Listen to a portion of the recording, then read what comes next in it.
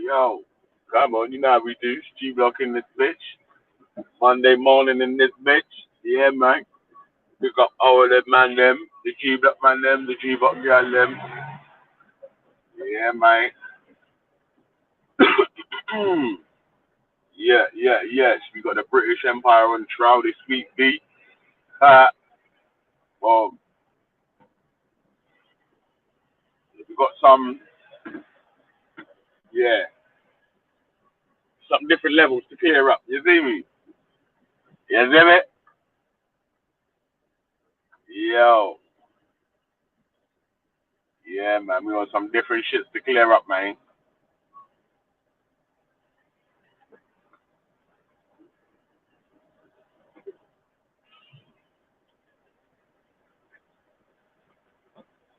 Yeah. All right. That big up love is the little K in the building. Old time NLP, old time was it Renee Ron Wilcox? Ron Wilcox, yeah, big up yourself, mate. Yeah. Old time Mr. P. Yeah, man. So again,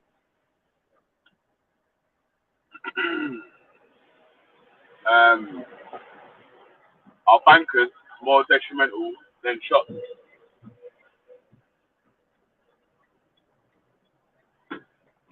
man. Let's talk about Australia, white Christian. Oh, some don't really come out this though. But yeah, man. You must be a Muslim then, B. you know, yeah, man, it's a test though, man. That's how you gonna got it. That's a test though, and it's part of the thing, so you can't really cry about slavery from it. Yo, shit. It says that it's okay as well. No, makes sense. No sense. No sense.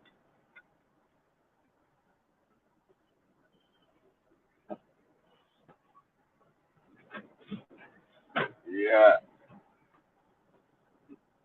So, yeah, man. Trying to stay as safe as possible, B. You get me? But we gotta get this bread out here. I hope all the people them have just this little bit of time to, you know what I mean, spend a little bit of extra time with their children, with their family or whatnot as well, yeah? Yeah, make that relationship a little bit stronger still. All right, so uh, low level, low level drug dealers, even high level international drug dealing players, yeah,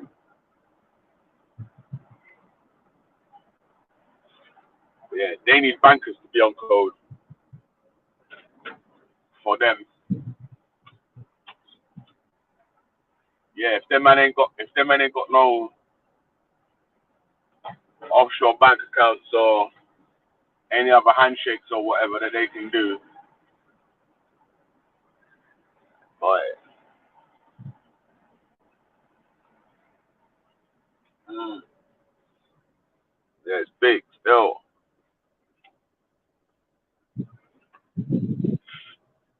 It was well, yeah. The band them talk about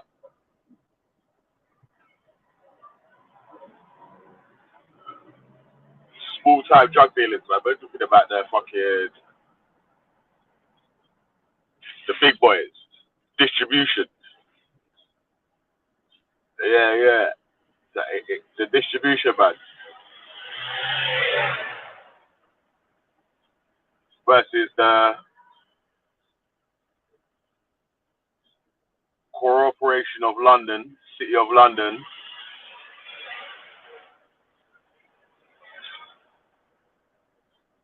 where they run their thing different. You get me?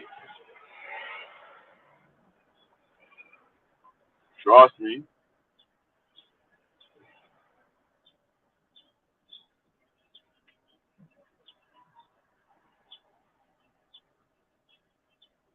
Yeah.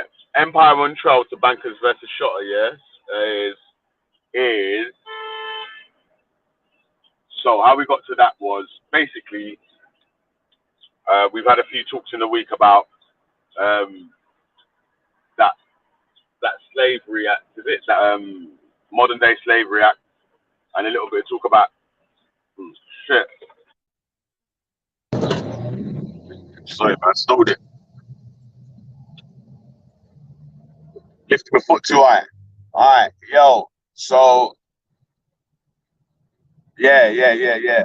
Those bankers, the offshore bankers. Yeah, the offshore bankers, man. They're bad there. Yeah. Ooh, is it Guernsey? They're bad there. Oh, them man there are some real gangsters.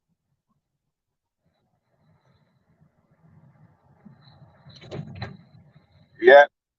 At the end of alright, so I might butcher the story a little bit, yeah. Because I got like when you got like loads of information in your head and you want to try and lay it all out, yeah. But boom, check this then, yeah. So obviously Britain had an empire, the British Empire, and it had control of colonies, different colonies where it was controlling. Yeah, like Cyprus, the Caribbean, couple islands in the Caribbean, like Jamaica, is it Bermuda? Um, where else? Where else? Uh, but all right, so there's a couple of colonies in India. They had places where they had colonies, yeah. So all the places where the UK had colonies, when the so-called um, what's it called independence? So when the so-called independence was given to the countries or the places that were colonized, the islands, the lands, the continents, or whatever that was colonized, there was um, like offshore banking and tax evasion, where the companies, where the countries had to pay higher taxes and obviously a lot of their illicit dealings that was going through secret banks was still getting pulled back into the empire. So that's the part two of the colonization. Yeah, I butchered it a little bit, yeah, but in my little knowledge that I've got, yeah, yeah, yeah. So they had things like offshore banks, bonds, um, just basically ways here to still be able to collect money and to take money from around the world and institute it in Britain's offshore bank accounts or banks with just a trustee. You know what I'm saying? That so yeah, it's a bit peak still.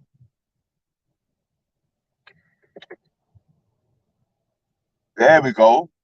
Cayman Islands, yeah, big up Jack. Switzerland started off the offshore banking thing, innit?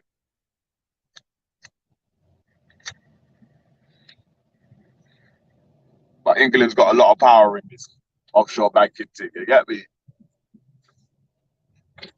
UK, I would say, what, not really the UK, the city of London. Yeah, the city of London has the real fucking, the real power. The Corporation of London, and their thing's different, fam. Yeah, I'll talk all about conspiracy heads, man. I know they're gonna love this one. Yeah. The Corporation of London, the way that they run the city of London, is different. Car from William the Conqueror came to the UK. Yeah, I'm relaying information now. Yeah, William the Conqueror came to the UK, defeated the UK, but he never defeated the city of London, innit? So the City of London had their own rules compared to the rest of the country. And the City of London have got their own person in the Houses of Parliament where when legislations are being written, if they don't like it, they can add excluding the City of London or the City of London is not. Do you know what I'm saying? Like, yeah, the City of London's on stuff, bruv. Don't yo. People keep talking about America's big boys and this, that, and the other, bruv. Listen, the City of London is old money, serious old money.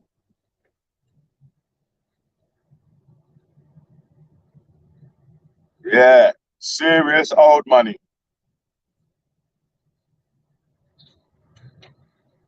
Trust me. But yo, listen.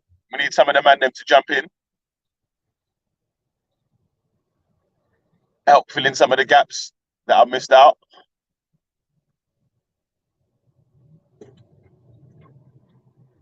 Yeah, hopefully I might be able to get that my G Dark Magician on in the week. He understands these things in a lot more depth than I do. It's offshore banking thing and City of London's jurisdiction and rules, what they've got. Yeah. I've seen that, man. The spider's web, the second colonization of the of yeah. I've seen that TYO, man. Big up TYO, bro. Spider's web, yeah, is the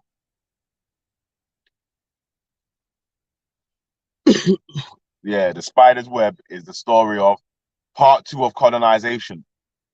So the way that colonization still works now, like when people say, "Oh, your country's independent and it's up to so and so, so and so," it's like, bruh, that documentary, The Spider's Web, sort of breaks down how no one's country is independent, boy. If you're especially if you was a former British colony, your shit's not independent, bro. Trust me, your shit is not independent, fam. Yeah, the UK government are some real gangsters, bro. The City of London are the realest gangsters. Yeah. You think this little fucking so and so who's running up country with a couple of 8-7 dons is a gangster? Yeah, nah, mate. Nah, no. Uh. Mm.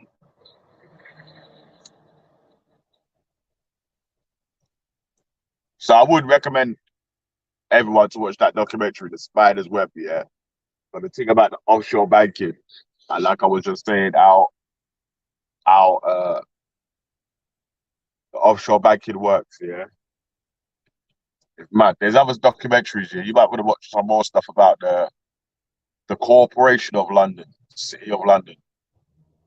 The Corporation of London is a private business.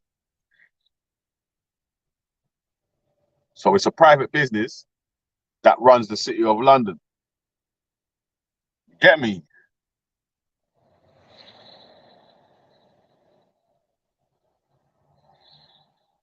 Yeah. The evil old boys. You fuck about with them evil old boys, boy.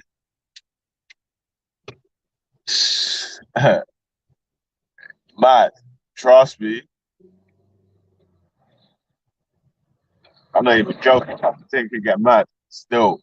Like I'm saying, fam. Me personally, yeah,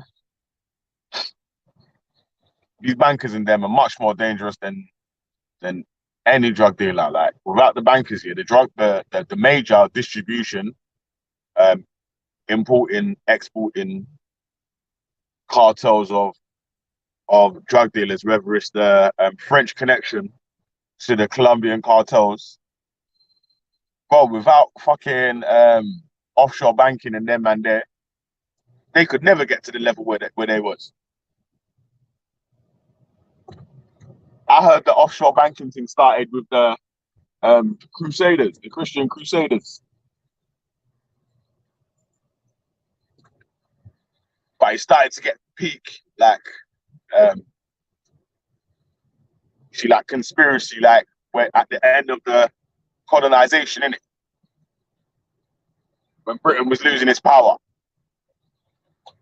well, its so-called power, but it gained it back in another way. So, uh, she's mad still. I listen, yeah. In about 2 minutes, yeah, I'm gonna go through a tunnel still. You know when I was saying jumps on you, put the link in the chat. Yeah, where's your family at, man?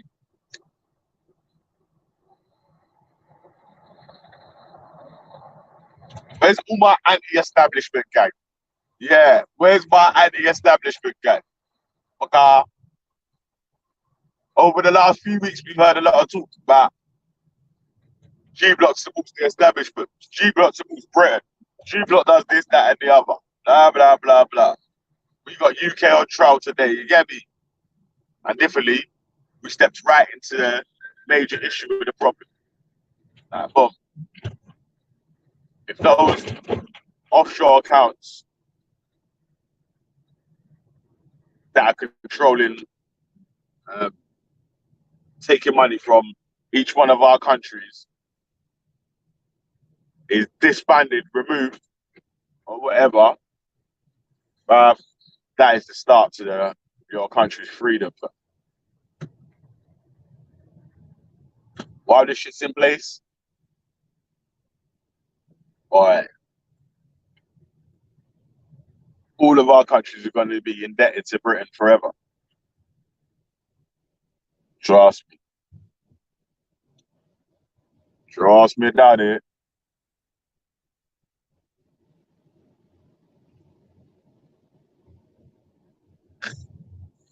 Yeah, man. So big up the G Block team.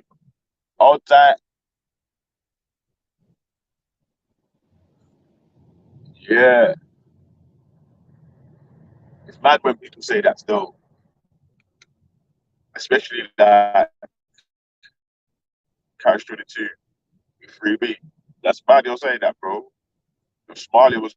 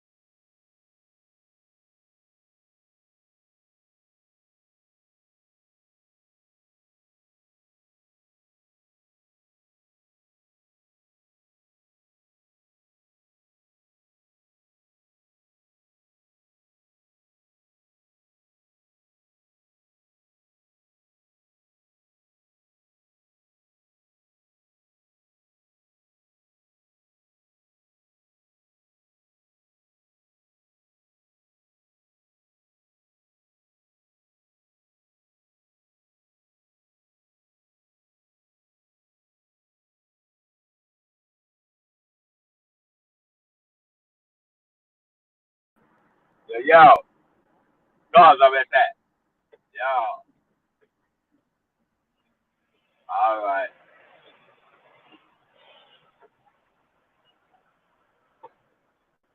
Yeah.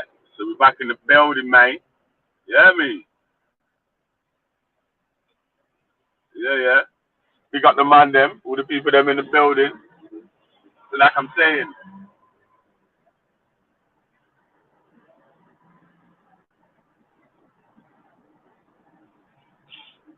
I was saying before, yeah,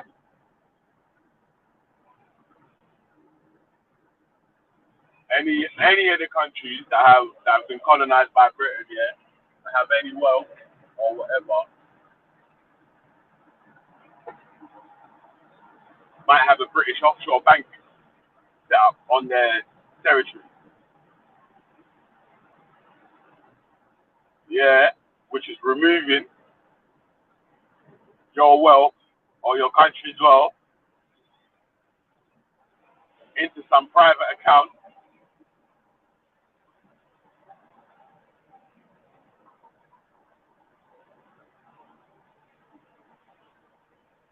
which is owned by the Corporation of London.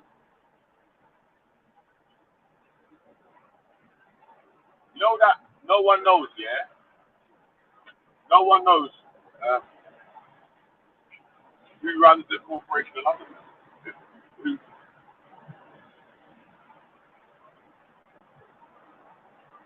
yeah, I bet you, right, if you check Nigeria, yeah, what was the company that was in Nigeria, man? It's actually Unilever. Unilever. Unilever was a company set up in Nigeria by the British African, what are they called?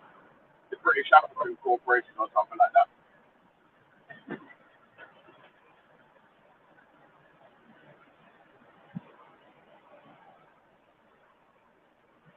Yeah. Yo, listen, man. Come jump in. Let's make it interesting.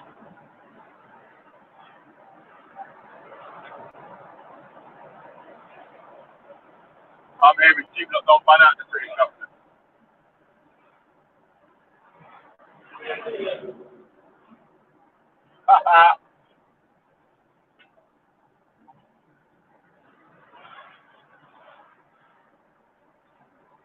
Yeah, man. Don't worry, my Nigel family, man. You can't escape. Yeah, man. We all got fucked, man. We all got fucked, right? But it's not over yet, man. You know what I'm saying? The full war's not over yet, man. Like, yeah, they're winning the battle at the moment, but the full war's not over. Man. You know what I'm saying? Yo, big up Yo, yourself, my G. come on, man. What's going on? We putting Britain on trial this week. Yeah. Well, no one's gonna be defending that because we already know they did fuckery still. Well, you know what it is, yeah? But yeah, I've had a lot of talk, yeah, in the weeks leading up to this, or the months leading up to this day, yeah, or whatever, yeah, that the man them mm, cake for the British Empire, the man them won't never call out nothing, that's blah, blah, blah, this, that, and the other, rah, rah, rah, rah, rah. Yeah, mm. and sometimes I feel like, rah, man, my own personal thing, yeah, I'm trying to look at the shit like chess rather than the small chess, Yeah, bro, because, yeah, like I was saying, that's why I disagree with the drug dealers taking youth to the country, yeah, even though it's a heinous crime or whatever, yeah, it's a bad thing and they shouldn't be doing it. I disagree mm. that we should try and count that into like a modern day slavery. It Do you know what? discounts, Yeah, your guns. yeah, got. Yeah, I was gonna say, yeah. Do you know what? Yeah, that's a good that's a good way to look at it as well because um I think recently Nines did a short film. You know Nines, innit? Yeah, yeah, yeah. Yeah, he did a What's it little called? short What's it called? crop circle. Bro, crop circle too, innit? Yeah. Across Yeah. that. And in the beginning, you had what's his name, Arcata speaking about this stuff. So talking about the people in the ends are the ones being told they're the criminals, but really and truly, the criminals are the ones in the suits and ties.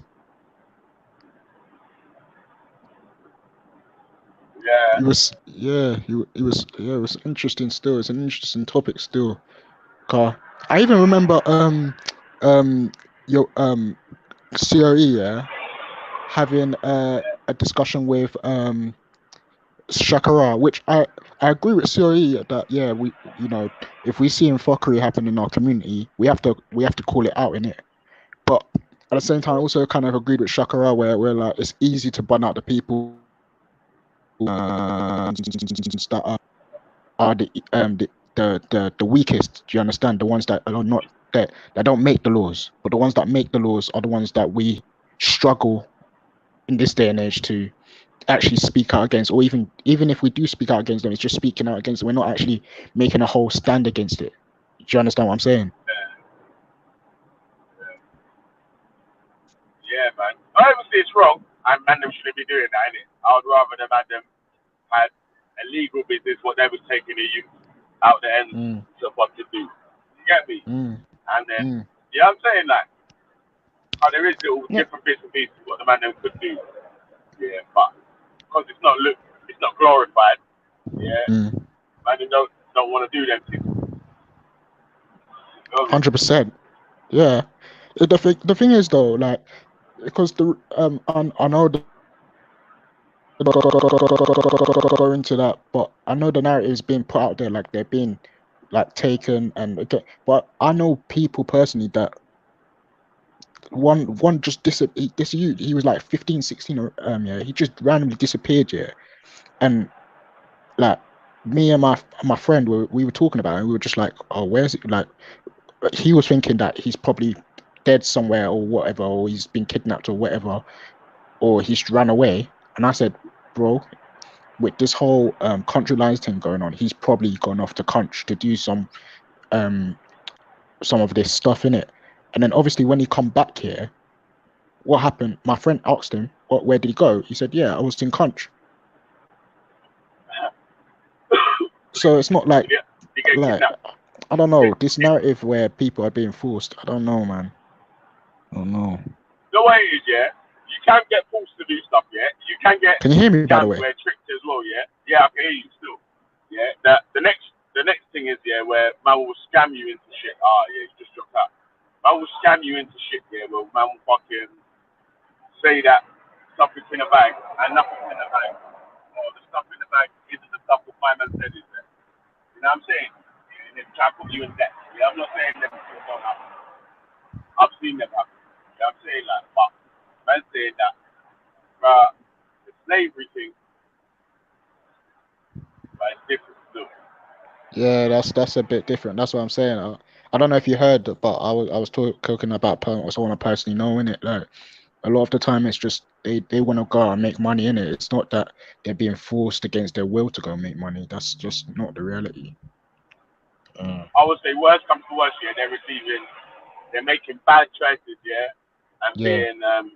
being deceived because the guy that's doing a bring it man punch, yeah, Mm. obviously morally he shouldn't be, but his job is to recruit people to sell drugs for him. But that's but you see, Veli, yeah, when you look at it, yeah, when you look at the way we go to work every day to work for some guy who, you know, so when you look at it like that, yeah, like obviously apart from the age, let's forget the age of the person, yeah. Let's say they're above the age that is legally allowed for someone to work here. How's that any really different?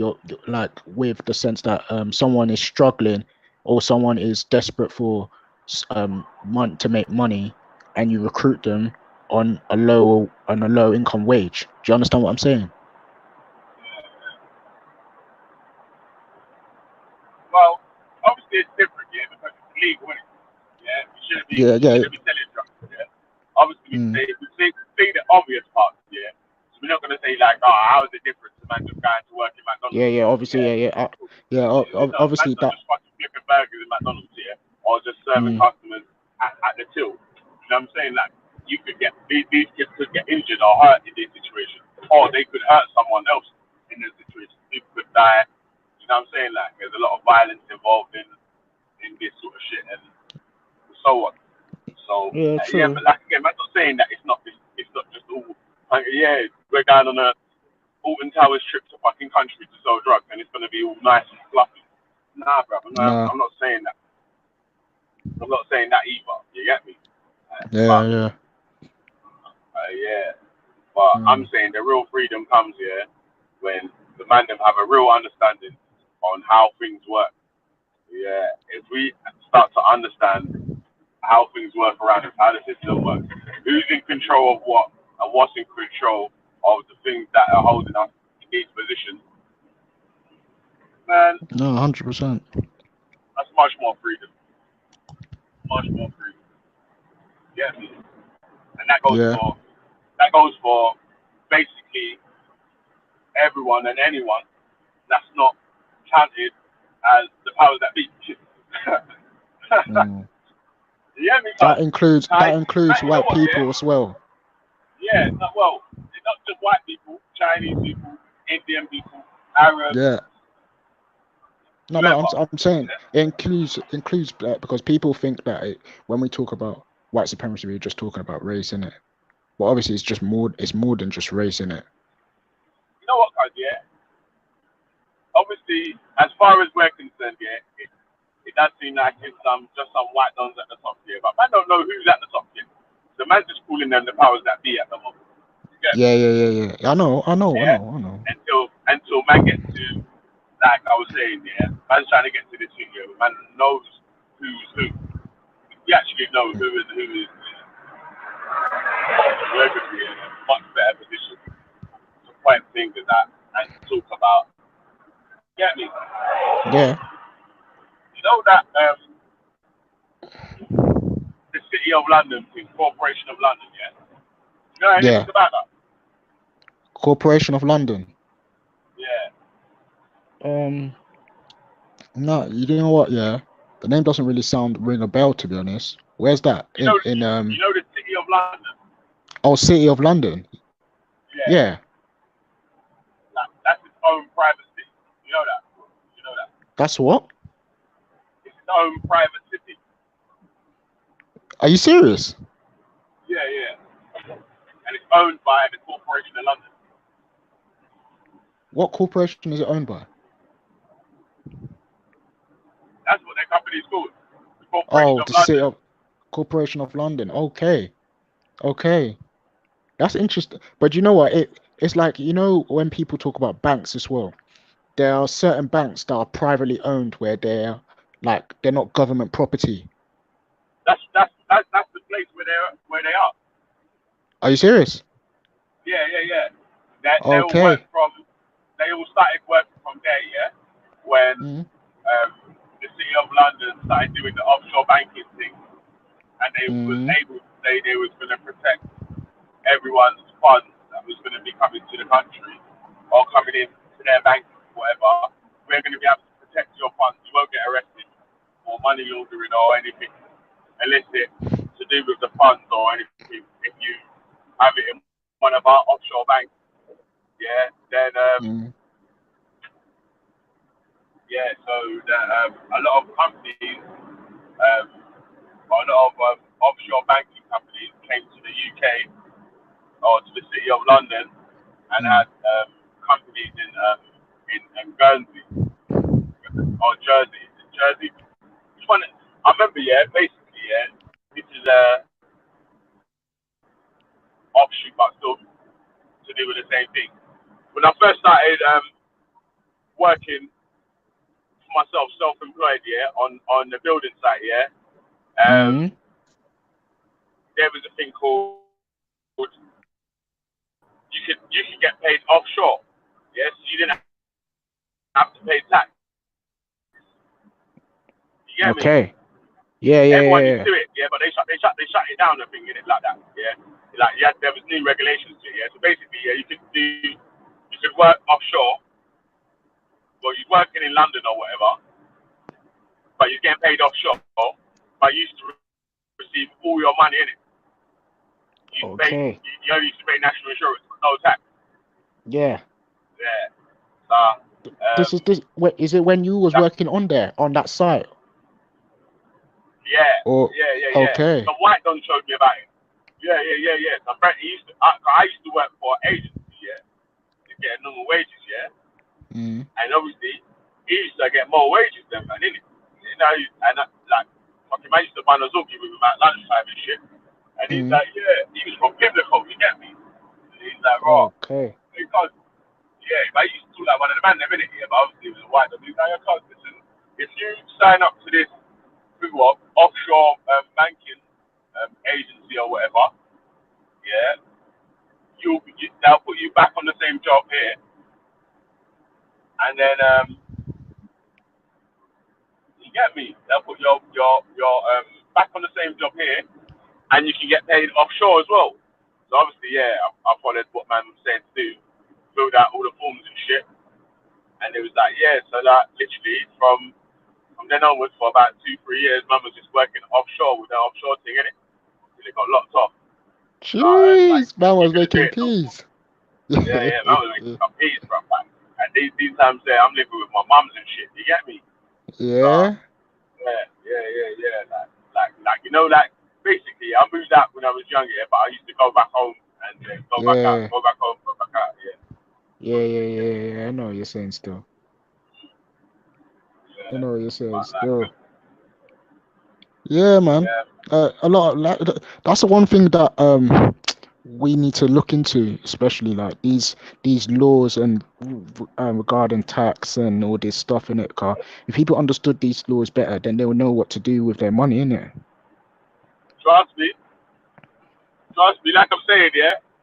There's a Tony,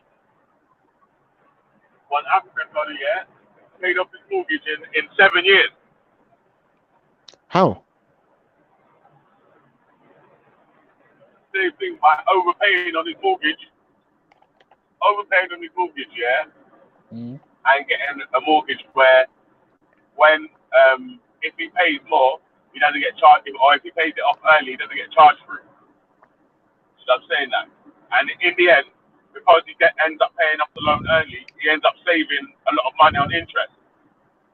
Yeah, but Yeah, can you man. get So, contracts where, because I was looking into, so I was asking around, especially family members, I was asking them, I was like, can you get into things where you see with contracts now when you're getting a house, yeah, can you, because they say that there's one way you have to get interest or interest free or whatnot, yeah, like yeah. apparently No. it's You can get a mortgage was interest only, where you only yeah, pay the interest and then you pay off the mortgage, or you get one where you pay the interest and the loan. Yeah, obviously you try to go for that one where you pay the interest and the loan in it. Yeah, so let me come back in Like you because said I again, lost that still. when you're paying the over, it, yeah, when you're paying the extras and you're paying the overs or whatever, it means that um, you're not breaking the contract. But that's Yeah, basically what it is, isn't it? Like, if you, you break the you contract of your mortgage and you pay it off early and it says you're not allowed to, or differently, you might have a mortgage what might say you can only pay 10% extra on your mortgage, innit? Now, if it's like that, yeah. yeah, then you just try to pay the extra 5-10% if you can. Like script and scrape and pay the extra because it will save years of interest, and basically that's money that's not coming out of your pocket, innit? Okay. Yeah, because I was Yeah. looking into just paying off mortgage straight away, so you don't have to have interest or whatever. So, because so I've asked some people, yeah, is it better to rent than it is to and then save up the money and then pay off the mortgage straight away, or is it better to just own the house and be paying the mortgage and interest at the same time? There's two ways you could look at it. You could either, depending on how much you're earning, you could rent and save up or and you know what I'm saying, and then pay it off in one lump. That, so obviously you got like a high interest savings account. Mm. You're trying any bonuses or extras you're getting, you're putting into your ISA or whatever, so it builds up a bit quicker and the money gets higher quicker or whatever. Yeah. So once you've got say I don't know whatever the price of the house you're trying to get, like London's a bit different in it. Like so you fucking might be looking at like between 350 to half a million pounds save up to get, depending on what sort of what area you want to live in, how many bedrooms you got, Yeah. and you Yeah. know what I'm saying, like, yeah. So Do, do you know what? everything, I mean, like everyone's your freedom sort of thing, yeah. Like you're living you earn enough money to pay for yourself to live or whatever, might be a different price to someone else in it because whatever you're living expenses might be less or more to someone else. You know what I mean? Like, Mm. so, yeah, everyone's um, retirement plan or whatever. I can't remember what it's called. But yeah, you know when my man's talking about this Corporation of London thing, yeah. But I'm trying to Yeah. get some of the man to come on that actually know a little bit more about it, yeah, because they're different. Like they got like wards, they got like a Lord Mayor of the City of London and all them shit that they got a different sort of parliament called fair man thing. So wait. So they actually got a country within a country. Is that what you're saying? Yeah, yeah. And no one knows about this. Everyone's always saying People London know and about it, but yeah. people know about it, but don't know about it. And then most of the people that do know the ins and outs about it are looked at like conspiracy theorists, sort of. Okay. Because No, like no. again, Yeah. No. I had an idea of it because uh I watched one thing called the Zeitgeist Movement. Um, and there was the guy who made the made three series of films about these types of stuff in it. And in the second or third film, he addresses some of these things that you're talking about now, where he's talking about banks having private banks and what's it? Yeah, and basically being the ones that they control the money and the government they tell the government how the money should be distributed and whatnot and everything. So it's yeah, man, it's crazy, man. Like, but I never really took it too serious, Carl. I don't know, man. you know what? Yeah, there's one in Yeah, the Vatican's one in Italy. yeah, That's his own city. Um, okay. I think Washington's one, and I can't remember that. There's one more, man. No, I can imagine. I can imagine still. Like, I don't feel like it's not a lie because I've heard it before, but Own city, man. it's making more people aware of it, and the fact that you raised up today is a good thing, Car. This is something that we need to be talking about. Like, if we've got these stuff, but it's do you know what it is when it comes to conspiracies? Yeah, it's not that man saying that it can't be true. It's the fact that it's the evidence overwhelming for it. Right, Do you my phone understand? here. One sec, bro. But this I wouldn't even call this a conspiracy. Like this, if this is true, this is not a conspiracy. Do you know what I mean? Mm. I think Veli's on mute still. What's the comment section saying? Can you guys in the comment section hear me, by the way? Not just chatting and no one's responding. Yeah. Comment section, can you hear me? So put a one if you can hear me still. Otherwise I have to go in and come back out.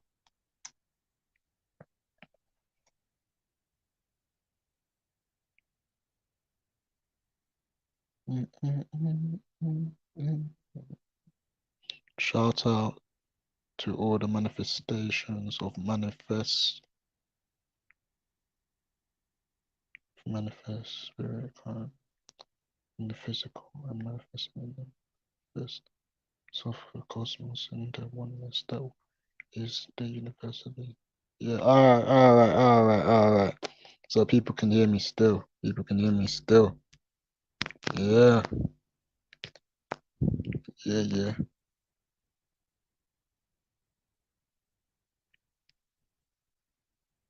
So what is people's take on this then? This idea of a private, not even a private, but a country within London. Like, have people ever heard of it? What's people thinking about this? This is mad, isn't it?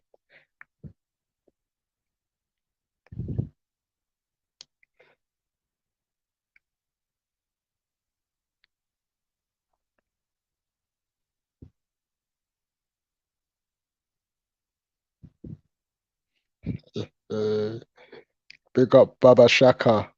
Baba. Yes.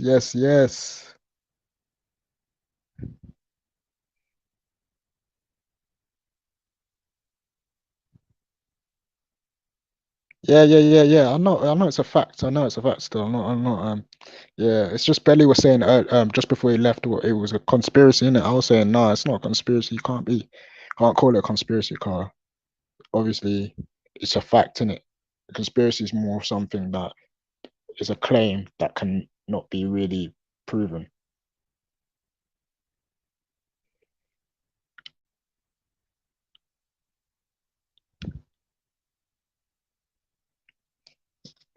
It's warming up, everyone's warming up and that, you get me? I was supposed to go out today, but stress man, it's long still.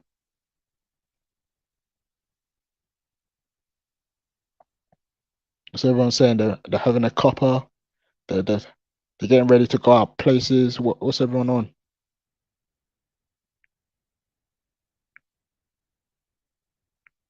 But yeah, but Sabida, we've been having these conversations before in the past, but it always leads back to the religion thing still. So, but yeah, jump on in it, jump on and have your say in it. You get me? Something different this week anyway. You get me?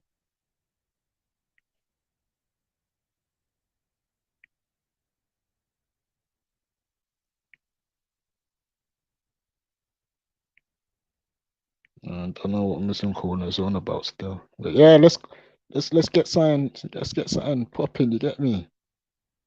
What's everyone's thoughts on the whole private, not even private, country within a country? Imagine having a city within London or place within London, calling the Corporation of London, and it's a country. Imagine. And it's got Yeah, more power. It's got more power than the fucking government of the place. of course, man. This is it's crazy, man. Mad thing. Right, going out. You telling me, G? What's Jeez. that? Ultra. I was shopping, yeah? You buy pork. Yeah. Man's out Finding here, and you know. dining, yeah? Yeah. What's this halal sausage? Allow, oh, shit. Allow it, man. Allow it, man. Amen. Oh, pork belly slices. Yeah. Oh, shit. Stuff for law. You put the pork belly Says, slices next to the halal sausages. Oh, man. uh, uh, What's that? I can't read, man. I'm driving, but I'm on the motorway. Tell it, rap. What um, is it? which one? What you just put up? Turkey Turkey rashers. rashers. Big up. Yeah. Shakara just said something to you basically. He was asking, there's a white guy who does a show called Crimes of Britain, and basically talks Yeah, a lot Pat. about these topics. Yeah, Pat. What, sorry? Crimes of bread. Yeah, Pat. Pat. Okay, I've never heard of him still. Yeah, Pat's Yeah, bro. streaming it. It goes dope. We can't lie, but you have been ruining God for ages, yeah? You might be hiding from Jesus still. Yeah. If I might set the notifications off, man, they're like, oh, you're ruining my dreams. Alright. So, yeah. Yeah, You it's know an what, yeah? interesting topic still. Yeah. Well, I'm saying them man is more much, a million times more dangerous than any drug dealer can be, yeah? Yeah. Because the drug dealers, yeah, give their man their money. Hey. The drug dealers give their man their money. Hey, do you know what, Belly? Yeah, I remember turkey drumsticks. Okay, yeah, Belly. Yeah. Better live his life on YouTube, you know, after this, brother. Yeah. You know what? Yeah, I was watching. I can't even remember. My mind just gone blank now. What the fuck? I just watch it hard. Yeah, bruv. It just went. It just left my mind still. Don't even know how.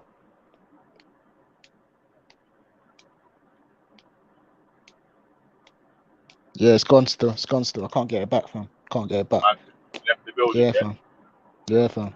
Listen, actually, I'll tell you this. Yeah, I was watching a video yesterday about how to remember stuff that you've read in it, and it was going Okay. into um things that you see when people are having discussions, especially like these type of discussions that we have on YouTube. Yeah, Yeah. a lot of people come with what they think are facts, but really it's just facts from other people, and all they're doing is regurgitating other people's information and they're not even doing it correct. Do you understand what I'm saying? Yeah. So yeah, I was looking into that still. So it was interesting, Carl. He went on to talk about things like politics and you know certain topics that come up or whatever, and how people just it's interesting. Still, it's interesting. Yeah. Man, yeah. Even with this Man, bro. whole even it's like now even this whole um private the country within a country, yeah, that we're talking about, yeah, like even when we go into what people's understanding of it, like people don't really understand too much about it. So this is where people need to really study and getting to know Yeah, this so we I can, don't hardly understand it, bro. yeah, Trust me. yeah, it's hundred You percent, know what I'm man. saying? Like, imagine, yeah, you see, like, there's big company mergers and stuff like that, yeah. There's a spot in the city of London, yeah, where they'll go chill out, close the door, make a private deal, say, yeah, all right, we're going to do this, or you're going to do that, and then, you know what I'm saying? Like, Yeah, it it's was done, crazy. right way. And Yeah. then obviously the traders that are trading get the word that, right, this deal's going to be done, put their money down on that fucking company to grow. And then when the deal comes out or the released to the public, and or when the rumors comes out that they're going to be merging or whatever, and the stock price starts to rise, the man them have already got their money on the stock already. Mm. You get me? So Yeah, now they just earn the inflation straight away. it's mad still, bro. On that, I was watching a documentary, yeah, called Spider's Web, yeah. You should watch it as well, yeah. It's about the Corporation of London. I think I've heard of But that, you know. it's about the it's not just about the Corporation of London, yeah. It's about offshore banking, bro. Okay. I'm saying that, but it's obviously because it's a UK don that made it, he's going to be talking about the Corporation of London. They've got a big hand in this offshore banking thing.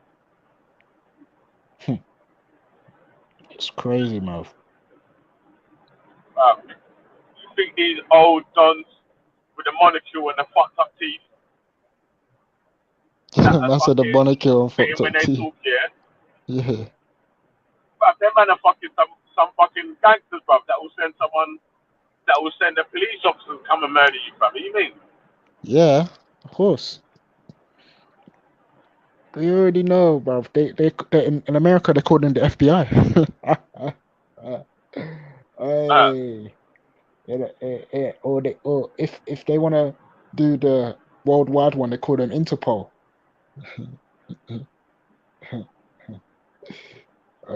All these yeah, man. you have to think here, all these type of groups they create, the SAS, the MI6, the FBI, um, CIA, Interpol, all this, and there's even probably more, yeah, that I can't even remember right now, yeah, or even not, or even heard of, yeah. All these things, who were they created for? Do you think they're really created to take down people that were bad people, or were they not created for the interest of a specific group of people? Exactly. Keep at the top.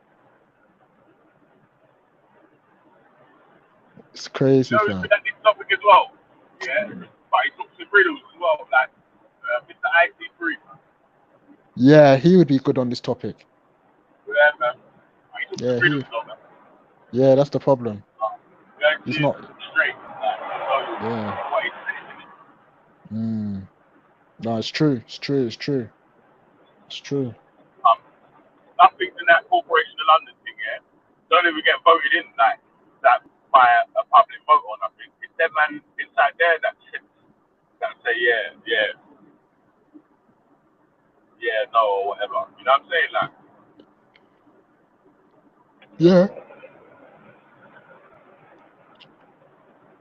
So what you see with this country city the country as corporate, is it Corporate of London? It's called, what's it called? corporation. Corporation of London. Yeah, that's the name of the country, right? That's the name of the company that owns the city. Yeah, the Corporation of London. Yeah. Do you need a passport to The go there? city, not a country. It's the city. Okay, it's a city. Yeah, yeah, yeah. City, Okay, yeah. so you need a passport to go there, right? Nah, Okay. 'Cause I'm it's a thinking city, of not a country, innit? it's a city within a city, not like a country, Right. a city, a country within Yeah, a city. country with a country. Yeah, it's a city within a city. Like the Okay. Vatican. I think Washington and some of one other.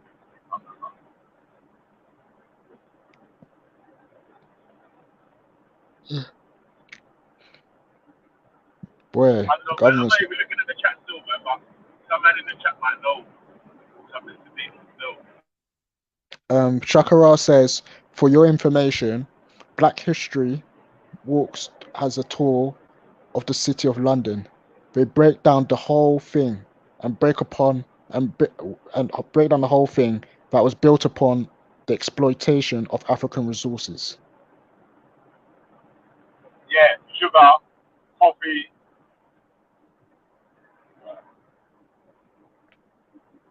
You know, I had a talk with Terry one time. You know Terry, innit? Yeah. Yeah, Black me and guy him had a TV. yeah. I had a talk. He should be on here as well, man. I don't know why he's not on this. Like, this is yeah. I don't know why he's not here still. But yeah, me and him had a talk still, and he said that, Raf, if you ever want to understand what the politics is of this world, yeah, you always have to study and follow the money. Yeah, man. And most of the money that the UK is fucking with is in the city of London, bro. Yeah, yeah, 100%. He said that he said that not he was telling me specifically just like the history, like you see when you mentioned Unilever, yeah, Yeah, and then when it takes you, that goes back to the Royal Niger Delta, or it goes yeah, back to something else or whatever, I can't remember. And then when you go even further back here, you see this is where the Hebrew Israelites, yeah, they claim that King James was a black man. It confuses me, yeah, because if they know that King James had a company in the 1600s that was solely into making rum and sugarcane and also collecting slaves. Yo, So what this he was was part of the Royal African Corporation or something like that. I don't know if he was part of the Royal Effort, but he had a company because the company still exists today, but it's called a different name, innit? But back then, Yeah, like Terry was that's telling me, what if you you have to do, follow, you know. yeah, If the man them get the names of these different companies or whatever, and mm, trace back what their old names were and where they started up and so and so so and so, you will see exactly who it was. yeah, that's why I said if Terry was on here, Terry would be a good. Cause Terry said that he follows it, and not it's not just Terry that was telling me about this. Yeah, I remember Unc, Unc Kek, yeah. Yeah, Yeah, he was talking about as well that if you ever want to understand what was going on in history, always follow the money. He even says that this thing is so deep, it goes all the way back to ancient Greece. uh, yeah. Some of these companies are mad, you know. And a lot of the, Mm, I remember, you know what as well, yeah. You know the price of gold, yeah, the gold price that was set for the day, yeah, used to be set in the Rothschild Bank in the city of London as well, man. mm, So they used to set the price of gold in there as well. Yeah, it's I mean, mad. embarrassing. Like this is it's interesting, fam. I just wish Terry was. Let me, if I have, I think I have his number. Maybe I'll text him later and say, yo, come on here, yeah. I want you to break down this whole money thing and the line and whatnot. Because when he was breaking down to me, it was interesting. And I remember Unc saying it to me, and he said, yeah, bro, listen, anytime. And you know what, yeah? Terry told me about it as well, you know, so my bad for not really containing Yeah, that information. Yeah, yeah. No, he'll he be has good. told me He'll about good. it. Not much. Yeah, Yeah, fam. Definitely, he's definitely, got that bro. information locked. Bro. Mm, Yeah, again, and he'll know the names of the companies as well that I'm talking about. This role, this 100%. company, that company. Yeah, he will know the names. He will know It's the the names. Yeah, same thing. The same companies where they had the Royal India company as well. You know what I'm saying? yeah. Even a lot of people don't know. You know when you say Virginia in Yeah. America, Virginia was actually started off as a company. Mm. I forgot. You see how my man's got Virgin Atlantic today. Richard Branson. Yeah, I think it Yeah. also relates to. I think he also bought into part of that business or whatever it's called. Yeah, so he owns like is there some link between that? Or I might be wrong, but I think there is a link between that. I'm pretty sure there is a link between that. But yeah, bro, definitely, man.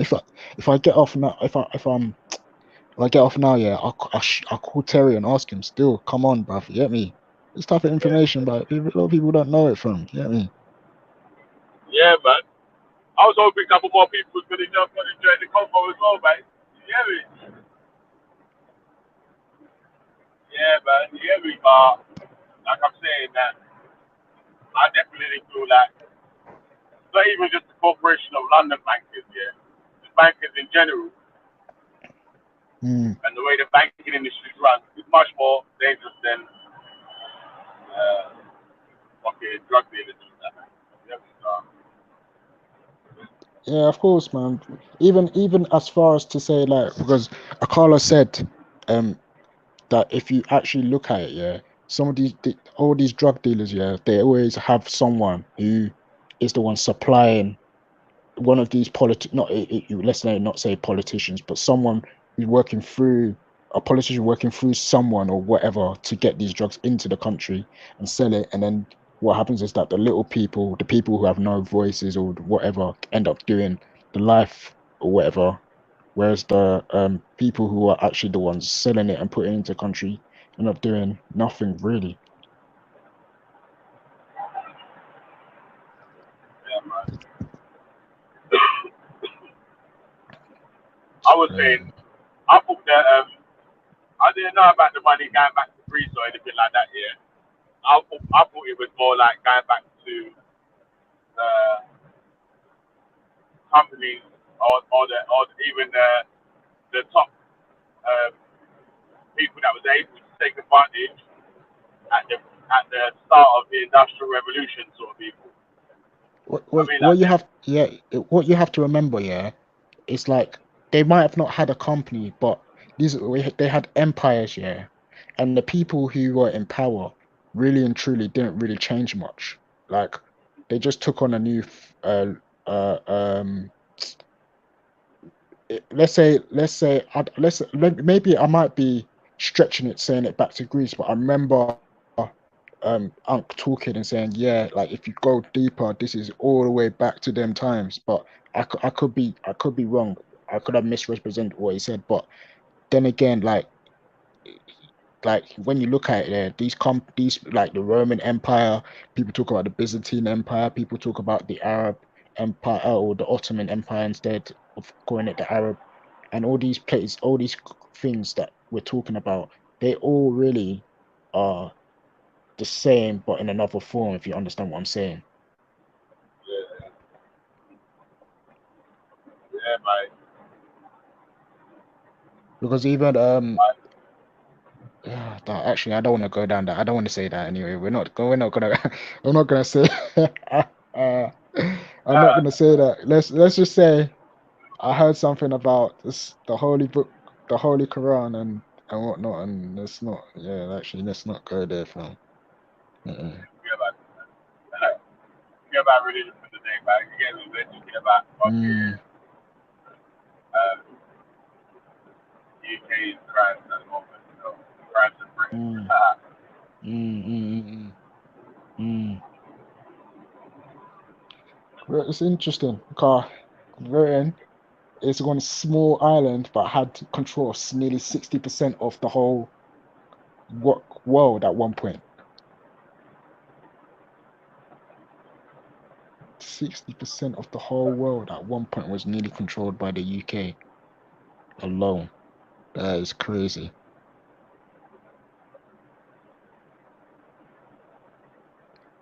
Yeah, Mo the Crow, yeah. Follow the money. I'm telling you, study. If you follow the money, follow these companies, you got the Virginia, I think you got um Virgin Atlantic, I think it's always existed as well.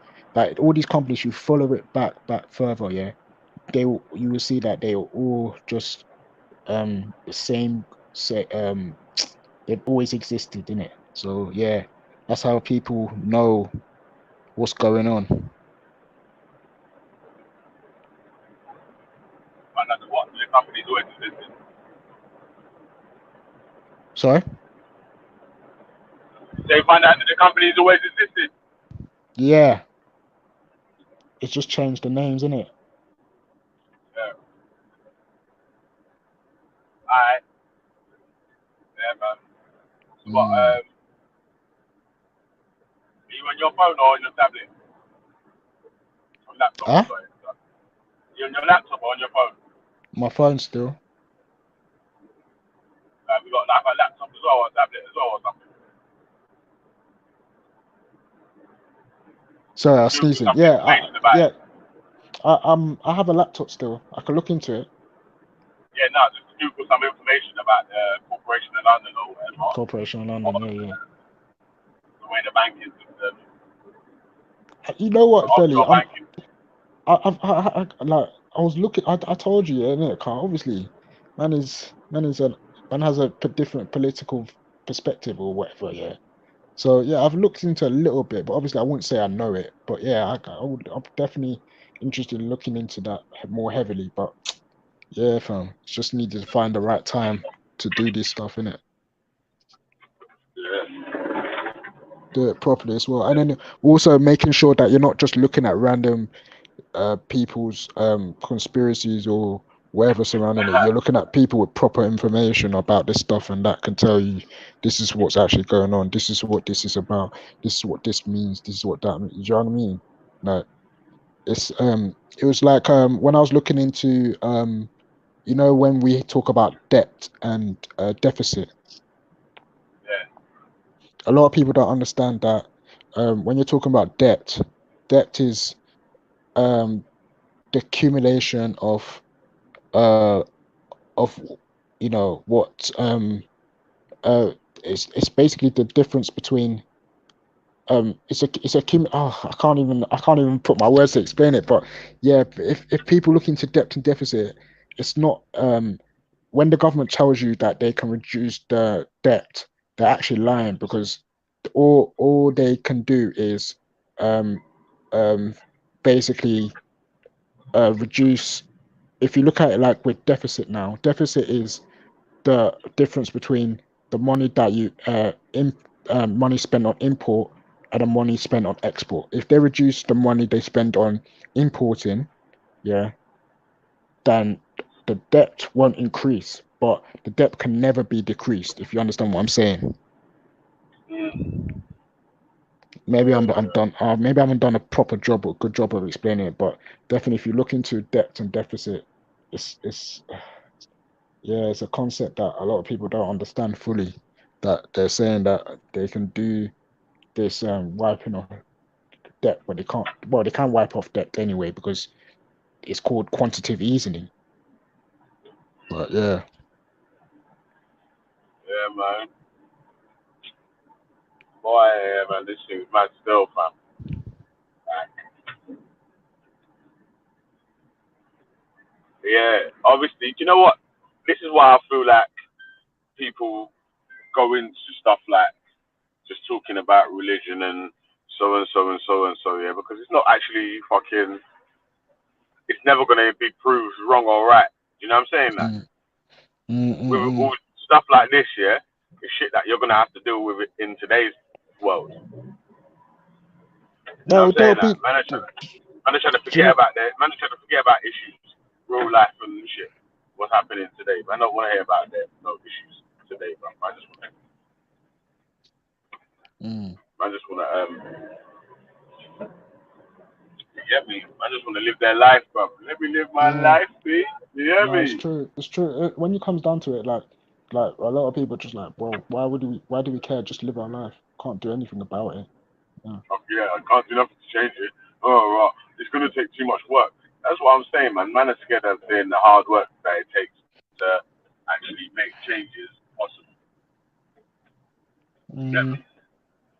yeah, but that's the thing. Like when we talk about making changes, like I'm not completely against Jedi's way of trying to do it, because it's like Jedi and me were saying, like it's a mass awakening type of thing. Otherwise, if we're not doing a mass awakening type of thing, we're trying to also we do what you guys are saying is just make small increments, small changes, and hopefully over time everything will go to the way it is. Do you understand what I'm saying?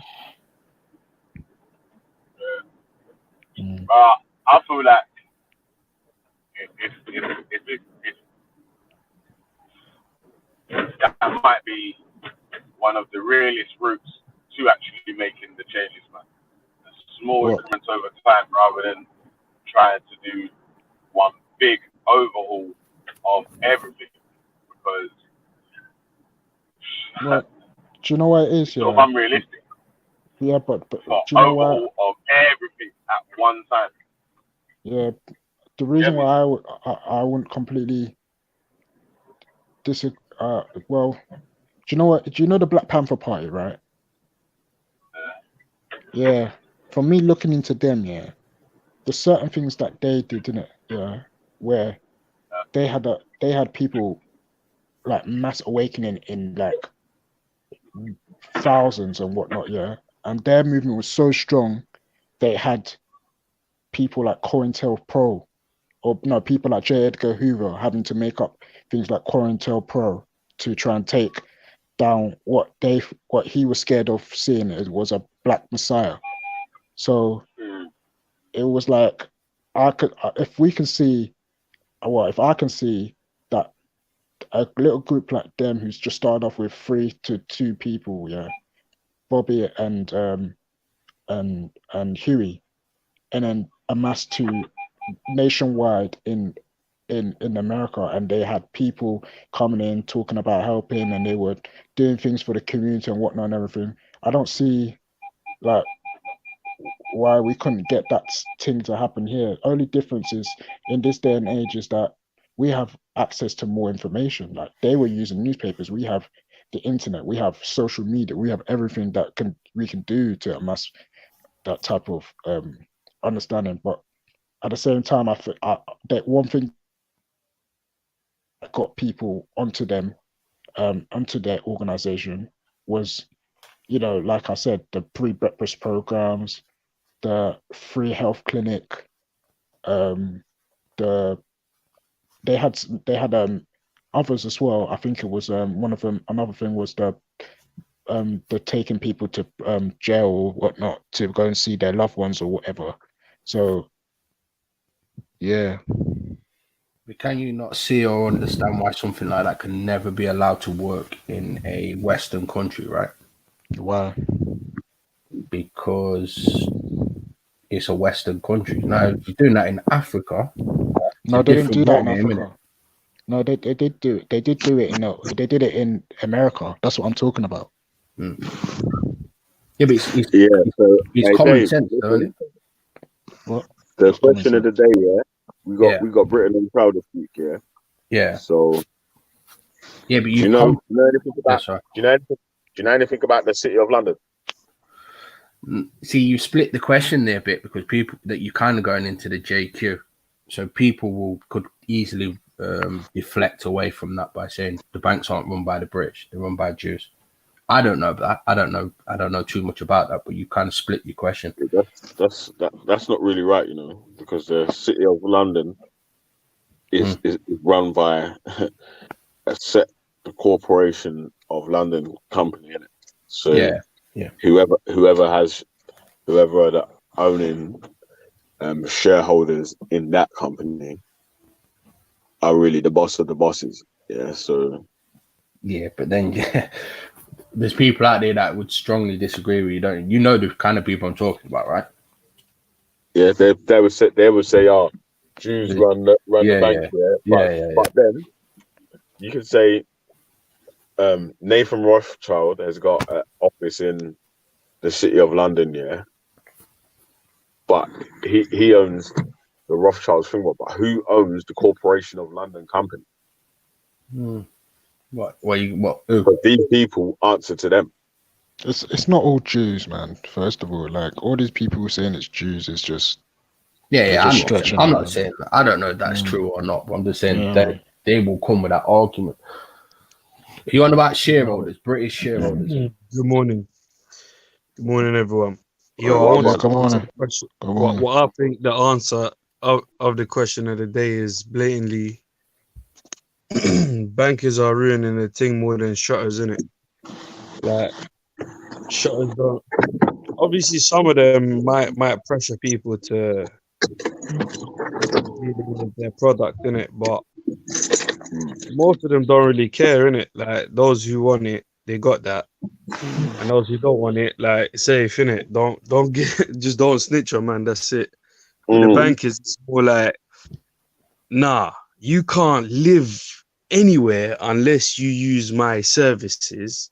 Yeah. Otherwise, I'll make sure you have no house, you have no food, you have no nothing. You're dead out here. You're not in the system. You can't avoid using the banks. You can avoid using drugs.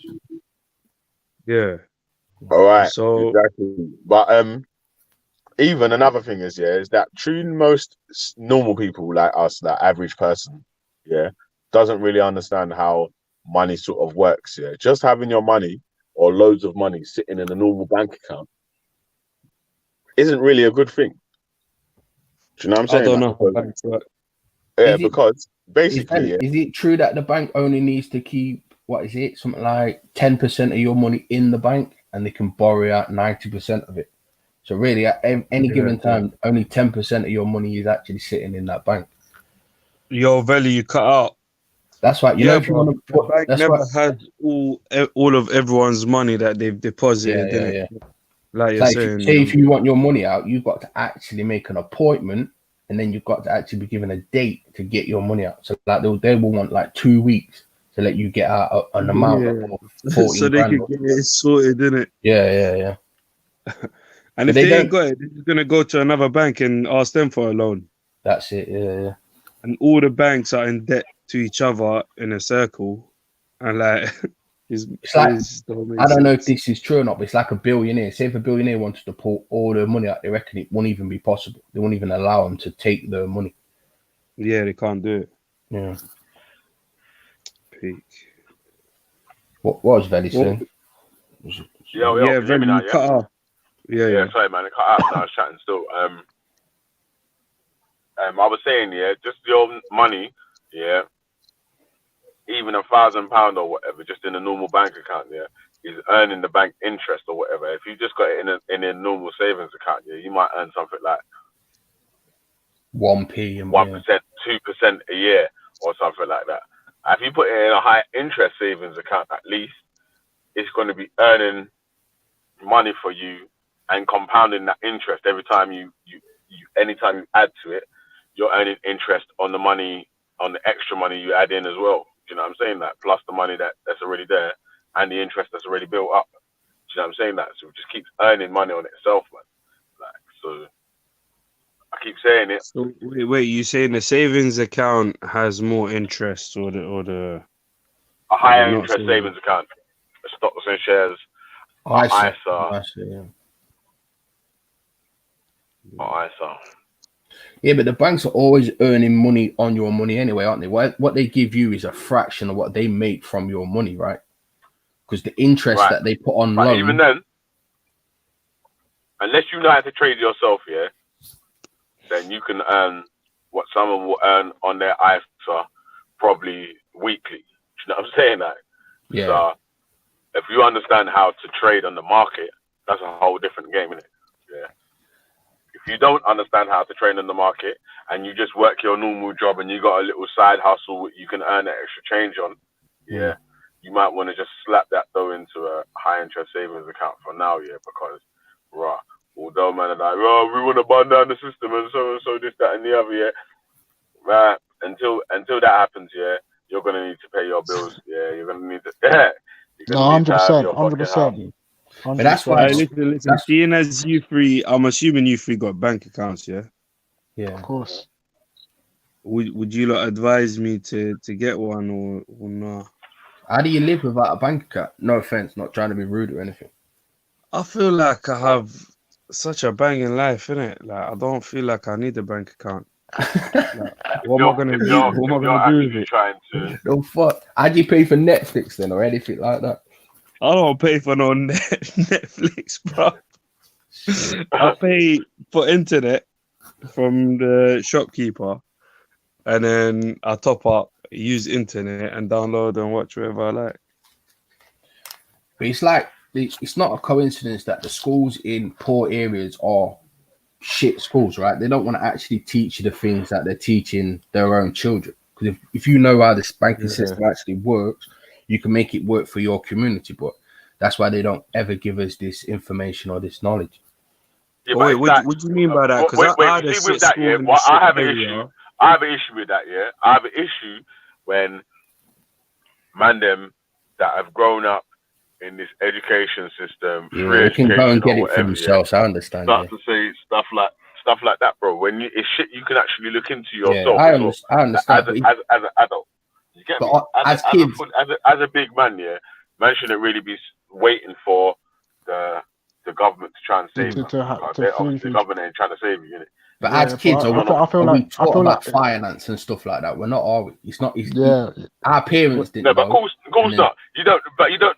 Bruv, I'm not the smartest person in the world, and all this extra little savings knowledge and all this, that, and the other, has come from my own investigations. It ain't come from. Do you know what I'm saying? Like, so. No, really, I can appreciate that, but like, we can't pretend there's an agenda out there to be, not completely transparent about how the system works.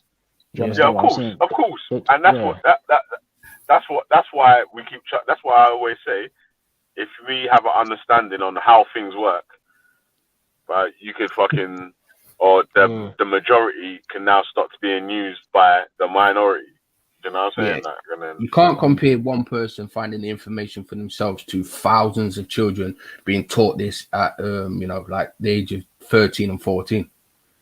It would be a no, massive of game course not, changer. bro. If that obviously, if it was like part of the national curriculum to really have an understanding on how to I don't know how to be self-sufficient and independent in this fucking world. Do you know what I'm saying? That then it's like that's obviously that's a game changer for everyone, isn't it? Yeah. you know the comedian George Carlin or what's his name, Calloway Carlin, or George yeah, Carlin. yeah, George Carlin, yeah. I Big remember up George Carlin. I remember him saying that, what's it called? They want you to be smart enough to be able to run their machines, but dumb But enough not dumb to enough. question. Yeah. Yeah. Yeah, but This is Hey, now they listen. don't even need us to run the machines. AI is going to take care of all of that. yeah. They don't even need us for that shit. It's Eventually, crazy. Yeah, AI is going watch to take for out George about Carlin 90% if of you the ain't jobs. watched him still. Yeah, I was on. I'm gonna S out, man. Peace out. Yeah. Yeah, man, take care. Yeah, man. So, Dave, what you say, man? Do you think? What do you think about the Corporation of London or the City of London and how that's run? I don't know. I just did so many different things. I'm not, I don't know. But obviously, it's What's your understanding of it, or what do you know about it? just the things I hear from other people, mate. I don't think you're gonna get too much from me on that one.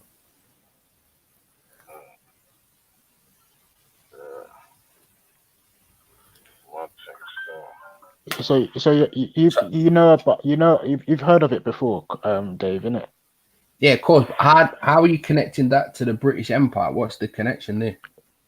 You see the Corporation of Oh, London, what basically. you don't connect? That's not. You don't think the City of London's connected to the British Empire? Yeah, of course. Yeah. You know, it's like a private, what is it? It's a country, is it? Or how would you describe it, Billy? Again, one more time. It's a private company. Yeah, so okay, it's a private company within the city that basically adheres to its own laws. You say it has its own parliament as well, innit? What, like Sort of, yeah. Yeah, like the Vatican type thing? yeah. Yeah. I know the Catholic Church is corrupt. I reckon the City of London's got more monetary power than the Vatican, man. Of course it has, 100% it has. The Vatican just runs the religion side of whatever. Yeah, I was just asking if Dave knows about it. I think they're as corrupt as each other, though. Yeah, I mean the Vatican. Do you know what it is? Like churches is looked at as a charity or something like that. So obviously, when you're moving money through church, that's gonna be told. They're gonna tell you that, oh, it's not. It's a charity and it's whatever. So that's the best way to commit money offshore. Well, Catholic priests. Catholic priests. Do you know why they're celibate? Why? Because when they was dying, right, they was leaving their house and their money to their families. And the Catholic Church was like, "No, we need to stop that.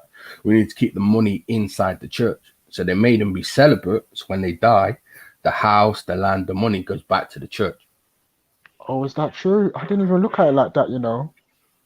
Yeah. Do you know what? Yeah, I looked at it because my when I spoke to my auntie, because and them Catholic priests get paid a lot of money as well, man. They do, yeah. Well, I don't know because some people say otherwise, innit? But I know that my auntie. Listen, they live in lavish houses, bruv. Yeah, they got prime real estate, best land, you name it, mate. You know what? Yeah, my girl, one of her mates, was telling me about her dad, why her dad hates church and all them shits, because when he was little in Ireland and they were starving, they were hungry, starving, and they hadn't eaten all week, They used to go to the church, and whatever. If you didn't have your your money, your whatever, what's it, the tithes, the donation thing. If you didn't have the money to donate, they'll dash you out, bro. Get me? They never fed no one or none of that. That's cold as hell. This is in Ireland, yeah. My man was talking about. my man's talking about some poverty, but he was like, yeah, fuck the church, bro. Yeah, I'll never go to church or step foot in church ever. This is Raw. That's it. It's just a money racket. It's a money racket. yo. Yeah, you still there, bro? Can anyone hear me? Yeah. Can you hear us? I don't think you can hear us still. You just dropped off still. Give me back in a sec. That's good.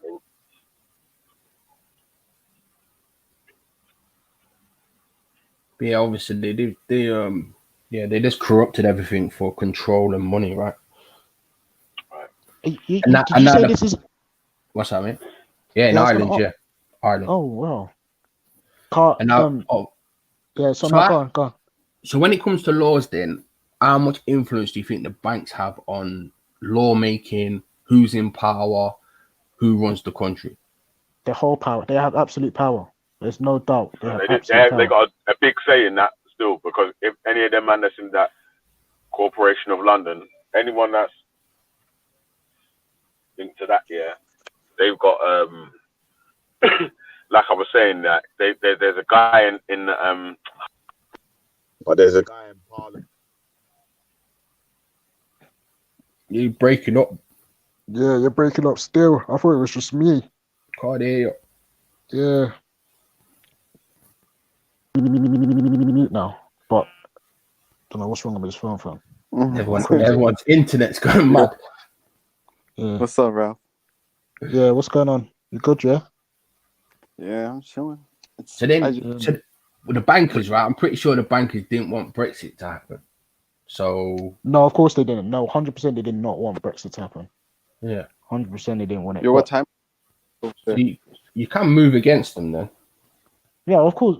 Yeah, but no, because do you know what? Yeah, they will still make up another law that will secretly be passed, or not even secretly be passed, but be passed and will make them be able to interact with Europe anyway. So it doesn't really matter either way, but they'll still continue to move the way they have always been moving. But it's just the fact that it would have made it a bit easier for them to be doing what they were doing anyway. But yeah, right. You see, after this Corona thing, I think Brexit will be back on the table, 100%. Because you got people like Ultra already saying, "Oh, the UK's asking Europe for things." Brexit never meant we don't want to do business with Europe.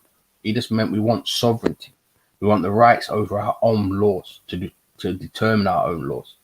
But I think Brexit will be fully back on the table. But hold on, yeah. Do you really think that we already had that right in the first place anyway?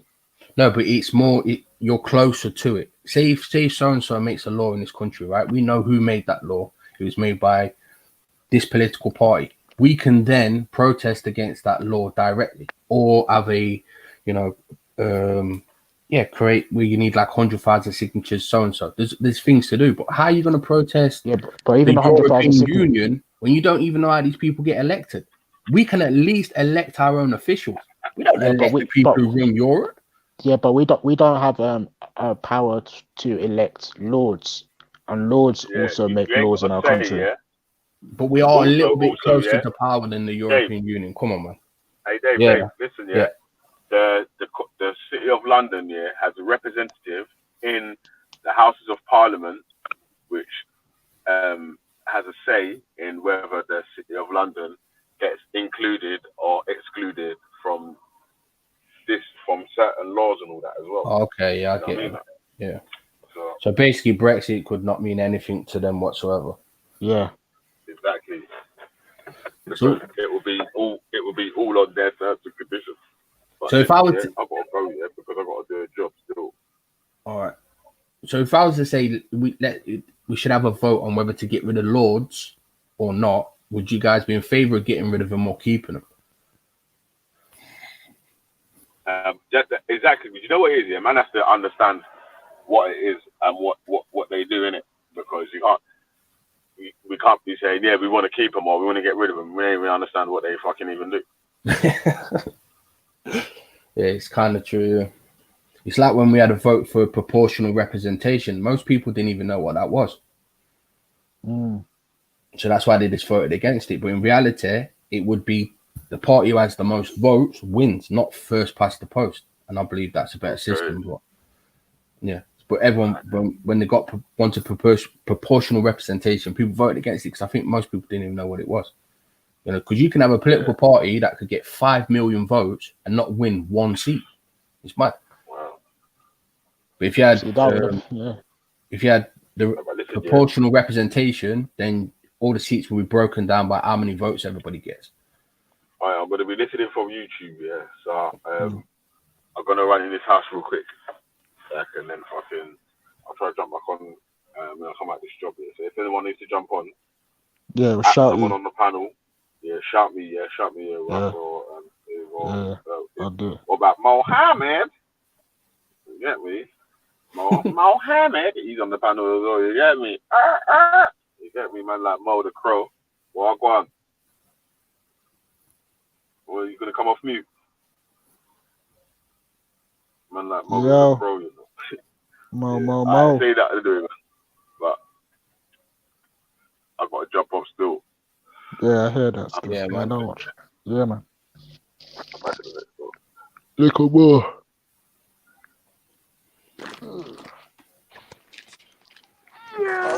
Man. Yo. Yo. What's up, man? Nah, man, what's going on?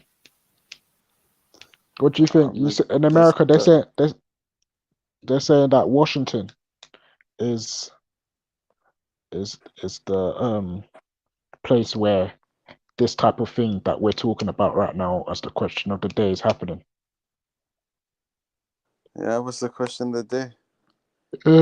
Question of the day is let me go to my YouTube quick. Boom. So G Block Monday, British Empire on trial. What's more dangerous, bankers or shotters? Or what? Bankers or shotters? What's Shottas? You know, the shot caller. You get me? Shot callers, yeah. The weed. I don't even want to make it. The people who sell you your nice bud every now and then. Yeah, I think it's Mo, did you hear that? Right? Mo, you can't hear me. No, I can hear you. Can you hear me? Belly, add me back in, yo. If you can hear me. Yo, can you hear me, bro? Oh, damn.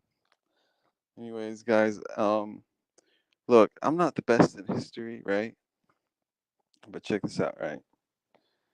There's some. So I was looking at like this documentary about like how people dropped a bomb in Japan.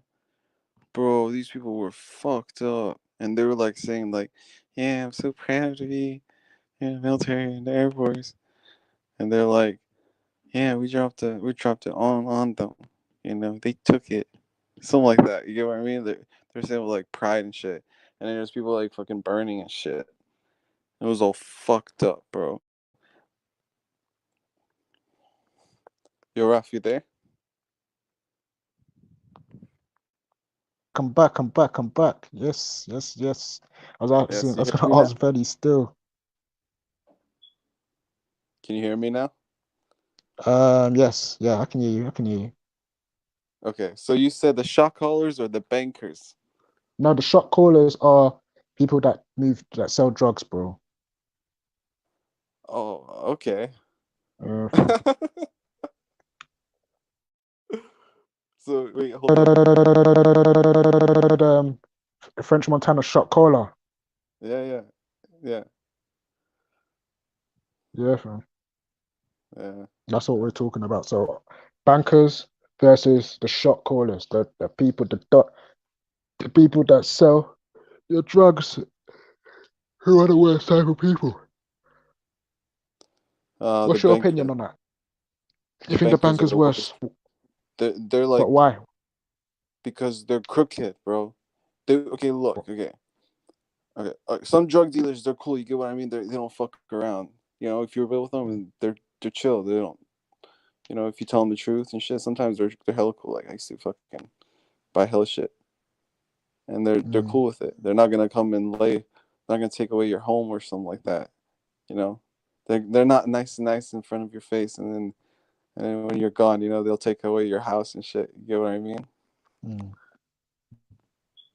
Yeah. Mm. But these people are fucked up, bro, because these bankers are the ones who support all of these wars and stuff like that, all these killings and murders. Yeah, 100%. Yeah, what do you think, bro? No, no, no. Yeah. Like honestly, we were talking about earlier about how there is a place in London called the Corporation of London. Yeah, and basically it's similar to like the Vatican. It has its own parliament, or it has its own uh um whatever. Yeah, and basically they control like the banks and all these and they have their representation in the actual government in London. So yeah, it's like yeah, it's interesting still. So they said they have that in Washington DC apparently. Okay, that's where Brad's from. I'm from Washington State, but he's from Washington D.C. Okay, yeah.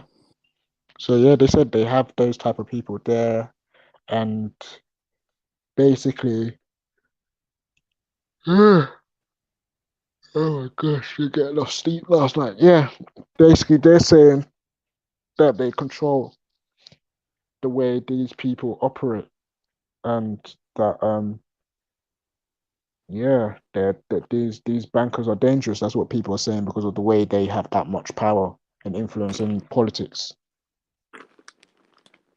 Yeah, bro, these people are fucked up, man. These are not humans, bro. These are like fucking aliens. Do you get what I mean? Yeah, yeah, Yeah. yeah, yeah, yeah, yeah. I was watching a documentary, okay, and it was like about like World War II and shit like that, okay, Mm. and so basically, all these celebrities, they'll get all these celebrities, the government will get them, and they will use them as like advertisements in order to sell bonds and shit. Oh, we're going to war. We're gonna go kill these people that we don't even know. Do you get what I mean? Like, why the fuck you want to go to another country and murder people and shit? Like, I don't get that. You get what I mean? Like, Yeah, it's fucked up, bro. Like these people. That's why, like, if they're like, oh, because in America, because I wasn't born here, so like, my mom, she took the citizenship test and shit. So like in the test, um, she said it says like if we go to World War III, you'll get drafted, bro. Like that's fucked up. Do you get what I mean? yeah, 100%. Yeah, bro. But but like if you look at every single war they've started, bro. Okay, this is what they'll do. Okay, like Yo, for can you hear example, me? yeah, I can hear you, bro. Oh, shit. Can you hear me, Yo, man? Mo, I have to come back in, bro. Okay. Yo, Veli, I think he's gonna come right back, Veli. But basically, these people, bro. These people, I'm telling you guys, stay away from these people. All of you. And you know who you are. You know what I mean? If you're like me, you know what I'm talking about. But these people are so fucked up. Imagine, bro. Imagine going to someone's house and like ruining it. Like that's disrespectful, bro. That's a disrespect on a whole nother level. And then you bring a military and shit and going and invading people's privacy and all that stuff. Why? Why do you have to do that, bro? These people are greedy. Look, when America's economy is bad, they go to war. That's what they do, and they've been doing that for a long time. Yo, you can hear me now? Yeah, I can hear you still. I can hear you still. Yeah, All I right. just left. I just left it. I wanted to go backstage to go do something, send a text to someone. Yeah, just messed up, man. Yeah. So what were you saying? Okay. So All right, look, bro, look how fucked up these people are. Okay, Mm. so all right, let's say you're a celebrity. Okay, you're a celebrity, and then I come up to you. I work in the government. I tell them, hey, promote this for me because we're trying to go to war. So sell these bonds, and say that, oh, who cares about these people? Let's go make some money. Let's go kill these other people, these innocent people. Mm. These people are crooked, bro. These people are fucked up. Like, how can you do that? This is another human being. And there's people, like, imagine, there's people over there who want it. Like, there's people, like, in America who want to go to war because they'll make profits out of it and shit like that. Look how fucked up these people are, bro. It's mad. Yeah, man. It's mad, bro. But this is the world we live in, man. But it's a joke. This is a joke. Like, to me, it's a joke, bro. Like, how can you say, "Oh, I'm proud to be American," when these people are doing some wicked shit? They've been always doing wicked shit, huh? They always been doing some wicked ass shit. 100%. Yeah, these are not our people, bro. Our people, we have sincerity towards other people. We take care of other people, no matter what, because we're human. You get what I mean? At the end of the day, we're all human. I don't care what religion you are. I don't care any of that. That doesn't matter at the end of the day. If you see someone getting shot, you're not gonna be like, "Oh, he's Muslim," or "Oh, he's Christian. I'm not gonna help him." Like, what the fuck, bro? Yeah, it's mad still, bro. It's mad still. We're in a messed up Yeah, world, B. yeah, man. It's crazy, bro. You Mm. know. Yeah. And then, um, like, if you see, like, if you notice, like, most of the people in America don't even know what's going on in the world. They don't even know. And then when they educate people here, yeah, their education, it's all bullshit, bro. I don't get it. I really don't. What do you got to say, bro? Um, bro, honestly, like, it's I don't know, man. I don't know if it's still this one's left me for words still. Left me for words still. To say, fam. You know what I mean? Like, it's sometimes it's where the world's fucked up anyway, man. We know this. We know this anyway. Therefore, I would urge you not Yeah, to be watching them type of things anyway, because it's just gonna make you upset anyway. yeah, yeah. You're right about that. Yeah. Mm. You know, because I'm Arabic, and I'm not saying it's perfect in the Are you Middle East. Arabic or Arab? They're the same.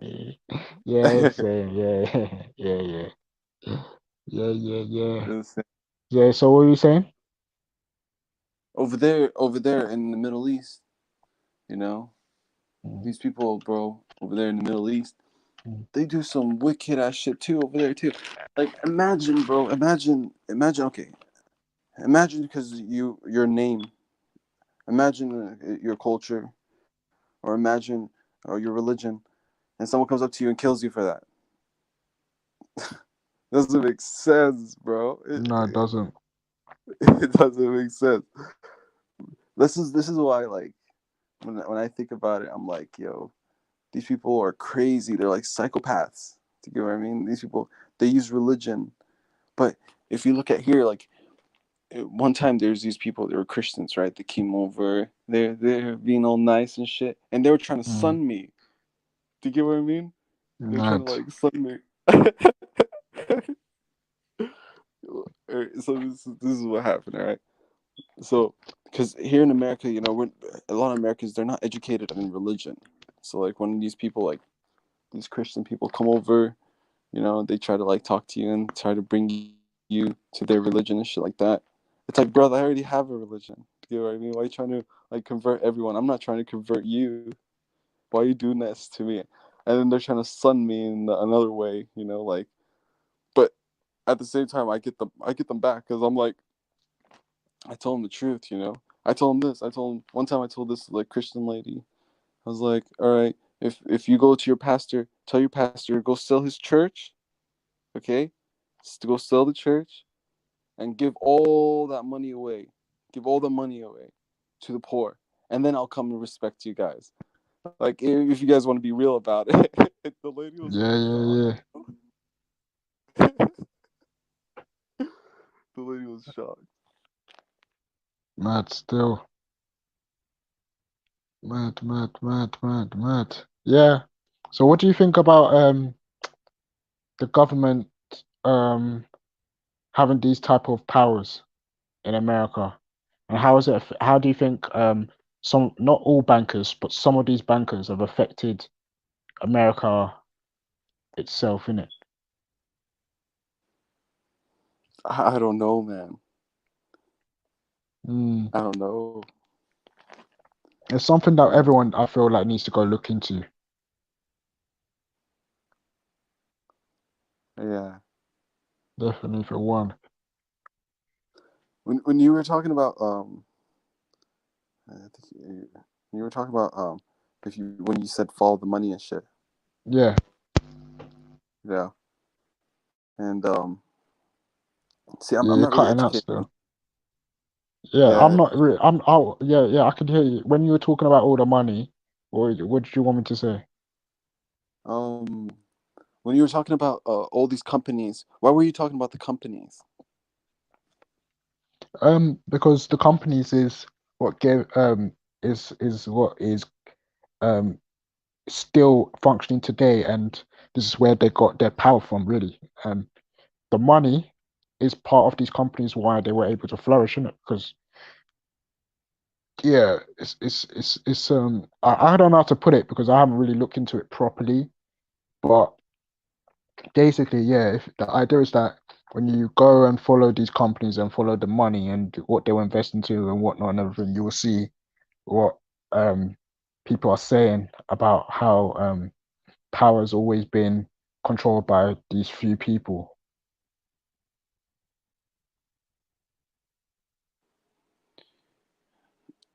Okay, so like, are you talking like something like the Rothschilds?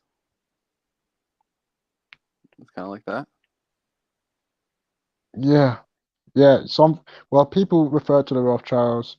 I don't really personally when I say Rothschilds, usually I just say it as to say refer to rich families or whatever. There are people that when you go into it, there was more than just the Rothschilds. There was a family. I forget their name still. Let me see if I can find them. Um,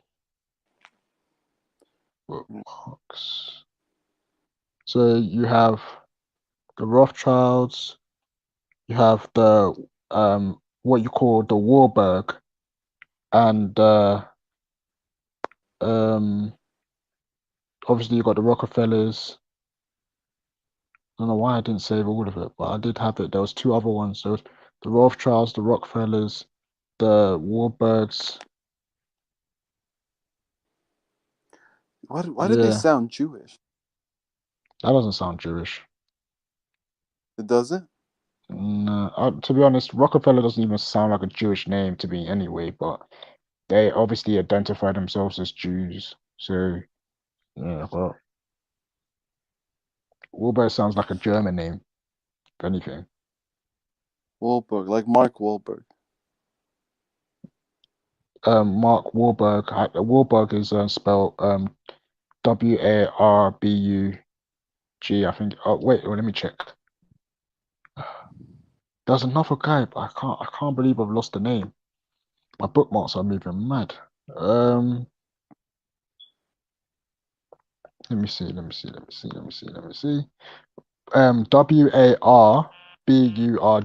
Did you hear that, by the way? Yeah. W A W R A R B B U RG. You know, the thing about America, bro. Like, you can make it. You can make hella money in America if Mm. you choose to, if you want to. But at the same time, these, bro. When Like, you okay, so the one. Go ahead. No, I was just saying that um when you're talking about making money, yeah, yeah, you can make money, but it won't be money like people who have who can print money. Do you understand what I'm saying? Yeah, like like how the government is right now printing money. That's what, but this is what I'm saying. It's not the government. It's not the government that's printing money. It's um it's these private banks that are people are mistaking them for governments, but they're not. Damn. Yeah.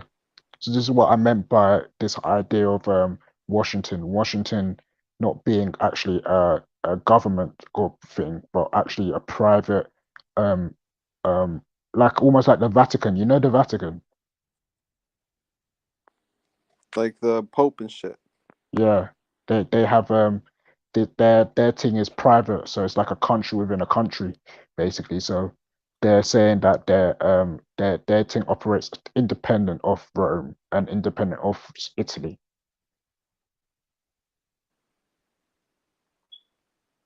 Bro, these people are mad. This is what I'm saying. Yeah, man. I mean, we can all say that they're Jewish or they're they're this group or whatever, but like honestly, when you go into it, it's more than just being from a particular group of people. You know, it's really just a group of people with a certain ideology that want to um continue to control and dominate people. It's like almost like a mental illness or sickness for them. Like they get it's like some type of buzz out of doing it. But Yeah, yeah, it's a fetish. They're fetish, bro. If okay, so if they print money, bro, and they print too much, doesn't that cause like inflation? I think it's called inflation, right? mm, yeah, inflation. Yeah. What about it? Isn't that Well, you cut out there still. wait? It's not bad if it causes inflation because they're just making money. They're always making money. Like the money that they print, yeah, they can keep printing it because they know it doesn't really matter. Like they could crash the system, and then all they just need to do is just say Control Alt Delete on a computer, and so-called debt disappears. It's never had value. It's never had any importance, but a lot of people make out like it does. Um, yeah, they're trying to get people to think about it like that. So I've heard ideas about what's it called? They're trying to put money into digital, make it all on a computer, and then on top of that, they're trying to get people, if not to do it on a computer, to have a chip with all their details in that one chip here, and that put that chip inside of you, and all you need to do is just scan yourself in and whatever or whatnot, and that's how you're going to be paying for everything from now on. Yo, yo, you hear? Yeah, yeah, can you hear me? Hello? Yeah, can you hear Yeah, me? yeah. Can you hear me? I accidentally. Yeah, I logged off in accident, but okay, I'm back. Mm. Yeah, yeah. I was just saying that they that there's different understandings to what they're trying to do.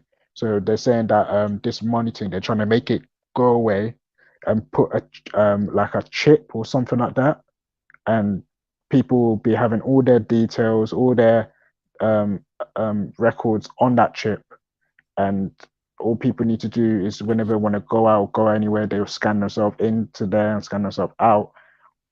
And yeah, basically, this is the idea of what these so-called bankers, not well, not bankers, but Sure. in general, but these rich Yo, I heard elites are about. trying I to heard do. about. Yeah, I heard about that. I heard like you can go to the store and you don't have to like go to the cash register and just you walk in, you get your Mm, shit, and then you walk out. mm. But then that's gonna like invade privacy. Like remember how China is, right? I don't know.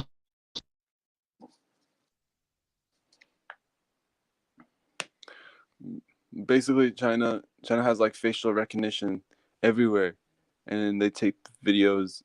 They have like cameras outside. You hear me, right? Yeah. So when you go to the store, they know who you are and everything. They have cameras everywhere. It's like one of the most surveillance country in the world. Mm. And you're saying people can just walk in, take their stuff, and walk out? I don't know about that yet, but Okay, they okay. watch they watch everyone. Yeah, I heard about that though. but they surveil everyone here in UK.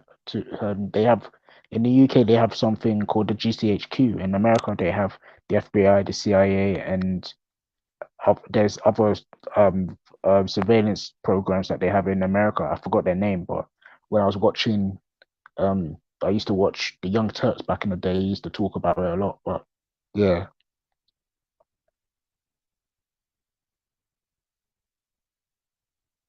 Mo, Mo, have I cut out again? Fuck's sake, man.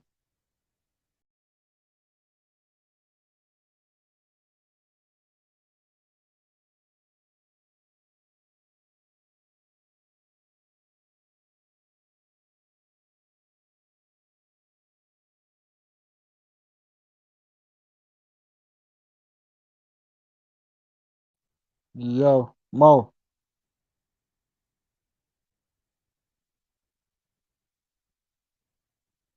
Yeah, refs on the screen. Oh, go on.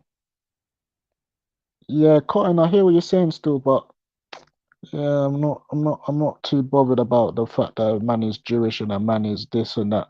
You get me? Like, the real thing is that people are trying to, what's it called? Run people. Yeah, Mo, can you hear me? What go on? Yeah, I can hear you. Yeah, man. Someone called me. Oh, seen. Okay. Yeah. Um, your guys' country is hella surveillance. I remember seeing like a video of like some terrorists trying to kill people, and like everywhere they walk, there's like Mm. cameras everywhere and shit. It's like New Yeah. York.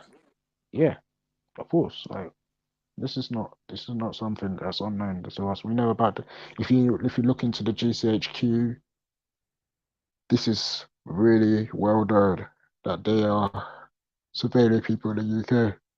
For those who actually look into it, innit? But a lot of people will Yeah. say like like, do you know what I mean? Like you won't have any issues if you just live your daily life and just go to the shops, go and do your daily thing, go to work, come back, do whatever, go to your local pub, do that. This is what distracts people, innit? But yeah, if you're one of those people that, you know, wants to step back and think, hang on a minute, isn't there something a bit more, isn't there a bit more meaning than just, 9 to 5 and whatnot? Yeah, then you're gonna step back and look at it and think, rah, like this is not right still. No, but I got nothing wrong with like I have nothing against people living their life, bro. I respect that. You know what I mean? I respect people who live their life and try to be modest and shit like that. I like that, Wait, hold But on. Wait, hold on. Cotton, which side am I on? Side of what? just ignore it, bro. Who cares? Yeah. Um. Okay. So. Yeah. So basically, but you have to understand this, man. In the UK, it's different. You guys actually talk about religion and stuff like that. We don't talk about religion here. It's more of a hush hush kind of thing. No one really talks about religion here. We don't have speakers corner. You know. Yeah. Wait, what We don't. facts am I trying to deny? Sorry. I keep asking a question. I was going to ask, what question am I trying to deny? And what side am I on? Yeah, go on, Mo. Sorry. Say that again. We don't have like that. Okay, look, if we had stuff like that, if we had like like the park, and we come around and talk about religion and shit like that, there would be more terrorist attacks over here than we ever had, before. Do you get what I mean? But even though these white supremacist people are all really fucked up, like super fucked up, they're both fucked up. You get what I mean? These people are fucked up, savage ass people. You get what I mean? Like, Mm, why the fuck you want to go kill people and shit like that? It's some fucked up shit. Like you yeah. get a joy out of it, or like, oh, God told me to do something like that. Yo, get out No, of here, don't bro. don't Get out of don't here with that don't weird don't shit. don't worry about that. We're not talking about today.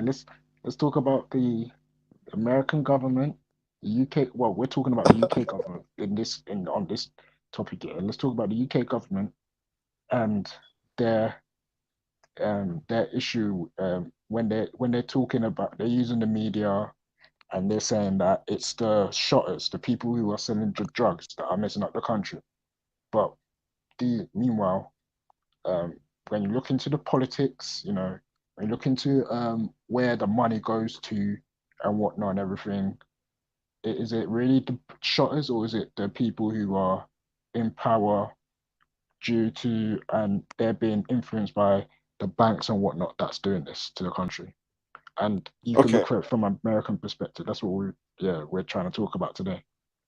okay, All right. Look, this is how I see it. Okay, this is how I see you guys' country. Okay. All right. Okay. So you okay? So we got like these white people who are super filthy rich in you guys' country. You got some Middle Easterns, bro. I've seen some Instagrams. I've seen some Instagrams of Middle Easterns like from Dubai and all that shit, wasting millions and millions of dollars at a time, and go to your country and shit like that in the UK. Okay, Mm, spending hella money, flourish Ferraris, Lamborghinis, Rolls Royces, and all that shit. You get what I mean? mm, Okay, and then you got some filthy ass white rich people who don't even care about what's going on. They just only care about their money and like themselves. They have a nice house. Let me ask you something, bro. How much does it cost to buy a house in your guys' country? Like, how much is it to buy like a normal, like a 2,000 square feet house in your guys' country? boy, it's probably a lot. It's a lot still. I know it's a lot still. But what figures are you talking about right now? God, I don't know. Okay, so for Yo, example, big like up, big up, big up. Yo, yo, for yo. example, okay, look, the Yeah, for the example. thing that uh, the thing that's the worst is poverty, because poverty, where you come from, will shape you to who you'll become in the future, right? So you see all these kids, they see someone like, for example, here in America, in the hood, when you go to the hood, you'll see like straight up like people who depends on where you go. If you go on the west side or the east coast, you'll see people with like nice whips, driving a nice whip. Have the drug dealers. Do you get what I mean? You know what a drug dealer is. They have guns and everything like that. You get what I mean? And because of poverty, because where they come from, this is the only thing they learn. Like, education is the key. If you teach people, then they won't do the shit they're doing. They will learn. They will actually try to learn. But you have to teach them when they're young. When they're young is when they will learn the most. Like, for example, like me, I grew up in an okay type of place. Do you get what I mean? Even though I lived in the hood, like in LA, it's different. But I moved out of it. I went to another place. I lived in another place after that. So what I'm trying to say is it's poverty. That's why you see all these kids with like um, with their flashing their money and shit. They have like a nice whip in the UK. You probably seen those guys, $60,000 watch, and they're drug dealers because that's the only thing they learn. Like, that's the only thing they have. Do you get what I mean? Like, this is some fucked up shit. I don't understand it. I really don't understand it. Like, how can you judge someone when this is where they come from? Do you get what I mean? It's like fucked up. Yeah, yeah, 100% still. Um, yeah, Buddha. Buddha. Yes, sir. Yeah, morning. Good morning. Morning. Yeah, what's your opinion on the topic today, Carl? Freddy's put a link behind, didn't it? So maybe I could read this out to some people on the panel quickly. Actually, no, you go through. You give your opinion first. Actually, yeah. Well, to be honest with you, I have a complete disdain for money. Um, I Yeah. truly do believe it is the root of all evils. So, but I also recognise that it's a necessity to modern day living. Um, I mean, I can agree. I can agree with what you're saying there. In terms of the right now, it's a necessity. yeah. But Um, I would also argue that we do have money is literally comes from the fact that we don't if there's not an abundance of something, to be have a much fairer system, we use money to be able to make it fairer for people and when they want to buy something in it. yeah. I think you see, like human beings. If I'm looking at it from an anthropological point of view, human beings have kind of not looked at resources as wealth or health as wealth. They're more looking at this fiat type money as wealth, and Yeah. that's a problem for me. Um, for example, you could have been a millionaire. Mm. So a few weeks ago, your millions couldn't buy you a roll of toilet paper. Do you know what I'm saying? Yeah. So Yeah. I think people are too invested, pardon the pun, too invested in money. And that's my own perspective, and I feel like the things people will do will go to, or the countries will go to war for money and power and resources. I was more time coming on there to talk about empire. Um, I think it's more of a question about drug dealers and No, bankers. no, you can talk about the empire. That's relation in relation to what we're talking about. 'Cause really and truly, it's just the fact that we excusing the empire and blaming the people today, like the drug dealers. You know what I mean?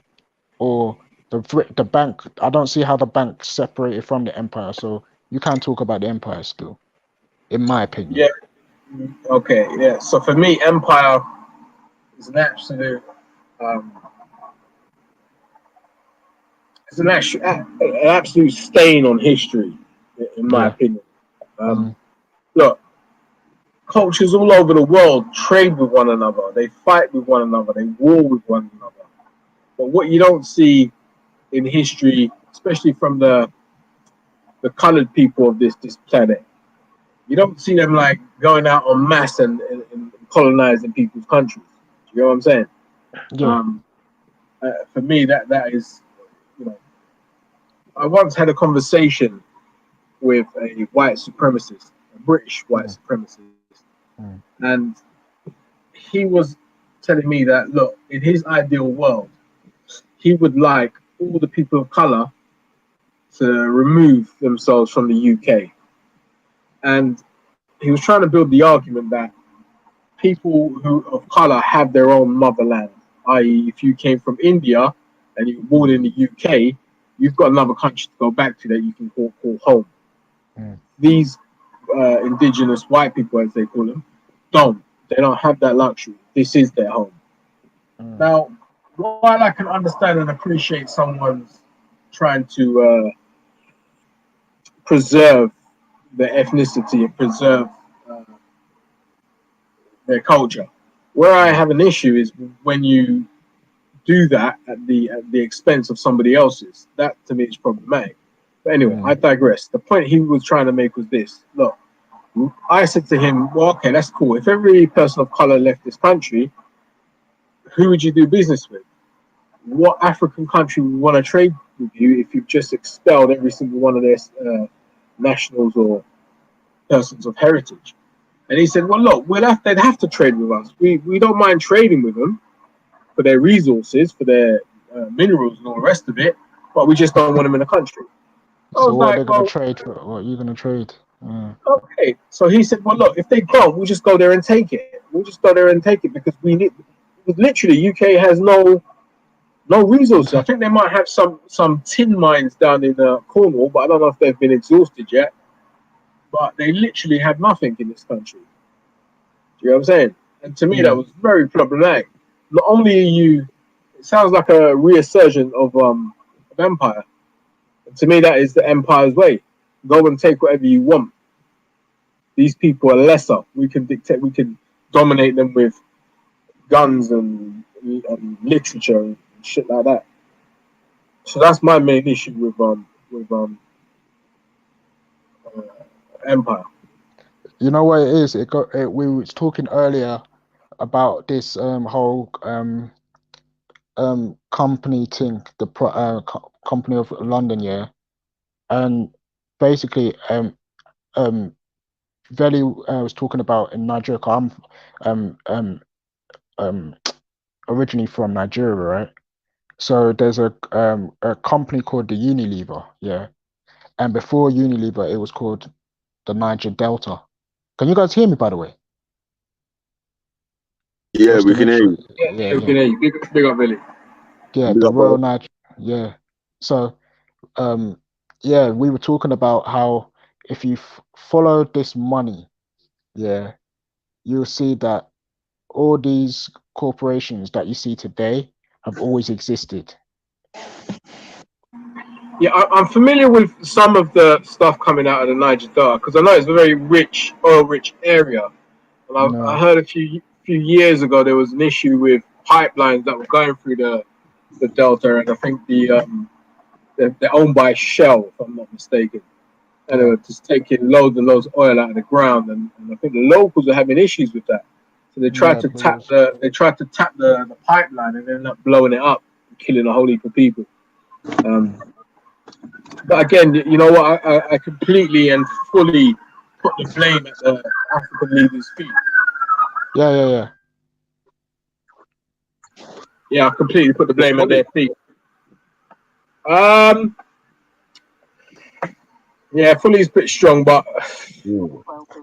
listen, a government has the duty They of do have a part to blame. I understand that. I would I say wouldn't say it's full. a large part. I look at it like this. Look, without the consent of the government, yeah, those Mm. companies couldn't come in and do what they're doing unless they're coming in with force, and then they have the But then- support of other African nations in any conflict. You understand? yeah, but And before so, you go got to on. understand the way that the structure was put in place for these things to be able to happen. Give me an So, example. um, like if they say the government of Nigeria was Yeah, um, government officials that were actually trying to benefit Nigeria, right. and they did the sort of stuff that's happening or that happened to be able to make like Unilever, Shell, and BP, and them man have massive companies in the Niger, like Niger Delta, Niger Congo region. Maybe we could put a bit more blame on them. You know what I mean? That, but they a lot of the times in them early because that's why it's the part 2 of colonization. Yeah. When they done the what's it called, independence times, yeah, mm, that's when a lot of these companies were set up to lobby MPs into place. Okay. When So you say lobby, do you mean corrupt? yeah, yeah, so they're lobby gonna is corrupting anyway. I don't see how lobby can't be corruption. they still got soft power. Yeah. No, of course, they still got power till today anyway. But yeah, I've always maintained that Nigeria is a zoo. Nigeria needs to be wiped off the face of this earth, and there's, you know what I Rough. mean. This, yeah. Why you say Look, that? so I'm like, as far as I'm concerned, the concept of Nigeria is a colonizing mindset, and it is the people, the people are Yeah, but too can't some. you can't blame the people, my brother. Do you understand? Oh, When I can. when capitalism is thrown at people that have never seen these types of things before, you can't blame the Mm, people. They're only going to be suggestible as anyone else. Do you understand? If marketing and advertising works on people in a Western country, imagine what it's going to do to someone who's not in a Western country. no, You know what I'm yeah, I saying? hear that. I hear that. But when I say wipe it out, I'm like in terms of the idea of or the concept of what we call Nigeria, innit? Like we could come up with a whole new name in that region that would, you know, this. I hear what you're saying. Yeah, I do hear what you're saying, but yeah, I think the foot's too deep in the barrel right about now to take it out. You understand? I feel like if what you're saying, if what you're proposing was to go ahead, I think it would be detrimental for Nigeria. I mean, if you look at Abuja and all the advancements that's been made architecturally and all the different, even the communications, everything, it's moved far beyond the point of return now. I feel because if you Hey, take Raf, away don't you that, think, yeah, instead of trying to, because I feel like people have like a grand plans of like we're gonna overhaul everything instead of trying to overhaul everything all in one time. Instead of like making small changes yeah. in Yep. I don't feel We like were talking. that's more effective in actually getting the change that you're trying to see than trying to do this like you've got this big grand plan of everything needs to Yeah, be knocked down instead of like let's I, take I'm, lick down one string of the spider web at a time at least, and then the whole web can collapse.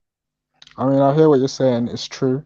It's very, very true that you could small increment changes, but it's I mean, obviously with me, it's like the issue is like how is it done? I mean, you know, like some people say we could go through politics and lobby and get what we want or whatnot, but like I don't see how that's ever worked in the past. Like so when we had Black Wall in your Street. suggestion, how should I call you, bro? What's your, I can't really read that. What did it say? Yeah, you could call Man, should I- you can call me Raf if you want, but yeah. Right. Okay. All right. Right. Check this out. No, Raf, yeah. Ras. I already Raf, know there a you Ras. go. I already know a Ras. No, like No, Raphael. Raphael. Oh, Raphael. Okay, Raphael. In Yeah. what you're proposing, where does technology stand in that? Would you want to take away the Oh, technology I as love well? to. Or? No, I'm not removing it. I'm for technology. I'm pro technology. I'm a techno So, what pessimist. elements would you remove? No, optimist. Yeah. Sorry, what? What elements would you remove? Guns. But all the ones that want to be used to destroy people, innit? You know what I mean? So, That type would of you technology. remove? Okay, what's the gun situation in Nigeria at the moment? Because I don't know. Are the citizens allowed to hold guns?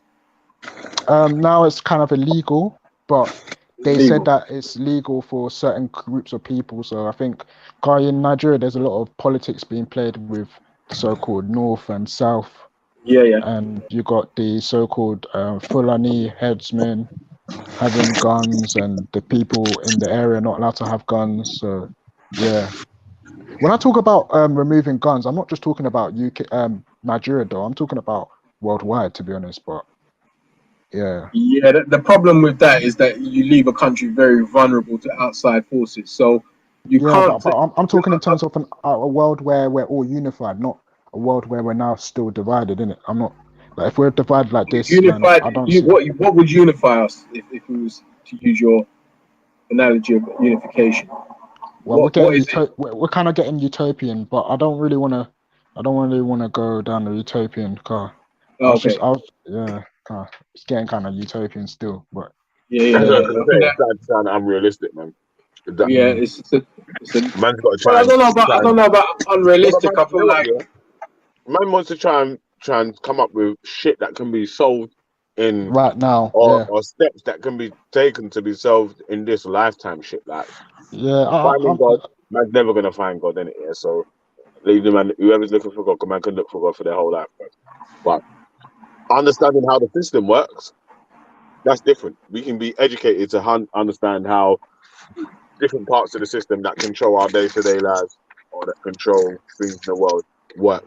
We can be educated on that today, you know. So Mm.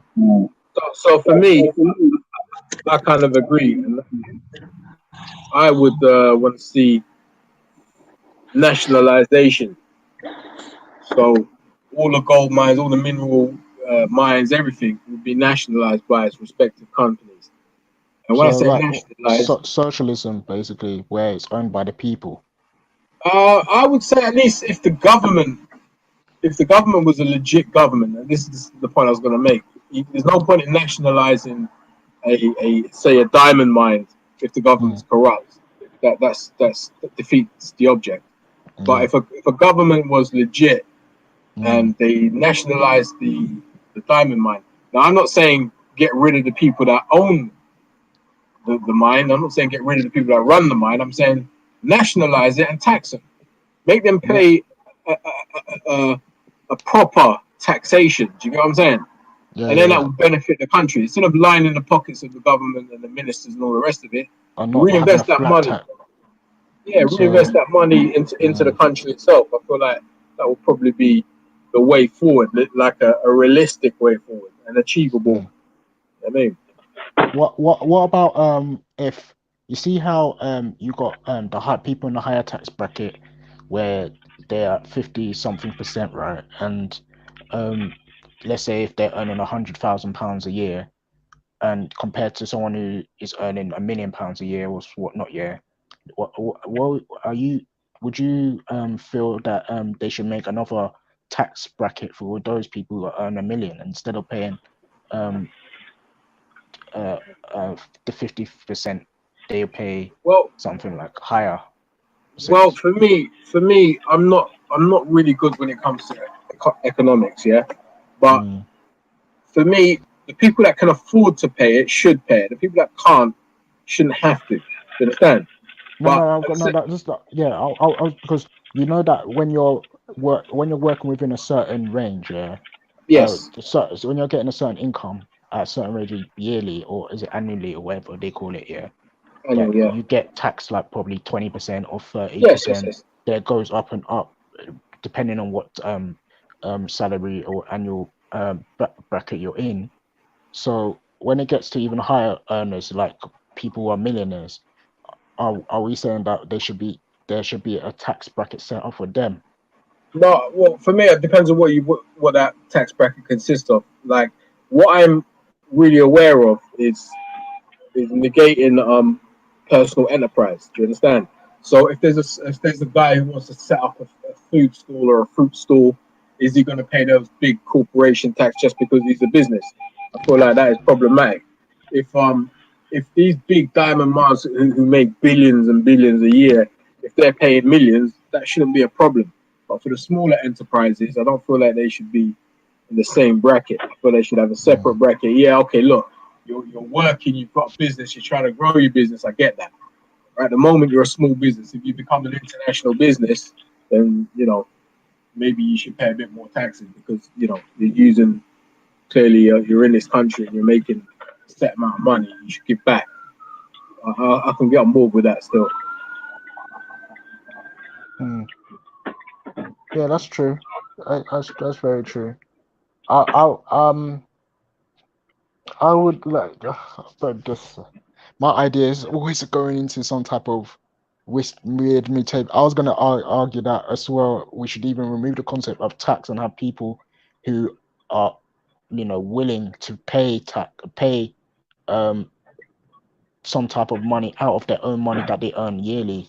What's that towards self-contribution type thing? Yeah, but The problem with that, what would happen if yeah. it was a foreign country or foreign business that was inside a country? So imagine Nigeria, they had a Chinese company like Huawei that was based in Nigeria.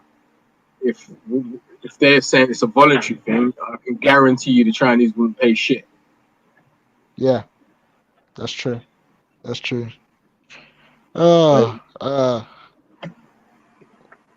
It's problematic. I mean, look, if there's infrastructure, I don't have a problem paying for taxes. Absolutely, because the infrastructure we all benefit. All right, maybe I don't use a hospital every year, touch wood, but there are people that do. And if my money's going towards paying for that hospital, then there's no problem there. There's no issue. There's the military, there's the police, there's all of these different utilities within society that need to be paid for by someone. Even if it comes to emptying the rubbish bins, that has to be paid for.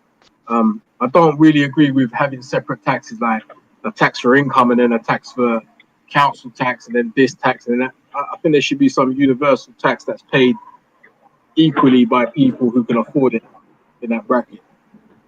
That makes more sense. And then just divvy it up as and when you need it. Probably makes more sense still. 100%. 100%. Um, yeah, I mean, like Veli said, yeah, what can we do? What like obviously that's not the question of the day, but what could we do as a community maybe to do little changes to be able to get it? I mean, one thing is like we as a community can definitely put into doing something. Like it's not hard for us all to join together and say, £1 a month or £1 to do something. I mean, if we have the right numbers anyway, like we can get enough people, just donate £1 and we could buy a massive building and, have that building be, a place where whatever activity we want to do, people can come and do that activity there within the community, if you understand what I'm saying. Movements like that I'm actually part of in the UK. So yeah, that's definitely going ahead. Similar things to that still.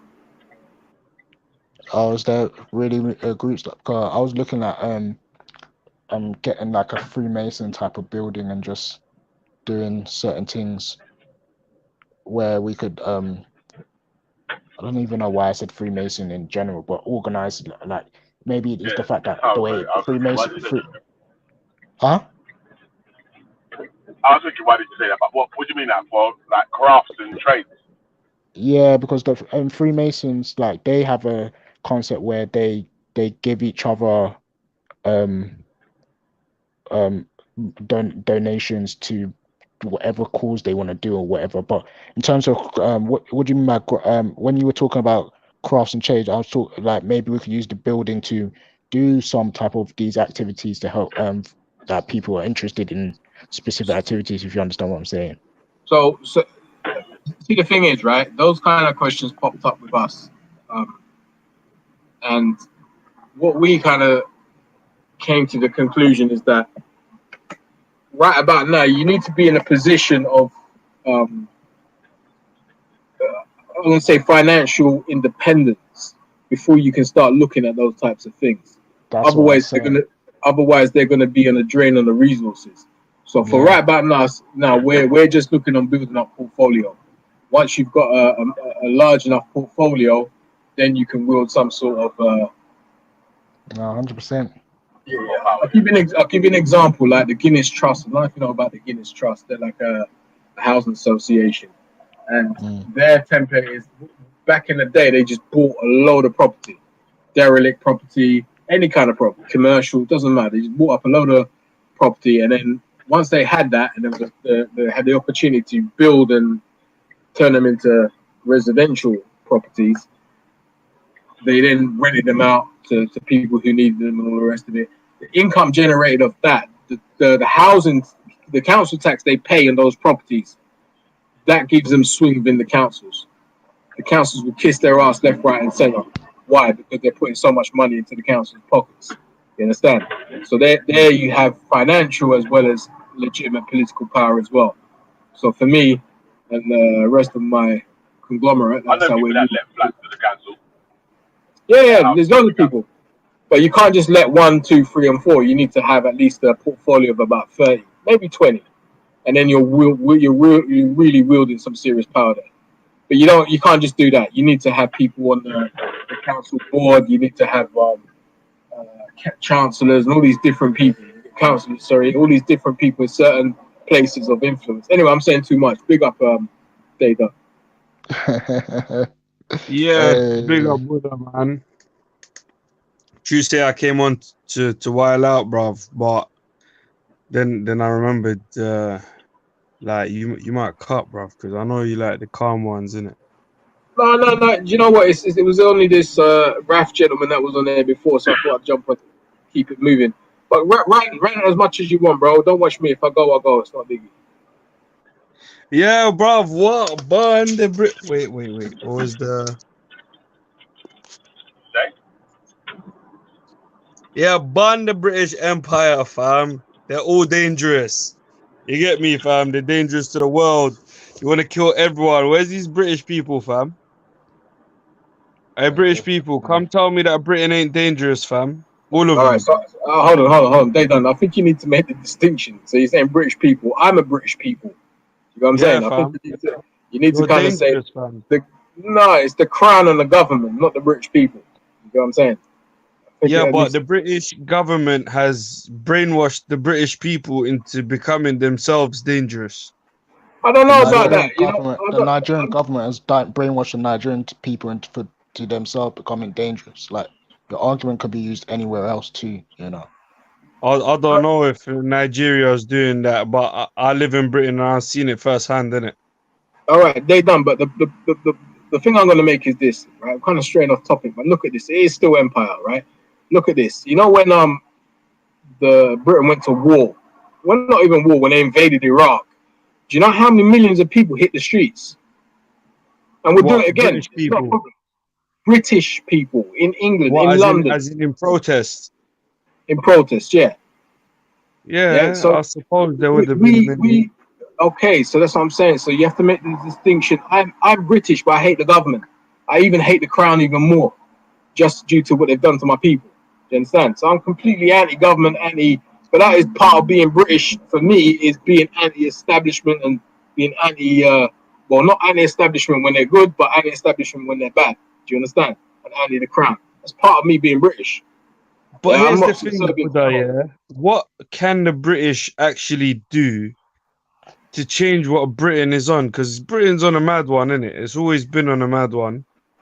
And like I feel like no one can really change that, innit? I'm getting confused, right? So you're saying, what can the British people do when the British people are on the mad one? You mean, what can the British What can the people, British people citizens, do do when the for the government, fact the that British the government? British government, yeah, runs on a mad one?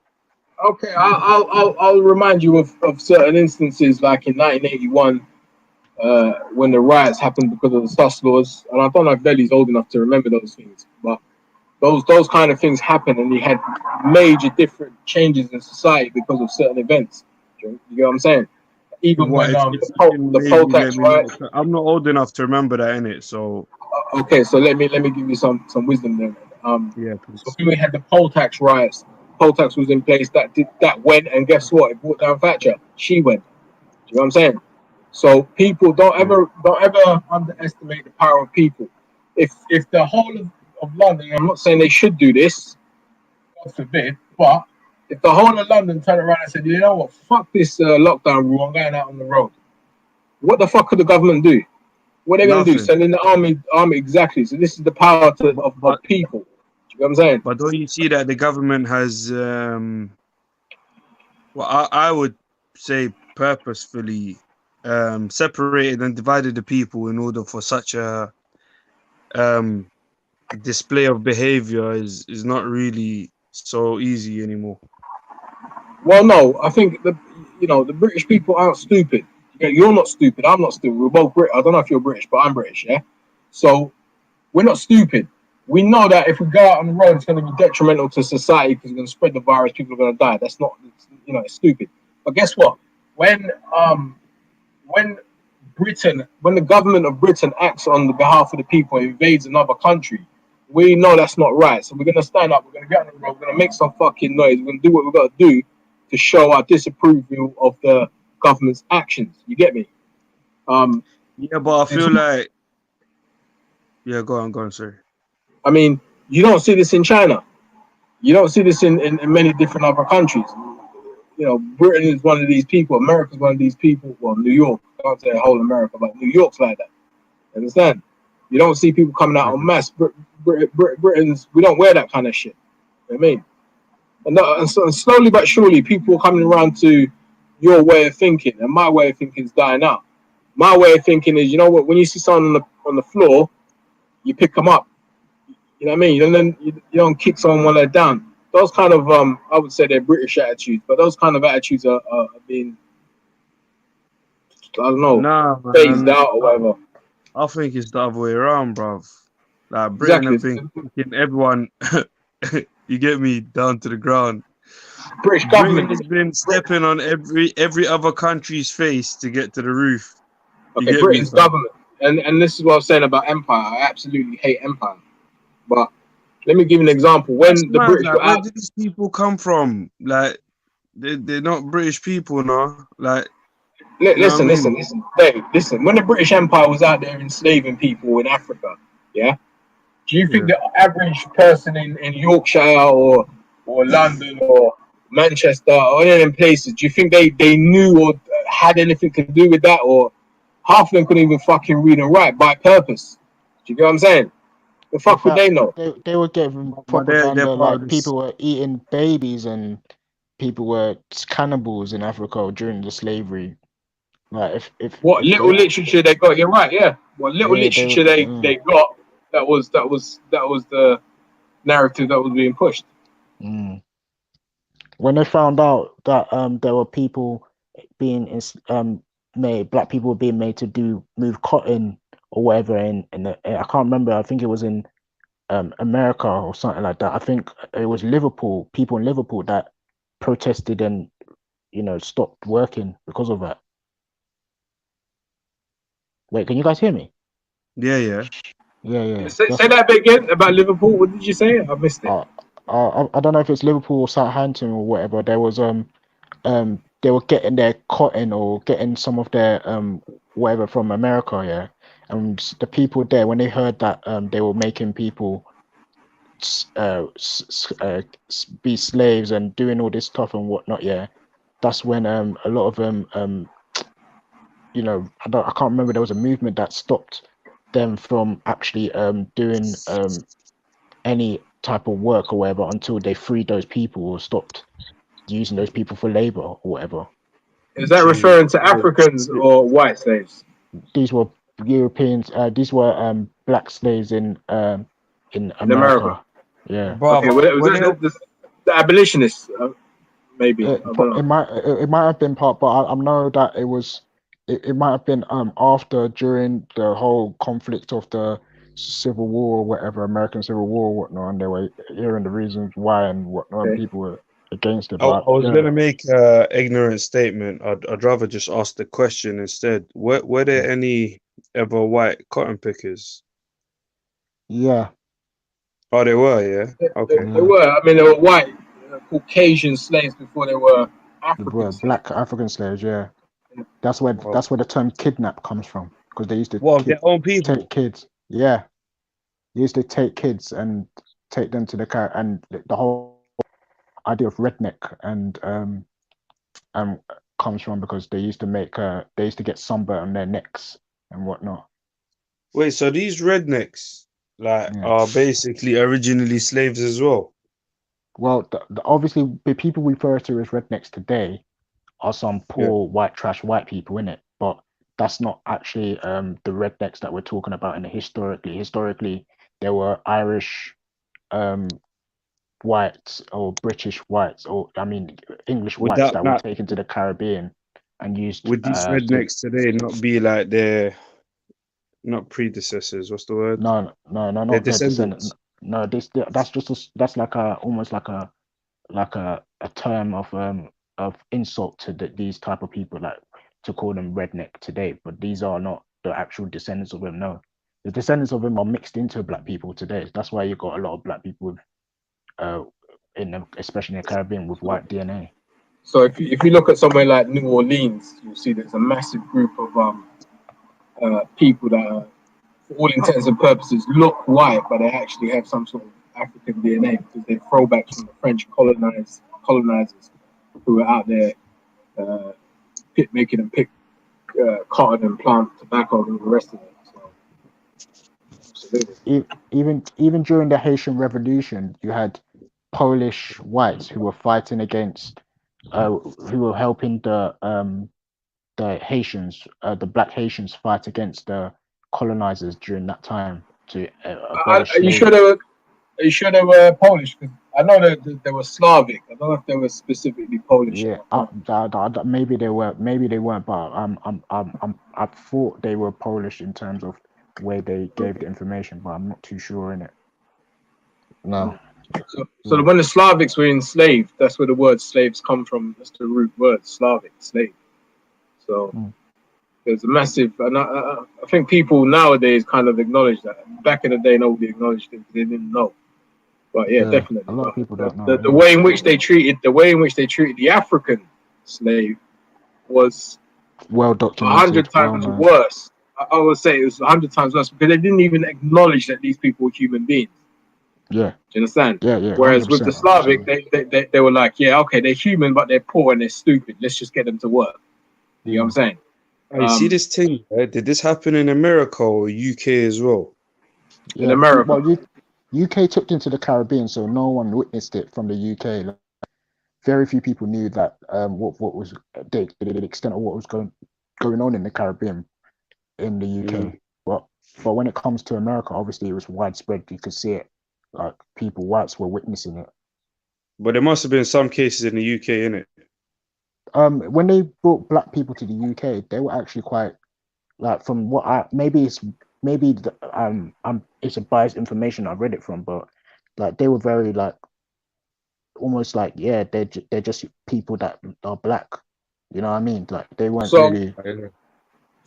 when you mention Liverpool, there's a place in Liverpool called Tiger Bay, and that's where a lot of the kind of remnants of slaves came to the UK.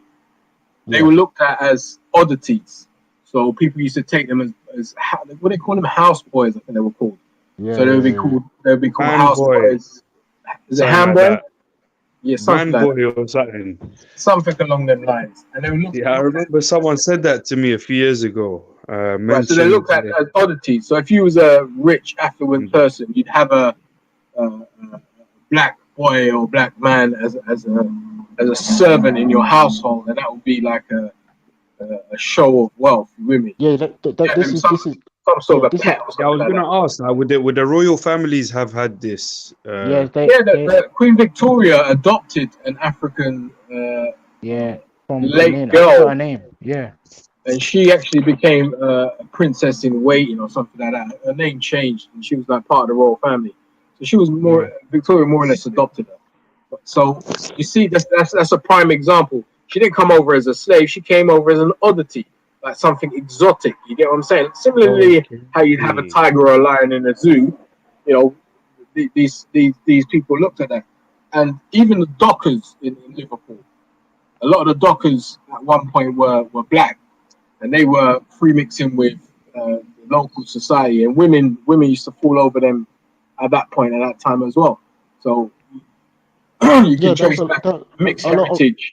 yeah, a lot of people today have mixed heritage. Yeah, A lot of white people have mixed heritage today. That right. the So you black, can yeah, so you can trace back the mixed heritage or interracial relationships back to those times because white women yeah, found them irresistible. But they were poor working class women. They weren't affluent yeah, white women. Do you understand? So, and this is Mm. why I think a lot of when you talk about Scouser, when you talk about Scouser women, they got yeah, they got that fire in them still. I ain't gonna lie. Yeah, yeah, yeah. yeah. They're I from that noticed that. working class generation still. Yeah, So, it was definitely like there was like when they were brought to the UK, like especially amongst the people didn't really feel like black people were, you know, any less human in some places. But obviously, like when they were in the Caribbean, they weren't showing the full picture of what they were actually doing to them. You know, there was a lot of fuckery going on there still. but yeah, I feel like Britain is still warmongering for some reason, man. Why do I have that feeling? Is it just me? No, Queen Victoria did treat her very well. Like it wasn't like there's well documented. She treated her. I mean, she took us, had us learn school, took her to school, whatever. You know what I mean? This is not like the idea that she was like some type of house pet. I don't know, but yeah, she was definitely like treated very well, and she was even told Yeah, like she was. Yeah. yeah, she wasn't. But then you got to look at the relationship between Queen Victoria and the Indian gentleman. I forget his name. And there was after Prince Albert died. This is when Victoria went into a dark, kind of depressive state when she was wearing black clothes all the time and she was never happy. And along comes this Indian gentleman, and allegedly they form a relationship, but it's very hush hush and quieted off. Um, Wait, do you say Victoria or Diana? Queen no, Victoria. Victoria, Queen Victoria. Do you not know about this? I think his name was Abdul, if I'm not mistaken. Let's have a look. No, I know. Like, Queen Princess Diana, was it, had some sort of thing like that? Uh, I don't know about I'll Queen I'll Victoria tell you now. his name. I'll tell you how deep it was. She actually commissioned portraits of the guy. Back in those days, portraits were big money. You understand? So for her to go Queen Victoria and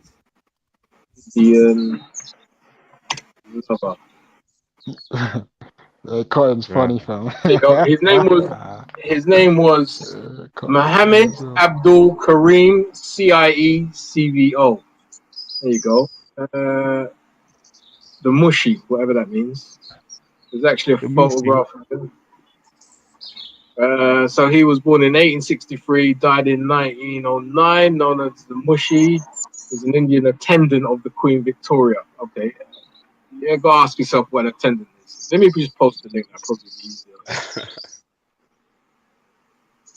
But yeah, after I don't know, I think after she died, he was like removed and his paintings were burnt and everything. His love letters and all them kind of things were just destroyed. The whole royal establishment wanted to wipe his presence out of history. You know what I'm saying? Oh, jeez. So similar story like Diana. So the links in What? the back. See the banking system, yeah? Isn't it against the monarchy? The monarchy. No, for me they work hand in hand. I mean, if you go back down to the times of when the monarchy was actually in power, they would Like, I did read something about the Bank of England's funds come from the Queen's gold, something like that. Do you know anything about that? So I think it's That the hedged actual on gold. money. It's hedged on gold, and the gold that is hedged on, part of it's owned by the Queen. In fact, I think Part of all it. of it's owned. I'm not sure because you've got private investors as well. So people buy privately companies. yeah. You know, like Saatchi and Saatchi and the Tate. You know the art place, the Tate. I don't know if you guys know, but you know the art gallery, the Tate Gallery. Yeah, Tate Gallery, modern Tate Gallery. All right, so the person is named after Tate. Tate Modern. Is the same Tate, yeah, the Tate Modern. Is the same Tate that's in Tate and Lyle. So when you buy sugar, it's made by Tate and Lyle. These guys were massive slave owners. Massive slave owners. A lot of people didn't know that, but yeah, definitely. There's even, I don't know if you know I went to Brixton. the Tate Modern once, yeah. It was the weirdest shit I've ever seen, bro. I don't know if you know Brixton. Do you know where the Ritzy cinema is in Brixton? Yeah. Next, there's a building that's a Tate, owned by the Tate family. And they What is it? What's the building used for? I'm not sure if it's a library or something along them lines. I'm not too sure what it is. Some sort of Well, like a commercial building, not a no, residential. it's not commercial. But when you look at it, you think it's like someone's private offices or something. But yeah, that building there is owned by the Tate. It's even got his name and statue outside. And for me, that's like a slap in the face. In the middle of Brixton, you got this fucking slave owner. Right inside Windrush Square. Imagine that. Right in front of Windrush Square. Yeah, so these people saying they never got a leg up or a hand up because of these situations are just deluded, fam. You know what I mean? Oh, man. Yeah, but yeah, again, man, Britain is fucked, bruv. I think, to be honest, I just came on. I tried to bring on. I wanted to see if any people who wanted to back it would jump on, but no one, like, you know what I mean. I wanted some British people to come on and talk about this. Like, I don't know where Dave went, Dave Smith. But yeah, bruv. Do you know what? I'll try and back it as best as I can. So I'll play the part of a British person. And, Why is your country warmongers, fam? well, because we need to secure resources for England. You're part of England, so you would want that as well. Yeah, You live but in like, England. I mean, like outside of England, yeah. Like, for example, what did the British have to do with the invasion of. Actually, obviously, that was Tony Blair and that. Bro, Look, like I feel like it Britain costs got. money. Listen, it costs money to go and free people. So if we're going to go and liberate someone from their country, we have to spend millions upon millions on bullets and airplanes, and all of these things cost money. The soldiers have to get paid. So clearly, we have to get our stuff back, don't we? We have to reimburse ourselves from what we've spent. And at the same time, we're not being pricks. We're actually building schools and stuff like that. So clearly, we're not doing it for free. No, Would but you the thing rather is, we didn't help those people? what are you doing though? Like, you just going bombing people, and then you have to pay for these bombs that you Well, killed no, the people with. okay, would you rather we left them there and they suffered, or would you rather we went there and Yeah, liberated them? leave them, bro. Because Leave you know them. what? Everyone's just complaining, like, why are you coming to our countries? You fucked up. That's why we're in your country. Stop complaining that I'm in your country, Well, because your the people thing are in is, my country. if we don't address these terrorists, then they can spread, and we don't want that. So we have to take them out because they're a threat to world security. Yeah, but a lot of people would say that the British military is a terrorist organization. So what if another country comes to wipe them out to save England from terrorism? Like, it's the same Yeah, thing, yeah, isn't it? yeah, yeah, yeah. The British, you can call us British soldiers and military terrorists, but what about the British charities that go out there and give out water wells and go out and do all these charity work? Are they terrorists as well? Should they Yeah, not go like this to? kind of stuff is banging in it, but you don't need like Okay. guns and bombs to do that, innit? Well, then I'll ask you why. Why is it okay for someone like I don't know, Saddam Hussein? Why is it okay for Saddam Hussein to go out and kill loads of people? It's not in it. He's a terrorist too, fam. Okay, so should we leave that terrorist? Should we leave Saddam Hussein to go and No, gas all but it was Kurdish people? it was the UK US alliance that put him there in the first place. Yeah, So to establish some sort of uh, cohesion in that area, and he yeah, done but that for here's the many thing, yeah. years. See all these terrorist groups that we find in these areas that are not the UK and not America, yeah. The UK and America made them like every time you find a group, you see that UK and America started it, and so basically they're putting a problem somewhere Okay, but for them to come and fix it. what us British government wanted to do was establish stability in that area, and stability was established. Without our intervention, there would have been wars upon wars upon wars. But it just destabilized the areas after the intervention. No, Saddam Hussein destabilized the area by going against our word. So do you think Iraq was more stable before or after Saddam Hussein's takedown? Before, And do you think it was even more stable before or after Saddam Hussein was put in power to begin with? we put him in power, and that's what stabilized. That's why it was a safer place. It's only when he started to drill oil into Kuwait that's when he clearly overstepped the rule, and we had to But back I, our but I Saudi see allies. Iraq, yeah. Why was it so unstable before Saddam was put into power there? What made it so volatile? Because of Iran. What there was a war or something, Iraq and Iran. Yes. Is it? I thought they were allies. No, they're not. If you Google Iran-Iraq war, all right, let me just step Oh, out of character. So the Iran-Iraq war was actually facilitated by both the Americans and the British to destabilize the fucking area. Like, listen, there's only so much I can do in it. Like, I can play the part of a British government, but fuck, it's dark sitting on that side of the fence. I ain't gonna lie, it's dark. yeah. I know. That's I wanted to. I wanted some of these people to jump on in it. But yeah, bro. Like I wouldn't even know what to say, bro. I tried to shake the flag a bit, but you get me. Yeah, but big up all the shotters, man. Big up all the shotters who are doing it clean. You get me? Like not them waste man still. To be real with you, what I'd like to see is people turn away from shotting them kind of things and maybe shotting Bitcoin. I feel like That'll probably Yeah, be. but I was saying this last time, like you can teach these youths who want to go shot drugs, yeah. Teach them to shot gold, teach them to shot diamonds, like shit that has actual real value, yeah.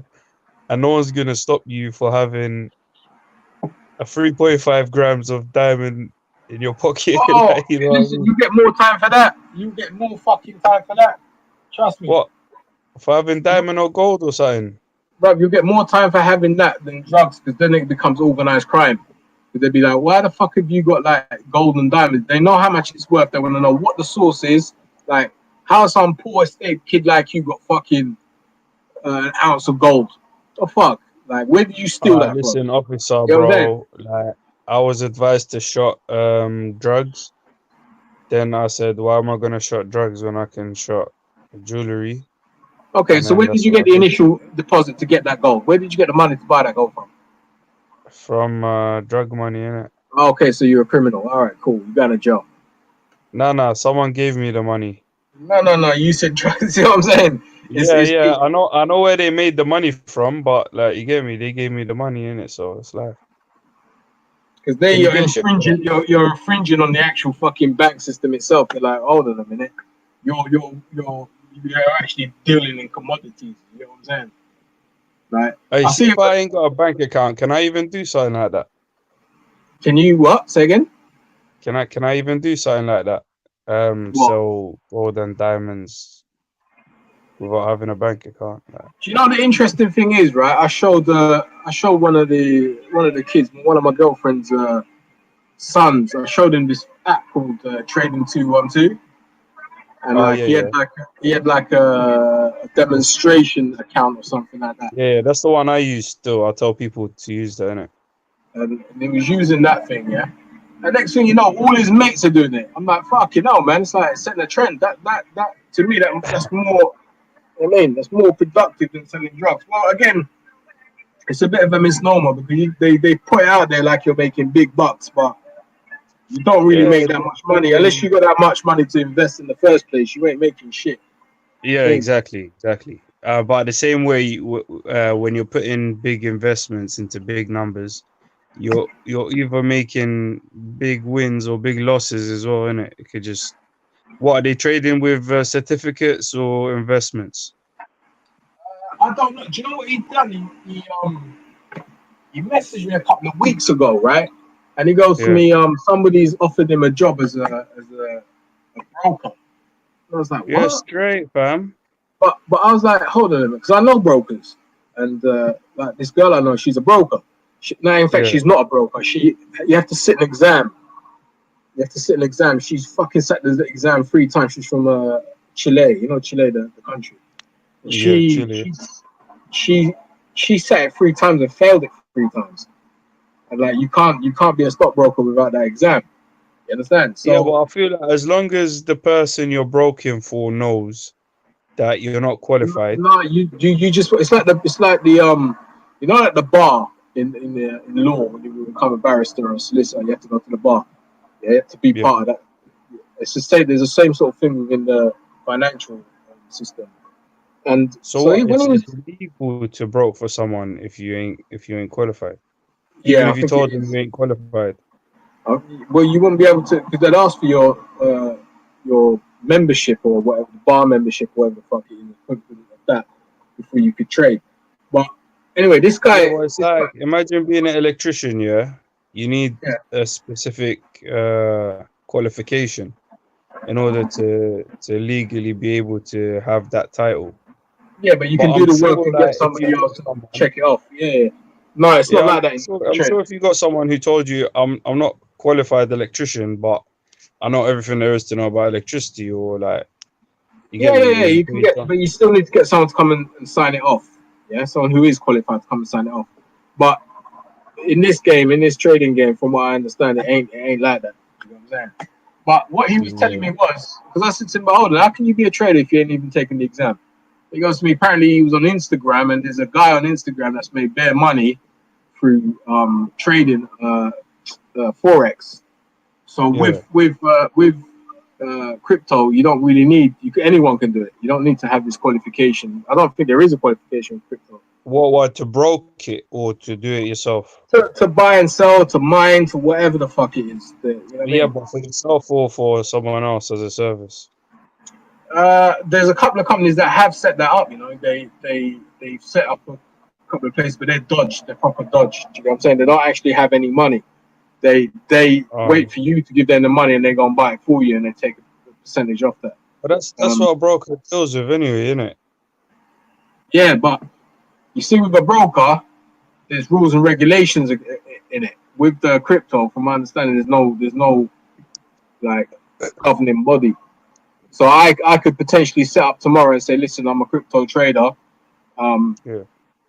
If you want to buy crypto, let me know. Give me 10 grand. I'll go buy some crypto for you. Buy the crypto, sit on it. Then that doesn't actually become yours because it's bought in the name of the company. So it's mine. So do you get what I'm saying? You know, in that case, yeah. Ladies and gentlemen, I am a crypto broker. I'll take like what 5% of your what? How much is a normal thing? I'll take 5% of all transactions. You get me? So if you want that cryptocurrency, holla at me. You can do it yourself. I'm not qualified, but you get me. If you need someone to do it for you, yeah, holla. Yeah, now that's out there. Yeah, so that's all I have to say, bro. I don't really know what there's too much about Britain for me to say, but now obviously the topic is about banking and Shottas. So all I can say is ban the bankers and big up the Shottas, man. Like I said, they gave me the real Shottas, not the fake ones. But there's people out there who like see a pharmacy, yeah, that gives you drugs that's bad for you. There's bros out there who gives you drugs that's good for you, innit? Well, I don't know Meds, about that, but I think you're taking it too far there, Reggie. yeah, I'm sure, bruv. I'm sure there are people out there that will give you all kind of medicines that you need for everything. But most medicines, plants, a lot of natural things are illegal, innit? You know what? As you say that, you know what you remind me of? I know it's off topic, but you see the thing about Madagascar finding a cure for COVID? What? Did you not hear that? I heard something like that, but I don't think I focused on it too deep. So there's a herb that helps with it. Let me find it. So if I type in COVID, Madagascar herbal tonic. Okay, so the WHO is saying that it doesn't work. Okay, that's interesting. Bro, the WHO says everything that is natural doesn't work, innit? So the thing's called COVID. The thing's called COVID organic. What the plant is called? No, the actual thing itself, the actual product. Oh, so COVID. there's a supplement they've extracted from the plant or something. Yeah. Okay. So Tanzania's picked it up. Madagascar's virus cure. Two more African countries described the list of countries in Madagascar purpose to cure COVID. Wait. So how do you spell that? COVID? COVID Organics. ORGANICS. Organic. Yeah. Tanzanian president.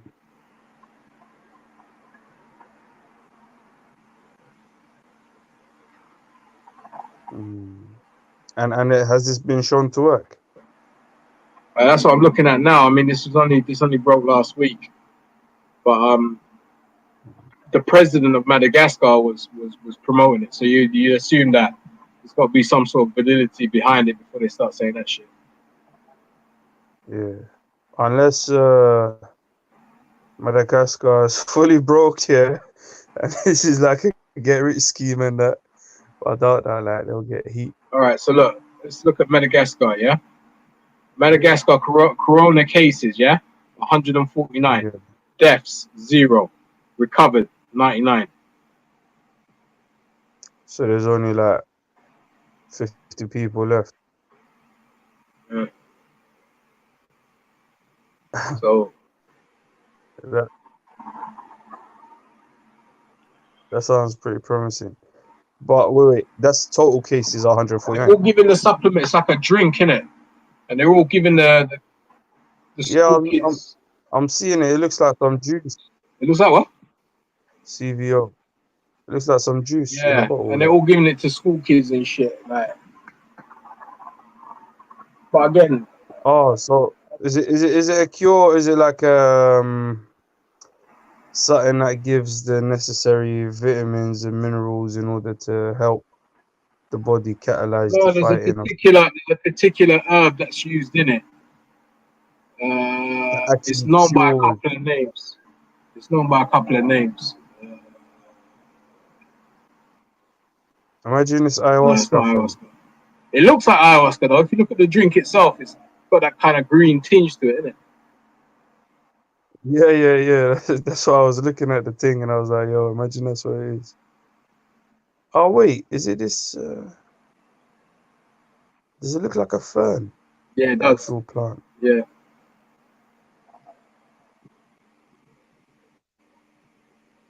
Hmm. Yeah, I might just check the ingredients in it.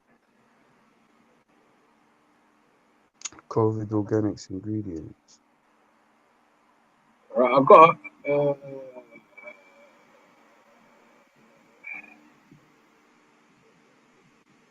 Have you seen what's that guy's name that joins these chats?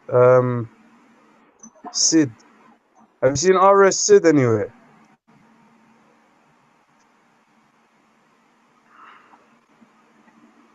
No? No, no. I've never seen. I think I spoke to him once. Oh, you've never seen him? Yeah, yeah, I spoke to him last, I don't remember when, like, but he said he had the cure to coronavirus in it. Oh, did he I told work? him, right. Bro, I told him jump on my channel, innit? Like, you gonna be on it? He's like, yeah. I don't think he ended I up dropped a finding it. video in the back chat there. I don't know if you can share, but No, my moderator status got taken after I done some annihilations and stuff. You know.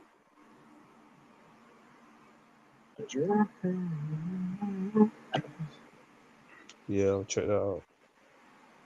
I yeah, can't but like open with it now because it would just disconnect me from this. okay, I don't know why but it's like with doing that. everything, a pinch of salt needs to be kind of exhibited still. Like, but I Yeah, mean, obviously. for any head of state to come out and say, "Yo, this is not David Icke we're talking about. This is like a He's the legit." president of Exactly. You know what I'm saying? Madagascar, fam. Yeah. Yeah, I'll buy a crate, fam. How much does this cost?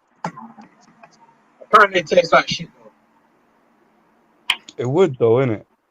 I wouldn't imagine it like, the cure for COVID-19 to taste like strawberry juice or anything. For the latest information. Yo, it produced no results. Oh. So Google will not help sell this product. Well, where am I gonna find it then, fam? For sale. Madagascar's president endorses herbal drink to combat his claim that a concoction made of COVID or concoction named.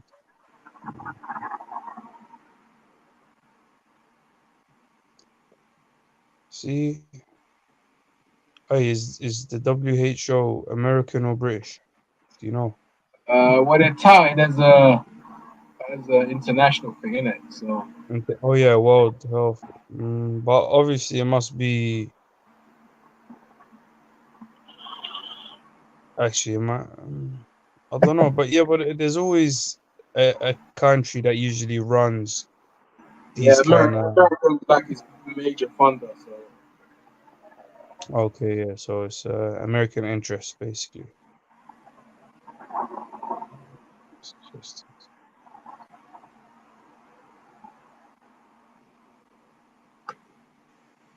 Yeah, this is all matter.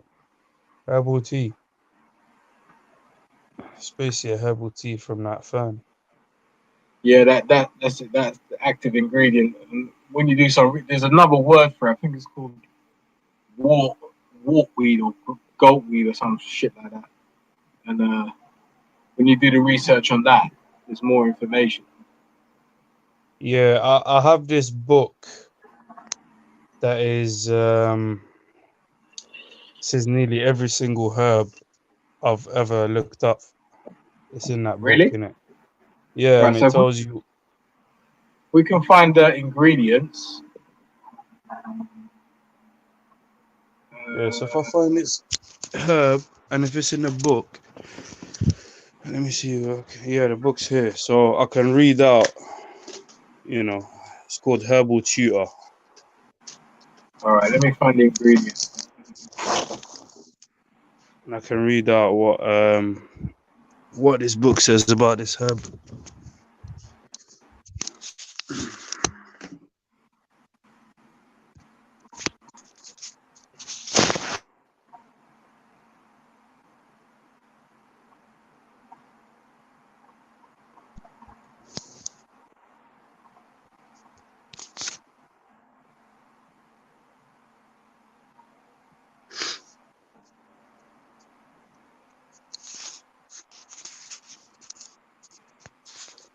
Some sort of fern.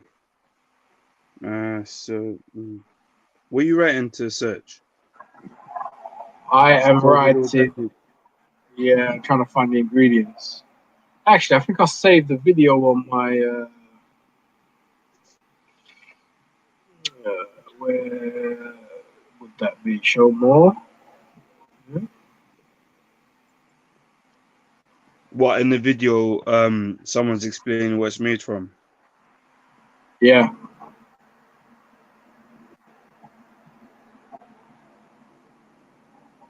Well, somebody's actually going through so this herb is actually in America as well, but it's under a different Yeah. name.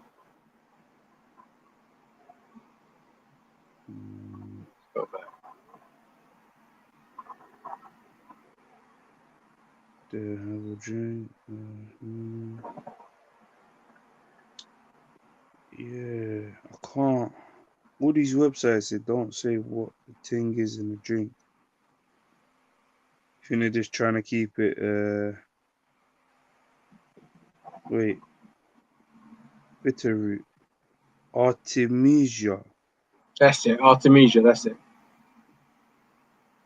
That's it. All right, let me check that out. But if you Google Artemisia, it'll come up with a different name for it as well. Oh yeah, artemisia. Artemisia is a large, diverse genus of plants with between 200 and 400 species. Oh, they bumped it. This thing was called bitter root. Artemisia bitterroot. Artemisia tridentata. So it's used to treat malaria. So the other name for it is mugwort. So that's Mugwort. MUG. Yeah, mugwort.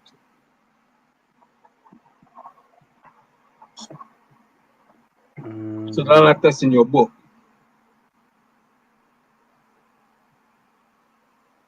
Okay, so I'm gonna check that out now.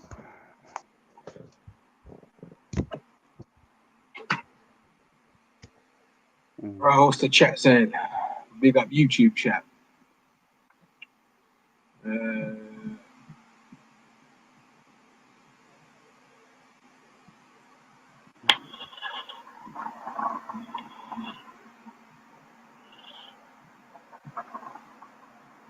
Artemisia. I got a couple Artemisia absinthium wormwood. Artemisia annua, sweet annual. Alright, I might get back to these ones. Otherwise, wormwood. What was it? Mugwort.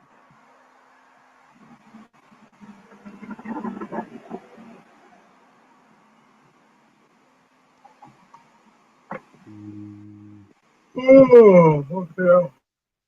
no, I can't find it. Must be under a different name or something. What was the bitter? Is mugwort not in there now? No, not mugwort.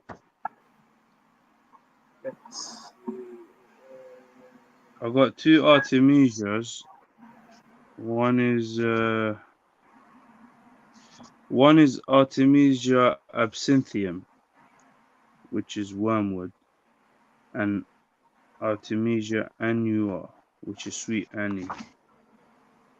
I think it's the first one. So there's a It couple looks of like names it. for it. Here's a couple of names for it. So mugwort, wormwood, Wormwood. Yeah, sagebrush. this is it. It's the Okay. wormwood. Yeah, yeah. So I'll read the section. This aromatic perennial is native to Europe, Western Asia, and North Africa.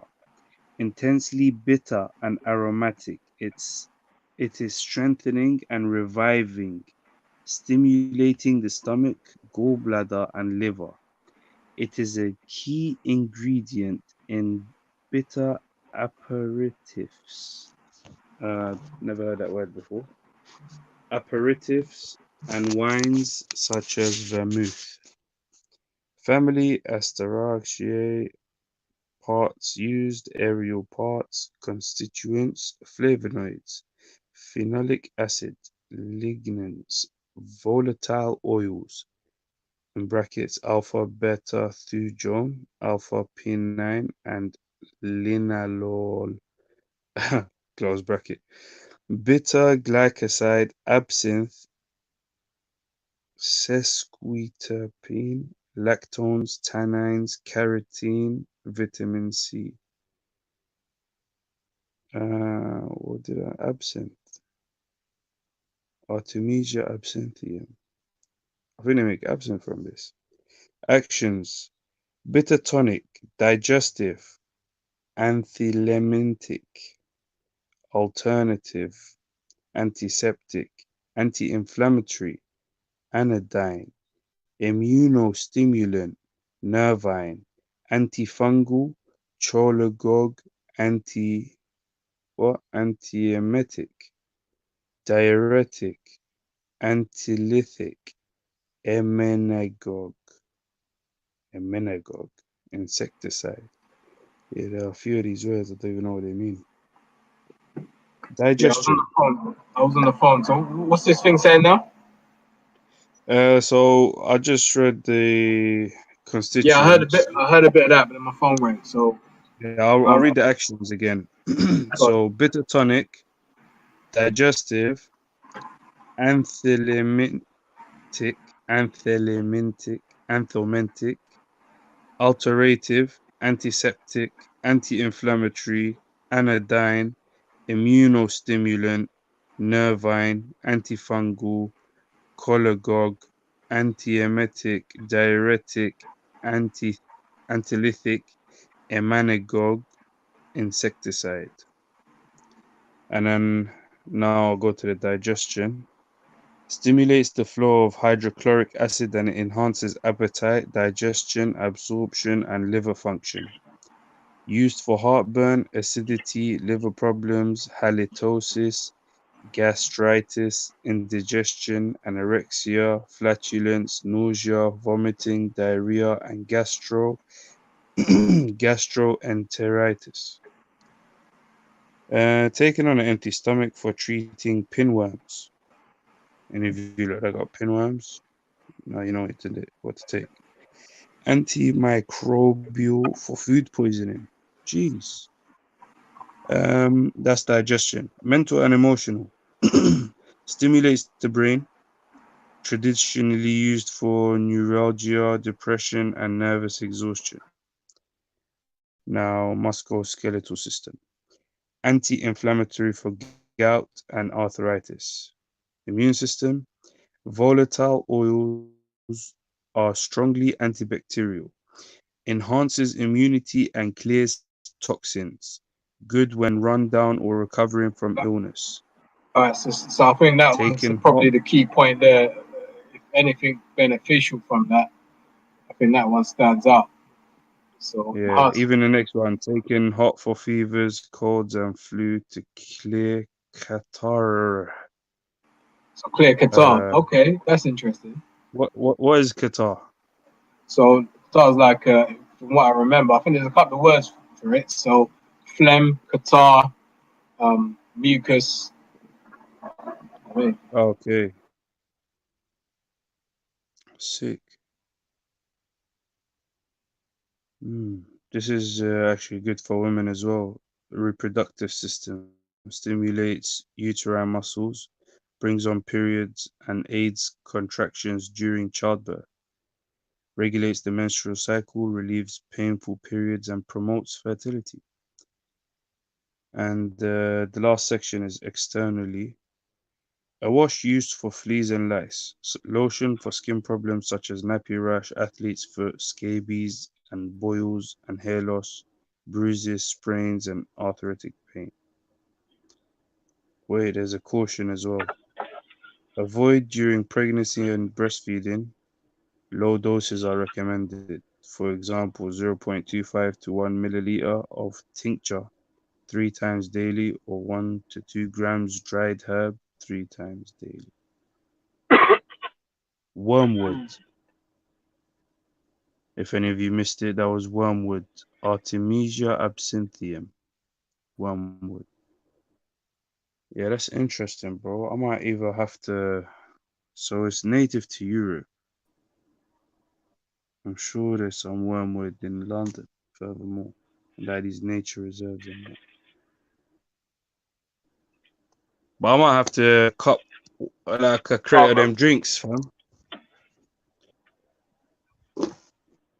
You know what I mean? I might have to cop a crate of them drinks. take it with a pinch of salt still. Like, don't. Bro, I'll take again, it. Like, you get me? If it happens to be useful, it does. If it doesn't, like I'm no worse than where I originally was in it. You know what I mean? I did, like, from what I'm hearing, it's useful either way. So I mean, I think where its usefulness comes is if you've actually got it. The problem is if you actually get COVID and you take this and rely on this only, and it doesn't work. yeah, exactly. You know what I'm saying? Yeah, like a lot of people will hear what we just said and be like, "Yo, that's like the cure. I can lick the bus handle or something." Like, you know what I mean?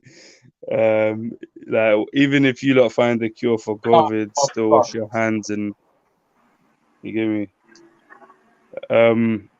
But yeah, the thing is, yeah, it even said something about it helping with the immune system. Anyway, like an immune system booster or something.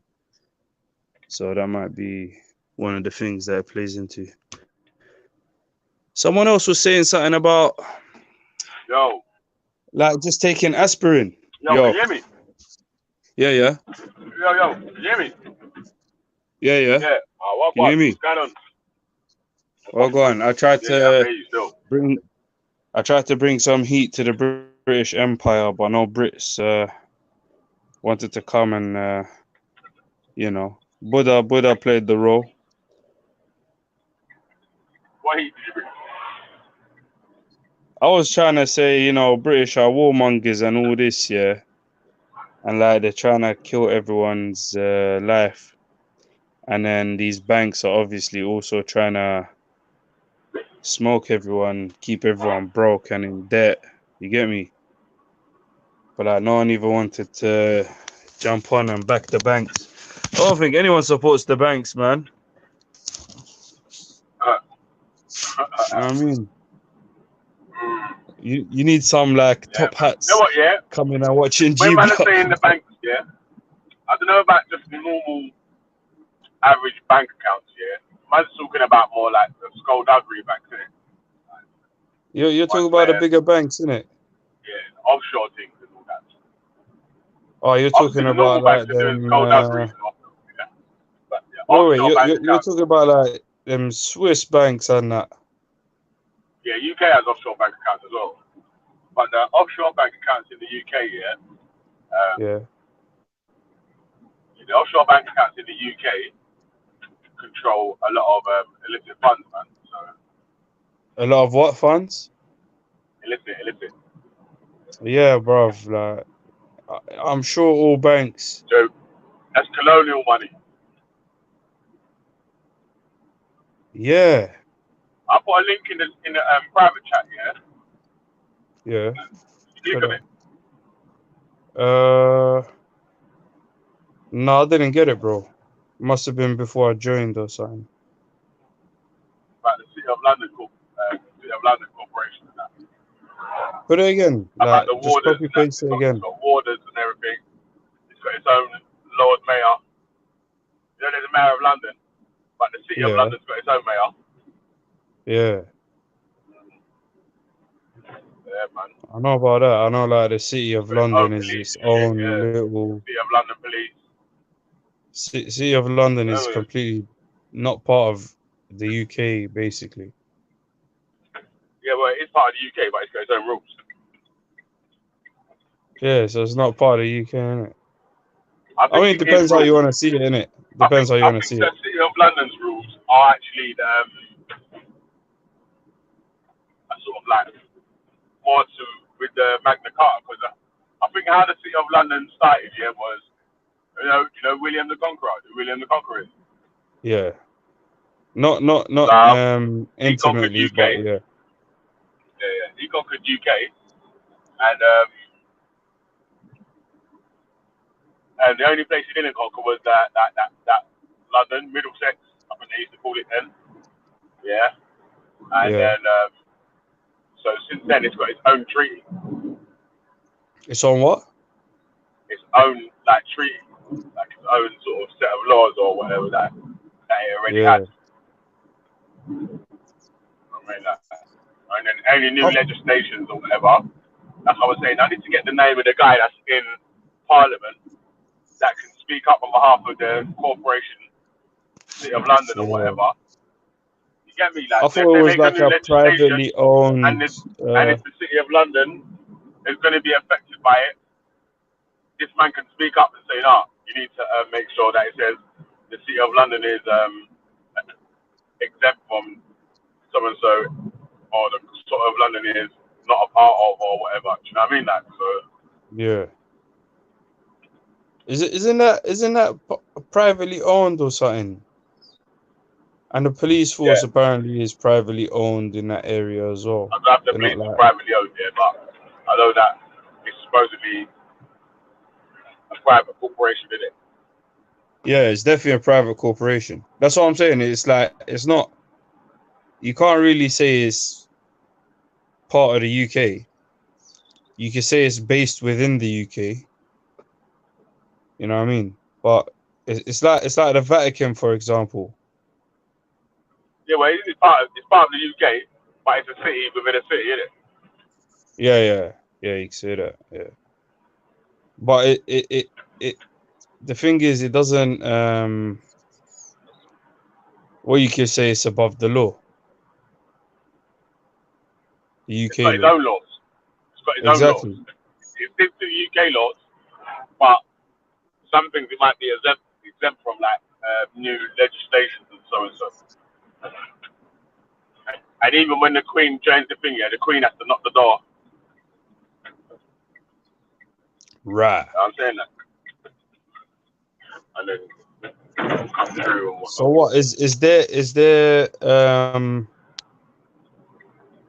what's their police force called? Yeah, the City of London Police, man. City of London But Police. Oh listen, yeah, yeah. right now, Yeah. yeah, just type in Google Corporation of London, City of London, yeah, and Yeah. then 1 second. get the Wikipedia page up, and then read the history. Try to read it out to everyone. Yeah. All right. Cool. My pleasure, bro. Wait. So I write in thing. Right. What? City of London. Yeah, Corporation of London. One Corporation. Corporation. not like cooperative corporation. Wikipedia, City of London Corporation. The City of London Corporation, officially and legally the mayor and commonalty and citizens of the City of London, is the municipal governing body of the City of London, the historic centre of London and the location of much of the United Kingdom's financial sector. Mayor and commonalty and citizens of okay. So it You has reading that history part? yeah, I'm just Click going. on the history tab.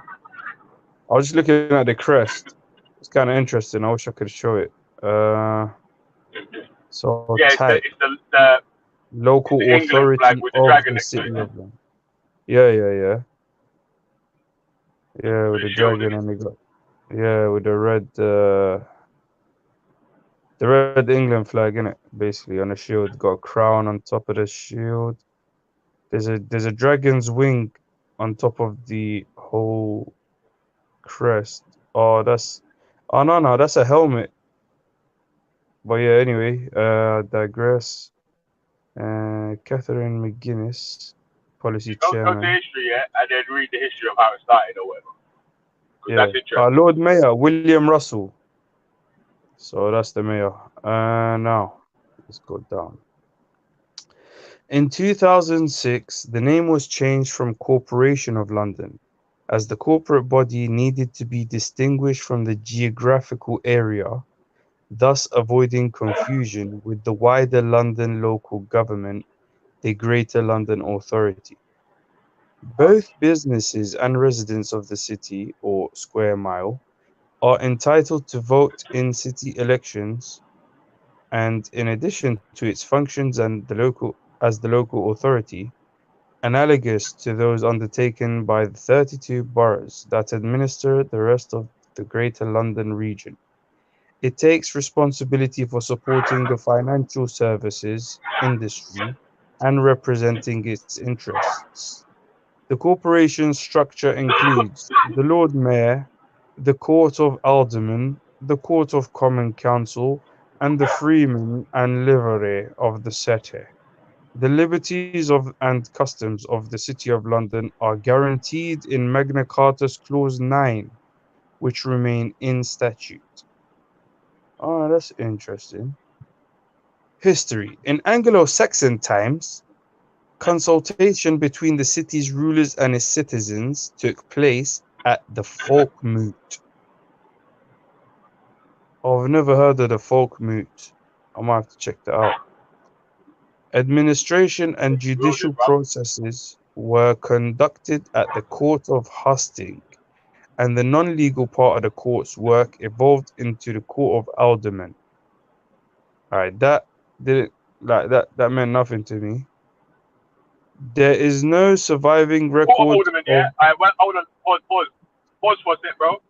Yeah, the Court of Aldermen, basically, yeah, they've got 25 different aldermen that are like, you have to look up what aldermen are, yeah, but they basically, Alderman, what's that? they play a role in the politics of the City of London. You know what I'm saying? A But carry co-opted on anyway. member of an English county or borough council, next in status to the mayor. Okay. So they're basically just under the mayor. Okay, so the alderman basically. And then there's the Court of Hastings. The hell is Hastings? Hastings, a meeting at which candidates in an election address potential voters. Oh, that's not what someone was talking about. Yeah, Okay, and you know what, yeah? You see the alderman thing, yeah? You used to get voted into the alderman, yeah? The alderman people have to accept you. They can refuse to accept your thing because people have been refused to vote because their politics or their way of life don't sit well with the rest of the City of London people. So conspiracy. basically, anyone that sort of is trying to make strong changes or doesn't agree, like won't take orders passed down or whatever, probably won't get in to that position. So you have to be on what they're on already to even be accepted. Like, Yeah. yeah, that don't sound conspiratorial at all. I will. There is no surviving record of a charter first establishing the corporation as a legal body. There's no surviving record of a charter first establishing the corporation as a legal body. That is important information. Yeah, But the that, city, that's bad, isn't it? Like, pause on yeah, that bit that's though, mad. bro. There's no information charting when the Corporation of London first started as a company. So this basically officially doesn't exist. And it's got how much power does it? Well, the financial power of the UK and a lot of the largest companies in the world and largest banks in the world. So I'm saying that. Like, Yeah, it's got that. but wait. Why is it even then? Wait. Actually, there's a but. No surviving record charters in a legal body, but the city is regarded as incorporated by prescription, meaning that the law presumes it to have been incorporated because it has for so long been regarded as such. What? Anyone could have made, but do you know that's that saying? That's like saying, yeah, I've been in this house for like since I was born, and then you just claim it, innit? Like just because no one's there to say otherwise. Wait. But the city is regarded as incorporated by prescription, meaning that the law presumes it to have been incorporated because it has for so long been regarded as such. Example, Magna Carta states that the City of London shall have or enjoy its ancient liberties. Okay, there's a glitch in the matrix, basically. The City of London's corporation has been granted various special privileges since the Norman Conquest. Rah! 1 second, when was the Norman Conquest, fam? William the Conqueror, bro. Told ya. When was that? When was that?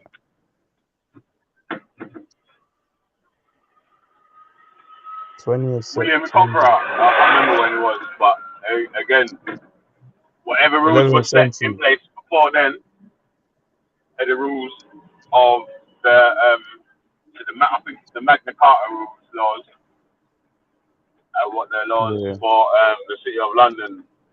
Now I'm just trying to see when it was like. Oh wait, like 1,044 years ago. Yeah, but see now what I keep trying to tell the man them why man them need to start getting dough. Start concentrating on dough Yeah. and all them sort of Yeah. things there, where the dough's coming from and how it's controlled. And basically how things work, innit? Yeah, because if we've got an understanding on how things work, you know what I'm saying, man? We've at least got a chance. We Good can get afternoon. some. Yeah, big up man like Torok in the building. Yeah, good afternoon, man. I can't big up Turok Hello? after our last conversation, man. What happened? Yo, what, can you hear us? Who this tribalist man is talking? You remember that, Kelly, Who innit? this tribalist man talking? Shit. There you go. What happened? What happened with Kosovo Boss and Day Day? You ever wind people up in it, Day Day? I don't remember him. Well, I You want remember me? people. I don't remember him.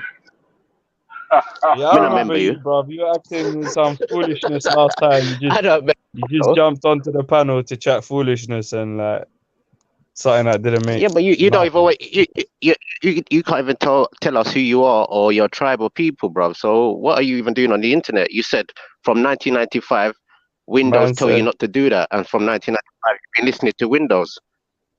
nah, that's not what I said. You just don't listen Yeah, properly. that's what you I said. said from nine. You said from No, Windows 95. I will say Windows it again 95 told you not and to do give you personal the opportunity. information.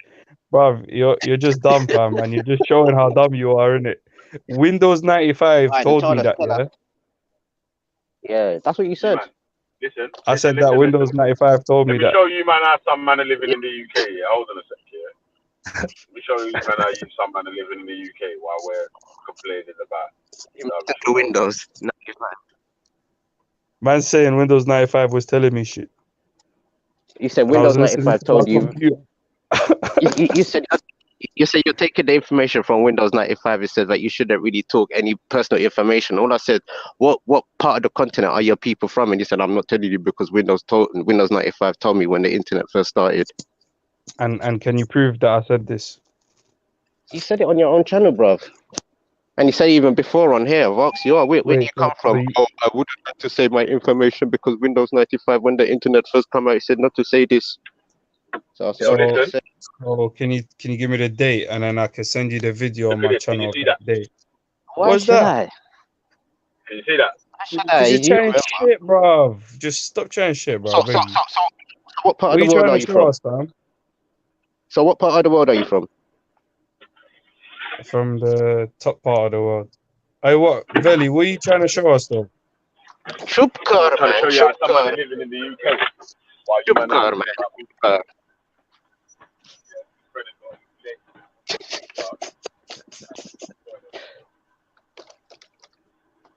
We got my Punjabis out there and my Dravidian massive. Don't know with the don't know. Yeah, that looks like aliens, Veli, fam. Okay. Yo, that's a yard out here. Yeah, you probably will buy it for cheap, innit? Well, how much? Why you showing people property for them to go buy and do what, really? And you try to disgrace Yeah, them. that's what I'm saying. This is how some man are living in the UK, but I keep trying to tell man, yo, man, them need to get some dough in their life, B. Trust But me. but but are those the Did you see that? indigenous people of the land? Yeah, did you see that? So how Did you see the house? But did you see the house though? Did you see the house? That was a Man's got a big... barn on one Is side and that a in house on like the some next side. secluded area, fam? Yeah. Yo. but at least they're in their country doing whatever they feel like. Mad thing, What, is yeah. that not in London? No, it's not in London still. And at least the people are proud like not some other people to say where they come from and whether they do the right or wrong. Hey, listen, yeah, you man, yeah, I'm gonna leave you man on the panel, yeah, because I need to ring this man and let him know that I'm in his drive and shit. You're gonna leave me here with Turek, bruv. He's just gonna chill here, Yeah, boying man, me go off ahead. for nothing. Calm. Stand up for Yeah, yourself, then, B. Turek, I'll chill with you in You want me it. to Like. stand up for yourself like I'm your daddy and shit, man. What happened to some man? Yeah, I'm a big man now, yeah, me. Just man. No, yeah, daddy, don't go over a cut, fam. Yeah. Don't let him bully you, fam. Yeah. Come on, Papa G, stay Papa G. Papa G block. Papa G block. Papa G block. Yeah, I'll try hash out with Turek what happened to his brain somewhere along the way, innit? Oh, why about me? The English people, the English school system done the Mandela effect on you. The English school system done the Mandela effect on me. How does one do the Mandela effect? See, you don't know, do you? Yeah, but you clearly are talking as if you do.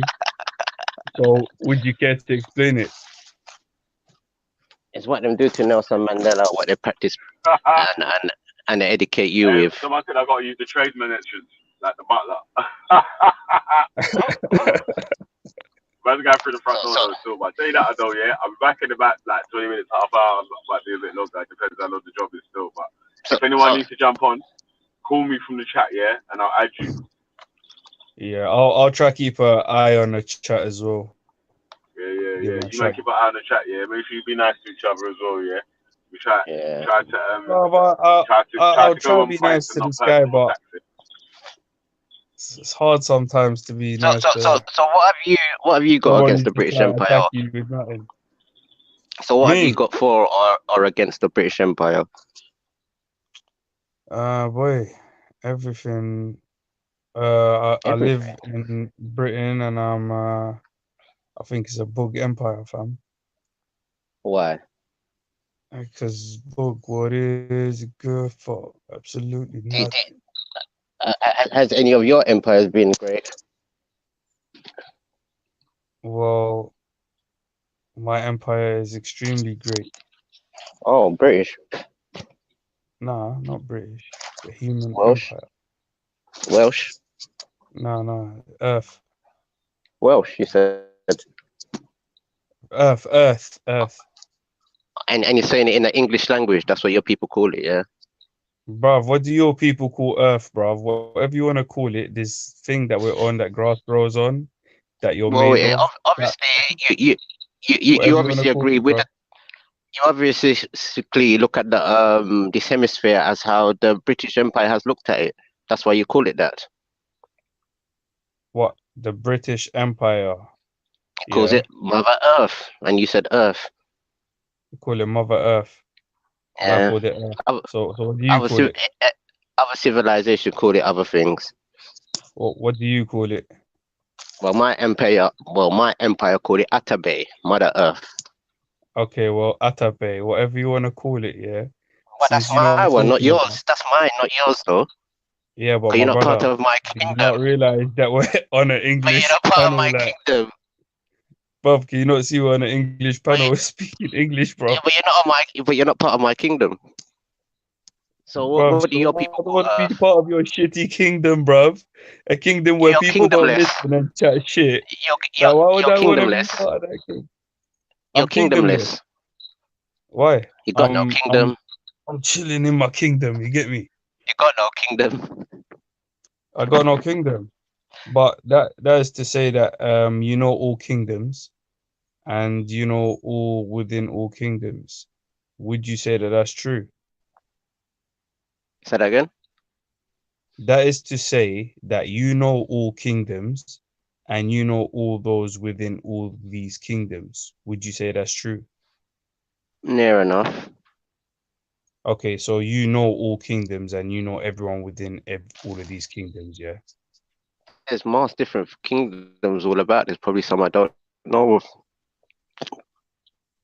So when you said more enough, like, what did you mean? Do you live in the The ones I UK? know. I talk about kingdoms what I know of. Do you live in the UK? Yep. So you must know about that kingdom. Do you know everyone within that kingdom? Near enough. You know near enough everyone within that kingdom, yeah? Of their kingdoms. So just earlier they were talking about the Normandy War. That's two kingdoms or two empires fighting against each other, trying to dominate one another. You dig? You had the Yeah, Roman Empire. You had the but you don't know Babylonian everyone within Empire. that kingdom, You do had the you? Ottoman Empire. You had the Moorish Empire. Which one was you part of? I Which one was affected you? I was part of none of them, bro. I was just born like 2 years ago, fam. So which one has affected you? Bro, none have affected me except Because you don't the know the modern British, kingdoms. You only know of one. the modern British Modern. kingdom has affected me, innit? Like I went to Okay. school in the United Kingdom of the 2000s and the 90s and well, Oh. just the 2000s and just after the 2000s, isn't it? Around the 20th century times, if you will. So do you know the difference between a Cockney and a Geordie? Yeah, I do, What's the but that doesn't difference? really affect me, innit? What's the difference? What do you mean? What's the difference? Are you not testing me to see if I know the difference? All right, then if you don't, you don't. No, I'm just asking. Is that what you're doing, or would you like to know the difference and you don't know, so you're asking me? I'm asking you. Yeah, I know you're asking me, bro. I'm Do you? I'm asking you, yeah. Are you So asking me because you're testing me? I'm asking you. Do you know the difference between a Geordie and a Cockney? Yeah, because I listen, unlike some people, bruv. Like if you'd listen Yeah. to me, you would know that what I'm asking you is whether you're asking me to test me whether I No, know I'm or just not, asking you. or if it's because you don't know, so you would like to know, so you're asking to get information. I'm asking what makes them different, or if there's a difference. I know what you're asking, bro. This is what I mean, fam. Like I So you can't know what I'm tolerate asking someone everybody. like this. Everybody heard him said he knows what I'm asking. Bro, I cannot tolerate someone like you. You know that, fam. It's a Like straightforward question. I Aren't you a know what the man? I know Are what you the a man? question is, bro. You're asking me if I know if you're a man now.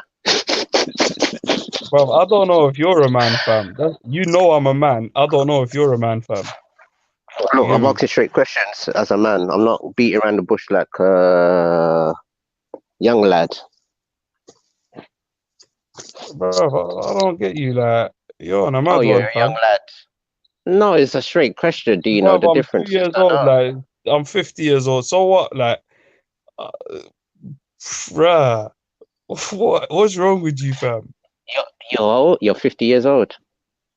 Yeah, I'm 50 years And, old. So what? and you're 50 years old when school in the 2000s and the 90s. You dig? Listen, you hear what you want to hear, innit? You don't hear what is actually being said. No You wonder get you me? was listening to Windows 95. Exactly. No wonder I was listening to it. Boy, it's this guy. Hey, someone in the comments, I beg you, please tell me if it's just me, yeah? Or is this guy fully bugged, bruv? Take a deep breath. Take a deep breath, lad. It's a straight question I'll ask you. Bruv, you know And the what? reason why I was going to ask you that question If I needed to take a deep breath, because just because you told me I wouldn't, because bruv. 'Cause, like, because why'd I listen to you, fam? because the question I asked you was very simple. Because we I was didn't talking ask you about for a reason, fam. yeah, you did. This is the whole point. If you rewind the thing, you literally asked if I'm asking you a question, if I know, or ask me if I know the difference, and I'm asking you why. Particularly, I ask you when I'm asking you these particular questions, and it's only because Vedi referred earlier to the what do you call it again? I think inner London and certain things like that. London itself was an empire inside of England. Okay, and what's that got to do with me and whether I know the difference between a Cockney and a Geordie? Well, I'm trying to explain to you the two different land masses, even though they're on the same land, even though they might be what you know as English people, there's two different things going on in separate places. This is why you have places like Great them type of places, because they hold their own sort of culture and history, even though race. Yeah, well, your original thing was that you were asking if it affected me, innit? And I never really No, well you never asked me if it affected asked me, yeah? you. So that wasn't your original I line said of which questioning, no? one affected you? Look, this is what Well, I thought happens we with went past people that when you really, don't to be listen, honest. yeah? You start not even listening to your own self, bro. Like, Well, we went past it. You said you're born in England. You went to school in the 90s and the 2000s. no. I said pre-2000 and post-2000. But you only wanted to hear what you wanted to hear, innit? Like, why don't you know what? I You went got to an school in idea. the Why don't you 2000s. just reload the video, yeah, and just listen to it again, and You said you went to school. instead of focusing on the word 2000, because you might just think I went to school in the year 2000 and the year 1990, and then you might, I wonder I why don't I know would what think would that. glitch, yeah, because I like wonder you why I would heard the think word that. 90 and you heard because you And are literally, it seems like, school. bro, are you asking me a question or do you just want to just drop random words? I've just said I listen to you. This is why when you listen to people, you don't ask them the question, but they're asking you. When you So listen do to you people, that's the do whole you point. actually believe you understood what I said? You asked me, do I know the difference, or am I asking you if you know the difference? No. What I'm asking you is, do you believe, yeah, that you understood, Mm, yeah, what I said? mm. That's what I'm asking you. Near enough. So how is it that you don't understand anything I'm saying? Because you can't answer a straight question. And what is the straight question that I can't answer? Do you know a difference between a Cockney and a Geordie? I did actually answer that question, but because you don't listen, yeah, I'll answer it again, just to give you the benefit of the doubt, yeah. The answer is yes. Yeah. Now that Okay. I've demonstrated that I can answer this simple question, if you reload the video, you'll see that I did, and that might show you something, bruv. And if that doesn't show you something, then that's a problem, don't you Yeah. think? Yeah. Where do we move on from there? What question did you ask next? Where we move on from there is you should maybe take a course if you don't know how to listen properly, or No, but you where do we can. move on from there? This is what I'm saying. You did not listen. Where did we move on from there? But it doesn't matter, innit? Oh, it does not matter. Yeah, this is you asking me. You're literally asking me a So line of I can't ask you questions. nothing. Basically, this You is the can whole point you of can it. ask me anything, but don't twist my answers. Don't If say you're I listening, can't I've answer. asked Wait, you wait, a wait. say. This This is is the what I'm question. saying. You're just. All right, don't ask me Oh questions God. if you don't want to answer. How about that? I don't mind answering questions, but I've asked you a simple, plain And bro, question. this is Where do what we I'm move saying, on from bro. there then? I don't know who you're replying to. I said, don't ask me questions if you don't want to answer. How can I you don't reply mind to answering that with I questions. don't mind answering questions? But see what I mean? I literally said, don't ask me questions if you don't want to answer. And you said, I don't mind answering questions. Bruv, like we're in two different worlds, bro. I don't know Oh, you how, are. like, there's 50 You, Chinese man you're between your ear you're and your brain. sensitive. No, you're the Bruv, sensitive. bruv, there's 50 Chinese man between your ear and your brain, fam. You need to check that out. Whatever you're smoking is too loud, fam. You're sensitive. I'm sensitive. Oh, Hmm. no. He called me sensitive, guys. What should I do? He hurt my feelings. Oh, no. Bruv, you're the one who moves like a feminine, yeah. Actually, you know what? Big up all the feminines, yeah. I can't even boy you lot like that. This guy moves on a different level still. Like, I don't know what you're on, Torok. You don't know. What you on? You don't know. We're talking about the topic. What do you think? Come on. Bruv, you're on chatting shit. That's what I think you're on, bruv. Like you. I'm Like asking you a me. straight question. Yeah. You're asking me like me. Hmm. No, not like me. Yeah, it's like you. Okay, so you're admitting you're on chatting shit. I'm telling you I'm not on chatting shit, but you Of will course hear you what you want. want. Of course you want chatting shit. Be honest to yourself. I'm not on chatting shit, bruv. Like You this are on chatting conversation, shit. I'm not even on it, but you get me, like man's not just gonna leave you here on the panel to All right, then just good, chat good, good, shit. good. That will Yeah, like standard. Yeah, what did you standard. say? Yeah, standard. Yeah, standard, bruv. It should be the standard All right, to not ta-da. let Bye. to not let a brer who chats Bye. shit. Bye. Bye. Like man's. Alhamdulillah. Bye. Nah, I was gonna say hands down. You're the dumbest brer I've met on G Block, but man had alhamdulillah. Alhamdulillah. Bye. This guy is, you know what? This guy is so bugged. Yeah, like I literally told him Yo, bug. I can't leave the Bye. channel. You said you're gonna go. Yeah. No, I didn't. That's the Oh, problem. you You can't heard now. that I said I'm gonna You go. can't You now. literally heard me saying I'm gonna go. So When bye. exactly what I Bye. said was, I can't leave Bye. these people listen to a dumb person. Bye. You're literally the Bye. Bye. like, Bye. bro. Hey, someone get their Bye. girl, fam. Hey, Bye. someone come pick up their wife. Bye. I You're beg you, whose wife sensitive. is this? Goodbye. Whose auntie is this, fam? Goodbye. Mr. Sensitive. You know what? I feel like Good night or good afternoon. too many people called you sensitive, and you're trying to deflect it on me. You said Like, you're going to would you go. like to What talk is your about that? problem? I didn't say I was going to go. Like, you literally have an issue. Like I You told said you you, was there going are to go. 50 There's no Chinese issue. men. No. You heard I was going to go. So But there are 50 why? Chinese men. So Listen, why? and I know it's hard for you to listen. It is And you're simple. probably, This is the thing with you bugged out I know it's people. simple. Is your pants too tight? Is You my one of these pants too tight tight? pants people that can't yeah, are you one of these tight pants? Nah, I wear boxes. Like, I'm So not, they I'm can not soak like around you, fam. their brain properly or something. You said you was Bruv, going just to because you go, so wear pants goodbye. don't mean everyone does, innit? I wear boxes, like, and they're not too tight still. They're bare loose. Nah, you seem like a tight pants, man. You seem like you can't make blood circle around your brain properly, mate.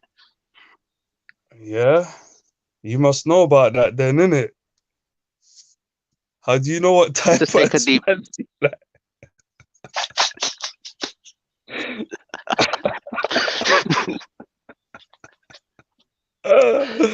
This is take a deep breath and you're offended. What's the problem? Offended at what? At what you said? I am offended at You said I something just said though. take a breath and you said, yeah, I'm not listening to him. What?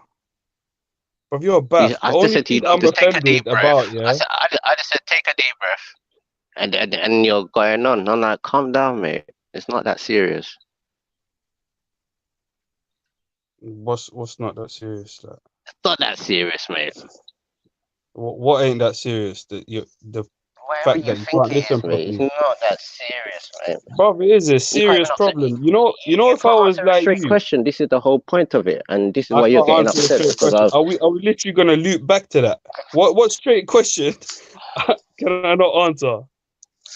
So what? You can't answer a simple question. I said, what is your ethnicity? What's your What culture? simple question can I not answer?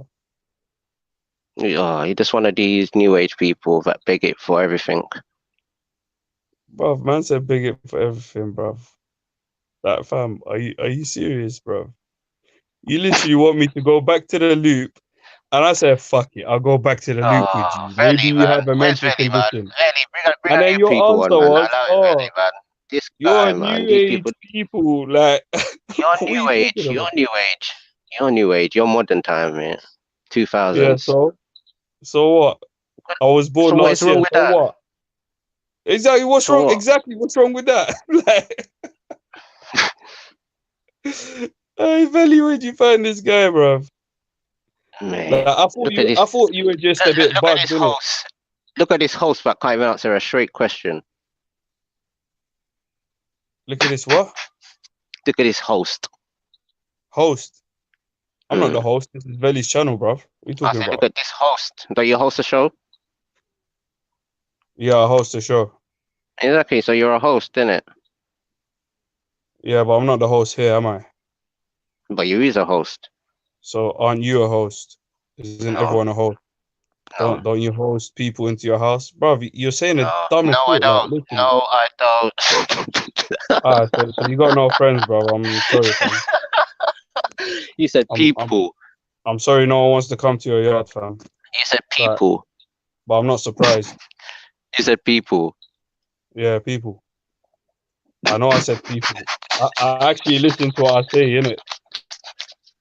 Like, you're literally here chatting shit. You said people.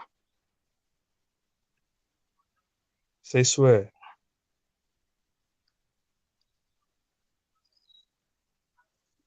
Say swear I said people.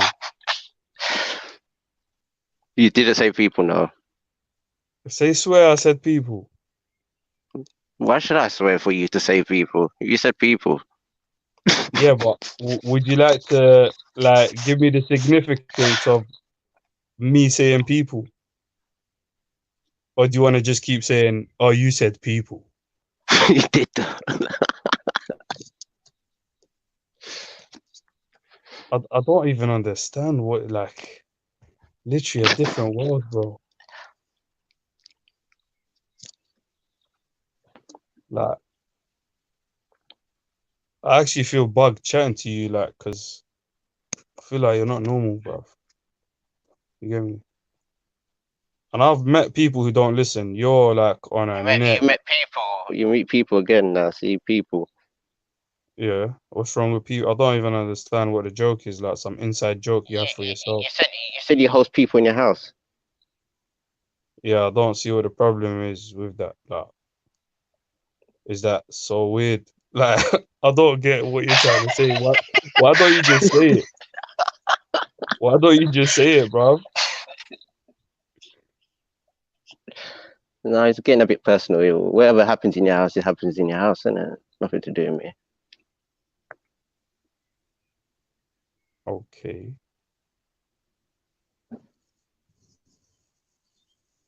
Like, alright, fam. I still don't get what was so funny about. You said people. Like, so you said paper. Like, I don't see what was so funny about me saying people. I Hey, love it, man. can someone in the chat like explain to me what the fuck this guy is on, bro? Because fam, They just how do you start, man. not I love get it, what man. you're on? Huh? They just start.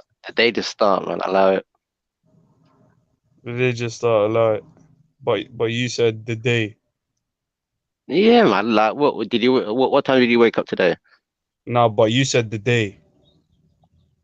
Yeah. So, what time did you wake up today? Nah, you said the day. Yes, the day has just started, man. The day just Yeah, start. Like, it's still early. no. You said the day. Yes, today. The day. You said the day. Yeah, the one what we're in. Yeah. So you said the day. The day has just started. Allow it. Yeah. Yeah, but you said the day. Yes, this day. Yeah, but you Not said the yesterday. day. Not tomorrow or yesterday. The day. But you said the day. The day. Yeah. Yeah, but you said the day. Mm. Yeah. It doesn't work like that. It does, bruv. Like that's literally how you sound, bruv. Doesn't work like that. Bruv, that's how you sound. That's literally how you No. sound. No. But what do you mean no? You said people. You said I never people. said people. You said people. But this guy is either Why you talking the piss. vexed? You asked me, do I host people? Because you I know said what, no. I'll tell you And why you I'm said, vexed. oh, you don't host your family. I said, If you family want are to not know why people. I'm so disappointed, yeah, I'm literally like, I can't believe that someone like you exists in it.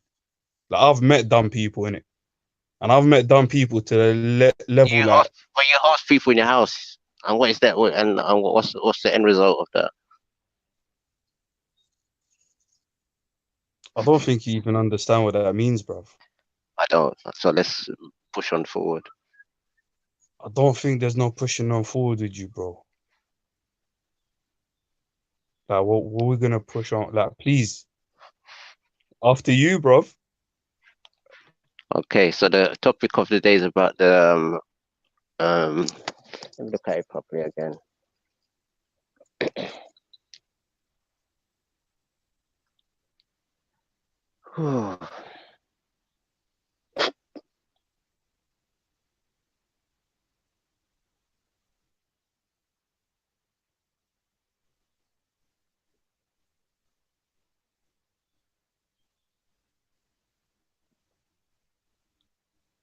Would you like me to read it to you? It is G Block Monday, British Empire on trial. What's more dangerous, bankers or shotters? But you know what? I might just have to leave you on here Yeah, because you know what? To someone else watching, they might think I'm the idiot here. You get me talking to you. can So allow it? Just don't be so sensitive at the moment. We're just getting down to the topic, man. So I think I'm not getting sensitive. personally, I'm just asking for your permission to let's just leave deal with the because topic. Just do what you want. I said by it long time ago, man. It's just like it's a simple thing. If you can't deal with the topic because somebody's on trial, and this is how you behave when somebody's on trial, well, you know what can we say? I think you're just some confused guy who doesn't even know what's going on and you think something Bye. else is going on that is not going on, yeah. So like Bye. I don't even know how to Boy, speak to you, bro. Yeah, boy, boy. boy.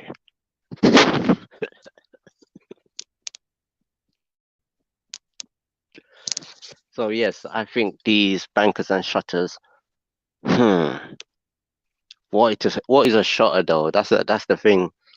With all this media, Hollywood, and all these types of things, it's made your average day person you might meddle in pharmaceuticals, which the world call it to nowadays, as criminal. But a lot of these medical practices was criminal to start out with.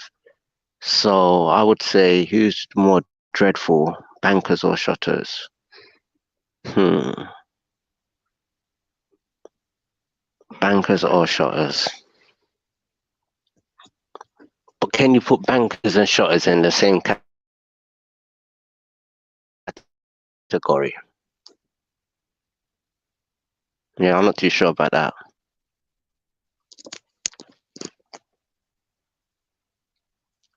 Yeah, I don't know if you can put them in the same category.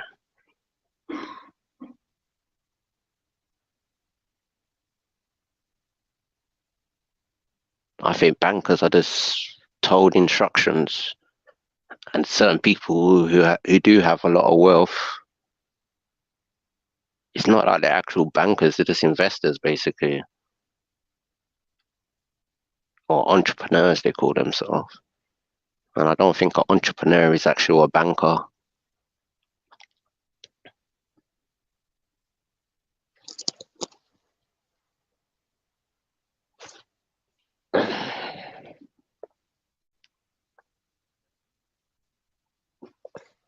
What could we say now then to make it a bit more interesting? Are the UK or the British governing bodies, who are the bankers,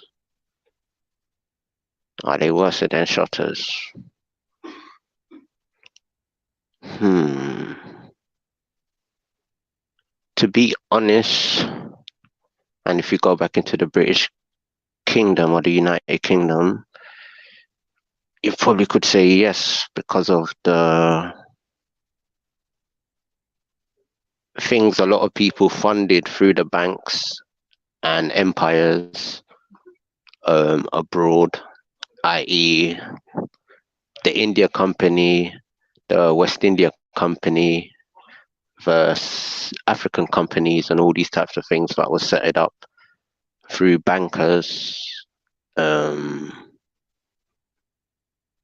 lot of people's commodities, wealth, land has been in the hands of a lot of these bankers, and a lot of these people have actually set up banks through these illegal operations and certain things like that.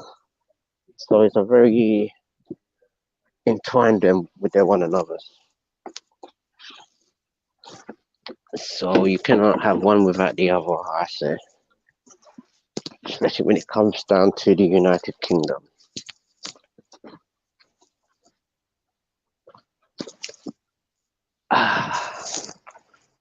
Bullshit.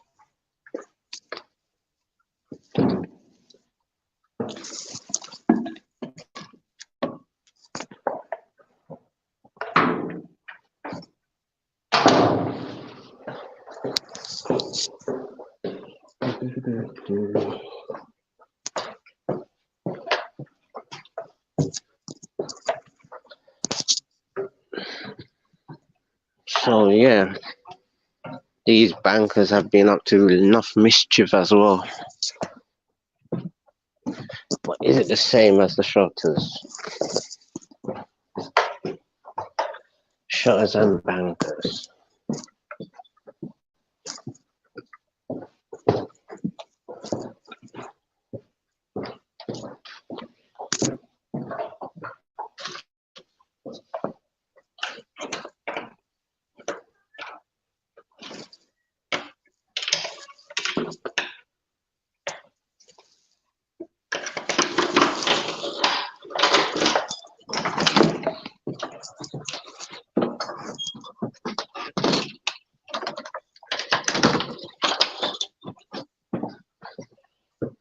Hmm.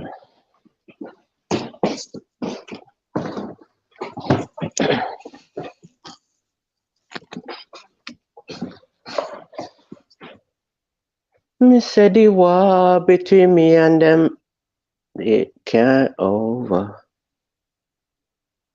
Me said it with the thing there. Yeah, man. We can go on.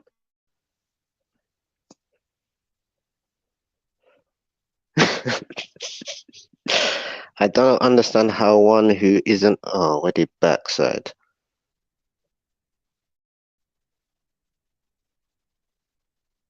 Hastings is Hastings is a town in England. Yeah, man. The Dutch East India Company and the British East India Company were some of the most first corporation people across the world held stock and invested in colonialism. Yep, Mundi, that is it. That is it, mate. So when you look at it in those sort of ways, you know what I mean? Because really and truly now, if we be honest to ourselves, when after the 1900s now, going up into the 50s and 60s when they gave some of these places independence, they've only made these people, what they call it now, they made them sort of not independent, but what's the other word? What is that word?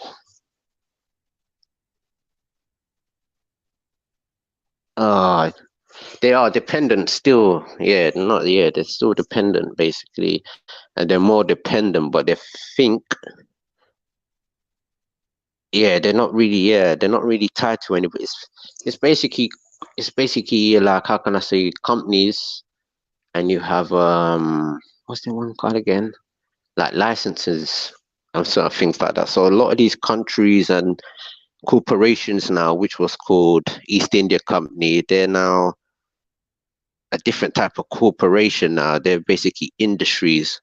So when people got their independence and the so-called British Commonwealth colonies stopped, not like they have, that's the thing, these people has never really stopped. All they have done now is changed over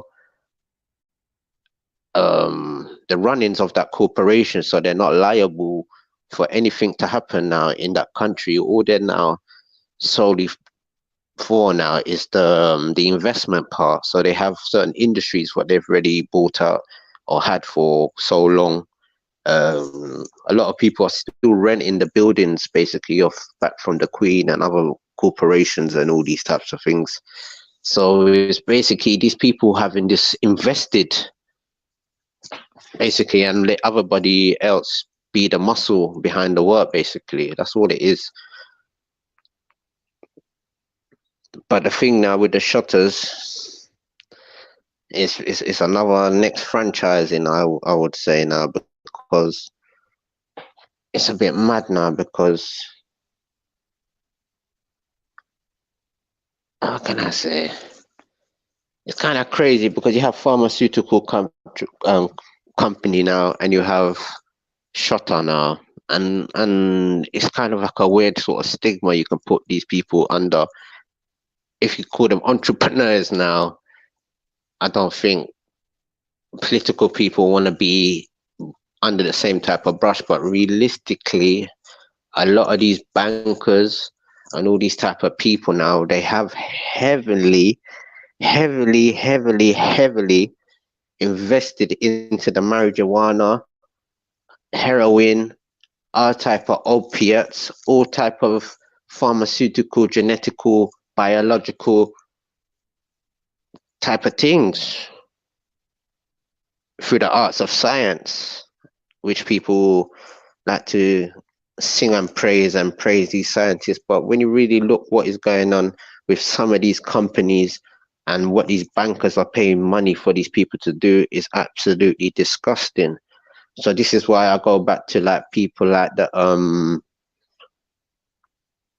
what them call him, the ganja farmers, man, them, because right now, the ganja farming thing has put the people into some sort of stability. Look at the people them up in Albania, I think it is, where there was a lot of this type of weed now that was entering Britain, which people mischievously try to call it grade and Alsace. When them type of thing there, you get the rest of them really mad, because really and truly I could tell it wasn't a herb from the West Indies, but either way, it was liberating the people up in Albania. That was up in one countryside, and the government never want to do nothing for the people them, and the government left the people them for God knows how much years. Just how you see now in Britain. Before, every part in Britain was up and nice and running and all them type of things. Now you have some parts in Britain, you say, Ross, them people forget them place there, boy, or something go on, like they don't know about them place there. So boom, you have all them people now in Albania now, for their country now to join in with the EU and all them type of things. They're basically telling the people, yo, you have to run off them people with the marijuana and all them type of thing, and beat up the people them, and all them mash up their crop and mash up them style of living. So after when they mash up the people them style of living and all them type of things, the people then get broke. And it's like, why are these people doing this to these people, when you have Amsterdam, which is part of the Europe, EU, European, whatever you call it, EU, and them are still the biggest herb on the market, the biggest hash, the biggest this, the biggest every type of thing. Big pharmaceutical things are going right about there. You know what I mean? But they get to run their thing, they get to do prostitution, they get to do all of them type of living. But in Albania now, where they want to try and do it for themselves and their own people, the people them mash up the people them. But I don't want that weed in my circulation, yeah, sir, to be righteous and real. I don't need that weed there, brethren. So, but there's other people they want to fool other people, but you know what I mean. I don't want that weed there, bro. Me.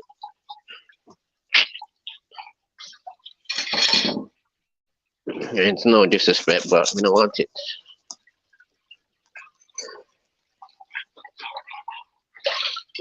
But they shouldn't suck the people them neither. But it shouldn't be up in England in my circulation, or around me, a circle or a triangle or a square, whatever it will try to figure out. But it can't figure out me or make no shape around me. Yeah, so you don't want that.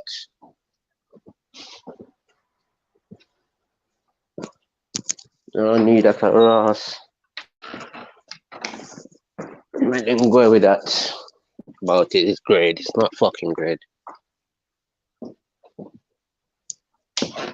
Face favor grade, but it's not great though, is it?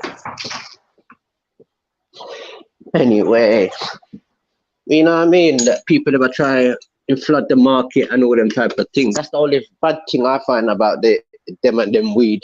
If you say it's from Albania, then maybe I would say, yeah, right to the bum.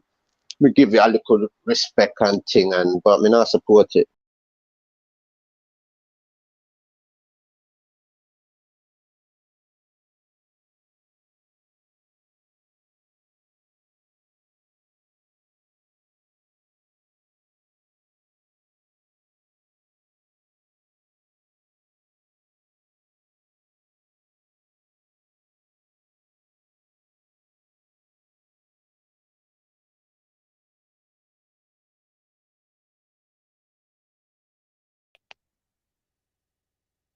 Yo, mad thing. Imagine I was watching as well, you know, and I just see to drop off. Yo, mad thing. Chelsea, yeah. Shout out, man, like Torok, yeah. Cause our boss is in the building, the area, yeah, see, areas. Well, G. Yes, Mel, you got yourself. Grand Yeah, sorry, there, just Rising. drop out there, man. Hey, Mel, you saying that? I think you might be my fault why everyone calls you Mel, isn't it? That. Yeah, they, It's all good. Big up, man. Big up, Turret. What you over? Why you was trolling that young man like that? That just was just. Oh man. Why you was trolling him like that? Poor Say, thing. he got a taste of he got a taste of his own medicine, yeah. Not even that. It's like I don't know. It's like they shouldn't try certain things they see black people do. You know, it's like not everybody can do them things. You know what I mean? You might end up But hurt. I think Daydon is black. I think. Why you saying that he not black? No, but you can't come out with them wicked and style and wicked and wicked and wild and go on like you is wicked and wild.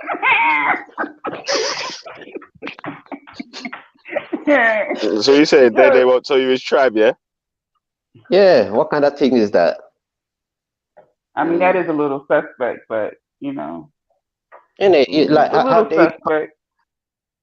how dare you try to be Montel Williams and you can't even tell us all who you are and your tribe and your background. Who was it? Who was it? Was it Daydon?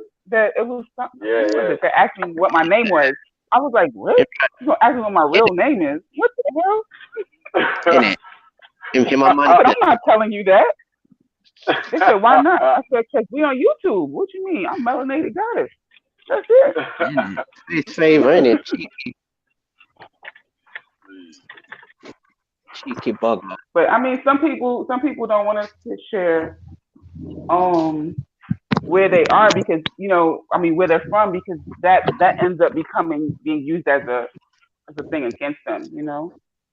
Yeah, but like I don't know, man.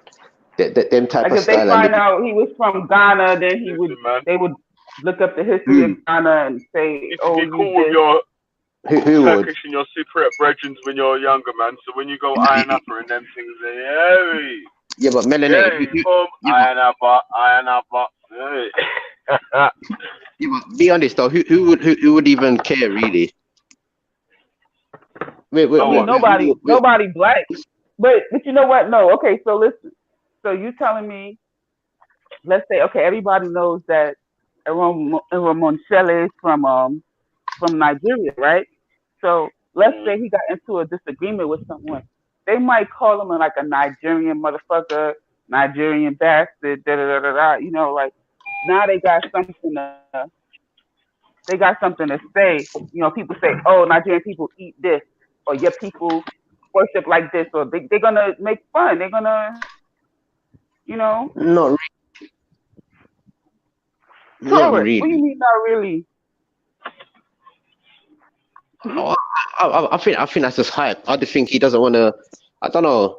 I just feel like I don't know. Maybe he feels like people will persecute him, but who are those people who will persecute you? That is the actual whole point of what I'm asking him. These guys on Tight Fam. He works on the Edgware Road, yeah, and he fucking shots shawarmas and all that. That's what it is, yeah. He don't want the man there to run up in his shop and be like, "Yo, fam, you need to allow me, give me a free shawarma, cuz. Shawarma, bro. You hear me?" What the hell is a shawarma? Shawarma's every like an Arabian kebab sort of thing. Every day I learned something new from y'all British culture. I learned what a Gordy is, and now it's a Geordie. Swam. Oh, Geordie. Gordy, but it's pronounced Geordie, yeah. See, this is the shit right here, y'all. Cause I put Jody in the or Jordy in the chat, and they was like, I spelled it wrong. I was like, yeah, no, it's spelled how you spell it with a G, but it's pronounced with a J. Jordy. No, but I'm just thinking, as human beings, we should be proud of whoever we are. From Newcastle, and like Gaza. Yeah. And I saw that Gaza. I remember you said that the other day. Who did you say was that Gaza? I can't remember. I'm for Gaza, you know. Yo. Then what's the name said that y'all there's only one Gaza that y'all trying to steal his history or whatever. Huh? What's his name? Oz. Trying to steal whose history? Remember, he was like, "Is he is maybe it's not him. Something about Gaza." Wait, I'm getting a Gaza. call. I'm getting a call. Introducing Gaza Slim. Pretty girl, them will tell him man say. You're funny. More funny character, too, I can't lie.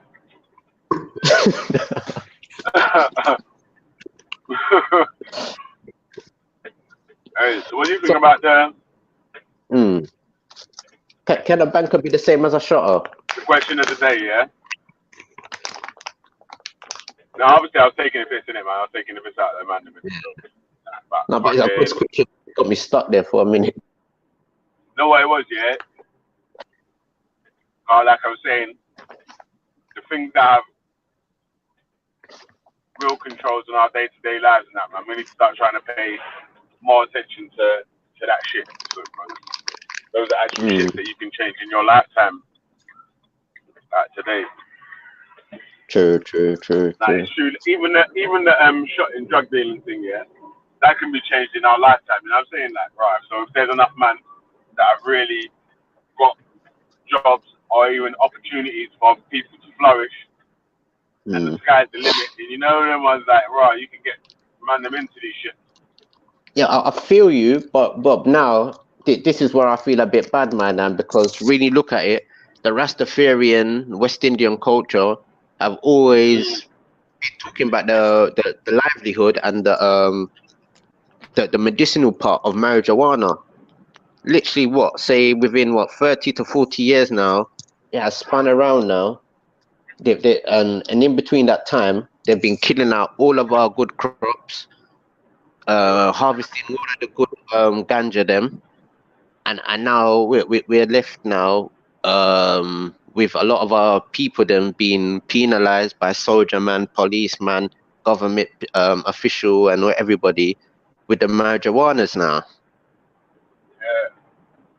And really and truly, I think that is very hypocritical, because what they do, they paint Shottas, or even the term shotter, as somebody that cannot be a banker, or somebody can't be a prime minister, or these types of things, and it's a very horrible sort of label to have on people when you're really could be a good service to somebody. That's more Jamaican politics, though. No, even you know what? Yeah, in the Britain, UK, yeah, the way that I'm not sure, yeah, but the way that the things run, yeah, them man are some boy, like the top shot. Obviously, if you're talking about the top UK import export, them dons, yeah, then of course, man, them man are on the same level as certain politicians. They got links non-stop up there. yeah, but we have Amsterdam, we have other places around the world, you know what I mean? And look at Albania. Albania had an influx of their weed in this country, and people were saying it was fucking great. You know what I mean? But for Albania to join the EU, their government sent enough soldier man to come and beat up the people, then take out their crop and all them wickedness to the people them. You know what I mean? Just like they used to do to our people. It's if you're a major country, innit, you can't have your crimes on the front street. But is it a crime what they were doing? Well, if it's illegal for them to sell weed, if they made it legal, then that's different. It's not a crime no more. It's part of their economy. Yeah, but look at it now. You live in a country, and your government has not done nothing in your area. Nothing in your area for 20 to 40 years. What is your people to do? Either get an understanding on how things work, so you can start to make the policies in your area be better. There's no schools. There's no schools, so they're leaving you stupid. They're leaving everybody stupid. But there's a stupid there. Nobody can. Needs to be, obviously, yeah. Like if the government are responsible for the citizens, yeah, I hear that, yeah. But there needs to be some sort of self-blame as well, yeah, for people that don't, you get me, that ain't even attempting to fucking make no effort to put any sort Oh, of knowledge in their but brain. watch her now. How can you help someone You here get that some. don't want to help themselves? First of all, yeah, Watch her now. Watch how her. have you ever helped anyone who can't help themselves? Who don't want But watch her to help themselves? now. But watch this So, now. but when the people do help themselves, well, they grow weed and send their kids to school, and they put food on the table by growing weed and other agricultural things. They get chastised. You couldn't win back then. It was very, very hard. Now they've seen the benefits of weed, and thank God the people didn't stop growing weed, because obviously that was one of the main staples to the tourism economy and the other economy, especially in Jamaica, really. Yeah, but for you, the normal man, if you were born there and certain things like that, they make it hard for you just to even talk to the people them and talk and things like that. You know what I mean? They just want their to do certain things. You know what I mean? That's kind of true still. Unless you're educated, how are you going to get to talk to the bigger heads? You're not going to really get to do that. Unless you're in the political arena. You have to be in the arena to get to chat to them. You know what I mean? Think about has Amsterdam advertised Amsterdam like that for people to come there and enjoy themselves and smoke weed? No. No, Amsterdam doesn't advertise themselves like that. But this one try to show you that But it don't have to no more. It's self-advertising now because everyone knows that it's there. Yeah, but with Jamaica now, you got a sun, you got sand, you got beach, you got all relaxation now, and weed and reggae, and people are singing about the weed on while you're enjoying your holiday as well, and you're telling me your whole government don't see the play here? Yeah, but like I was trying to say, yeah, with That's the kept Jamaican government, yeah. What Torok said is kept Jamaica alive for years. Let me answer, yeah. Like what Torok's saying, yeah, with the Jamaican government, and I've discussed this before, yeah, about the governor of state. Yeah, that is they answer to the Queen of England or to the government. You know what I'm saying? Like they might all answer to the Corporation of London. You get me? So, well, once that governor of state is removed and the place is truly independent, then it is really into Jamaicans' hands and destiny. And I was saying that right now there's a ceiling that you can get to in Jamaica, and it's like trying to rub out the corruption at the top.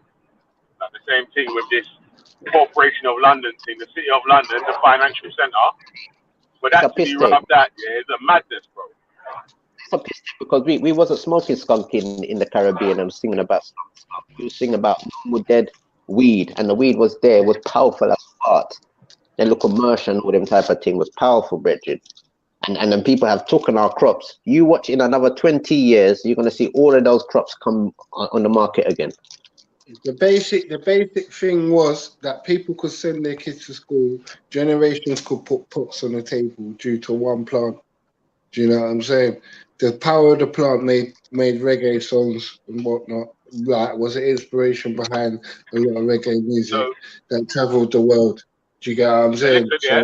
Let's bring it back to the UK. Yeah. Let me ask Freddie and Torok, yeah, the question of the day then, yeah. So what's more detrimental to the UK then, or to the UK, to the communities, or to the west of the world, or whatever, yeah? Is it shotters, like drug dealers, the Springerman countrying, or importing, exporting, whatever, yeah, whatever level, yeah, all levels, or is it the offshore banking where illicit funds can be piled up and stuff and not ever be checked on? Brother, the only people winning from the drug game are elite people. So more or less, those are the people that have got money to go buy offshore banking and all that. Do you know what I'm saying? You're never gonna catch. Yeah, you're never gonna catch somebody with 100 tons of cocaine. You've caught him. He's responsible. It's not. It doesn't happen really. Do you know what I'm saying? There's 1 and 2 cases every now and again, every 10 years.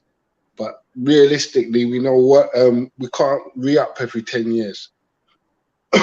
So we know that. Do Do you know what I'm saying?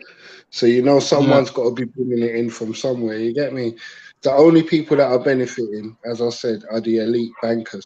So you got to get Shottas out of your mind. It's the question's crazy. Do you know what I'm saying? A little bit. I think it was Akala that said that the drug the drug bust that the UK government does, I don't know if it's a drug bust or whatever they describe it, yeah, it's worth 16.5 billion. Brother, that's facts. Brother, that's So would facts, it be bro. better for the UK? Yeah, I'm saying better, yeah, but would it be better for the UK and other places to legalize drugs so they're actually safe Hey, and in responsible hands? Vel, you know, someone said to me the other day, I don't know how true it is, I need to Google it actually, but someone said we're the 5th largest supplier of cannabis in the world. So what the fuck have we got to talk to people about drugs, brother? We have fucking hypocritical, evil dogs, like the people that are in charge of this place. Do you know what I'm saying? They're So how do they grow in the UK? Freddie, another question, I wanted to ask, yeah? They've been grinding on the M25, fam. I went there with 2 laundry bags and cleaned up one day. But go on. Hey, listen, yeah? Freddie, listen to this, cuz, yeah? When we're talking about issuing the blame at fault, yeah? Yeah. Do you blame the system or the people?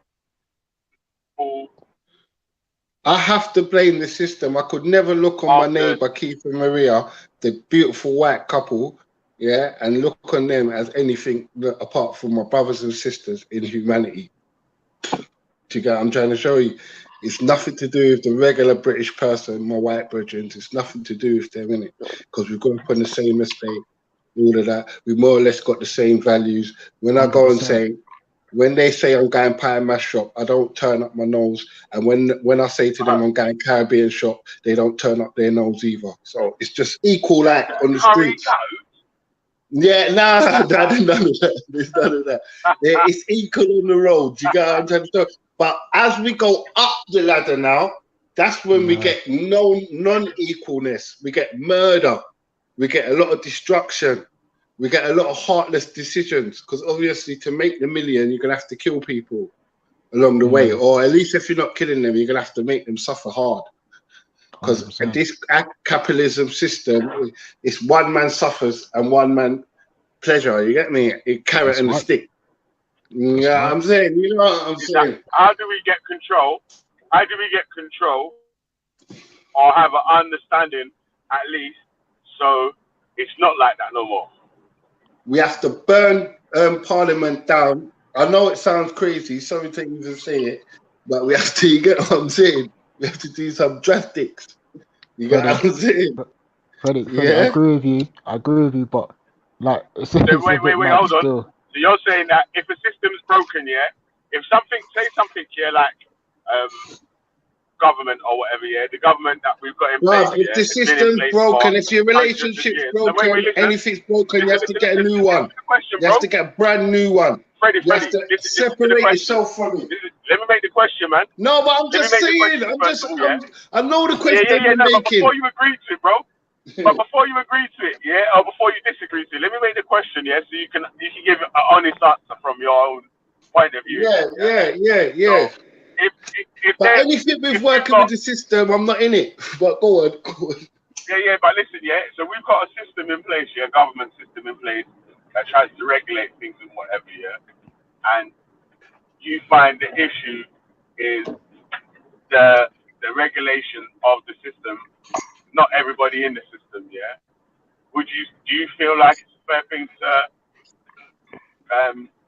take away the things that's making the system not so good for the many and implement things that will make the system worse better than for the Africa. many?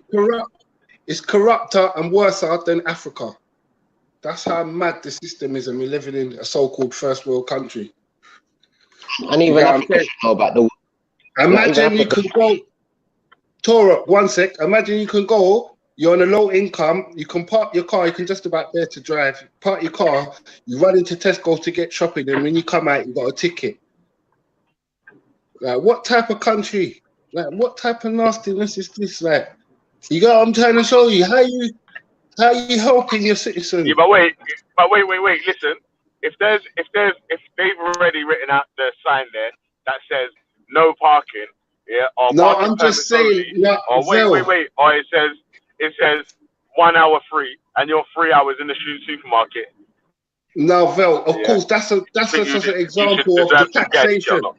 No, that's just an example of the daily taxation we get from these people. We get daily tax from them every single day, and we have to put up with it. We just shut up. I say fuck car We tickets have as to well, yeah. we have to put up I'm with it against and just shut up, man though, getting Vel. parking tickets as You well. know what I'm saying? Because they Hey, say so. Freddie, I'm against man getting parking tickets and parking fines and stuff like that as well, yeah. But if there is something in place that you know that you have to do and you don't do it, and then you end up getting a fine or something for that, whose fault is it really that you get the No, fine? but Vel, if we go through the day, I can think of a million things like that, and so can you, because you're a working man. So our day's structured. We have to adhere by rules. You can't go into the customer's house and swear and all that. You know what I mean, Vel? So we have to adhere by rules. Do you know what I'm saying? And our thing's structured. We're all been like that, army regimented. You know what I'm trying to show you? So my thing's not wishy-washy. You get what I'm saying, family? It's been a structure in it. But the structure what they're giving us is full of taxation, Vel. If we make a mistake, we got to pay for it. You get what I'm saying? And that's not helping the citizen. Yeah, It's not helping us grow. Yeah, I think what it comes down to is the fact that as the ordinary people, yeah, they are able to keep on going, yeah, the way things are going without really I don't feel like, you see, the laws that we talk about that that we have to adhere to. I don't feel like, even if they weren't there, that there's gonna be some like chaos or whatever or whatnot. Like, I don't feel like if the police wasn't there, that people would be going around killing and murdering and whatever like that. Like, that's not really the case. I feel like it's all these extra stuff anyway that's the issue. Like you said, the taxation and other stuff in it. I'm in firm agreement with you there, brother, man. No one to me, the sick individuals will show out straight away, and the community will deal with them. Do you get what I'm trying to show you? But no one's going out in my circle of friends or the people I know or the community I'm involved with. No one's thinking about crime. Everyone's thinking about trying to get on. Do you get what I'm trying to show you? If the police turned off the tap, there's no one in my circle that's ever phoned them anyway. Because when you phone them, you're straight a victim. I mean, you're not a victim, you're a straight perpetrator coming from our skin color. You get what I'm saying? They don't care what you got to say about the crime. You're involved in it as far as they're concerned. You get what I'm saying? So yeah, I've never phoned him in my life for anything. You get me? So I don't know how that goes. You get what I'm saying? But I know for a fact, if they wasn't around, I'm not going to no one's house to get my money and do all types of dumb shit and bad man up. I'm just living how I'm living, because my circle, we know how to do business and we know how to conduct things and invoice each other. And you know what I'm saying? Yeah, 100%, man, 100%. Yo, really, the point I was making, was that if something has been implemented for a long time that hasn't been working, do you think that it's worth keeping the parts of it that are working and trying to update and remodel the Jedi parts of it always that's not says working? this, you know. You know, Jedi always says this, innit? It's the same thing with the police. The police and the black community have got a broken relationship, innit? Like, I got this off of them, man, innit? Them man say that, and I agree with it wholeheartedly. Them man say that if you're stuck in a relationship and it's abusive, you have to leave it and get a new one. Do you get what I'm trying to show you? Especially if you tried to fix it for a number of years. Yeah, that's what I'm trying to say. That so if you're in a system that you've been in for hundreds, thousands of years, that doesn't show no benefit Yeah, it's to abusive, bro. you That's why I or the people disconnect around myself. you, yeah? Mm. Do you think that it's worth scrapping that system and implementing something that's going to be more beneficial for the people around them? Yeah, right now we ain't ready for that stage because if everyone said, if we said stay in after this and come out for what, like, tell the government you're not coming out, like, you see how Boris ripped you, you could write him back and say you're not coming out your yard until you get what you're worth. So if that's 18, 20 pound start an hour, you don't mind doing that. You get me? If everyone could do that, I'm sure we'd get that income raise. For him to stay in power, we'd have to get that raise. You get what I'm saying? Yeah, I would say there's But we're two not ready things. for them type of thinking. We're not ready for Mm. that type of thinking. We're fucking dumb robots. Because the government say, yeah, run and do it. Okay. Yeah. Yeah, Stupid. You get what I'm saying? yeah, Veli, I'd say there's two things in what you're asking right now. So when you're looking at capitalism, yeah, a lot of people would argue that the technology we have today is a result of capitalism. And so I've heard people say that, well, what's it called? Technology is an issue because it's been developed through capitalism. So therefore, we need to get rid of everything and technology and just go back to being what we call hunter gatherers or nomadic or Yeah. We could say the same thing about science in a little way as well, because we're some of Yeah, these man. big Fuck that, man. corporations. That's dumb. No, I'm I just ain't listening saying, to that. sometimes, Phil, one sec, Yeah, but even because that, we're what these man, big. what Raf just said, No, yeah, but Phil, that's I'm just that's a saying, backwards Phil, way of one doing sec. shit, man. Man said that what you No, need to but do, Phil, yeah, is take the advancements can I and hear? dash away the Can backwards shit. I know. But I'm just saying, can I point out where science might have a conflict of interest, or do you want to hear it? Do you want to hear it? yeah, go on. Yeah, I want I to hear mean, it. Yeah, I was saying, like, if I work for that Glaxo and Klein, innit? You know that medical company? Glasgow Smith Klein, yeah. Yeah, that's the one, brothers.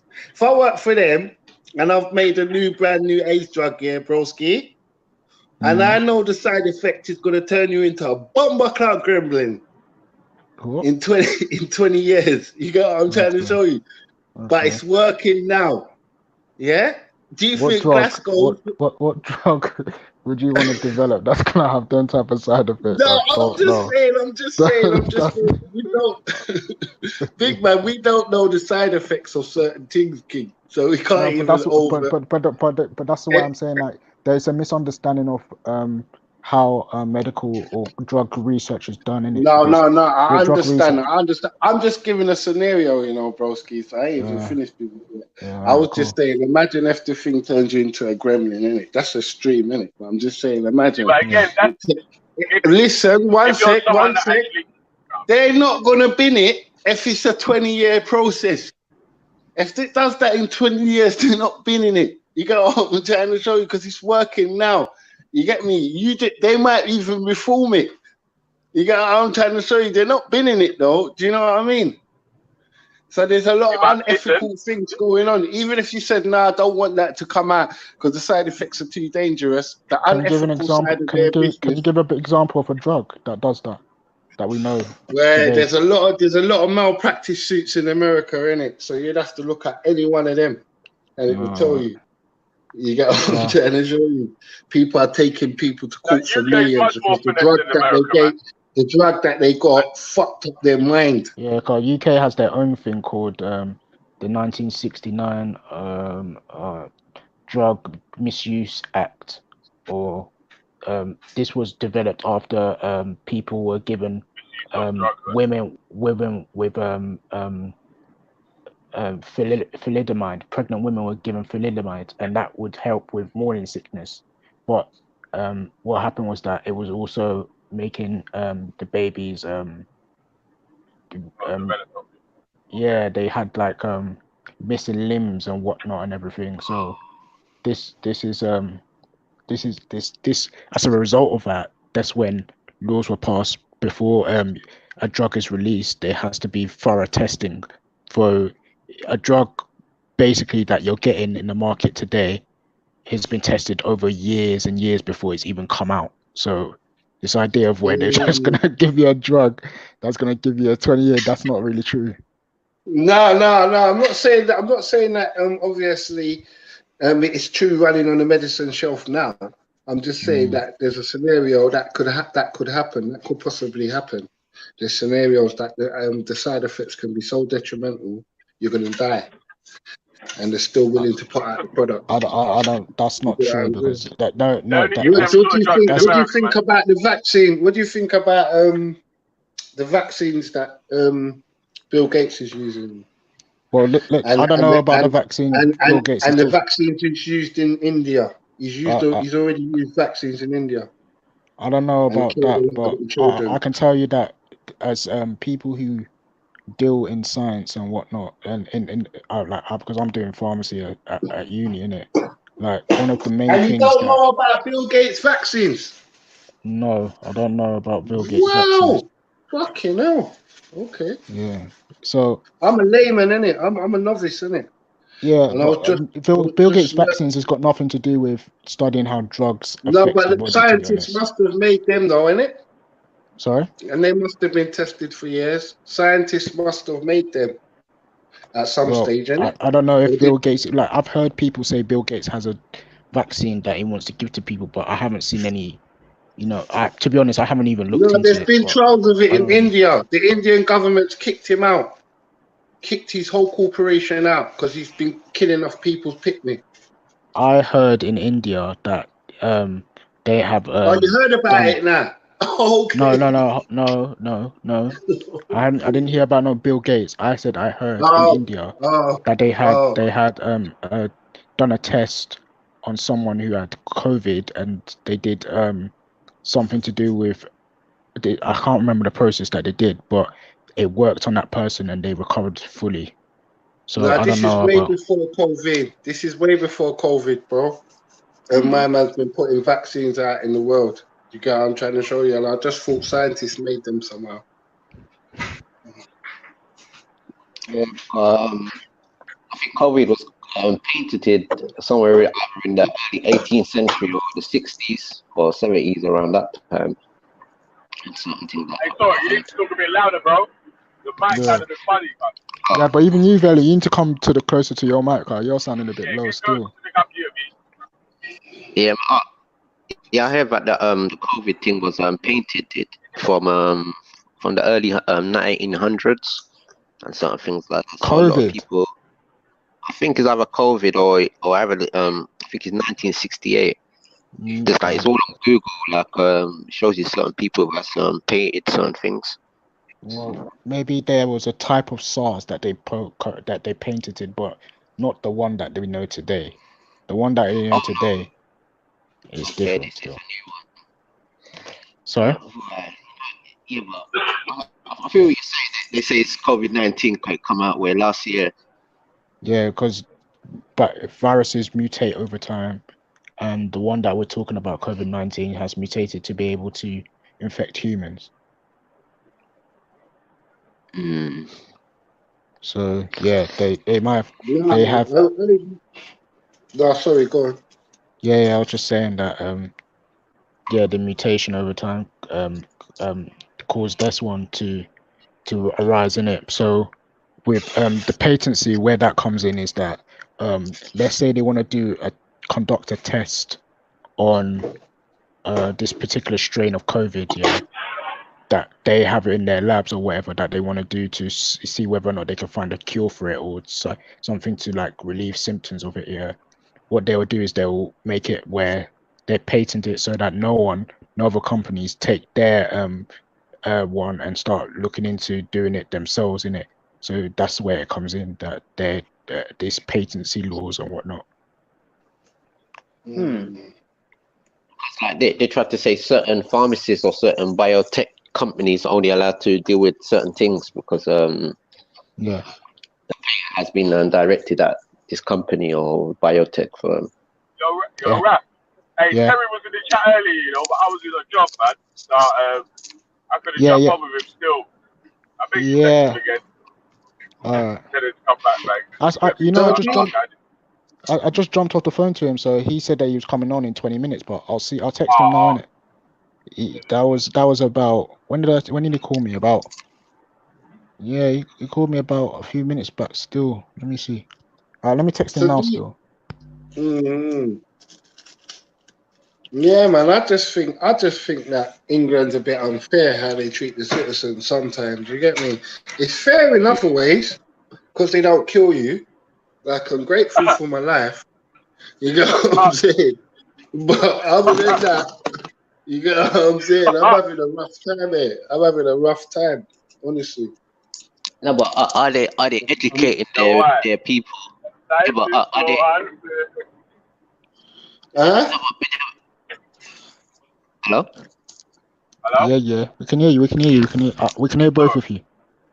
The thing is, what we have to be realistic now. When you look at places like China or Asia, are England willing to are they educating their people enough for everybody to be able to compete on an economical basis and all these types of things? And what I've learned, they've literally dumbed down the people, whether you're black, white, but the whole masses in England, they're not on a whole level like how Asia and some of the other different countries are in Asia is, if you know what I mean. Even Nigeria's got a lot of clever people and certain things, but the only way they can get some sort of recommendation is when they come to England.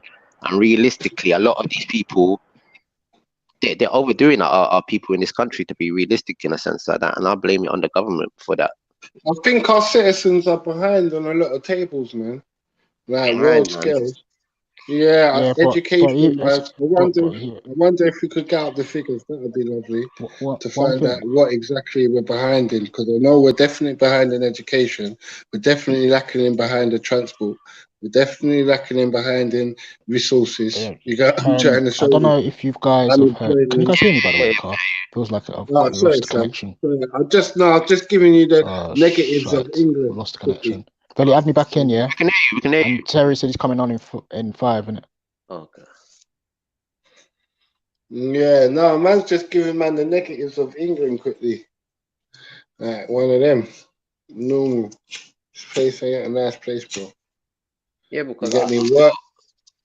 I feel like that not everybody's on this same level as other countries when you really look to it. Because even when it comes down to now picking fruit, they try and say, oh, the English people don't want to pick fruit, they don't want to do nothing, and this, that, and the other. And the way how they have stigmatized the people of this country, it just made even the outside world look at us away, if you know what I mean. I don't know. I was watching a TED Talks, yeah, a few years back. It was about I forget the name of the peoples, man, but the guy was talking about an alternative way of educating people, Mm. and he I wish I remember. Let me go look it up quickly, yeah. But yeah, I'll come. Yeah, I'll be But back still. I'll just look it up quickly. yeah, but definitely there needs to be some new invention in the educational system. We definitely need to start teaching children about finance from early and all Well, these type of things. hey, rock, bad rock. We're falling behind. We're falling behind, bro. The rest of Europe's gone far compared to us. You get what I'm saying? Like, I don't know, Emily Brown was even saying that he has some students from, I don't know whether it was from Sri Lanka or Bangladesh or one of them countries, but he said they was excelling, bro. The Yeah, things them they people was clever, learning man. at, the things they was learning at the age of the primary school children over here, it was ridiculous. Like, I Why? know for a I'll fact, tell you why. Do you know why, Jamaica's Freddie? I know for a But man fact are learning Jamaica's bars one on second, one fucking blood fire second, shit. no man. Before you Ah, kick for ah, England, 1 second, ah, David Seaman. 1 second, ah. David Seaman.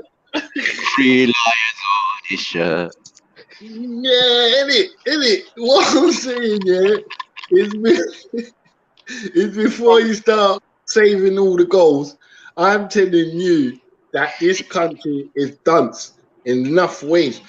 They're only out for the elite, and that's like 15-20%. The rest can go to hell.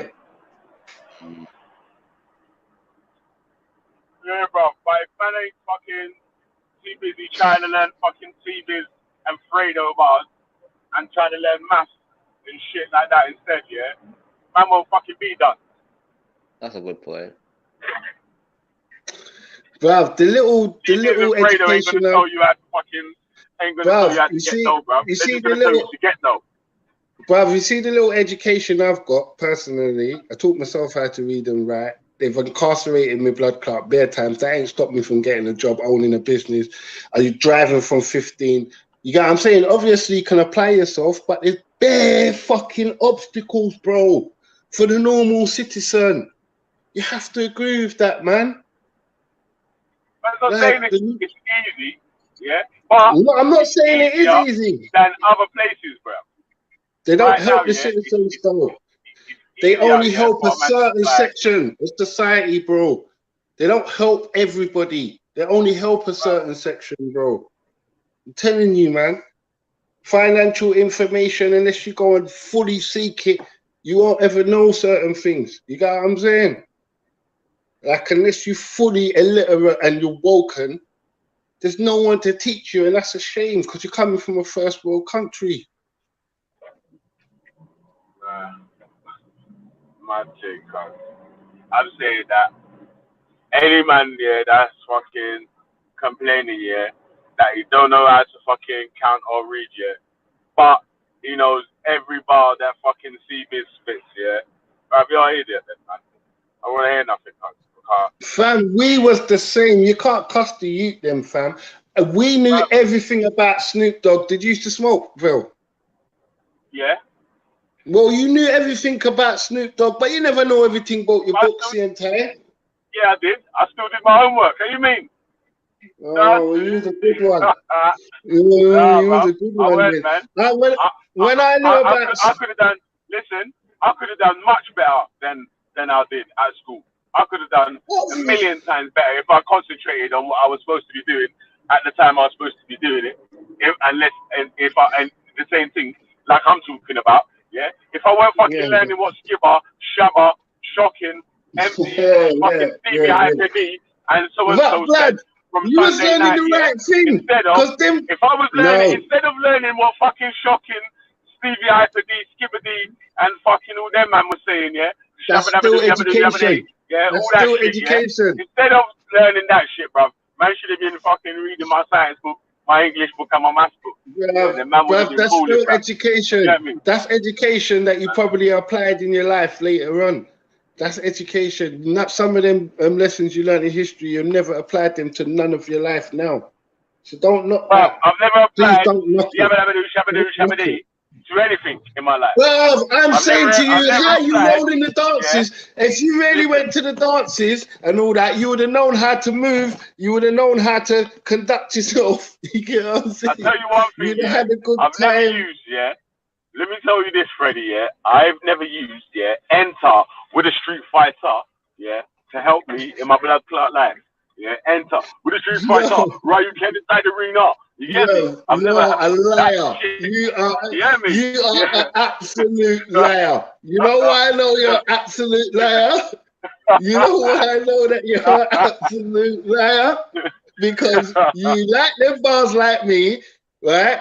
Because obviously, Shabba's got a bar called Sit 2 Drink a Ribena. Listen to the cruiser with the MC Shabba. Kick back, cut the slack. You get me? Them bars, they're hard. You get me? And what I'm saying, I remember, in maths class, man's listening to MC Shabba spit about fucking Zidane and fucking right, Ginola. Not Zidane, bruv.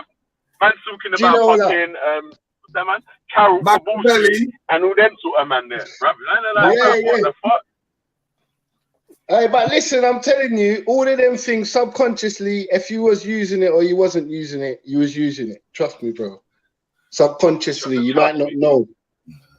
You might not know. Hey, big up yourself, big up Black Eye TV squad. Come on, man. Black Eye TV all day, every day. Man, we got Britain on trial this week, man.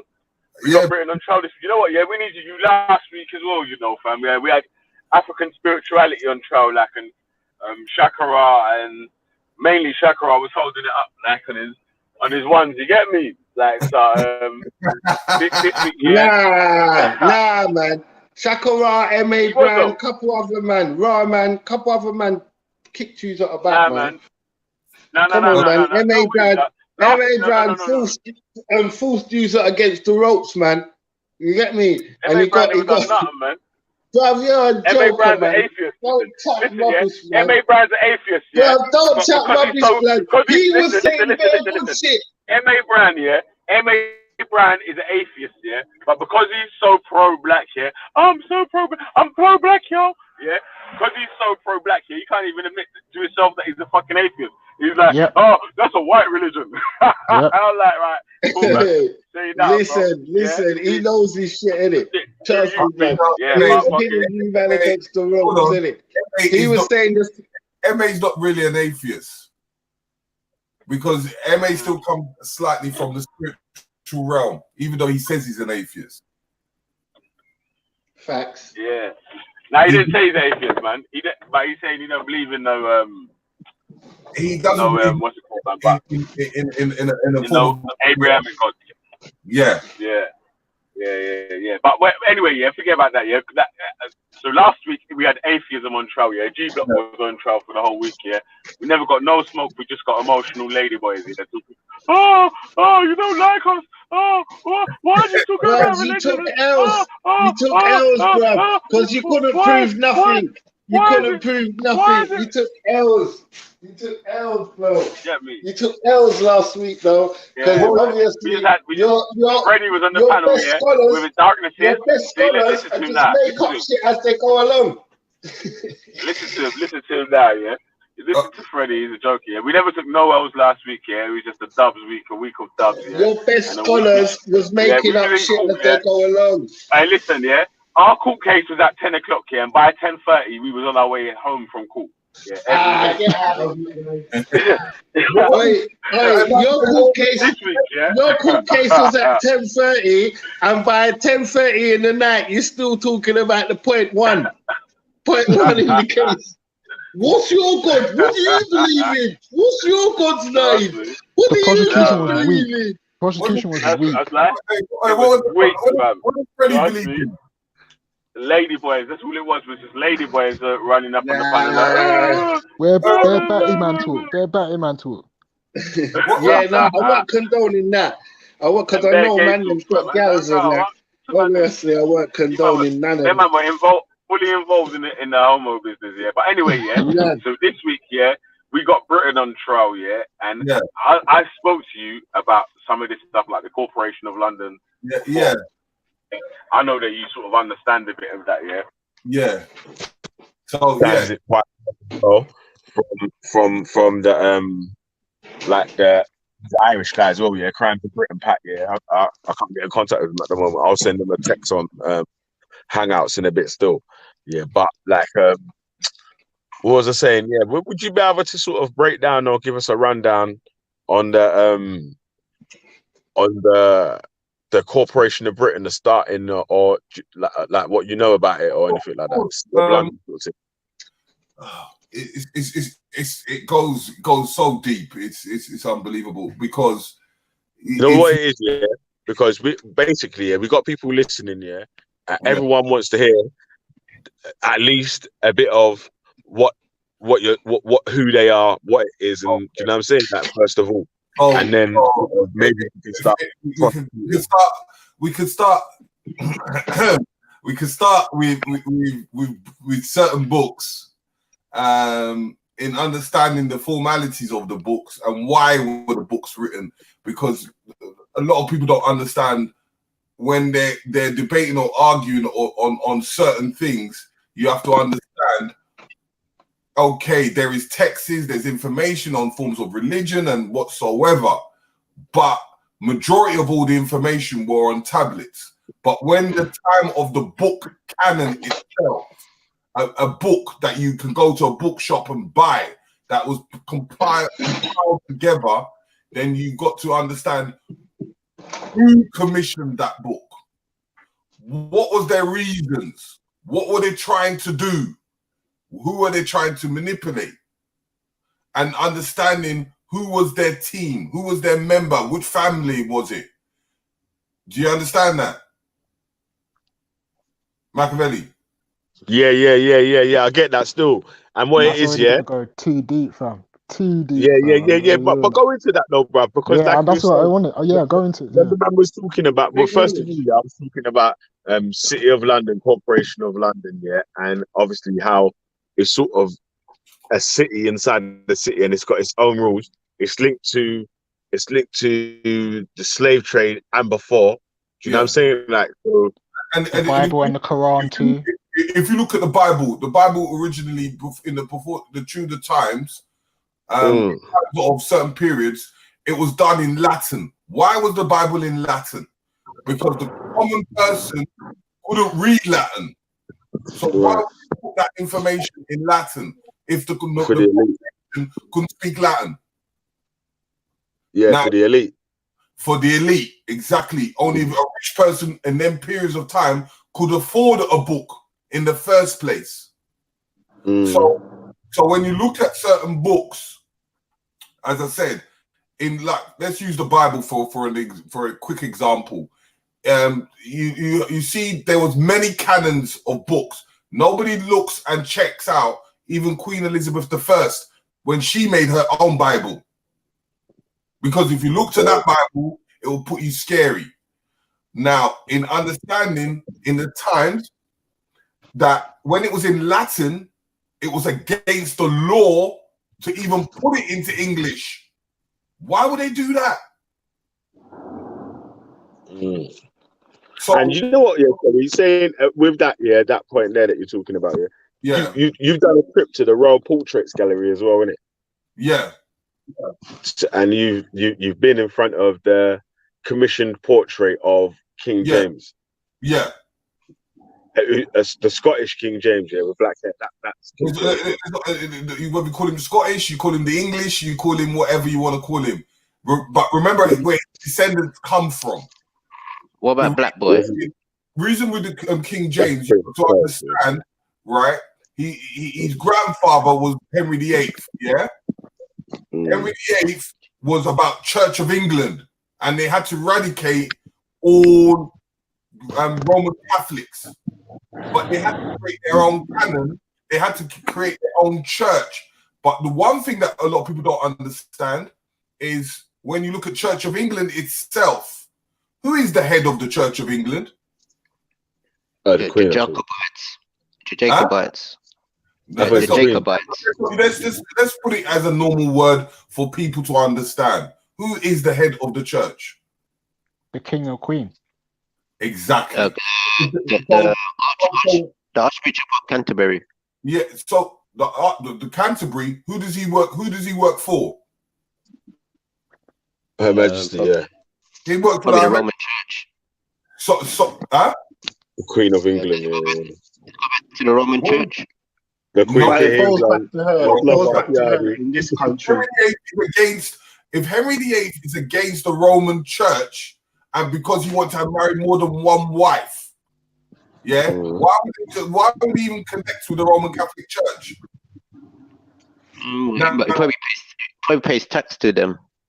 No, he didn't pay nothing. He destroyed Roman churches because they wanted to make their own elite. So understanding if Henry VIII is the head of the English of the that's basically the Protestants, isn't it? The Protestant church, yeah, that's it. Yeah. So remember Game of Thrones? Do you remember Game of Thrones?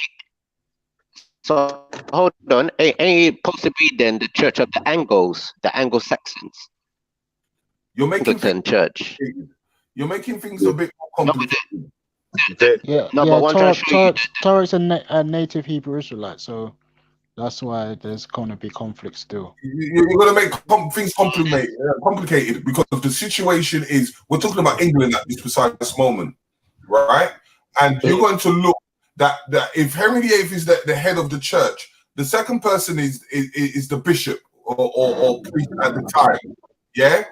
Now, what happens if you look at certain pictures or photographs? There's a photograph of Henry VIII trying to look like King Solomon. Wow. Yeah. So it will show you that he thought he was King Solomon at that time period. But I'll be honest, I watched Hidden Colors, and they also talk about an Egyptian link to what went into Scotland as well, and the Yeah, Queen was no, called but, no, Solskjaer. that's as I said to you, Hidden Colors is good, but it doesn't give you the specifics. Yeah, Hidden Colors it breaks down, but when you start mixing all these people that come into Scotland, it's either here or there. There is. Hey, Terry, you know what? Yeah, you and Richie need to do a factual documentary on what's factual, bro. Because like, as you know, like especially like with is it Tony Warner Black History Walks? Yeah, Yeah, especially with man like him and actual real shit. Yeah, that's not like it's verified and whatever. Like, so yeah. Yeah, but also, what was it the time of when they did have the black icons? You see, you're trying to relate some of this stuff. You got to be very careful of what is being put out there. I understand we try to. One thing with us black people, sometimes we try to convert to making everything black. Not all the time. That is. I'm not trying to do. That's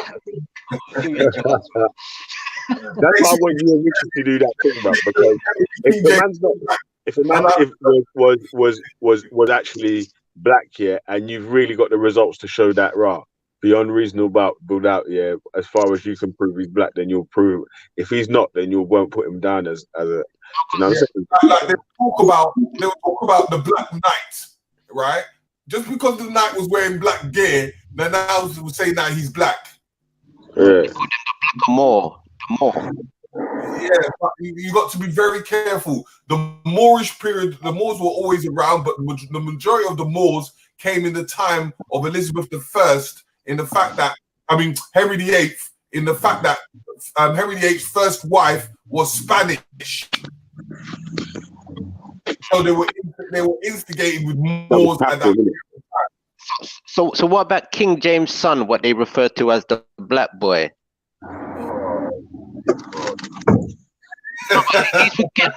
know what? Even if I'm wrong, let's get it out there as well. You know what I mean? Because these are questions going to be asked. Let's put it into notions. Before that's why I sometimes don't like to tap into the religious side of things. But we're talking about history and politics at a specific time. Hold on. Think about it like this. Was King James' dad black?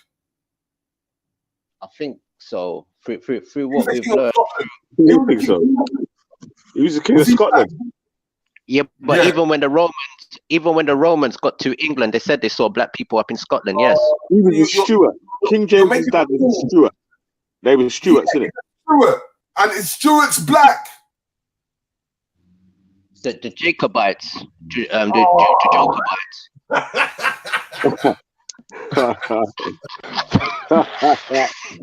Explain to you. I remember. You can't. Mr. Riggs. Yeah. Good sir. You can't follow him, good sir. His name's bad for a reason. We can talk. It goes back to the Hebrew meaning of Britain. Let's just get some facts. Are the Tudors and the Stuarts, are they black? 40. No. The Stuarts, not the Schwartz.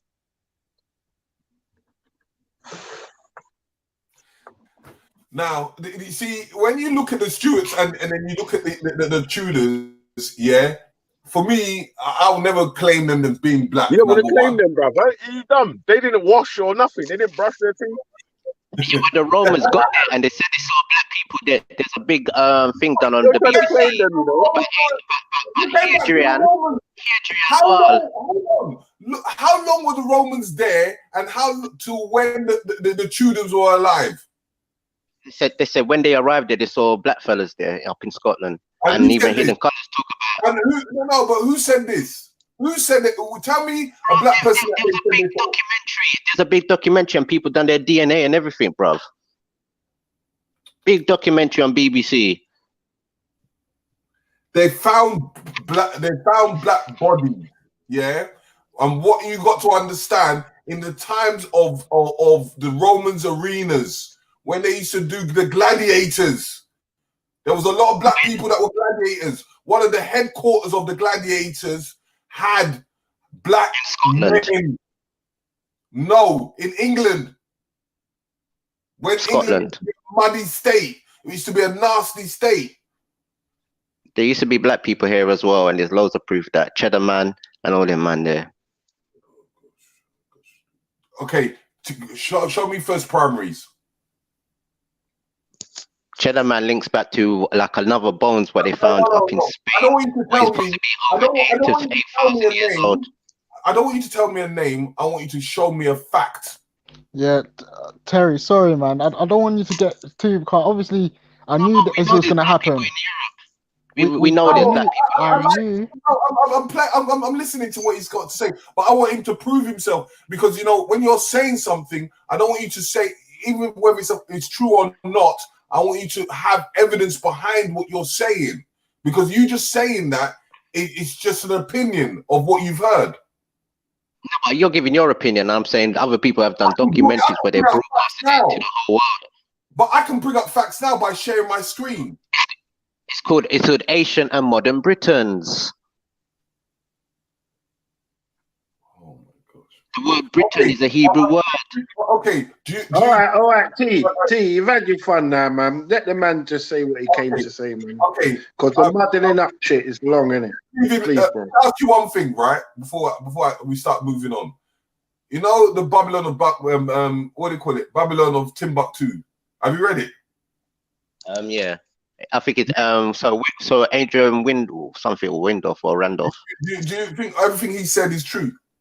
There is some good links and certain things to it. I'm not saying that the whole book is pucker or anything, but there is some links and indigenous claims there. So would you claim yourself close to being a Hebrew? There is a culture which is being practiced all over the world, basically, and some people identify it to be Israelite, and some people has identified it to be Hebrews. But do you believe it? Yeah, he does. Torah, just be honest, fam. You said you are. Yes, there is a culture that's being practiced, and some people identically call it. You say you're a Native American. Hold on. Hebrew Israelite. Can you not cut me, please? I'm not trolling or anything like that. I'm asking simple I know you're not trolling, but let's not get into semantics. No, but what the brother said there, where somebody was making himself look like King Solomon, these are all references in the Bible as well. And at certain points in places like Russia, the Eastern European countries, they had black Madonnas and the black icons and all these types of things. It's only when they had the Renaissance period in Europe, they decided to whitewash all the icons. Yeah, but big man, let's concentrate on England, though, please, man. Okay. So we kind of, there's no proof of it. It's just hearsay at this precise moment. Yeah. So in form of hearsay, we can say whatever it is, whether it's right or wrong, it doesn't matter. But anyway, going back to the Tudors, as I said to you, the reasons is that King James is the only king to bring in, like boxing, bringing all the belts together, bringing every state from Scotland to England to Ireland to one king. The United Kingdom never used to have a one king. They used to have different kings. King James was able to pull in that. So understanding his family, understanding what it took for him to bring in the each county together, seeing what his agenda was, seeing what he was doing in forms of the demology of King James, it would tell you his character. He was practicing and learning a whole heap of stuff from witchcraft to Hinduism to African spirituality, because he's part of an elite. Elites were able to pay for things so that they can get certain information. They never had the internet back then, so they were able to control the narratives. Now, some people now, in understanding who King James was, is that you've got to understand he, when in the forms of the Church of England, he had to create something to pull in two organizations together. Those are the times of the Puritans. Who's watched Game of Thrones?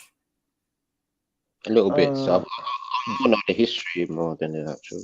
Yeah, a little So bit. in the forms of understanding it, the reason why I'm saying Game of Thrones. Yeah, I watched Game of Thrones. Yeah, I have watched Yeah. some of it. Yeah. Remember, there was two. You had the church for the king, and you had the other church that was for the people. Yeah, I remember. Yeah. Yeah. If you research it, you will find out that he had to pull the two together, but the two had a disagreement within the Bible itself, and he had to comply to making both of them agree so that they can able to move forward. Okay. Yeah.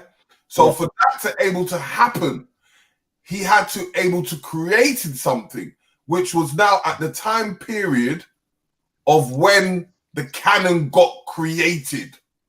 Did someone say Game of Thrones? Yep. Oh my gosh, really? Yeah. Big Anyway, Big up. so for them to pull to pull the canon together, he had to employ 50 writers and journalists to creating the King James Canon Bible. Now, for him to able to commission that, do you feel that he would have had an agenda? 1,000 million, trillion, zillion %. Like scientists have got an agenda, like capitalists have got an agenda, like everybody's got an agenda, innit? Exactly. Like and they was being funded, innit? So he couldn't suddenly decide to put the plan in motion, get all funding to get the green light, and then go back on it. Exactly. So there's none of that shit. So even in the facts, if you check it properly, that same team converted the Quran into English. Yeah, true. So if they're looking for a narrative, a finger in every pie, innit? A finger in every fucking pie. Because what did they realize? They realized that if I can able to capitalize on people's spirituality, I'm able to control the people. Because if you think about it, how am I going to control a mass of people if I'm not even from there? But if I'm able to apply something into their mental psyche, I'm able to utilize that to get in what I need done. Definitely. So now, do you know about King Alfred? Do you know about King Alfred? So wait, are you saying that the original Quran and the original Bible might be different? It's not different. It's wording. It's how I word something. And aspects of it are different. Like the Maccabee Bible, the aspects of it are different. Still, there's different parables. Aramsel's made a mistake. The first Aramsel. 1 minute. Let's clarify something.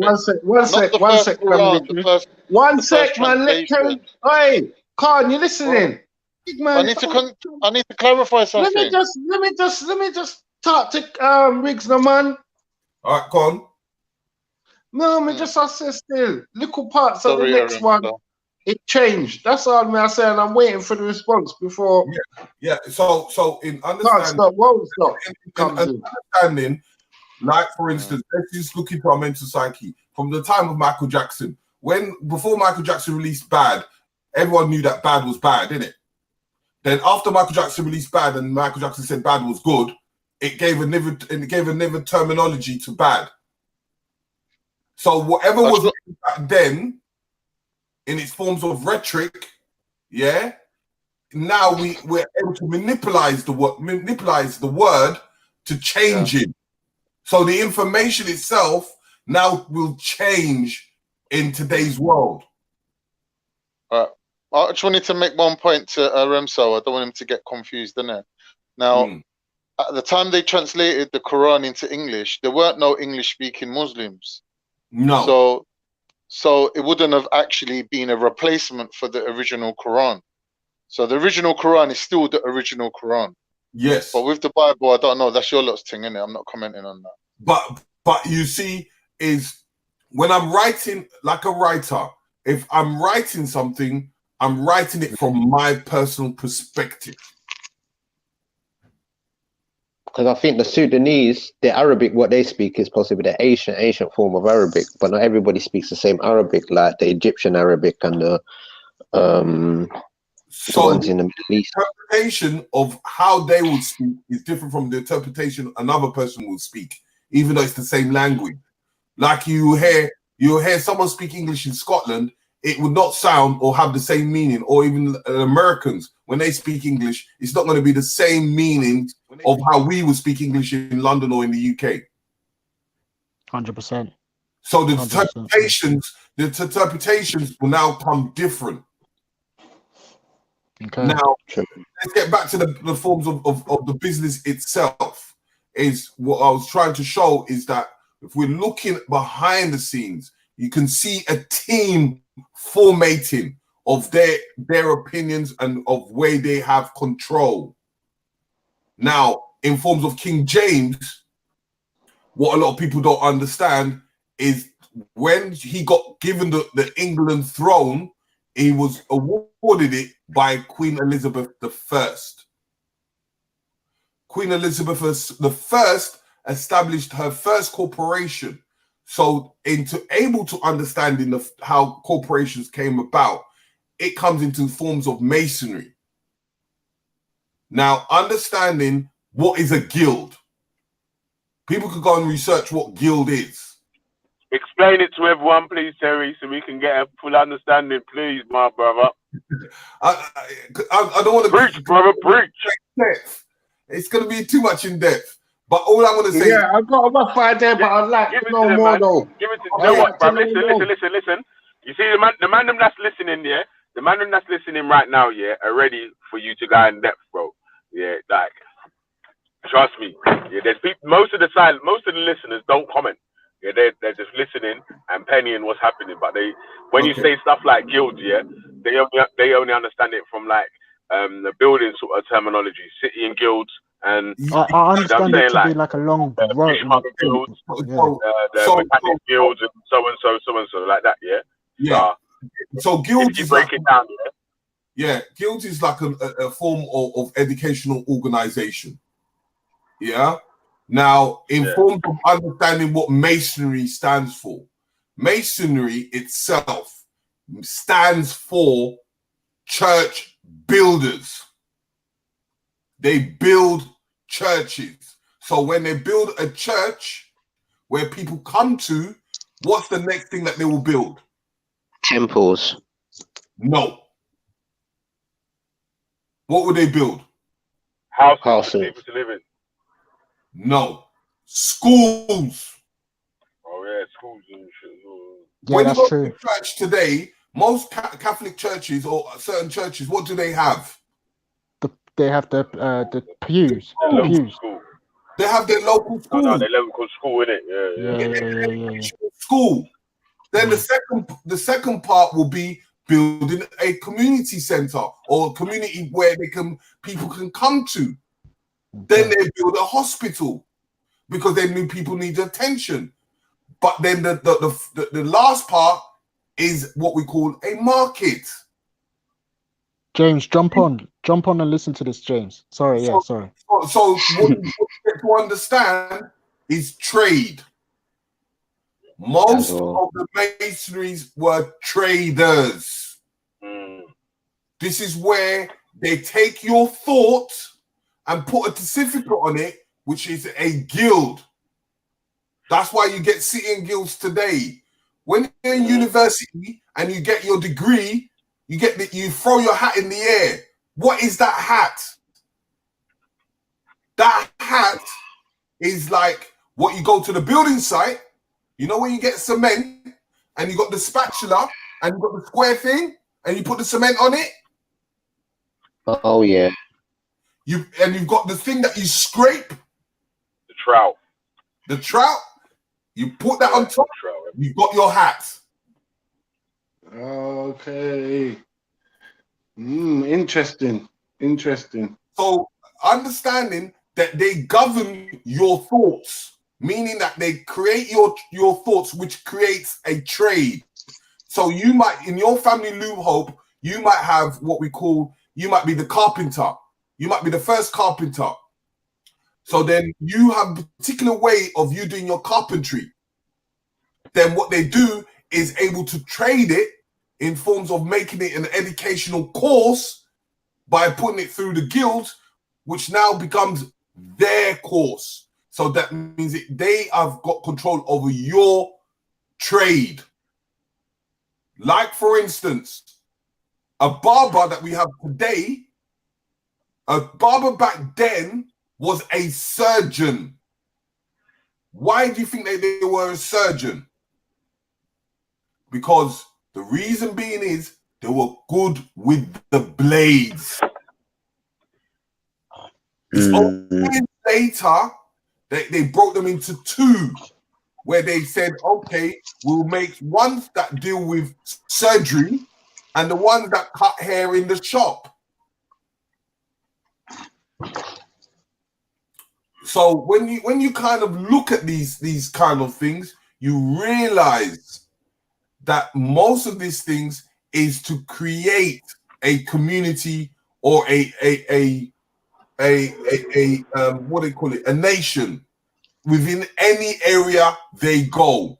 So if I go in Africa, or I go to the Caribbean, or I go to Americas, able to create that community. What do I have to do? I first come as a merchant. I might have a priest with me. Then I build a church for the priest. I build the school to educate the community.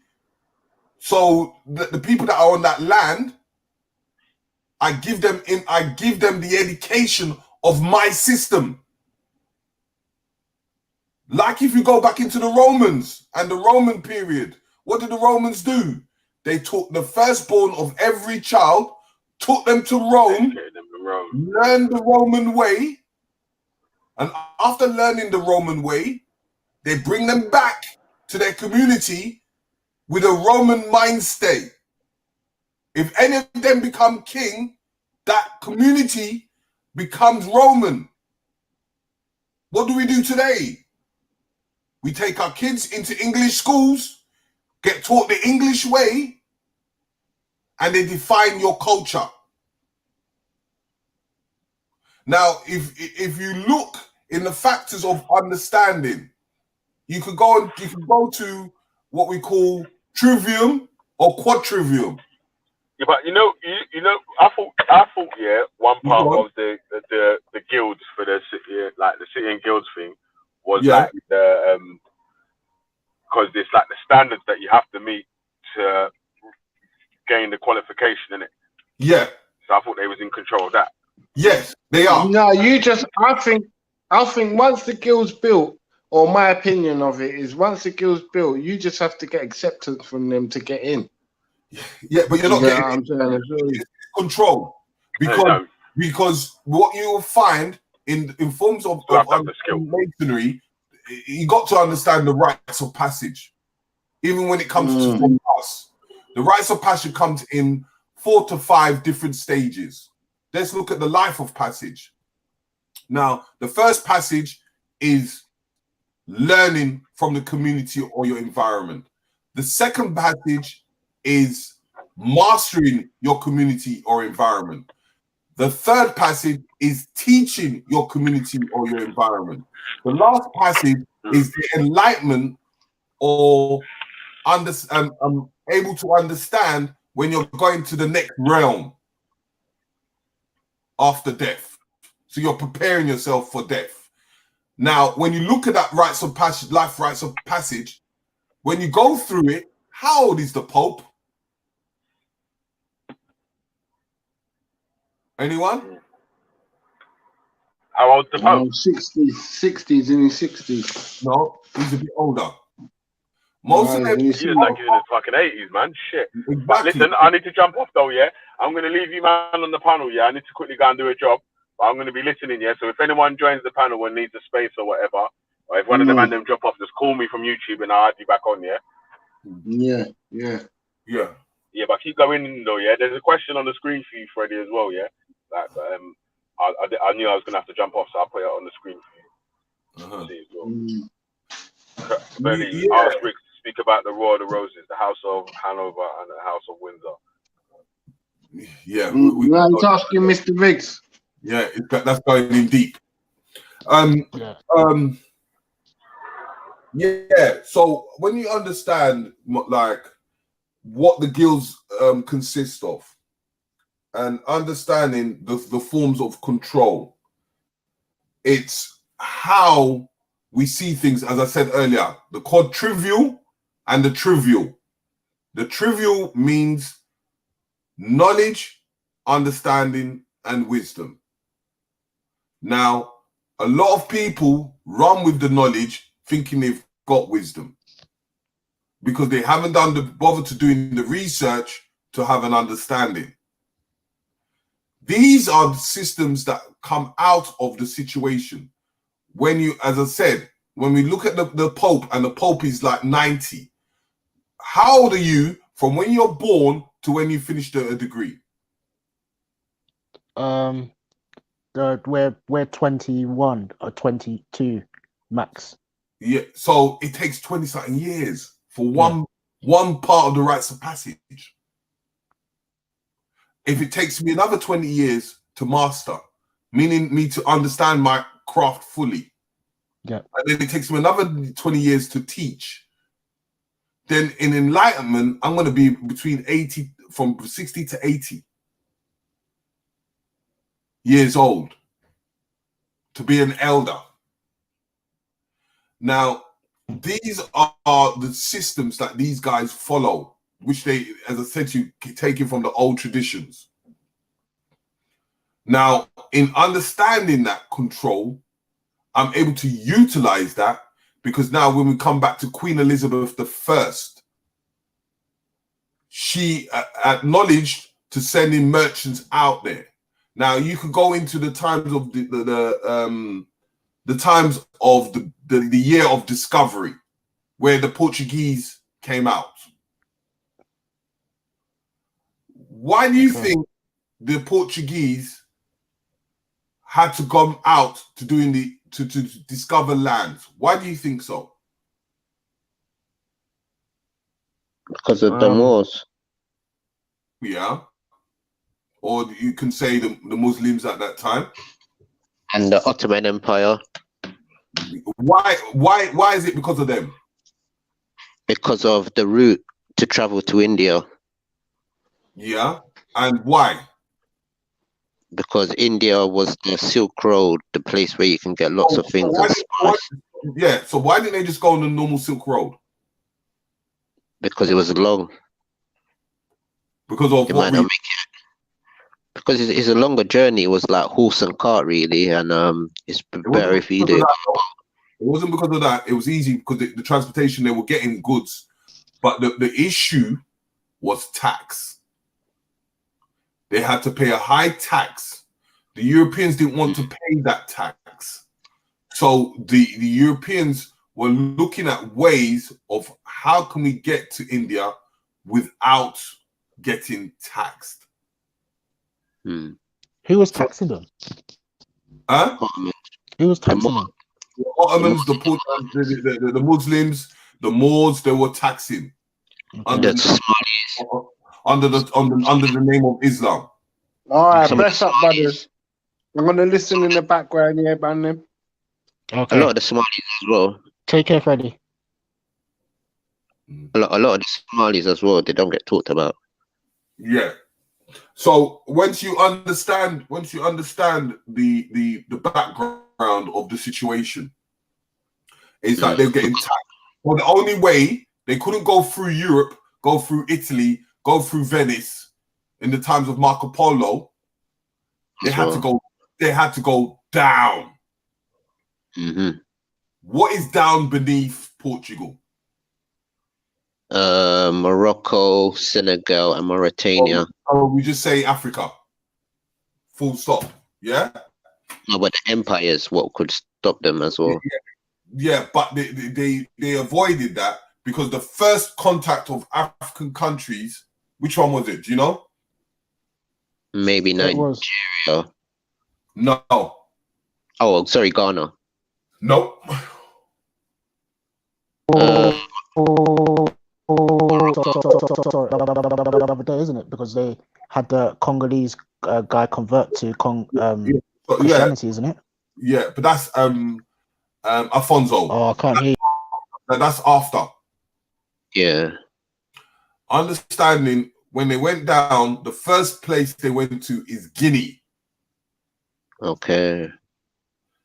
Guinea was their first place they went. But we're not going to go too deep into that because I'm just trying to show you the roots. Because as we're looking at the British Empire. Now, understanding...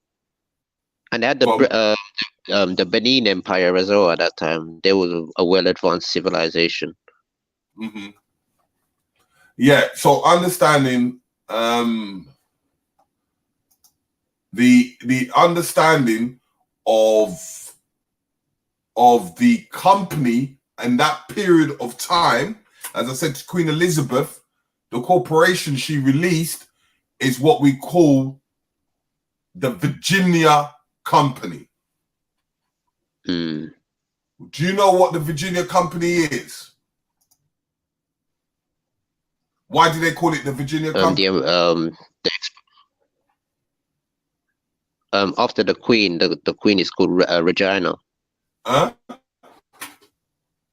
think somehow the other on legal paper somehow the kingdom they refer to the Queen or the company as Regina.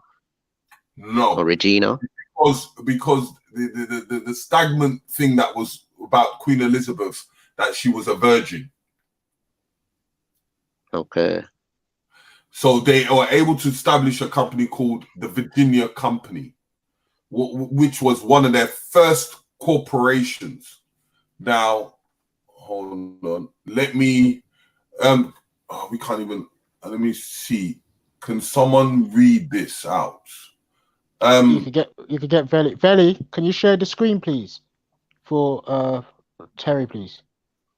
Hold on, let me just look for something quickly. Let's do the Virginia Company.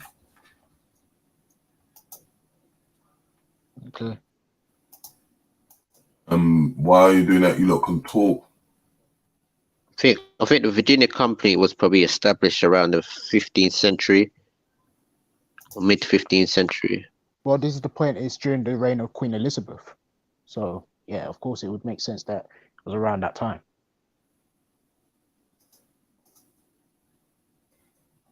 Because I think King George was as well. King George never existed around that time. King George existed later on. Well, like 16th century or 16th century. 16th or 15th century. 17th, sorry, I mean 17th century. 16th or 17th. Now, understanding the Virginia Company was done by Queen Elizabeth I. First, yeah. Hold on. If Machiavelli can hear us, I'll share the screen. But Ready? if he, just can't, shout out to the let me look. Just quickly get quick Wikipedia, but until Machiavelli, I don't know if he can able. I'm waiting to come up to put it up. Veli, can you share your screen, please? Can you get Terry can you share Terry's screen, please? I mean, you should be able to hear us anyway. Yeah. But if he's added me back in, then let me just quickly go through the little bits of the Virginia Company. Is understanding how the Virginia Company is created. Merchants got before. There we go. Before. Let me see if I can enlarge it. People from YouTube will probably see it better anyway, but it's fine. It's fine, yeah. Can you read it? Is it readable? Okay. It's readable to me. Hold on. Yeah, it's readable to you, yeah. It's okay. Slightly. No, it's not. I wear glasses, but yeah, maybe enlarge it a little bit, yeah. I'm just trying to look for the enlargement button. Hold on. Do you know what you could do? You could do control and scroll up in it, Okay, control. and then use you see when you scroll up and down, use the scroll thing. Is it moving? Is it big enough though? Is the screen big enough? Yeah, that's fine. That's fine. That's fine. All right. So I want someone to be able to read it for you. Yeah. So in reading, so just read what Virginia Company is. Brother, one of you lot read it. Wait, let me Let me get up properly so I can read it for you, innit? Yeah. You guys can still hear me because my internet's moving mad sometimes. So understanding, after we talked Can you about guys hear me? Yeah. Do you mean the East India? Do you mean the East India Company? No, that's afterwards. I'm not going to go down that road. I'm trying to show you understanding the English Empire. Yo, can you guys hear me? Yes, we can hear you. Oh, anyway, what I was saying is understanding how does a company get created. Now you need merchants. Now merchants have to go to different places to able to adventure off. And for them to able to adventure off, they have to have an approval. Who do you think will give them the approval?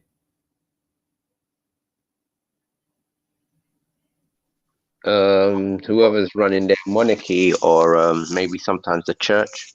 Yeah. So to get the approval, they have to get a royal charter. Machiavelli, can you bring Bravo? Okay. Yeah. So to get able to maneuver, you have to get a royal charter, which is dedicated from the Queen's seal. If you Google up the royal charter, it will give you the information of what gives them the clarification to making maneuvers into different countries. Now we've got the Virginia Company. Yeah, because you're doing work on behalf of either the Roman Catholic Church or your empire, basically. So it's giving you Roman Catholic Church. We're talking on the what I'm trying to say is, yeah, no, I hear you. But I just want us to make it specifically in the fact that it was done under the Church of England, because she was the head of the Church of England. Now, a royal charter. Yeah, so now understand, when the Virginia Company landed in a certain place, where do you think they went? They went to are you talking in Africa or are you talking in Americas? Okay, this is America. Where would you think they're going in America? Well, Virginia, what we call Virginia today. That's what I'm assuming. Exactly. Understanding what was the stances of why they would go to America, and this is what I spoke to you before in the facts of that. Why didn't they go to the Caribbean? Why didn't they just stay in Africa and do what they're doing in Africa? So what's the African one called? This is what we're gonna come to that. This is afterwards. Called something like the Gold Coast or something like that, or the well, I know the Dutch had the one called Senegambia, or the East India Company. You're talking afterwards. This is way before that. What year is this when they started up in? When was Queen Elizabeth? When was Queen Elizabeth the Queen? Do you know? Between 1560 to 1601. Exactly. And the companies you're mentioning are a bit later on in time.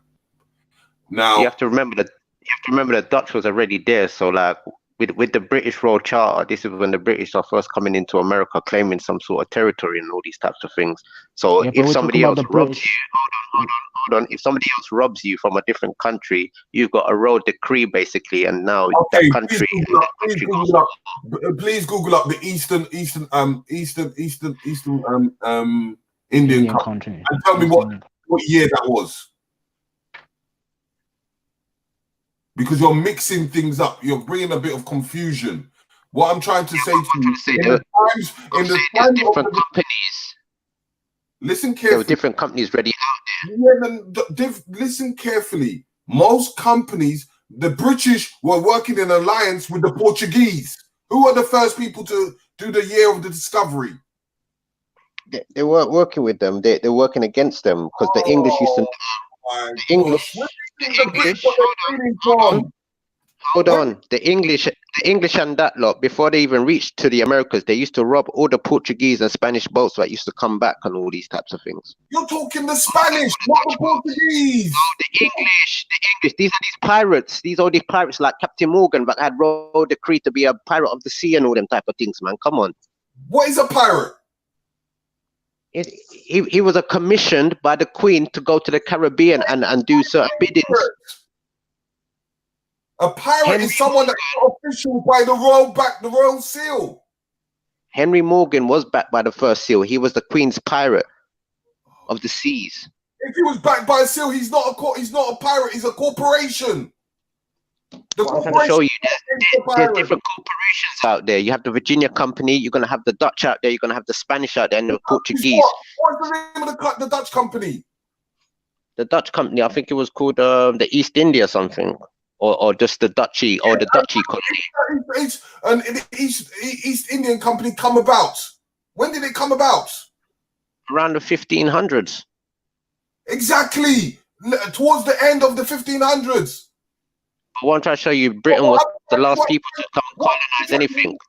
What you're not listening is that you're talking in forms of slavery. I'm talking in forms of corporation and business. Corporations, I'm talking. I haven't mentioned anything about slavery. I'm talking about corporations when different royal families in different parts of Europe. Hold on. 2 seconds. Oh, 2 seconds.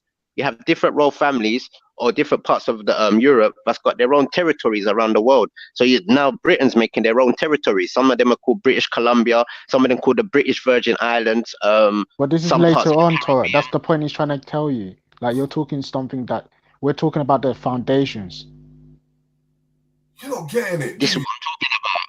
This is what I'm talking about. We're talking about the Virginia companies.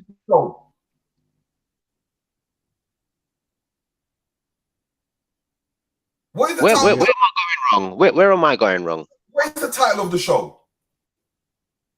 The British Empire and how it let me get it up properly. So it's the British Empire on trial, and what's more dangerous, the bankers or the Shottas? Thank you. Now we're coming in the derogatory of the British Empire.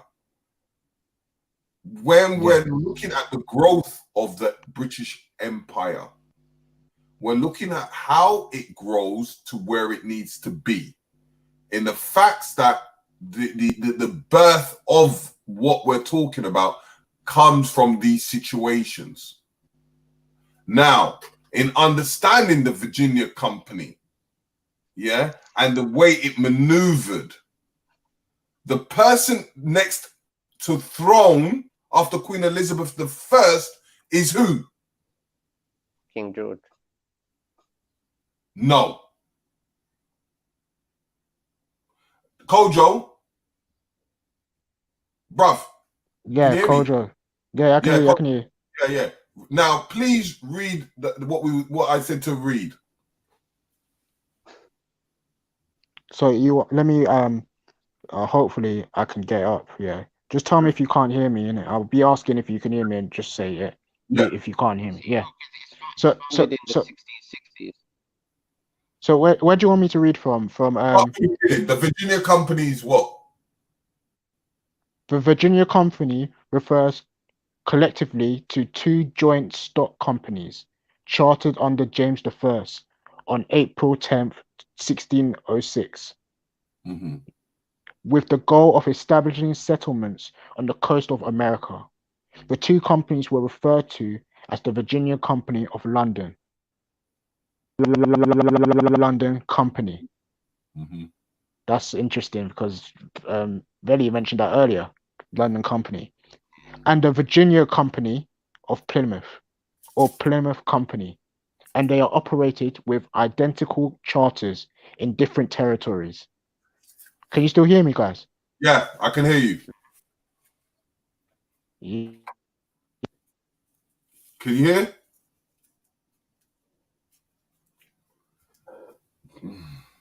Yo, can you still hear me? Yeah, I can hear you.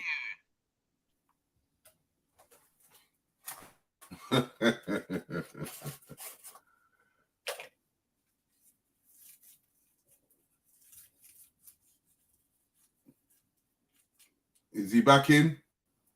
Machiavelli, bring him back in. Machiavelli.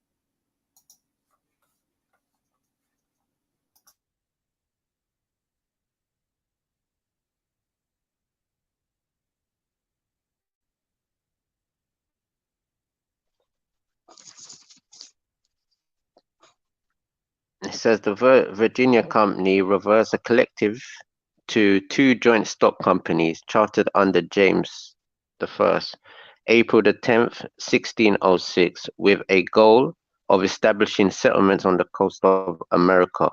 The two companies are referred as the Virginia Companies of London, or the London Company, or the Virginia Company, or the Plymouth Company, and they operated with identical charters in different territories, with charters established in areas overlapping territories in America as a buffer zone.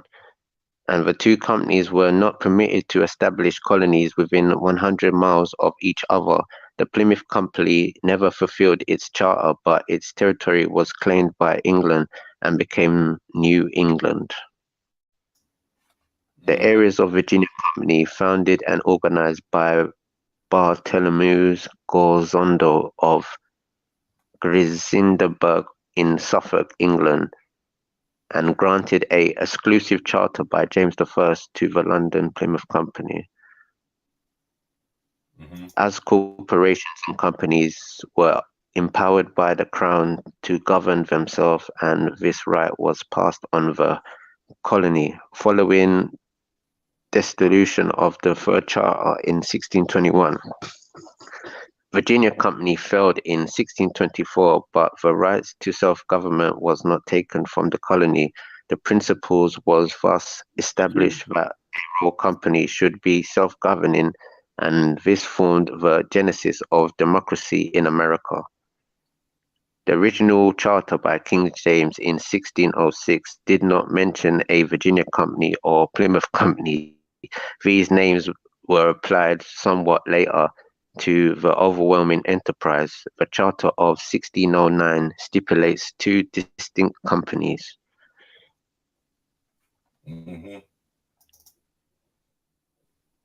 Yeah, Terry. Yeah, hold on. Yeah. So 1 second. I cancelled it by mistake. Let me try and reshare it. What I was saying is, now, what is your understanding of it? Have you read that? What you've read so far? Yeah, it's you see when you said the London Company, yeah, I was thinking about what Veli was saying earlier today about the Corporation of London. It says the London Company was permitted to establish a colony of 100 mile squares between the 34th and 44th parlors, approximately between Cape Fear and Long Island. It was owned a large proportion of inland Canada. The company established the Jamestown settlement in May 14, 1607. about 14 miles inland along the James River, a major tributary of the Caesar. What's that? Caesar. Look like Chesh. In Virginia in 1620, George Cavalier asked King James for a charter for English Catholics to add the territories of the Plymouth Company. Also in 1609, as much large third supply mission was organized, a new purpose-built ships named the Sea Venture Where are you was reading rushed from? into service. Okay, just Same hold it. thing. Just hold that for a second, I'm right? reading about the London Company. Yeah, just hold that for a second. Did you hear religious quotations within the company? Yeah, they Now, tried to. in every corporation company, like today. In that last part of the clip that you Hold want, on. when you have it, you can drag the footage from the very end, holding Oh, shift man. right back. Yeah. Every corporation, yeah, that you know has a religious movement within itself. Like the conservatives today, most conservatives are into the Church of England. Yeah. They, before they even do any formal thing within the establishment, they do a prayer before they actually go into when they're in the House of Parliament, knowing that this is their background and this is the imprint of where they're coming from. So what we was talking about masonry in forms of them when they're going there and how they're going to build their colonies. Yeah, you understand how it began when I said the church, the school, the community center, the hospitals, which is health, and understanding the market. So this is what they're going to push the narrative for. Now, yeah, so go on, read on, keep on reading. And also, it's kind of funny because it comes back into that time of William the Conqueror, where there was a lot of in-house fighting inside of England, where a lot of the English armies used to invade England. And later on, say about 1660, after the conqueror of Ireland and certain places, they were sending a lot of Irish people to these Virginia colonies and certain places like that. Who do you think the British people that went to most of the colonies? Who would you think? What type of people they send there? Some of them they said indentured servants, but some of them were like unwanted people, and also some of them were like political prisoners. And who would be the unwanted people? Will be criminals, children, yeah, people politically disgruntled, or people looking for wealth. People thinking that they go to another place to making money, to making their families wealthy when they come back. Like what we do today. A lot of people come from the Caribbean to come to England to make money to take back to the Caribbean. So it's the same format. People go to these places. So you got to remember, if you've got majority of criminals, how would a criminal treat a slave? Oh, how would a criminal treat a slave? Yeah. That's mad. Exactly. That's exactly the point. Because if I'm a murderer and I have an aggression, how am I gonna? How would I deal with a slave? I'll take the piss. Yeah, but some of these people must have just like sometimes stole like handkerchiefs and all them little things, and just little like if you stole bread and all them type of things, like the people then will like throw you in prison. So if I'm a scientist and I'm a mad scientist and I've been in prison as a mad scientist, how would I treat people when I'm in another country? I don't know about mad scientists. You're gonna do people, trying to interbreed people. Some of these are just conquered people, you have to remember as well, innit? Some of these people are pagan people who didn't want to comply into Christianity and all them type of things. Hold on 1 second.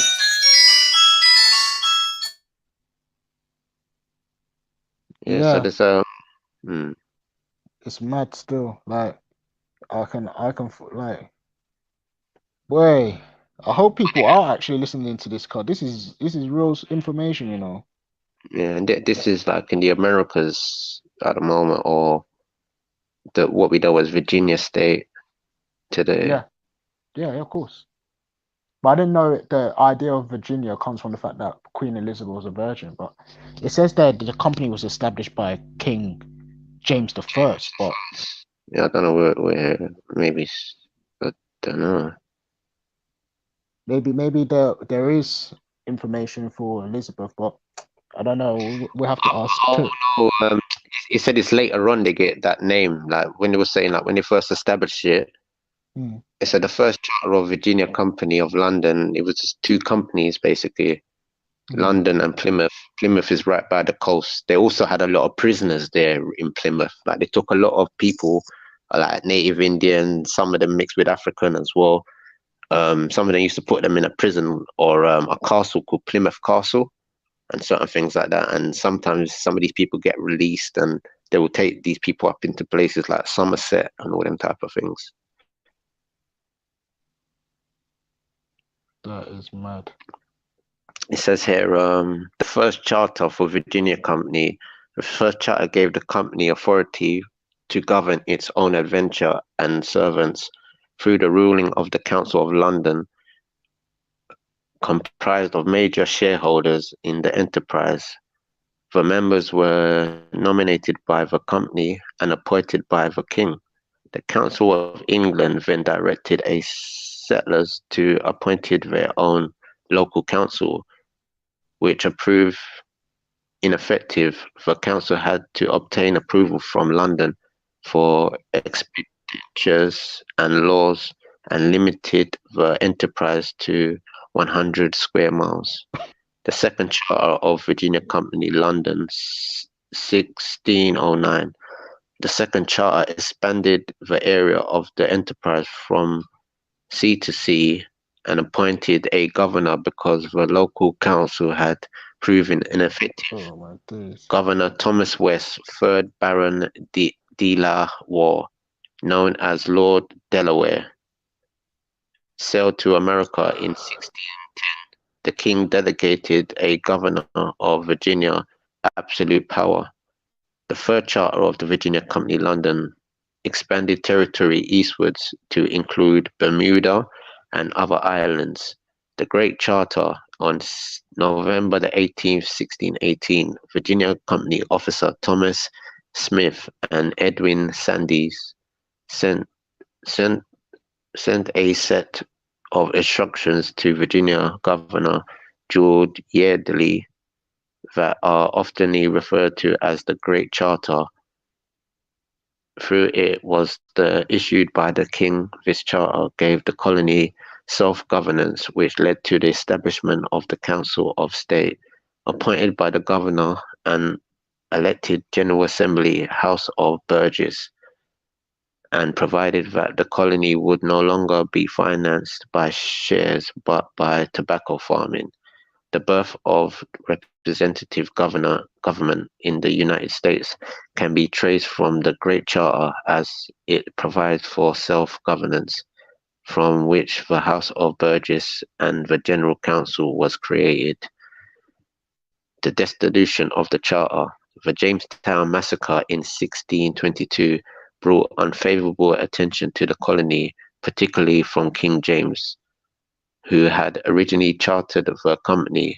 There was a period of debate in Britain between the company's officers who wished to guard the original charter and those who wanted the company to be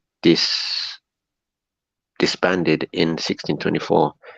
The king dissolved the company and made Virginia a royal company. The Plymouth Company was permitted to establish settlements between the 38th parallel. However, it was abandoned after about a year, and the Plymouth Company became inactive. A successor company eventually established the permit settlement in 1620 when the Pilgrims arrived in Plymouth, Massachusetts, aboard the Mayflower.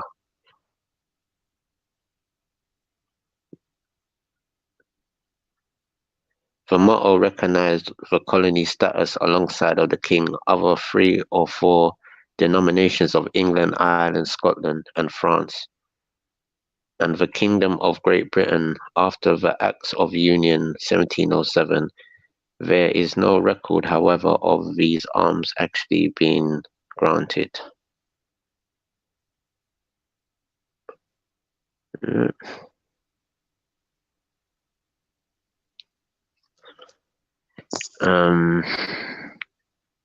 The seaboard of America was named Virginia by a Marine to the Carolinas, Florida, was under Spanish domination, as corporations and companies was empowered by the crown to govern the colonies.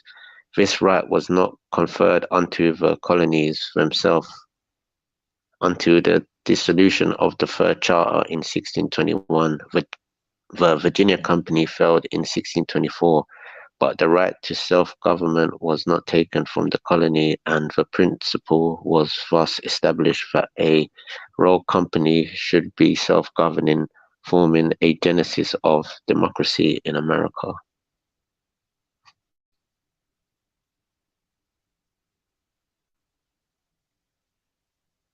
Yeah, so basically, it's just the Plymouth Company and the London Company, a joint stock company. But also they had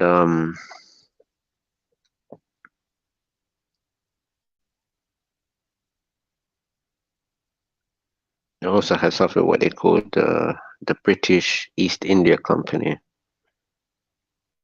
which was founded. The British East India Company from 1600 to 1784, active on the Indian subcontinent and in the Southeast Asia during the British colonization of Asia.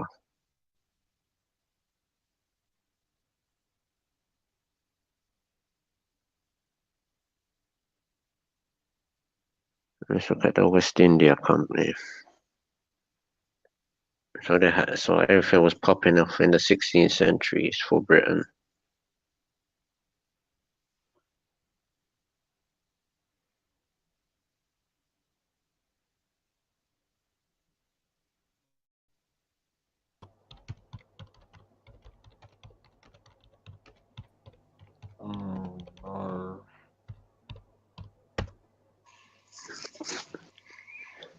Oh, Yo.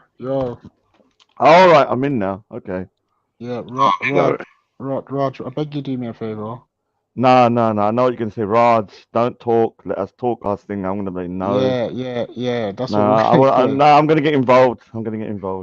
I'm here Yeah, now. man, big up. I'll be like Torok. Torok, there you go, man. Oh, I thought I could just talk to Torok for like a little bit. How's it going, Torok? Is it good? Big up. Yeah, we're What? just going into all What? these. We're just going into all these different companies where that was formed through the British Empire. Yeah, East We just India went. Company. East India Company. Yeah, I heard you say that. That's why I jumped on, man. Yeah, we just Yeah. went through the Virginia one. It seems like England or Britain had more of a how can I say, more of a head start in India than probably America. Like it's mostly the Spanish and the Dutch also that had a lot of the Americas first. But I think They went India, into I mean, remember when they went into India first, like their attitude towards India was very different.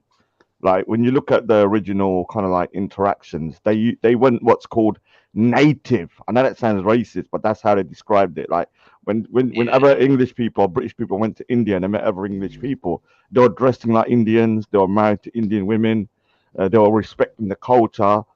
And it's only what happens is that when they want to start conquering you, because remember the East India Company was a trading company, but this is the way. In order to conquer someone, you've got to dehumanize them, haven't you? So they went from being quite respectful and embracing the Indian culture to then saying that India is backward and savage and so needs to be civilized. And they did that in order to kind of justify them to themselves that, okay, this is right. The same way they would enslave people, say, oh, we're doing this because these people are not civilized. So, yeah, they did a similar thing in India. Like, yeah, if you look at some of the original, I'm going to try and bring out some of the original kind of like interactions. Because it was quite it was much more like a cultural exchange in the beginning. Mm. And it's only afterwards that they started to go, okay, these people. Because if you look at the original times, like when they first went down there, they used to dress as Indians and marry Indian women, and they'd be kind of trade. But once they had to conquer, they started wearing suits in boiling hot weather, like dressing like Yeah, Englishmen. the red suits. Yeah, no. I'm talking about like actual suits, like black suits. Yeah, like in India. Yes. Yeah. Okay, I So see what you mean. they'll be dressing like an Englishman with a bowler hat or whatever in India, and that wasn't the case when they originally went. They originally went and they embraced the Indian culture, but they got to a point where it was like, okay, like we have to separate ourselves from the people in order to conquer them and control them, and that's when they kind of went to that kind of racism sort of stance afterwards. What are you talking about on the British Empire? Yeah, the East India Company, because the East India Company went into India in the 1600s, and there was many yeah, others as well, because that was the the time. Portuguese, Portuguese and the Dutch went in as well. But there was a time when you talk about India, you will understand India was a prime place, and like what we hear today of Afghanistan were prime places. The reason why those were prime places was where they could grow opium. Because if you go into the times of the opium wars, they needed to able to find a way of controlling China. And they knew that the Chinese were very addictive to opium. So the best way to doing so was to flood China with a whole heap of opium. But where could they? When was the Opium Wars? Because I need to figure out the timescales. Because if it was after 1850, let me check. Because that would make sense, because they didn't conquer the Punjab, Afghanistan, and Pakistan until the 1850s. So they went into India quite early. They went into the 1600s, and they started conquering parts of it. This is how China were able to. This is why China is in the position. Did you know? Yes, exact timing. But I was like, you know. All right, so let me explain you. The Opium War says 1839 to 1860. Now that's so interesting, because when the British went into India is a vast area. They originally conquered Bangladesh in 1750. So it's boo to the Bengalis out there. You let the side down. You're pussy-os. You should have fought better, but you let them in. Then they conquered that area. Then it took 100 years to get to what you would call the Punjab, where at that time, the Punjab was ruling Afghanistan. Yeah. Guess what timescale the Punjab of the Sikh Empire that was controlling the area fell? Guess what time? 1650. No, 1849. So the Opium Wars were 1839. So Afghanistan was controlled by the Sikhs at that time, and in order to get into Afghanistan, they would have had to defeat the Sikh Empire, because we was ruling a lot of that area. So it's so interesting that it went from 80. So think about it. 1839 it started. Yeah, so they must have had a foothold in the opium, getting opium anyway. Yeah, because the opium was. This is why England had control over Hong Kong, because they embarrassed the emperor in China at the time, so that what they said to him is that if you want us to stop, you're going to owe us a certain amount of money, and we're going to take Hong Kong and other stuff. This is why when China finished paying their debt, they only finished paying their debt recently. Because if you remember, in the times of, I think it was either after Margaret Thatcher, I think, when they gave back Hong Kong. Yeah. China finished paying their debts. This is why I didn't know that. Right. Yeah, so this is why they accumulated from then to able to accumulate, because they're no more in debt to accumulate the money that they have. And now, if you think about it, a mindset of people that have been demoralized and embarrassed, what are you going to do?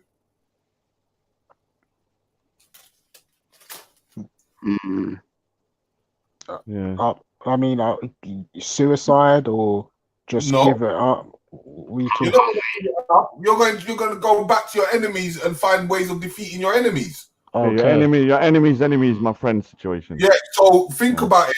The best way to attack your enemies is by by trade. If you look at it, look at. I'll give you an example. Why do you think Israel is so prime? A place that doesn't have shit. Well, they got a lot of support, haven't they, from America and even Saudi Arabia. Even Saudi Arabia supports Israel. So yeah, financially. But think about it carefully, right? That Israel is not just because of the religious perspective. This is I heard they found gas. No, this is the obstruction to taking you away from the original facts. The original facts is, what did T say about what was the road called from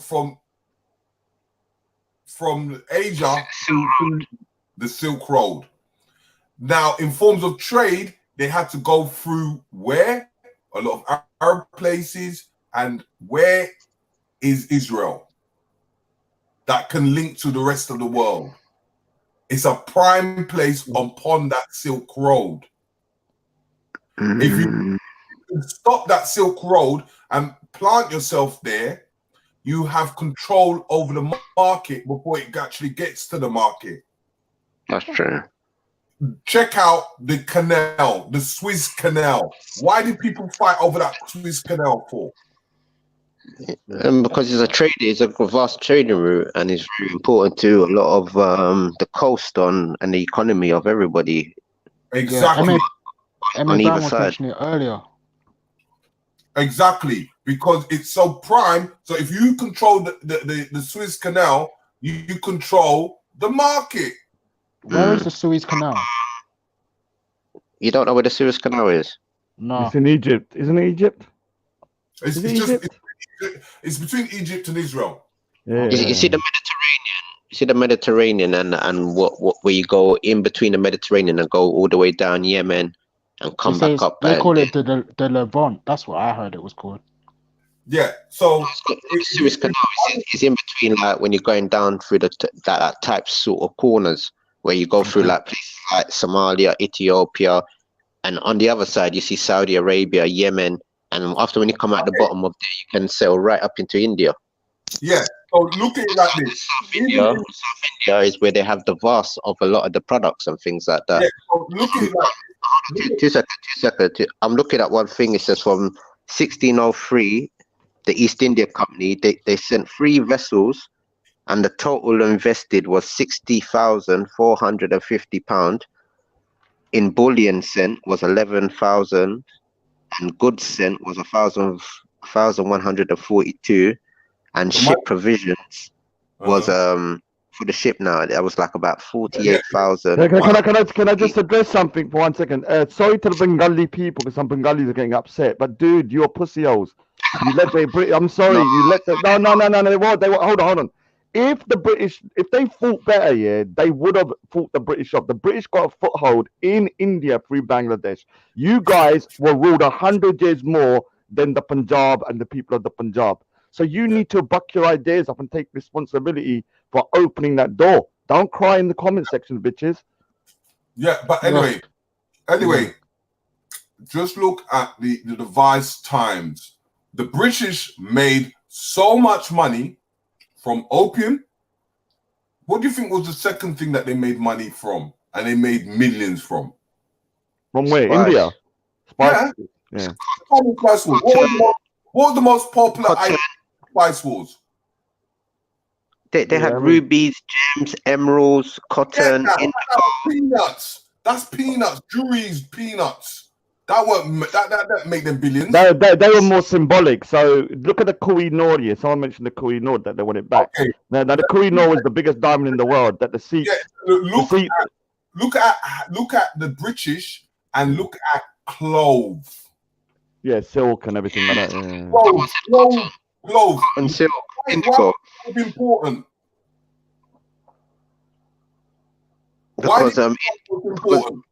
Because India also were the people that you could get the color purple, and the color purple was a very expensive color. In clove, as in a spice, clove, spice. Okay, clove. We said spice already, though. Yeah, but clove. Why was clove important? Clove. Are you talking about clove like clove? The little thing, you know, that little Spices, Oh yeah. yeah. I mean, Why, yeah, we use that in everything, man. so important at that time? I can't remember. I don't know what was important to clove at the time. Antiseptic. And it helps hurt the teeth. You know, if your teeth hurting as well, they use clove. When Was people it? go to war or they have teeth problems, Yeah. clove to able to reduce the pain. Yeah, I use cloves sometimes if I got toothache. Wounded soldiers to able to dealing with the pain. So in understanding that would, for anything to reduce pain, as in like today we use Nurofen, and so what? Nurofen is a massive big seller. Yeah, but have you, let me tell you something. When it comes to clove, there's nothing like clove oil to stop So pain in the wait, teeth. hold on. Let me understand Yeah. this here quickly. So Nurofen has the active ingredient clove. Is that what you're telling me? No. Okay. I'm just saying the fact that it sorts out pain. Yeah. In the olden days. Yeah, if you had pain, you're gonna want something to deal with it immediately. Yeah, but I was talking about this the other day with my mum, yeah, because you know a lot of these medicines, yeah, you know some of the old medicines just as good. I mean, I remember when I was younger, I cut my leg really badly. My mum didn't use, because you know I was quite young then. She didn't use a plaster. You know what she did? She got this like a roti, and she put what's called haldi, I think it's turmeric, boiling hot turmeric on there, and she wrapped that thing around my leg. And I'm telling you, it worked. It actually worked better than a freaking normal kind of medicine. So a lot of this old stuff that people kind of laugh at, like the atheists laugh at, oh, like Billy's probably laughing, oh, you silly people, you use this. Raj, Dude, a come on, lot. man, bro. Come No, on, man. Let's talk I have serious, to. man. No, I have to send a shot because a lot Can of we? atheists do.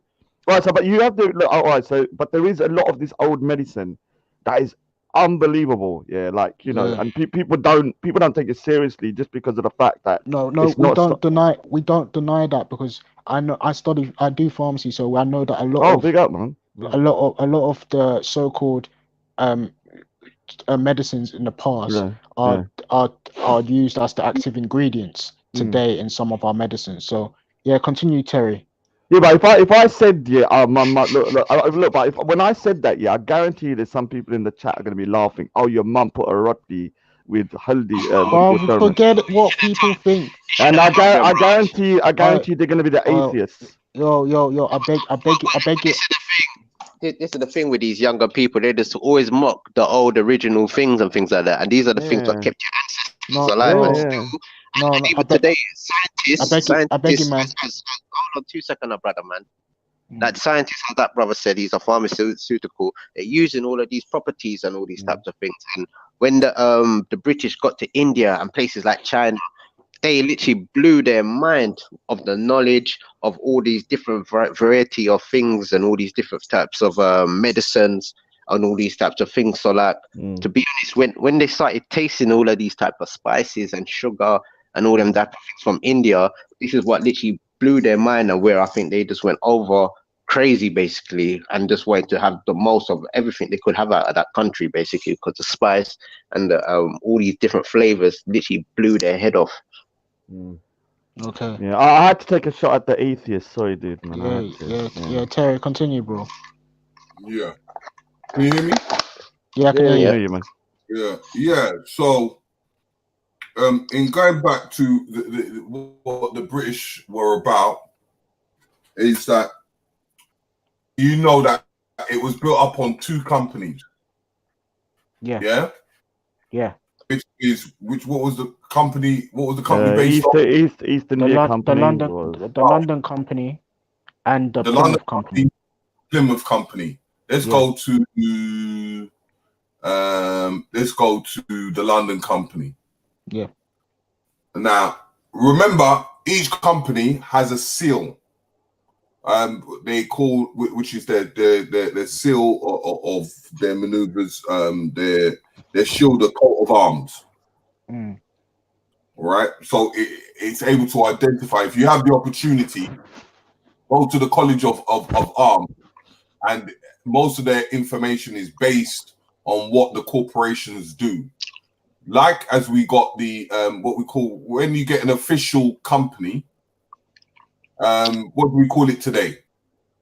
A limited company. Yeah. So LTD, isn't it? a limited company comes under what we call the Royal Charter. Okay. Now, in the Royal Charter, can you read it? I can't read that one still. All right. We read that already. Let me see if I can enlarge it. If it can get bigger. I already read it, to be honest. Yeah. What, the charter company? The Royal Yeah, Charter. I read the whole thing. So go and read it again so we can break it down. Because Go on, you break it down. 'Cause I already read it once and twice already, and I broke down the company, what the company's done, in what year. Oh, did you talk about the Magna Carta? We're talking about the East India Company, Virginia Company, innit? I was listening to what you were saying. You didn't read on the Royal Charter fully. What part in that Wikipedia? What part in that Wikipedia do you see Magna Carta?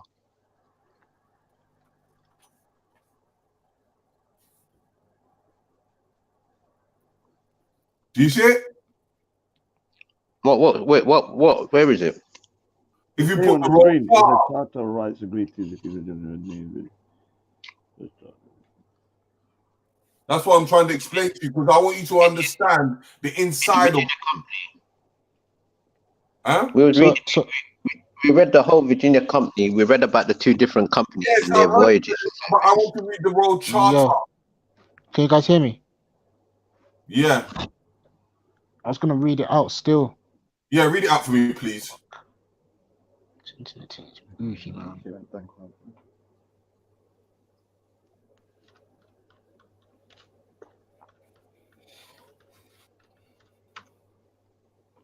Hey, I can't hear you. Do it. Oh, he's gone. Oh no, he's gone.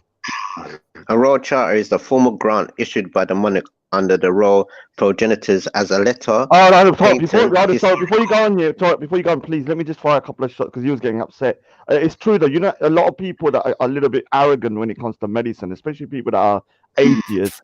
Like when I was to explain, like if I was to explain, oh yeah, you're about the Rodney situation with this turmeric on there, boiling hot turmeric. Some people would like say my mum was doing something mad, but it worked. I'm telling you, it worked. I would have had to go hospital otherwise. Yeah, it was a deep. It's true. Yeah, so there's lots of stuff of this Indian or ancient kind of African, Indian, Chinese, even the British Isles, where these old medicines are probably just as effective as some of the new stuff. Not you know, obviously not the way you're talking about drugs for very serious conditions like cancer and stuff like that. But when you're talking about cuts and pain and stuff. Some of them, I'll be honest, like a lot of these, like to be honest, a lot of scientists they have to go to these plants to extract the type of properties. Yeah. I was watching a documentary and they were going through a forest that they've never been through in the rainforest, and they were saying they might find stuff that could cure a lot of stuff that they've never seen about. So they said there's thousands of plants there. With the English, because of like what they had in their terrain, a lot of them used to use something called foxgloves and what's that other one, like dandelions and what's the other one? Maybe even nettles somehow. Because even if you look at cloves, like I had to use clove because I had a toothache, and I tried so many medicines before I tried. Nothing would work. Nurofen, nothing would work. The only thing that affected it was clove. And so there are certain medicines and certain kind of basic, kind of like, you know, ingredients that are just more effective in that sense. Yeah. Be careful with clove though; it does burn the gums. It can be pretty kind of like it's very effective at stopping the pain, but it can burn the gums if you put too much. Yeah. So some of this older kind of like medicine stuff, like, you know, if you go, like, imagine someone like the British. So imagine the British going to a village in India or Africa, and they see someone using this kind of like what they consider to be like a backwards way of treating a kind of like a wound. But, you know, just because it looks backward, it doesn't mean it's not effective. Do you understand? Putting a roti with turmeric on someone's leg looks stupid. I remember looking at it and going, I remember even saying to my mum, I was like, Mum, just take me out. I was like, what is this? Like, why are you doing this? But it worked here. So a lot of this stuff is about kind of perception. Like when you're looking at it, it looks stupid. But, you know, I think we can learn a lot from some of this kind of like the ancient kind of medicine and stuff like that. Go back to basics. Yeah, then 100%, 100%. And I'll be honest, this is why I think a lot of people in India and Pakistan haven't got big what they call it, big numbers of this COVID thing, basically. Yeah, it's Because kind of their diet. strange. Yeah, it's kind of strange. Like I'm surprised at how little spread it's happened. Because turmeric is very heavy in the diet of the people of that area. Like, And very heavy. Africa as well. So I would have thought that places like India and Africa, it would have spread very quickly because of how close Turmeric. people are living. No, but turmeric Yeah. comes from India, innit, basically. So that's always been like their first thing to put in their food. If you know what I mean, for like Asian days. It's only later totally. because of the Portuguese and Spanish, the whole world gets to get saffron and all these different little things. And Yeah. But if you go Asda now, they got a whole section called World Foods, and I mean when I go down, I'm surprised at how much stuff they got. Like they got everything that you I even need see to make. there for them mocking me. What did you do? No, I saw one day they had like a Mesoamerican sort of things, and they had cassava there, and I thought, are they listening to us or just mocking me or something? What is cassava? What is cassava? Oh, it's put on manioc. Basically, it's like it's sort of like a potato root vegetable, and it's got like a lot of health good properties. I think like in Bangladesh and certain places they call it something different. See, they're saying that we're goofy for doing stuff like that. Trust me.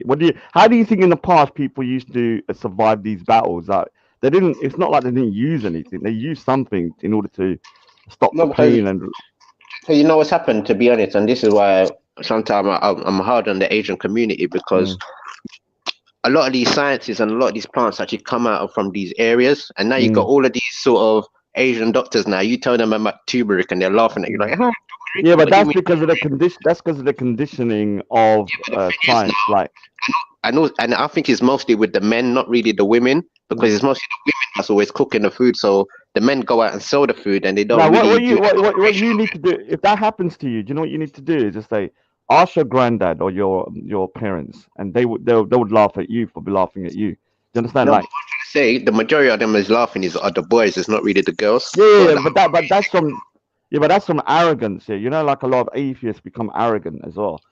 So I'm digging and so you can become quite arrogant. But the worst thing, some of these people are doctors now, and they still laugh at you. Like they would try and give you, I don't know, something funny.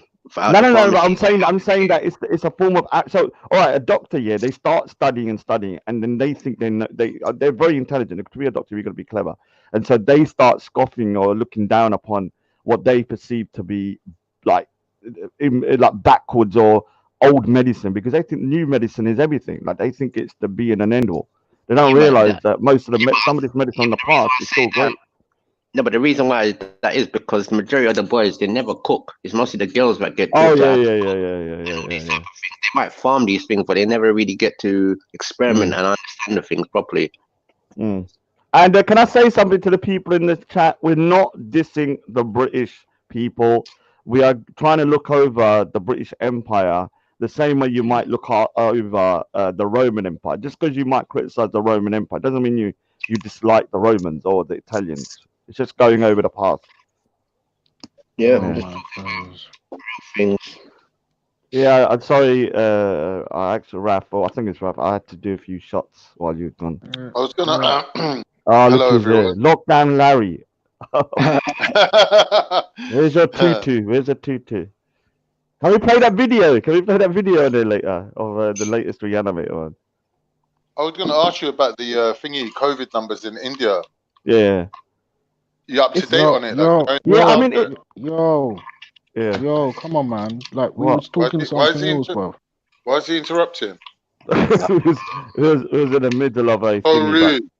Yeah. All right. So let me just answer that quickly. Then we go back to the topic. So in India, I don't think there's an accurate kind of like let's just say measurement of how many people are infected, but it's very low compared to what I thought it would be.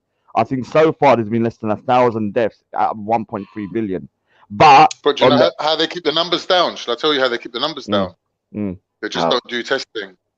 They don't do testing, and they don't attribute any death to COVID. No, but the thing is, I will say this, that if it does spread, it's going to be a disaster for someone like India. It will be a disaster. I'm telling you. Most of our pharmaceutical drugs actually come out of India and Yeah, but there's places nothing like. that can. There's nothing that can help COVID. There's no drug that can help COVID. Oh no, they found one called Serendiv or something like that, and they're testing it. But it's going to take a year for them to bring it out. So tell me this, Khan. What did people used to use in ancient days in Turkey? Funnily, we were speaking to someone on Jedi's panel earlier, a guy called Freeborn. I don't know if you know him. He was saying that in Africa, when people get ill, what they do is that they get a knife and cut every single person in the family, and they spread the illness to everyone. So it's like herd immunity. Herd immunity, yeah. All right, So that's what they would do. But in Turkey, obviously they didn't have that idea, so they probably weren't that clever. A lot of people died. Can you see that? Hold on one second. But can you just see that? Terry, you can leave, and come back later in it, car. No, I don't. We want to change the topic in that room. No, hold on. We're gonna go back. I promise you. We're gonna go back. I know we're gonna go back. We're gonna go back. I promise you. But let me say one thing. So if you think about it, yeah, imagine the British going into that African village and seeing people cutting themselves, they would think they're insane. But now when you think about it, like herd immunity, being able to kind of like I mean, they're trying to do that in certain places like Germany and what's it called, Sweden, I think. So that will boil certain things in Africa and use certain things for around them, basically. But that's the type of question I was trying to ask you, Carl. What did the Turkish use what's around them as medicine? No, they would just die, innit? Terry, come back later, brother. Come back later, brother. Because man, no, man, you have to think. There's a mushroom that grows a particular black fungus, which is where that thingy comes from. Antibiotics originate from, and they did have that. Yeah. All right. We'll go back to. So they had a primitive form of penicillin, basically. Yeah. Where do you think the first vaccines came from? A guy called Louis Pasteur. Was he black or white? White. It was French. Yeah. And you know what? He stole that because he realized. I can't say he stole that. Because the reason originally it was African people that were, if you look in the understanding of smallpox, what the African people they were digging up the bodies and able to get in and dealing with the bodies of people that had chicken pox, and they realized that the African people were not getting sick. Yeah, but bro, you're looking at history from a very one-sided point of view. If Africans didn't leave Africa and come all the way up to Euphrates, no one would know that Africa was there. You're not listening. Story. I'm working on the back of your story. What they found was that the African people they're cutting a piece of the skin of the chicken pox and putting it under the layers of their skin. Who's doing that? The African people that were clearing up the bodies. Come on, man. Don't try the history of chickenpox, smallpox. I mean, the lesson from this is that just because something is ancient and looks a bit silly doesn't mean it doesn't work. Yeah. Because there's lots of stuff I've seen that works, man. Like I said, a roti on my leg with turmeric, boiling hot turmeric, looks stupid. And I'm not going to lie, but it works. You can use aloe vera, different other varieties of things. Yeah. Unfortunately, atheists don't understand this. Unfortunately, sorry, dudes. They want tablets. They want tablets. Here's my argument against atheism. Atheism is basically saying. And Khan wants to talk about atheism. For fuck's sake, they're not just against religion. The topic's not even atheism, bro. Hold on. Give me 1 second. The topic is not even atheism. I'm gonna tie it in. But I'm gonna tie it into what we're talking about. So what I'm saying is this: atheism is basically saying don't believe in religion. Basically, don't believe in anything that cannot be proved by science. If we were to go in a time machine back to ancient Kemet and tell people not to believe in anything they couldn't prove by science, we wouldn't have had civilization. So atheism can work now that everything's been discovered and everything's been done. But if we Yeah. went back in time, But it was based upon spirituality and God and yes, we of are course, the because the whole fans. ancient Kemet beliefs are based Mm, upon the Yo, mm. overflowing of the River Nile. The demons come. Oh, did you hear that? That was actually that was actually a good point. That was actually a good Hello, point. I'm can not you hear gonna me? lie. Yeah, we can Yeah, hear you. Yeah, can you hear me, yeah? Yeah. Yeah, man. I might just come on and start talking about blood clots, man. No one was even He's talking talking about about no it. No one mentioned Islam. What are we Bible, No talking one about? mentioned Islam. No one Quran, mentioned Hold Islam. no on. Torah. Man was talking about Who? the trials of the British Empire, bro. So let Terry get Who? back into the info that we was going on with, man. Man, okay. Like we had an atheist week, bro, that you could have come and put your question to atheism all week, bro. And you hardly answered the question. No, that And was this come is and the criticize atheism G Block, question. not atheism. Yeah. Yeah, you can criticize G Block or Oh, atheism. Khan, you're on fire No, you today, didn't. man. Yeah, you're right. You didn't say criticize atheism. You said criticize G Block. You man are retarded, man. Like, I You swear said down, bro. criticize atheism. Bro, Like, let's go back to the you know what? Yeah, conversation, man. sometimes you two are so dumb. Yeah. I'll tell you what, yeah. Go back and read the titles of the shows for the last week, yeah, and find out if any of them said criticizing atheism or asking questions But about atheism on trial or anything. Yeah. it don't Atheism on make trial. sense what you're saying because every day is Attack G Block Day. That's the whole point of G Block. Now Carl What wants are to you be talking funny. about, man? Yeah, Shut Now up, Carl we man. wants to be wake up funny. to attack G Block. That's Making it. stuff up Now now. Carl wants to bust Carry on jokes. with what you're talking about, man. Yeah, If you bro. think you Come I'll on, just dash them off, man. No, but man. we was also talking about these East India Company, the West India Company, the Virginia No, companies. wait. Let my man talk about what he wants to talk about. Obviously, he's a That's private. what he was talking about. That's what he was talking about. Yeah, like, we're all different colors, innit? Like we don't get a say. Yeah, Go you're on then, white though. Aram Salawala. You're white though. You, Carry on. oh no! Hey, This Terry, is you there? this is bad. Shut up, man. Terry, you there? Yo, Terry. You know what I'm Yeah. saying? When man come on to actually talk some sense, DC brothers want to come in and chat shit, bro. Fuck off, man. Way in the back chat. Go carry on with what you was talking about, man. Everyone was listening, getting some education. DC brothers come in and start chatting shit. Oh no! Oh no! And all this other brother with his boy George fighting, man. Boy, just come and chat shit, man. Fuck off, man. Yeah, carry on then, bro.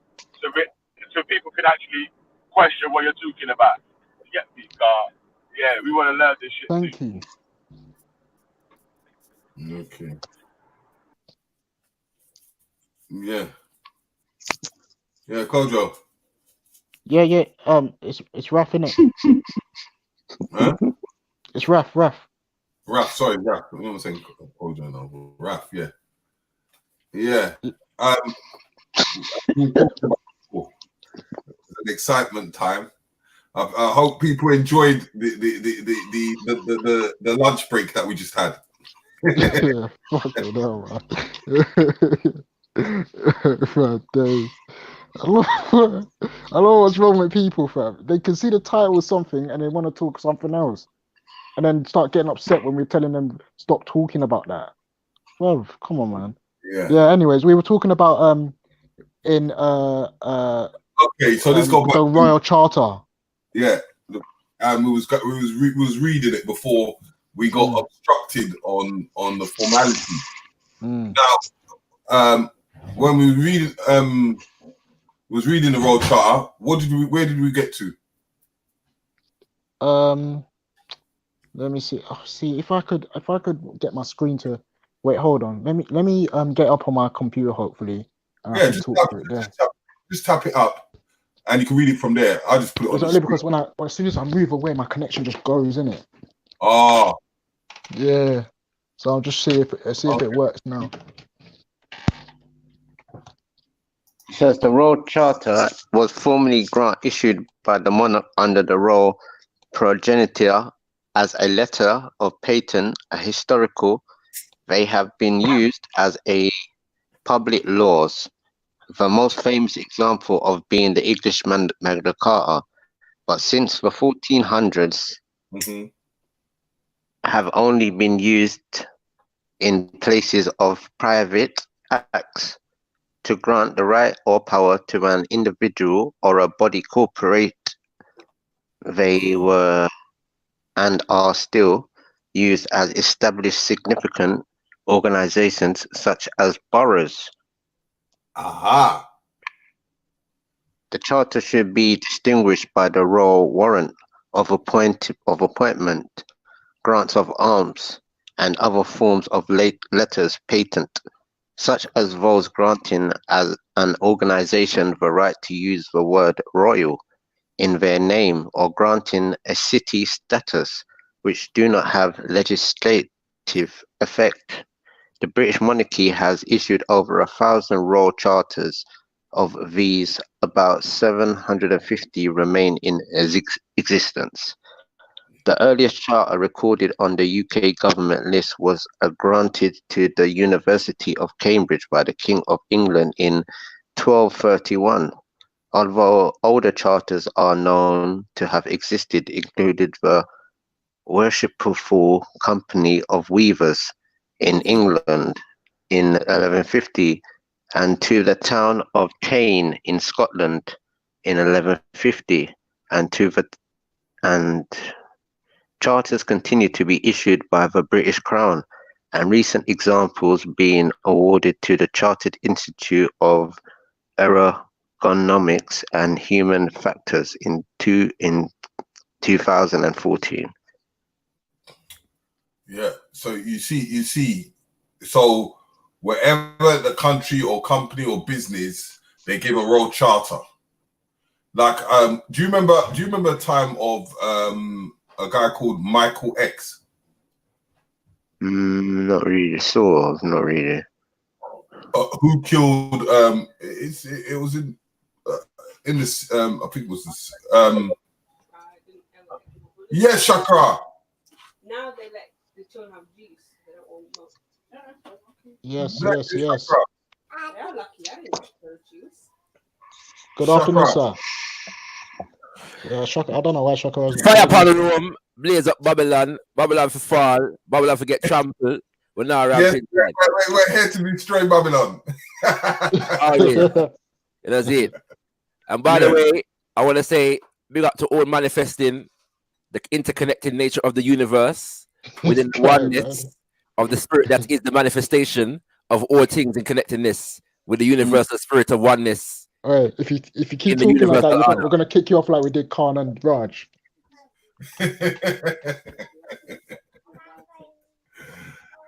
Yeah. So, do you remember the history of Michael X? Right. Yeah, I know a little about Michael X. I know a bit more about Obi Egbuna. Obi Egbuna is a real bad man, but yeah, go on. No, because we was talking about like the road charter. Now, the road charter gives claims to like even islands and things like that. And like with Michael X, when there was the hunt for him, they knew that they had the laws of hanging in Trinidad, but he apparently had killed one of the MP's daughters, and with the facts of that is that they were able, instead of them to deport him back to England, they knew that if they deport him back to Trinidad, they can give him the hanging sentence. Do you see the control? Yeah, there's a rumor actually though, because some of them tried to suggest that the girl was a agent of MI6 or something like that.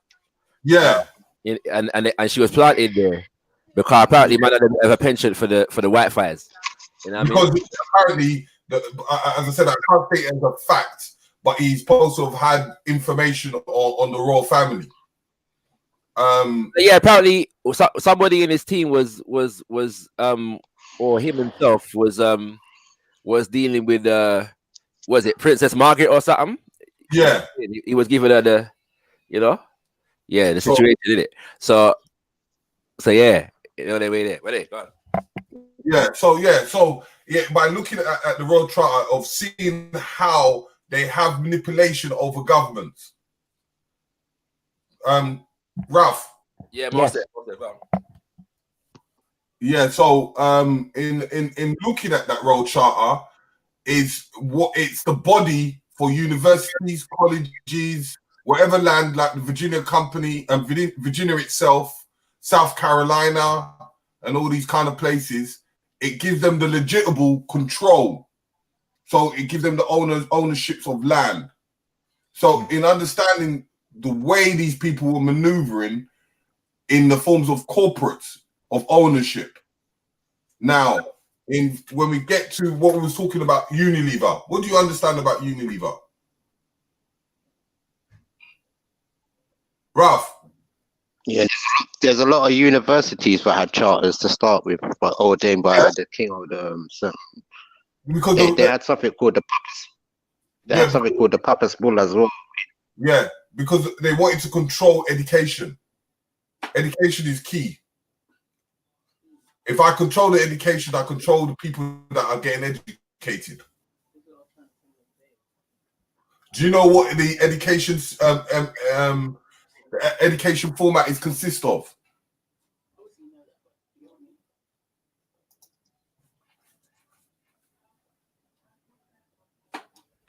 Go on, teach them, man. Just go on, teach. Yeah, me teaching, but I need them to follow. Cause if they don't follow, it just become like me just talking. Ramon is dropped off still. So yeah, let's go out, teach. Let's go out, teach. Okay. Hold on. Now, hold on. Let me just get this up.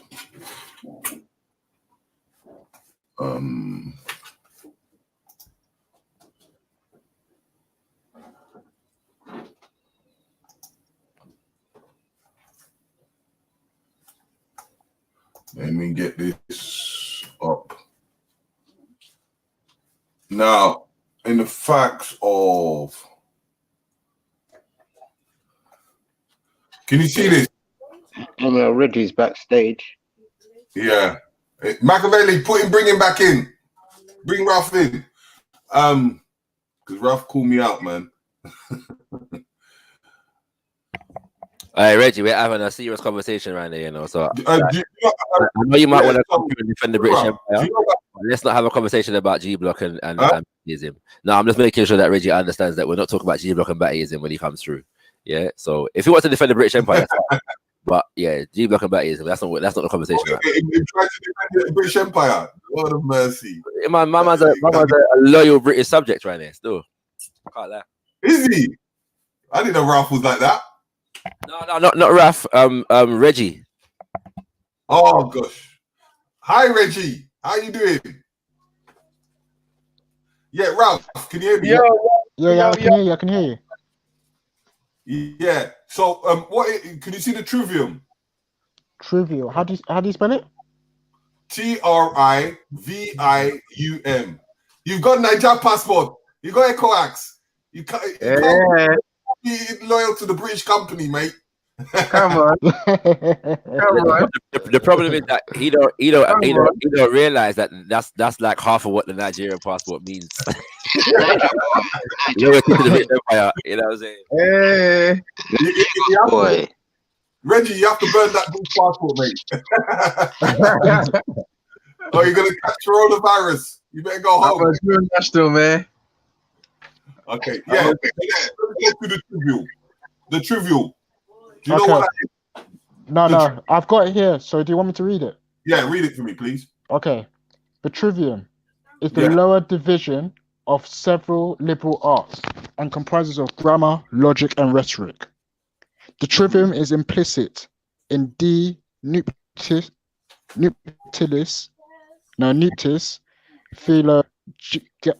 philogaia et mercuri, on the marriage of philology and Mercury, by what's his name, Martianus Capella.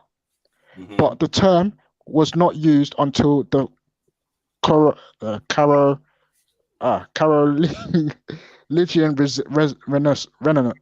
Renaissance. Yeah, Renaissance. Yeah, I need to start finding it. When it was coined in imitation of the earlier quadrivium. Yeah. Quadrivium. Yeah. Grammar, logic, and rhetoric were essential to a classical education, as explained in Plato's dialogue. The three subjects together were denoted by the word trivium. during the Middle Ages, but the tradition of first learning those three subjects was established in ancient Greece. Contemporary iterations have taken various forms, including those found in the British and American universities, some being part of the classical education movement and are independent Undal schools in the United Kingdom. Okay. So understanding the quadrivium is wisdom, knowledge, understanding, and wisdom. Yeah. Right? So understanding that a lot of people will take knowledge and run with it and thinking that they've got wisdom. No, now, you can't they do that, when yeah. they get that form of knowledge. So understanding the way of the educational system, because remember, as we were talking about the Royal Charter, controlling universities and colleges and whatsoever. So now we have to look at how they're able to controlling it. Like even when you go into the school system and what is your main subjects that you have to choose? Well, biology, sciences, maths, and English. Yes, sciences, maths, and English. And then probably music or whatsoever. Yeah. Now, back then, it was, when you say English, it was languages. Because if it was in France, it would be French. If it was in Spain, it would be Spanish. Now, remember when I said that when the Romans take the first children, the firstborn of every child, and taking them to Rome to learn in the Roman way.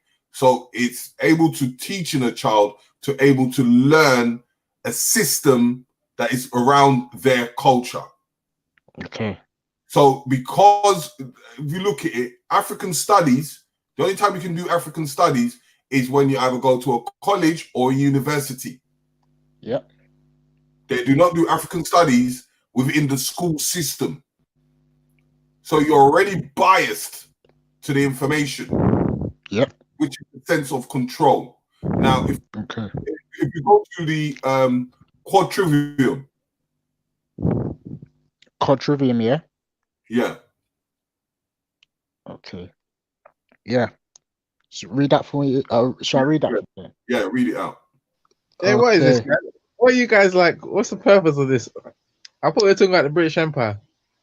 Yes, we're going to talk about the British Empire, but you have to understand the motive of the British Empire, or you will never understand why they did what they did.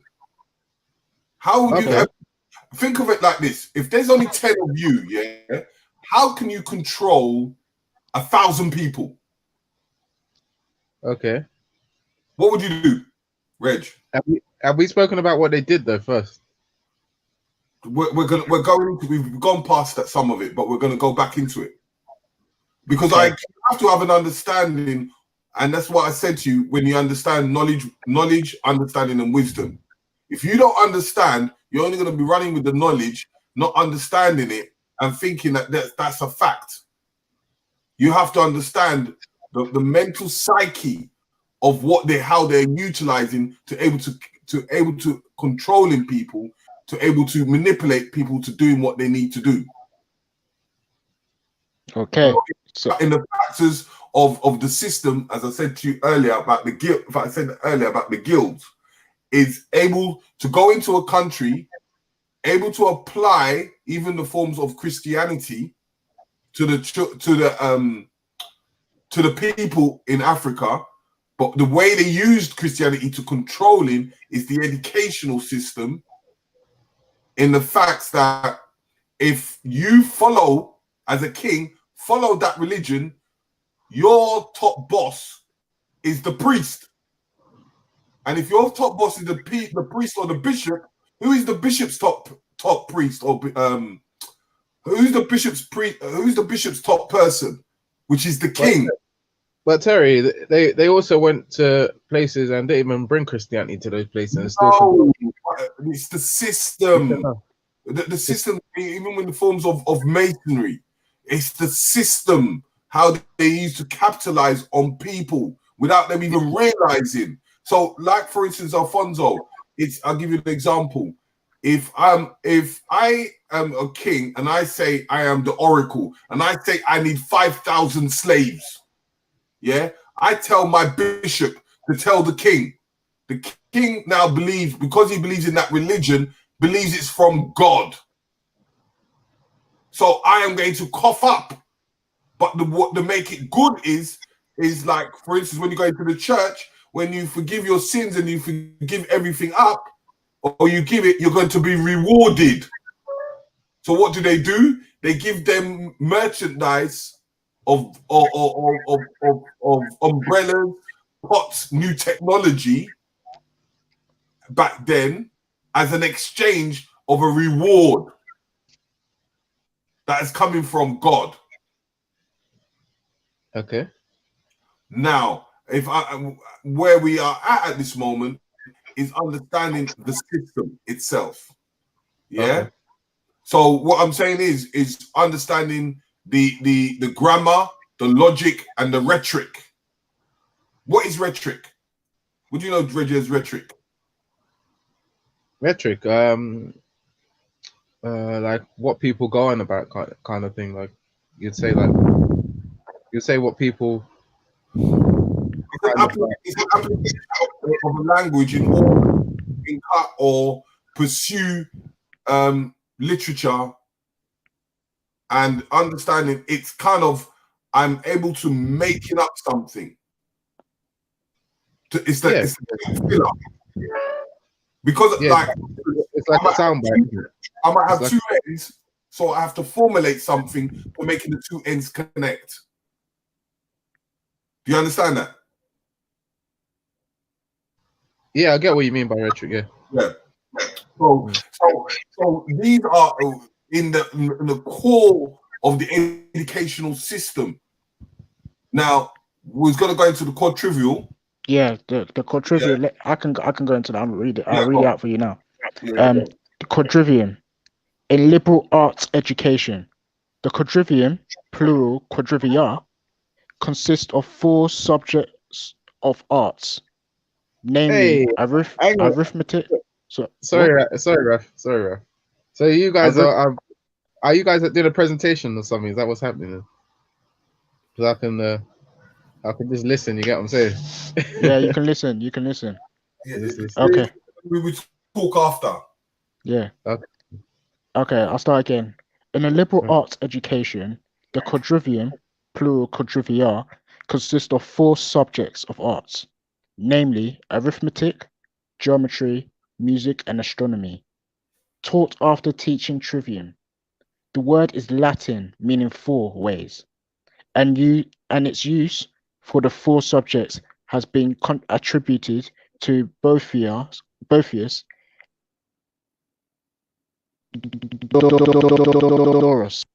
in the 6th century. Together, the trivium and quadrivium comprises together the trivium and quadrivium comprise the 7 liberal arts based on thinking skills, as distinguished from the practical arts such as medicine and architecture.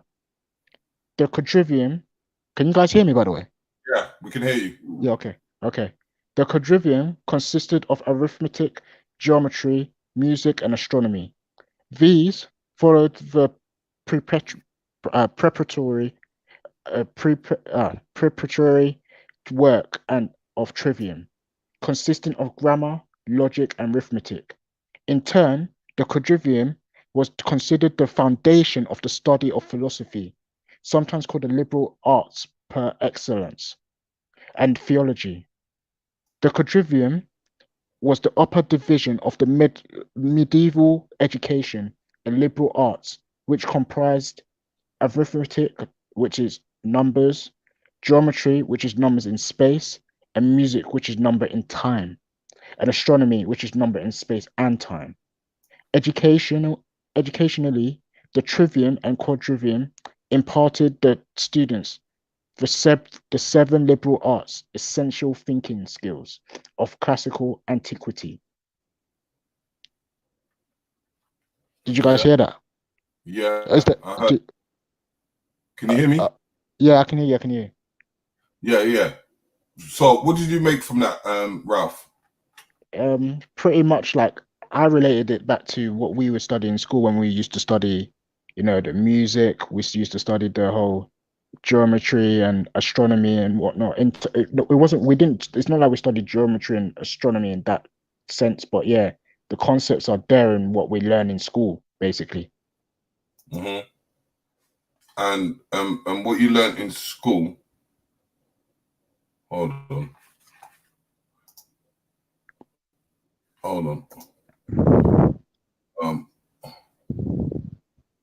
Yeah, what you learned in school, it is how everything molded you to how you are now, isn't it?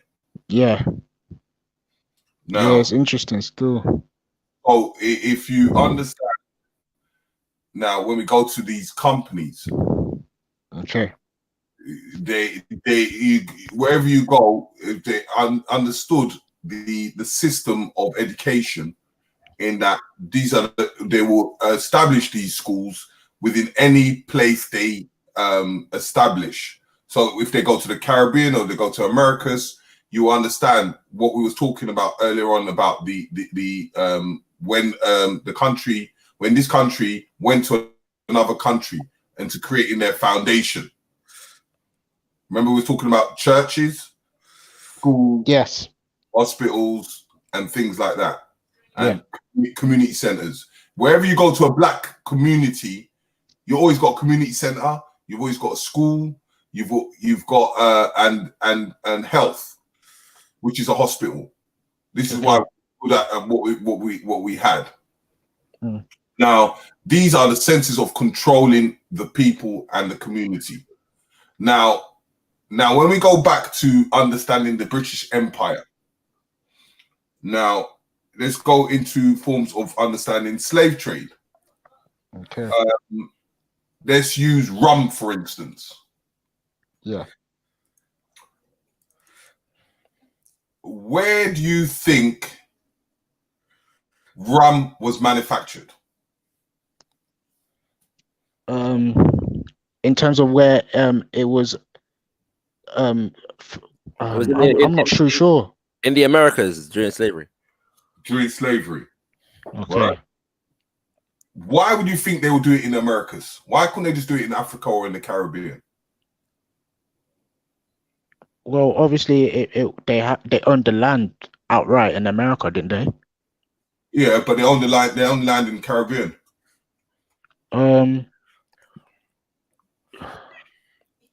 No, I can't think of a reason why. What would be the reason?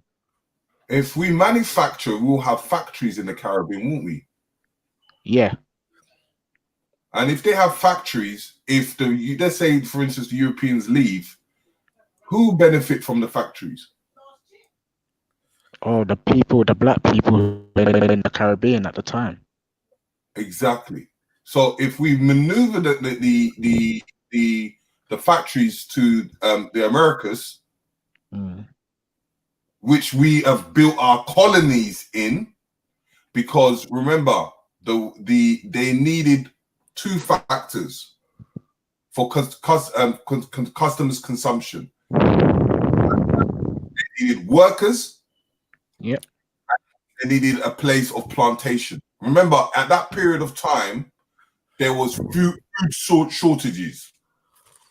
When they went to the Caribbean, they didn't find the treasures that they were looking for. So, able to get the plantations of what was happening on that land, and then taking it to the Americas, like the sugar cane, they will take sugar cane to Americas. Where do you think they will take it next? They'll take After manufacturing. They'll take it to Britain one day. You think so? Well, obviously they've manufactured there. Or are you talking as in they'll take the Who are the biggest consumers of sugarcane? Products in general? Who are the biggest consumers? Well, us black people probably. Okay, so if I've got alcohol, yeah, rum, where do you think I'll first take it to? Because remember, This country, what do they like drinking? They like drinking alcohol too. No, but what alcohol do they like drinking? Spirits? Is it wine? Wine? Pub, what do they drink mostly? Who? The British here. Yeah. They drink a lot of. I'm not too. I wouldn't even know still, car. Not even pubs like that, but maybe Most wine. time, what do they drink? Most of the time when you go into there, they drink beer, don't they? Beer. Okay. Yeah. Spirits were too strong, but some people drink it like the pirates and things like that because it was cheap. It was a poor man drink. Now, where would you think they would take the spirits first? As you know, it's black people are biggest consumers. They would take it to the Africa then. Why do you think they would take it to Africa?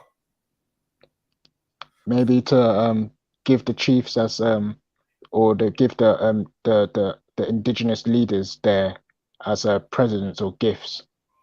Exactly. Remember what we said? In forms of rewards, in forms of in forms of under the Christianity or whatsoever, they give them rewards. So by giving them a reward, they will give them rum. What would the African leaders use the rum for? They just they use it as libations. Okay, now we're getting there. They use it for libations, but some people end up getting drunk. That's why we have drunk bums around on the street. But it was alcohol that they used. Anybody that uses libations with a brand name on it, yeah, cannot tell me they've always used libations because true libations, you can use water. Yeah. Yeah. Yeah. So that's true. From Africa, they take it back to Europe, but it's not a great seller. But they'll take it back there. Now, if you understand the formats of the sugar will come from the Caribbean, and then the manufacturers were in the Americas, and the person that's creating the demand is in Africa. Okay. Yeah, that makes sense. See, so you have a monopoly over the whole market. You're getting free work, free land, and consumers. Maximum profit. Okay. Now, when we go into that, we once we've understood that kind of mindset, now we can look at what the British were doing in involving themselves into able to manipulating or controlling different countries, because now there is a demand. If we go into the times of the Spice Wars, there was a demand for goods. We'll just go a bit fast forward. Now, in forms of goods, people were looking for new inventions and whatsoever. Now, looking at the British Empire, a lot of people don't really look too close.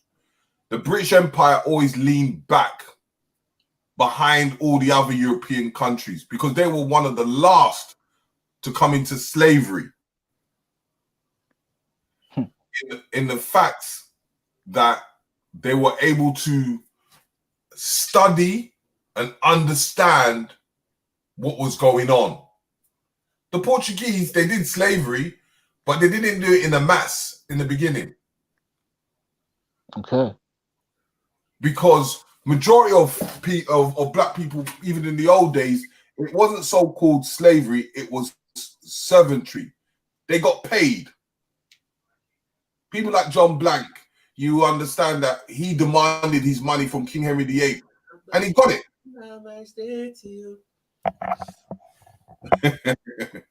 Sorry, I got a thing in my head. Yeah, when you get to that point, yeah, man will go in on like the IMF and the World Bank and them something there, cause it's very important to this whole flow. Still, Yeah, because what I'm trying to do is just give them a rough idea so that we can get to the companies like Unilever and how Unilever able to control. So let me just give the quick note and then we can jump into that. Yeah. So what was I saying now, Kojo? I mean, Ralph. Yeah. You were talking about the British having their companies having making sugarcane in the Caribbean, taking it to America, then selling it in. Yeah, so understanding that form of trade, so that you know that there's all like products and services that are needed to be compliant to. Now, in forms of understanding the corporations, as I said, going to that Virginia company, they were merchants. They were looking for opportunities. Fur. This is why they went to Americas. They got fur, but even though they were looking for gold and diamonds and whatsoever, they never found.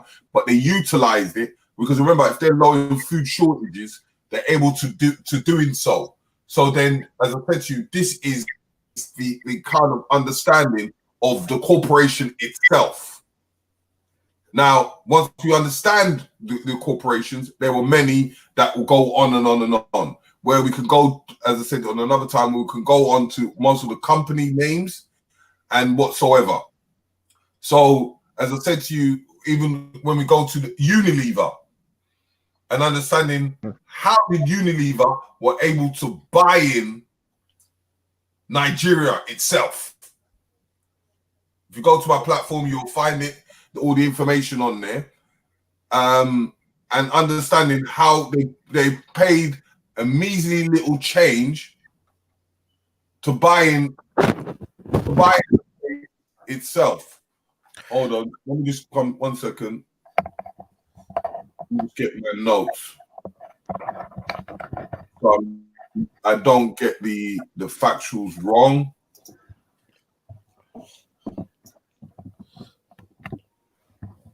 Hold on. Yeah, in the time of blah blah blah blah blah blah blah blah blah blah blah blah blah, they bought Nigeria.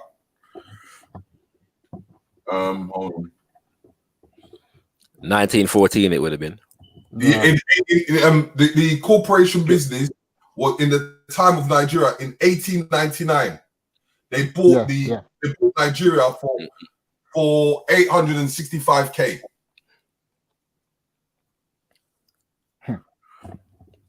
Yeah, and that's Unilever. So it wasn't called Unilever back then, was it? It was the I'll tell you now. I'll tell you the name of the company that bought it out. Unilever bought it was one of the corporate companies. I'm off guard right now. Hold on. Hold on. Understanding one of the companies.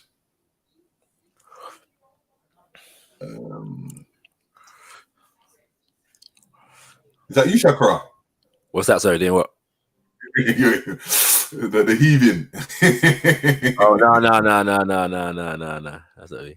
Yeah. Yeah. Still. So. Yeah. Yeah. The Niger company. The Niger company, which was sold on to the times of the Lever brothers, owned by the Lever brothers by the 1920s, by the African Eastern Trade Corporation. Okay. Yeah. So you can quickly go in before I start. I'm just looking over. No. Mine was just going to talk because obviously that the area that we're talking about now is obviously the cementing of colonialism in the sense of the fact that it's the Berlin Conference era, yeah. 1884, 1885, and what's necessary to note about that is obviously that the fact that obviously Britain had the biggest share in the so-called slave trade, yeah, at the time, but then Germany kind of launches and becomes quite a significant force in Europe. I believe I can't remember the year in the 1800s that they did that, but Italy as well. 1890, I think it is. Or Right. 1890, no, or closer to 1890s, Yeah. 1900s anyway. Yeah, sorry. Yeah, right. You know what I'm saying? So all in that time, Italy's similar thing. But what's happening is that the so-called trade in slaves, quote unquote, is becoming very, very expensive, partly because these Africans keep revolting, and also because of this thing called the Industrial Revolution. Which was also fueled by the enslavement of African people, and so it became just unviably expensive. Yeah, so obviously they abolished the so-called trade in 1807, and they say that they abolished slavery in 1834 with a period of what they call apprenticeship following it that was supposed to last for 6 or 7 years, something like that. In the Caribbean, obviously they lost America in the late mid to late 1700s, yeah, and America still continues the so-called enslavement thing up until like the 1860s, yeah, with the benefit of France and these kinds of things. Whilst all that's going on, Britain is fighting wars all over the continent. Because they want to colonize, yeah. The two most notable, I say three most notable. No, yeah, we could say two because there was no South Africa at the time.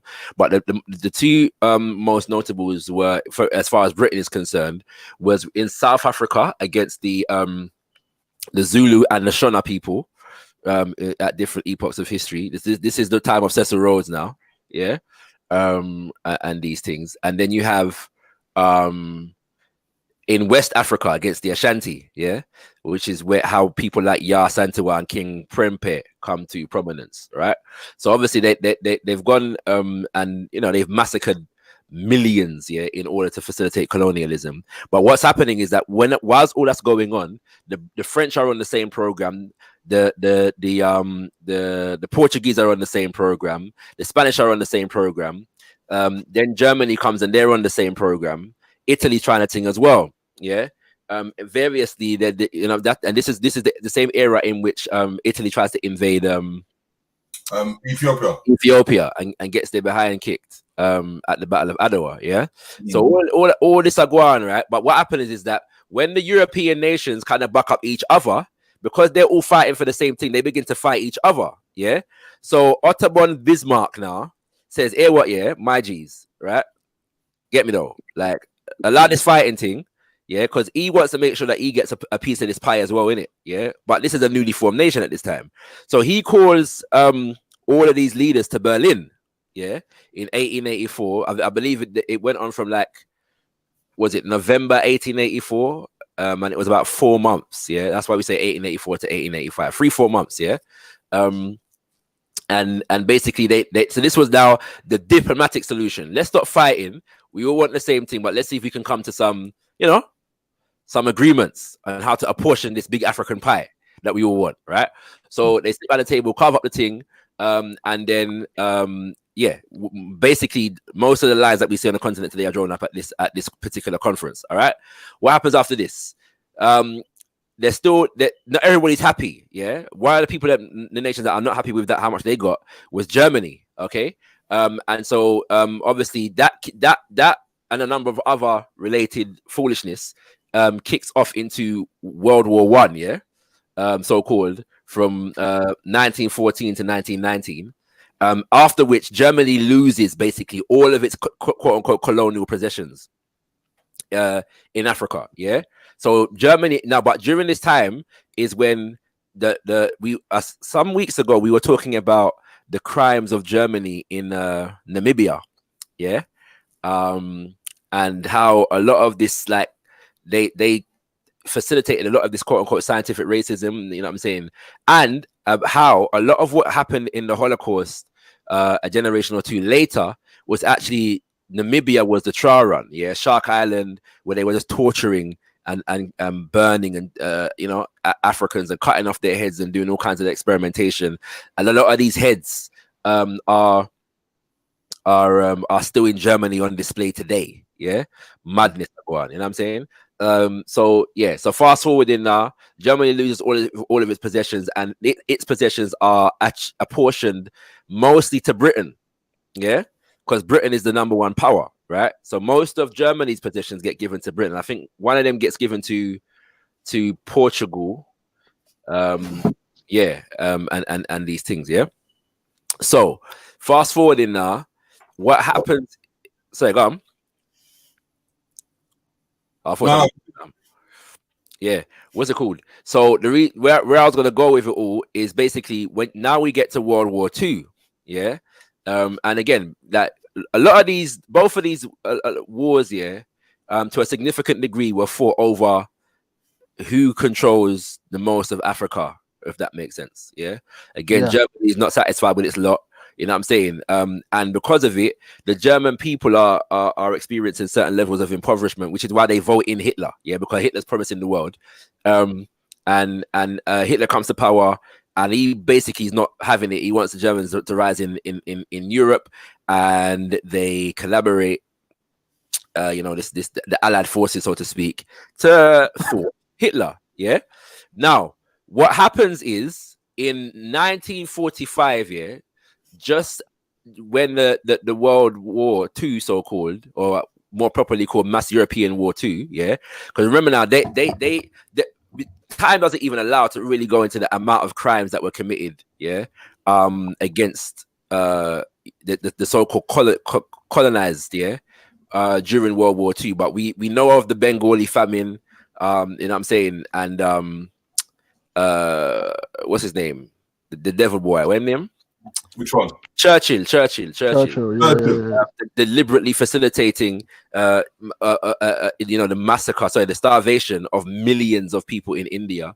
But also, it's to do with the extent to which Africans in the Caribbean and in Africa were co-opted into that war and fought on behalf of the British, and how they were treated during that time as well. Yeah, a lot of shaggery just went on in it, right? But suffice to say that in 1945, an event happens in the UK, Manchester, called the Fifth Pan-African Congress. Yeah, and at this Fifth Pan-African Congress, there are a lot of notable people there. Yeah, one of them. Say again? Was that the Amy Garvey one? Amy Garvey.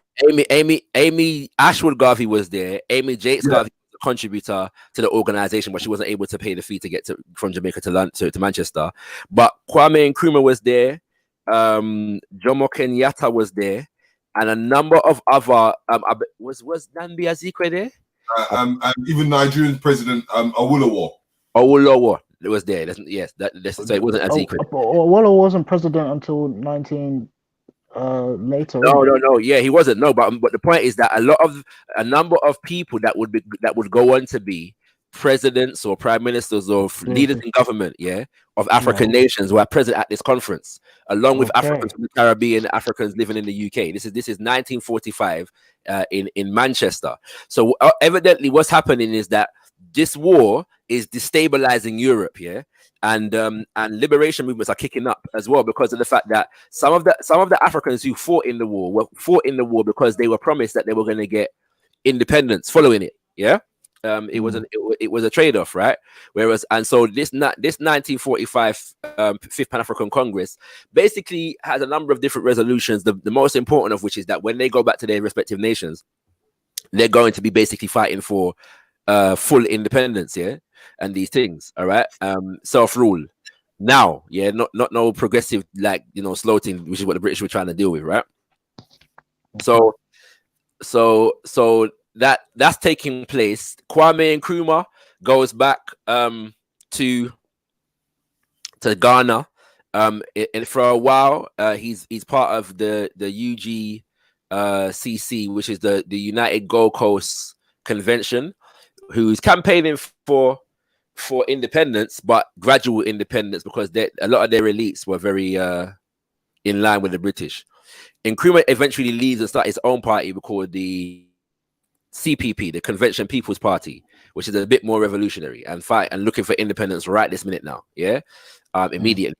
At the same time, Jomo Kenyatta goes back to Kenya, and he joins in with the Kenya Land and Freedom Army, more popularly known as the Mau Mau.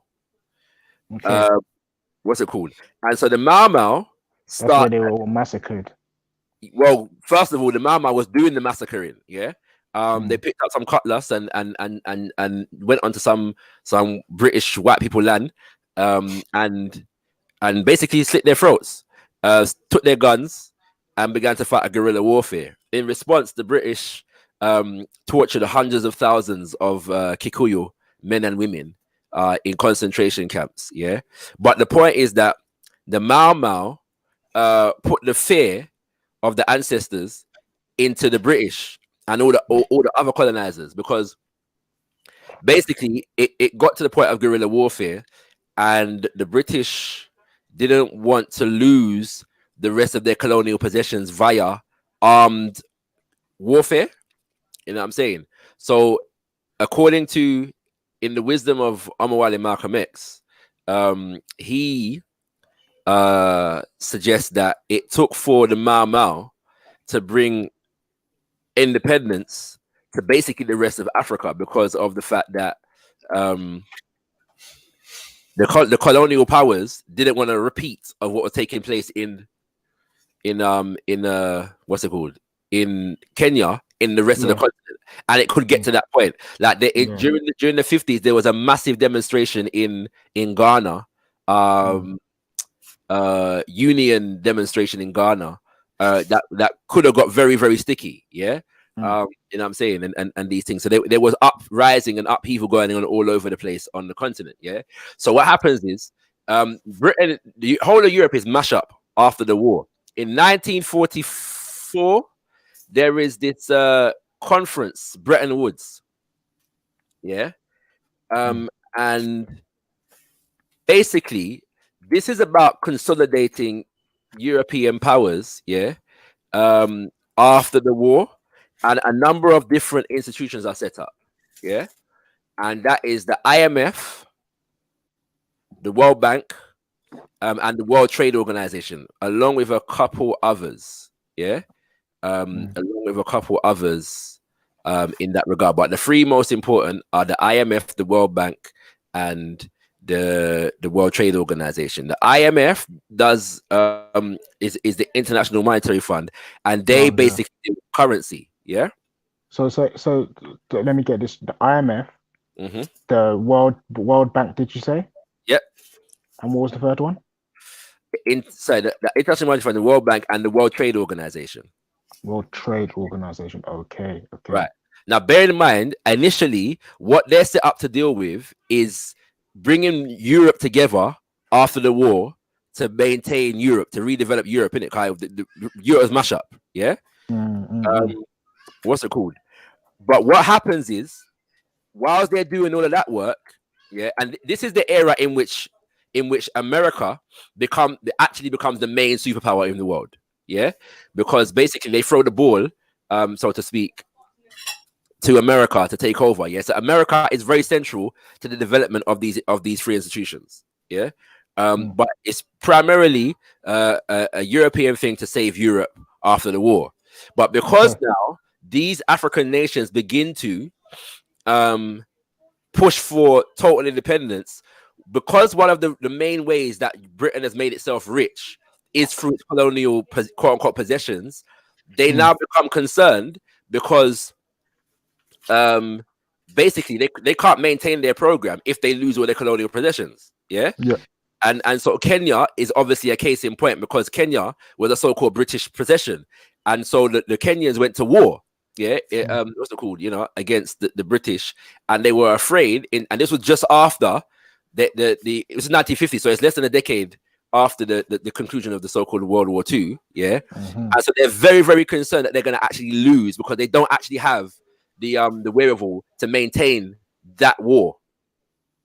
And you know, sorry, no, I was just going to add into that, because that's where when people understand, when they went through that World War II, they're already in debt to the USA, as USA is their children, and the so-called Rockefeller family were able to fund situations to manipulate. Mm-hmm. Mm-hmm. Yeah. They were funding it on both sides, the Rockefellers. Huh? They were funding it on both sides. Yeah, they funded Hitler before he began. Yeah. Oh, I was gonna, you know what? Sorry, if somebody wants to share their screen card, we can do some. We can drop some knowledge. Yeah, we could drop some knowledge on the Bretton Woods conference and these movements. Oh, no. You know what I'm saying? Okay. Machiavelli, I hope you can hear this. I need you to share. Hold on. You get me? So yeah, what I was saying? Go on. Oh. Yeah, what were you saying? Just do the Wikipedia, innit? Cut out again. BRETTON Woods Conference. Hold on. Start. Let me see. Yeah. So BRETTON Woods Conference. BRTTON. No, BRETTON Woods Conference. BROTTN. No, BRETTON. Wait. I've got too many things going on at the same time. Yeah. So the Bretton Woods Conference. Bretton Woods, yeah. Yeah, Bretton Woods Conference, yeah. Hold on. Is it? Okay, hold on. Machiavelli, we need you to share screen. So basically, they set up these institutions with a few others. The World Health Organization is another one of the organization that was set up during this time. Blah blah blah blah blah. The International Monetary Fund is about stabilizing world currencies, basically. Yeah. The World Bank is basically that's what it says on the tin. It's a World Bank, and the World Trade Organization is again set to regulate trade, isn't it? Yeah. All right. That's what that's what these institutions are in fact about.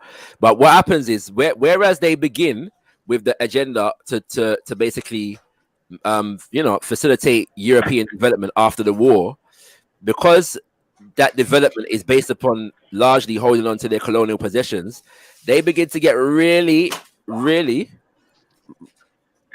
second.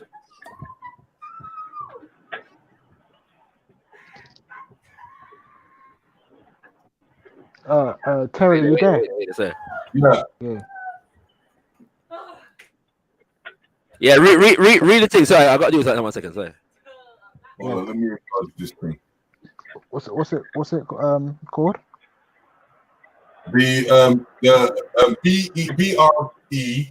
Berlin Conference. Huh?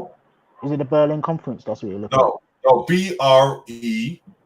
BRETTON Woods. The Bretton Woods Conference. Okay, I'm on it still. Okay. Do you want me to read it? Make sure I come back. Yeah, I'm going to leave you on, because I need to do some work, man. All right, cool. Listening, though. All right. Yeah, just for clarity, Terry, I just want to know, is the IMF and so-called the World Bank, how are they different from each other? Different organizations. Yeah, I saying what's the because I look at them as both money organizations. I saying like one is still they're both lending out monies. Or what's the difference? There is very little difference. But when they were actually established, basically they had different remits. Yeah. So as I said, like the International Monetary Fund, was basically about financial stability. So they're looking at currency, and balancing books and them kind of things. There, you know what I'm saying? That's what they're looking at. Yeah, the World Bank is about basically giving out loans to facilitate development. Yeah, across Europe. And then the World Trade Organization is just about regulating trade. It's about developing shared rules and regulations to facilitate trade. Yeah, but bearing in mind that in 1945, all of these different nations still had hold of their quote unquote colonial possessions. Yeah, they very quickly lose India. Yeah, I forget the year with that India Brockway. When did India get its independence? Let me check that up for you.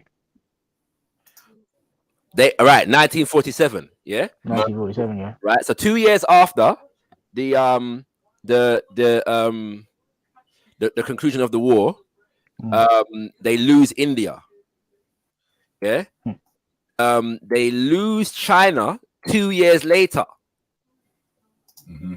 Yeah. So and these two nations were very, very big, especially India, very, very big colonial possessions for Britain. Yeah. And then Africa, you know what I'm saying, is started to make noise. Yeah. In this context. So what happens is, as time goes on, they start to lose hold of their colonial possessions, and instead of allowing it to go full fruition in terms of military style, we're going to overthrow the government, the colonizer, they start to sue for independence. Say, well, listen, we're going to give you this independence over here, you know what I'm saying, independence over there, and so on and so forth. Yeah, but they still got a relatively strong influence. France actually is able to control a number of its dependencies into a pact that was actually called the Continuation of Colonization Pact or something like that. Yeah. To that degree, but we're talking about Britain today, so I'm gonna focus on Britain. Yeah. So what happens? Kwame Nkrumah is big, large, and in charge in Ghana, and he's forwarded a Pan-African agenda of actual self-determination. Yeah. Whereas you've got other places like in Nigeria. Yeah. In 1956 or 1957, they discover oil. Yeah. In Nigeria. Yeah. So what happens is that the Chevron comes into Nigeria maybe the same year or the year after the oil is discovered. And as well as Chevron's an American company. Yeah. Yeah.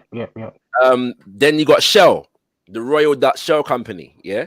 That comes in, which is basically a British Dutch company. So they come in and set up shop here in Ogoniland, where the oil is, to southern Nigeria. All right. Yes. Yeah. What's it called? So a lot of people will know this story very, very well. Yeah. And basically they set up shop and basically they move a lot of people off their land in order to set up shop, and they set up shop in such a way that there has been an environmental crisis in the land from that time to now, because there's a lot of oil spills, and Oil it's spills, I know that. with the agriculture. They can't fish. Yes, I know. All that kind of stuff. Yeah. So in fact, you lot could probably talk it better than me. So go and talk it in it. But this, no, it's not even like I honestly I can't. I don't know much about it apart from Ken Saro-Wiwa. Oh yeah. British Petroleum was there as well. Yeah, I was gonna say but eventually BP and Shell kind of form an alliance. So it becomes Shell BP. Yeah. You know what I'm saying? In that regard, yeah. You know what I'm saying? So obviously, like the crimes here. So what's happening now is that, but bear in mind, this is in the 1950s. Nigeria gets its independence in 1960. Yeah. So Britain is afraid that it's going to lose its access to the oil, but because of the fact that the people that they signed the deal with. Basically, so if we know how the formation of Nigeria and how they constructed this region of Nigeria, which is more than half the country, called the North, and the reason why that is because the British had an alliance. No, I shouldn't say alliance. They co-opted the Hausa into as an elite class, in Nigerian society, and so the among the Yoruba and the Igbo, there were some more revolutionary organizations. And so what they did was they basically signed a deal with the North, to give them power in the independence era, and basically sign this independence deal, ensuring that the North would take charge of the country, if that makes sense. And so Yeah. they because of that, they were allowed to maintain a certain semblance of control over the resources that were there. Till this day, there's Till this conflict. day. Yeah. Yeah, till this day. Till this Yeah. day. You know what I'm saying? Yeah. And that is how Britain maintains a lot of its control, divide and rule. And so you will see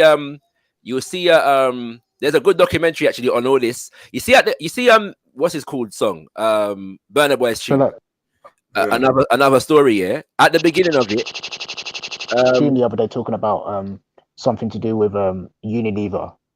yes, yeah. Yeah. Oh, you guys can't hear me. And this is where it's very strong, because when you understand, when I was talking about the 865,000 that they bought it for was the time of the Niger Company, and the Niger Company turning into the United African Company, which now when they were having situations, Unilever used a company to able to manipulate the United African Company into taking control. Yeah, most def. This was in 1930s. You know. So from there, they were kind of having a situation with that aspects of all the, when you talk about agriculture, because a lot of people don't keep on forgetting about palm oil and the attributes of what palm oil did at that time. Most def. You know what I'm saying? By the way, the documentary is by Jide Alan sorry, I have my R's in there. Alan Rewaju, yeah. And it's called a history of Nigeria. Jide Alan Rewaju, yeah. And yeah, that's a snippet of that documentary is at the beginning of that Burna Boy tune. But it's very, very good in terms. It's like 2.5 hours, so take your time and watch it. But it goes through a lot of the history from the independence era onwards, and he talks about a lot of this stuff here. So what happens is so that's how they're able to hold on to some semblance of control in terms of their oil revenue. But what begins to happen is that because of the undue influence of the quote unquote North, a lot of the people in the South begin to rebel. Yeah. And that's where you get the Biafra war. The crime of Britain in the Biafra war is that in order to hold on to its oil access to the Nigerian oil, it funded the government with arms and other things in order to massacre the Igbo people at that time, and so they were very, very much behind a lot of what went on during Biafra. France also had oil interest in Nigeria, but it had a minority stake in Nigerian oil, and France saw the opportunity to get a larger piece of the pie by secretly, or not so secretly, supporting the Biafran, so to speak. Yeah. So they began to fund them and all kind of different things. Suffice to say that that millions of people died in the war, and again, you know, like it's a lesson that we gotta learn, fam. Like we can't allow like this divide and rule thing that they play. You know what I'm saying? And they give us guns to kill each other. It's mad. Yeah. Whilst they're benefiting from both sides of it. It's mad. You know what I'm saying? By the way, Ira Manshella is in the back chat. Veli, I'm not even sure if we're gonna get through again. But Ira Manshella, you need to get some better internet, fam. You drop off a regular, my G. Like you see BT, and Virgin. That's it. Yeah. Nothing else not going around there. BT and Virgin. Yeah. Forget Sky. You know what I'm saying? Forget EE. Mobile's strong on Virgin. Yeah. Virgin and BT. I hate that. And that's the only thing there. Yeah. Nothing else not go on. You know, Zed. All right. Where was I? What was that? Yeah, but yeah, Veli Dreadlocks. Yeah, the brother Aaron Monshella is in the back chat. So what was I saying? Right. So you got up this Bretton Woods. Let me bring up this Bretton Woods thing. Well, we got Bretton Woods on the screen right now. Yeah. So the point is that this is that they're losing their colonial possessions, but they're trying to hold on to them, innit? Yeah. So let's just deal with this Bretton Woods thing very quickly. The Bretton Woods conference, formerly known as the United Nations Monetary and Financial Conference, was a gathering of 730 delegates from from all 44 allied nations at the Mount Washington Hotel, situated in Bretton Woods, New Hampshire, United States. Remember, I said that the United States had a very, very big role in the development of this thing. Yeah, to regulate the international monetary and financial order after World War II. So, I forgot to say, the UN was also created during this era. The actual United Nations. Yeah, innit? Yeah. The conference was held from July the 1st to the 22nd, 1944. Agreements were signed that after legislative ratification, member governments established the International Bank for Reconstruction and Development. That is the precursor to the World Bank. Yeah, the International Bank for Reconstruction and Development. Yeah. And the International Monetary Fund. Yeah, I'm gonna skip to the place where it says agreements. Agreements. The Bretton Woods Conference had three main results. One, articles of agreement to create the IMF, whose purpose was to promote stability of exchange rates and financial flows. Two, articles of agreement to create the International Bank. What's that? I forgot what that acronym means again. The International Bank for Reconstruction and Development, whose purpose was to speed reconstruction after the Second World War and to foster economic development, especially through lending to build infrastructure. Yeah. Other recommendations for the International Economic Corporation. Sorry. Yeah. All right. The final act at the conference incorporated these agreements and recommendations. Within the final act, the most important part in the eyes of the conference participants and for later operation of the world economy was the IMF agreement. Its major features were an adjustable pegged foreign exchange market. So now when we talk about foreign exchange, yeah, and the fact that that money is no longer tied to natural resources, this is the place that all of that started to happen. This is where money becomes an invisible force that is governed by basically a conglomerate organization of European nations, with America being the superpower. Yeah, exchange rates are pegged to gold. Yeah, governments were only supposed to alter exchange rates to correct a fundamental disequilibrium. Yeah, so I hope everyone's understanding that so far. Yeah, member countries pledged to make their currencies convertible for trade-related and other current account transactions. There were, however, transitional provisions that allowed for indefinite delay in accepting the obligation, and the IMF agreement explicitly allowed member countries to regulate capital flows. The goal of widespread current account convertibility did not become operative until December 1958, when the currencies of the IMF Western nation members and their colonies became convertible. Yeah, and this is also the era in which the dollar becomes the actual currency of international trade. Everything's measured against the dollar.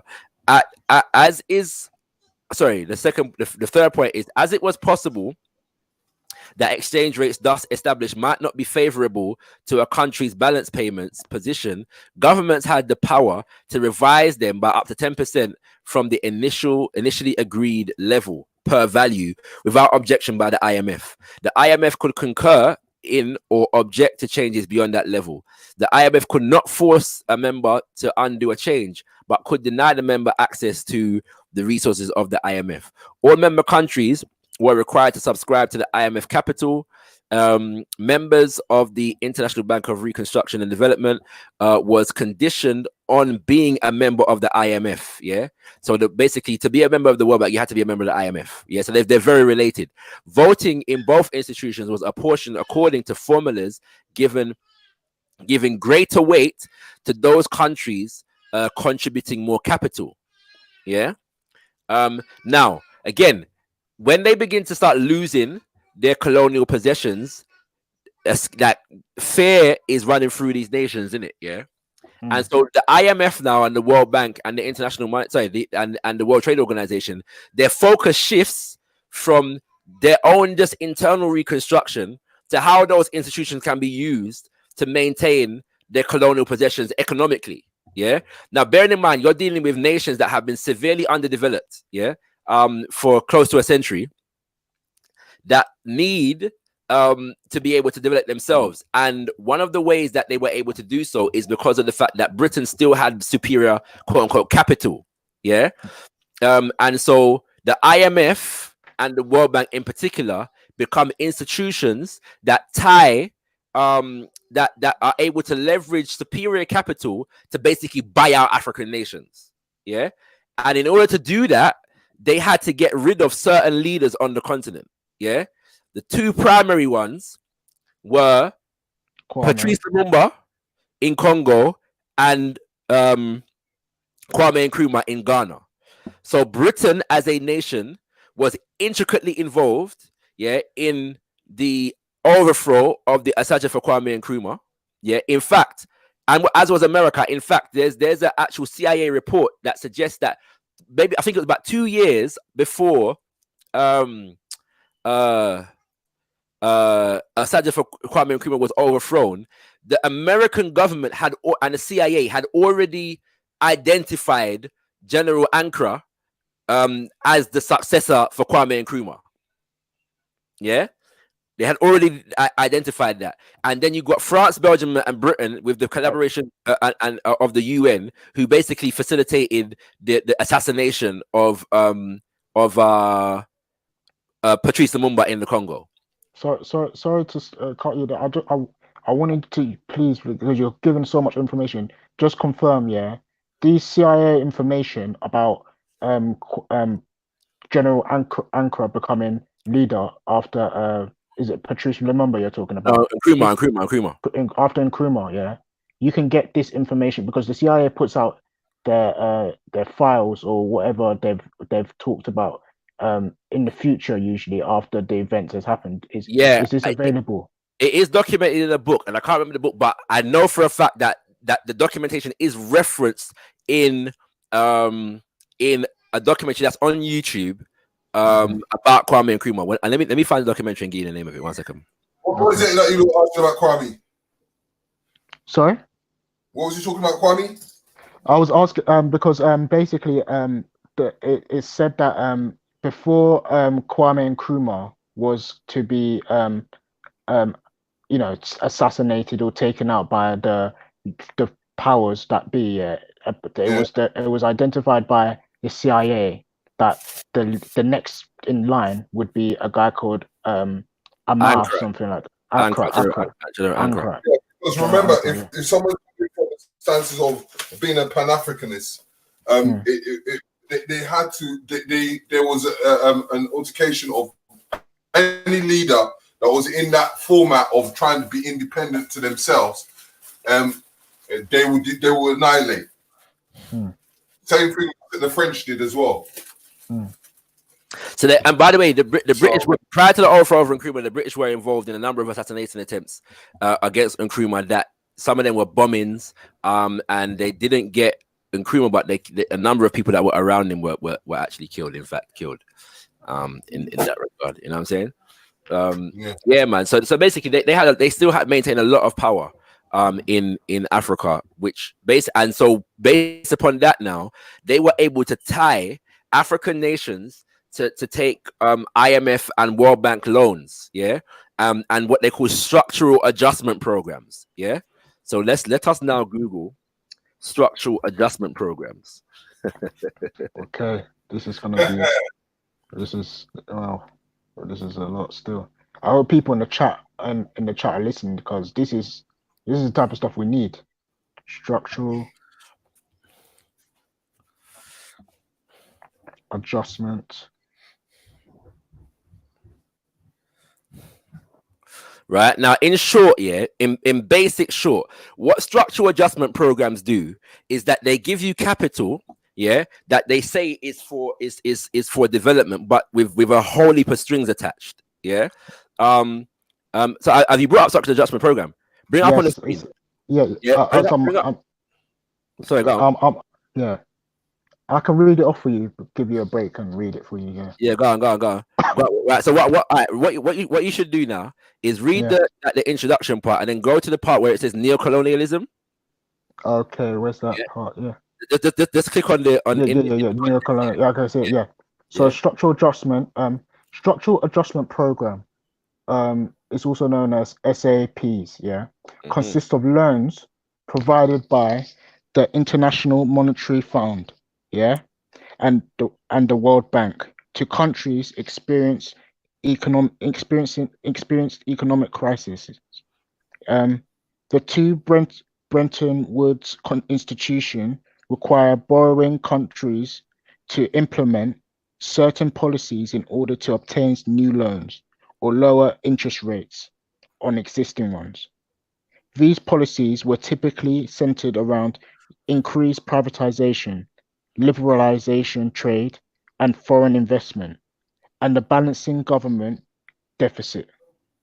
The conditionality clauses attached to the loans have been criticized because of their effects on social sector. Did you hear that? hmm Yeah, So that's basically, it. right? Yeah, So yeah. basically, yeah.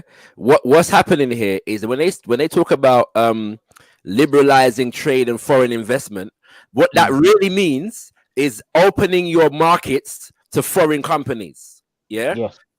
to transnational corporations. Mm, Yeah, and what mm, that effectively does, because those foreign companies have more access to capital than the people in those nations, it retards the economic development of the homegrown infrastructure, economic infrastructure. Yeah, and creates markets for European goods and American goods.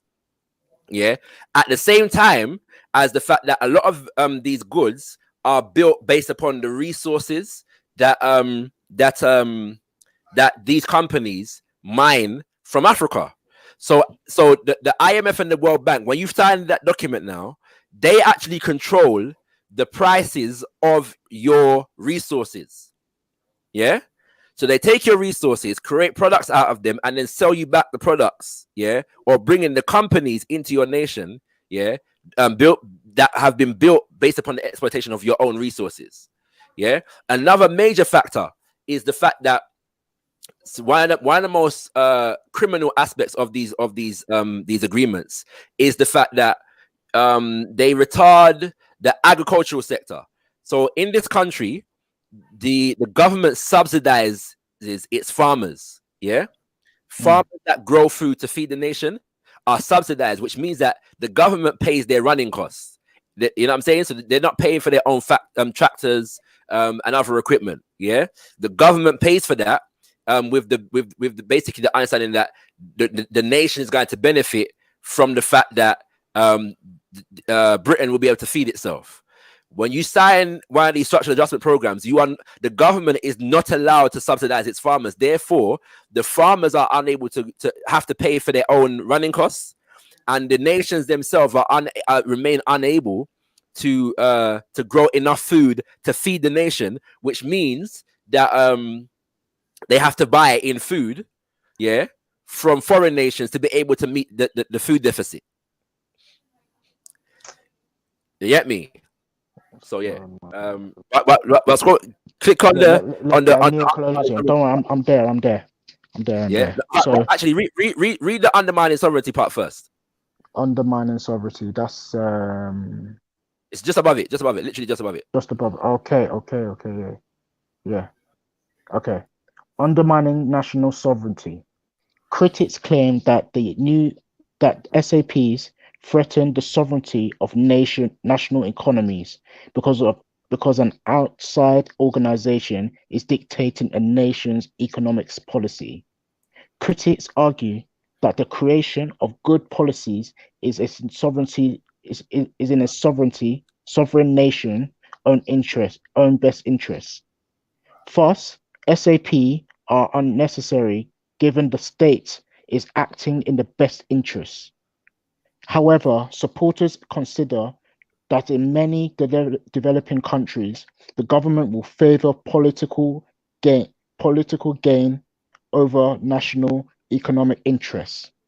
That is, that is, it will engage in rent-seeking practices to consolidate political power rather than address crucial economics issues.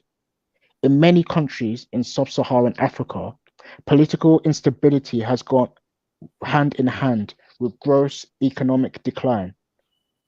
One of the core problems with conventional structural adjustment programs is the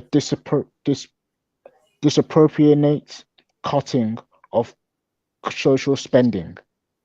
When public budgets are slashed, the primary victims are disadvantaged communities who typically are not well organized. An almost classic criticism of structural adjustment is pointing out the dramatic cuts in in education and health sectors. In many cases, governments ended up spending less money or these essential services than on these essential services on on these essential services than on servicing international debt. Yeah. So obviously that speaks for itself, innit? So you sign the agreement, then basically you can't spend money on your education, you can't spend as much money on your health services, your agricultural services, so on and so forth. All you're doing is spending money reservicing the debt, and then sometimes you can't do it, so you have to take out a new loan, you know what I'm saying, which is more debt again, whereas no money has been spent on the people of the nation. Yeah. The other major characteristic of this whole thing is that oftentimes these loans were given to all this talk about corrupt African governments and dictatorships. These loans were given to and sustained and maintained some of the most corrupt so-called leaders in Africa. Yeah, facts. Yeah, and so there is no corrupt African government in Africa that has not been backed, financially and militarily by Britain. None whatsoever. I can, from what I'm hearing, this is crazy, man. Yeah, so the whole thing, and so what happens is, when you talk about African elites, they waxing themselves rich off of their people at the expense of their people. Where are they getting the money from? I'm off to the States. Right. You get me? They're getting a lot of this money from arrangements such as this. This is what is sustaining this so-called corrupt African elite. Yeah, it doesn't exist without this dynamic. That is the point. Yeah. So once again, in terms of banking, and these kinds of things, one of the crimes of Britain is that it sustains. Yeah, they act as though they're for democracy and all this strippiness, but they actually have sustained. Yeah, after the assassination of Lumumba in Congo, Britain, France, and Belgium sustained, a brutal dictator by the name of Mobutu for nearly 30 years. Yeah, facts. Yeah, and he was one among the recipients of some of these structural adjustment programs and all kind of different things that never did anything but undermine the actual development of the nations. You want to continue to the neo-colonialism part? No problem. Yes, I'll continue. SAPs, the structural adjustment program, are viewed by some post-colonialists as the modern procedure of colonization. By minimizing a government's ability to organize and regulate its internal economy, pathways are created for multinational companies to enter states and extract their resources. Upon independence from the colonial rule, many nations took on foreign debts, were unable to pay it or repay it even.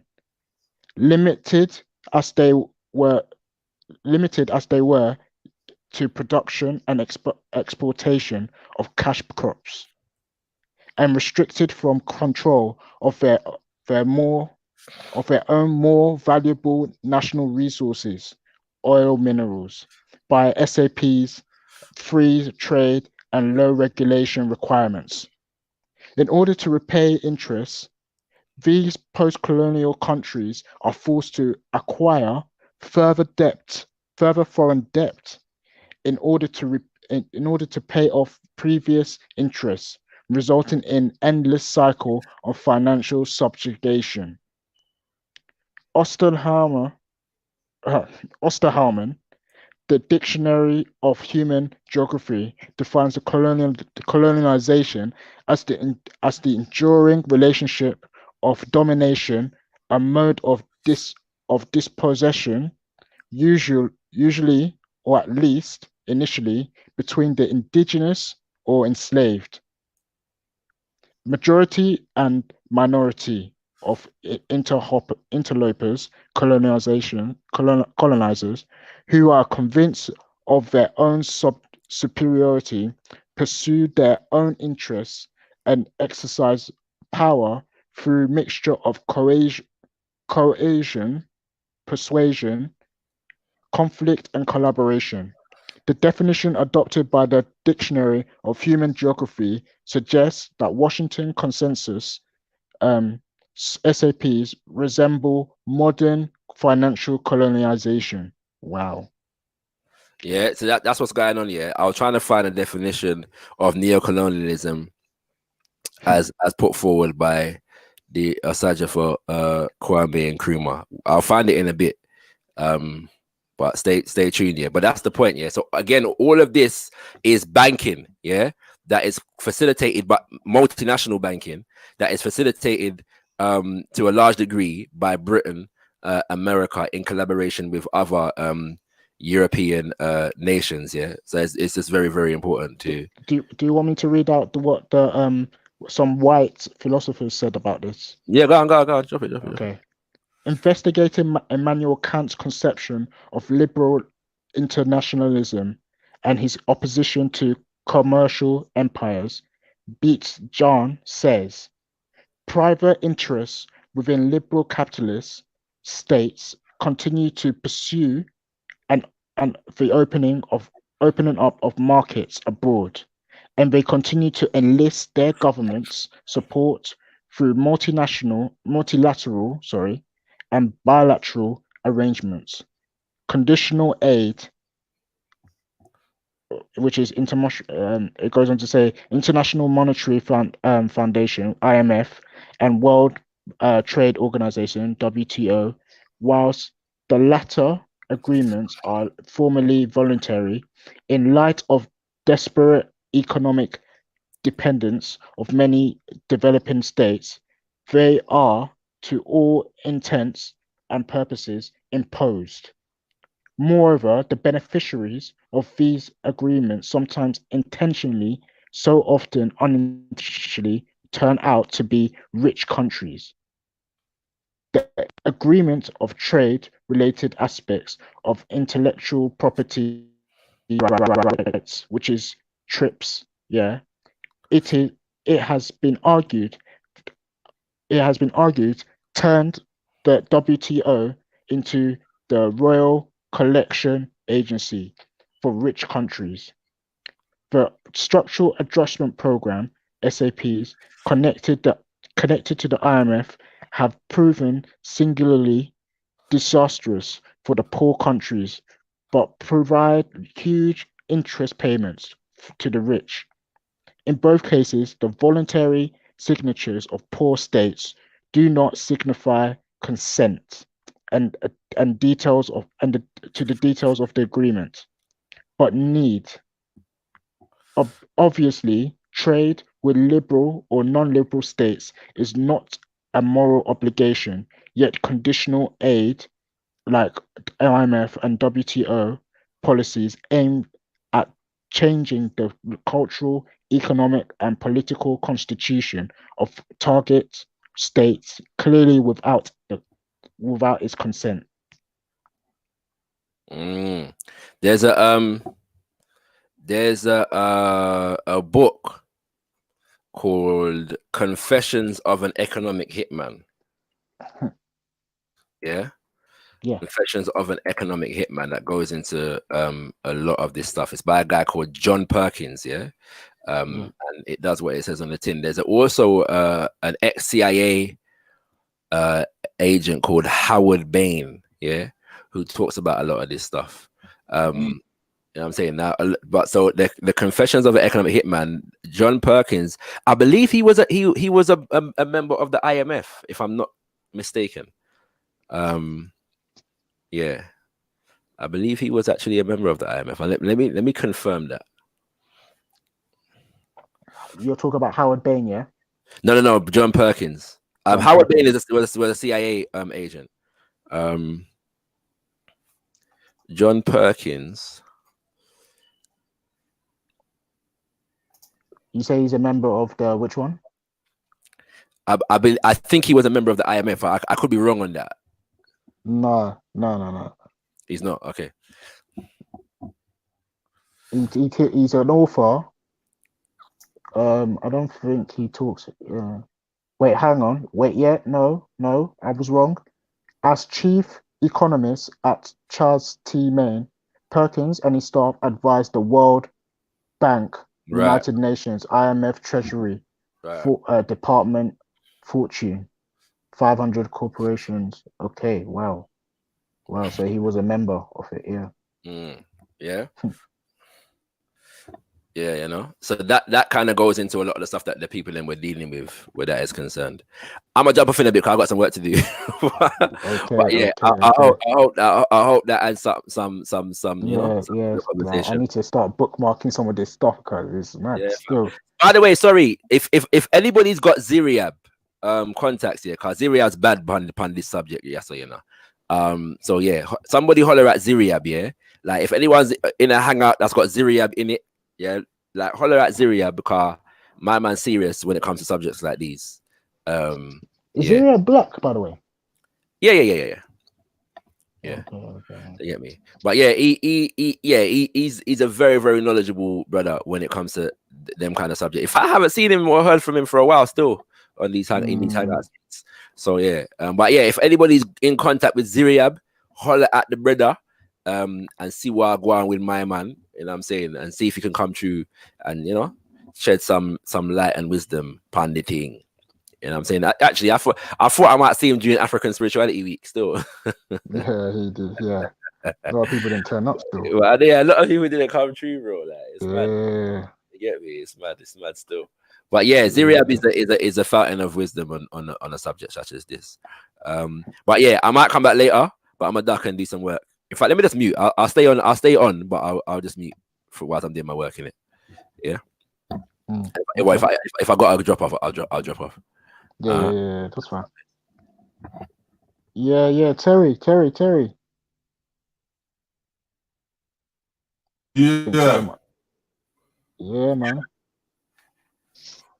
What do you think about the information he dropped there about the structural adjustment program from the Bretton Woods conference? Yeah, but as I said to you, it's understanding how all this is manifested into all these corporations from the beginning of understanding the corporations and understanding the systems of before to the systems now and able to utilizing it to their advantages. So when you look at all that, you realize these organizations have to have CEOs, founders and things like that. And who are the founders? And who are the people dealing with that? But when we're talking about the British and you talk about the Americans, remember that the Americans are the children of the British. That's the reason why I was talking about if they're sending their people over there and their people are migrating in America, it's only to be the children that go over there. So you can get a better understanding of the whole situation and to able to controlling that market and controlling people. You know, this is why even if you look at the French, you know, most African countries are still getting their wages through the French banks. Yeah, I can imagine that because I know that up to recently Haiti was still paying back loans to France also. Yeah, they'll never the French will never forgive Haiti for what they did. So they know, but that whole island, you know, it's split into two, innit? Yeah. It's into Dominica and Haiti. And who controlled Dominica? I can't remember. I only know of that The the Spanish. Haiti and the Spanish. Oh, okay. In terms of the colonists, yeah, the Yeah. Spanish did. Yeah. So it was a Spanish colony, so you understand. But the Spanish more migrated with the Dominicans, where the Haitians, because they ran the Europeans off, they migrated themselves. Mm. I mean, so It's yeah, crazy, man. it's just knowing what the bankers are, you know, and if you go to the title, and I mean, bankers or the Shottas. The Shottas hadn't even got a look in.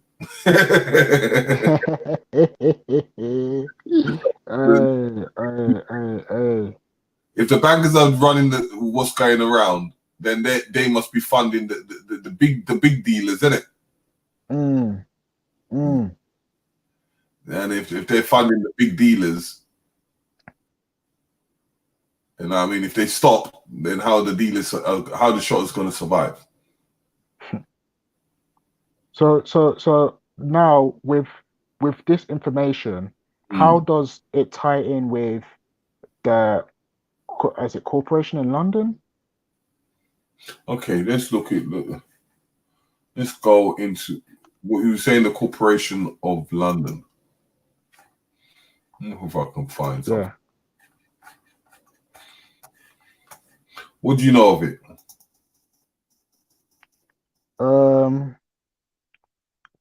City of London Corporation. So it says that it's the City of London Corporation, officially and legally the mayor of commonality and citizens of City of London, is a municipal um, governing body of the City of London, the historic centre of London, and location of much of the United Kingdom's financial sector. It says in 2006, the name was changed from the Corporation of London as the corporate body needed to be distinguished from the geographical area, thus avoiding confusion with the wider London local government, the Greater London Authority. The Greater London Authority. Says, you see, yeah. When you say the City of London Corporation, now, yeah. who controls that? That's what I'm trying to understand still. It says there's Lord. It says William. Okay, you know Russell. what? After you said of London, read the second part. Both businesses. Go on. Okay. Both businesses, residents, yeah, of the city or square mile are entitled to vote in city elections, and in addition to the functions as the local authorities, analogues of those undertaken by the 32 boroughs that administer the rest of the Greater London region. It takes responsibility for supporting the financial services industries and representing its interests. The corporation's structure includes the London Mayor, the Courts of Aldermen, and the Courts of Common Council, and the Freeman, and the livery Okay. of city. Yeah. So let's click on to livery. Livery, okay. Livery companies. We're getting close now. Go on. Livery companies. So livery companies. There are 110 livery companies of the City of London.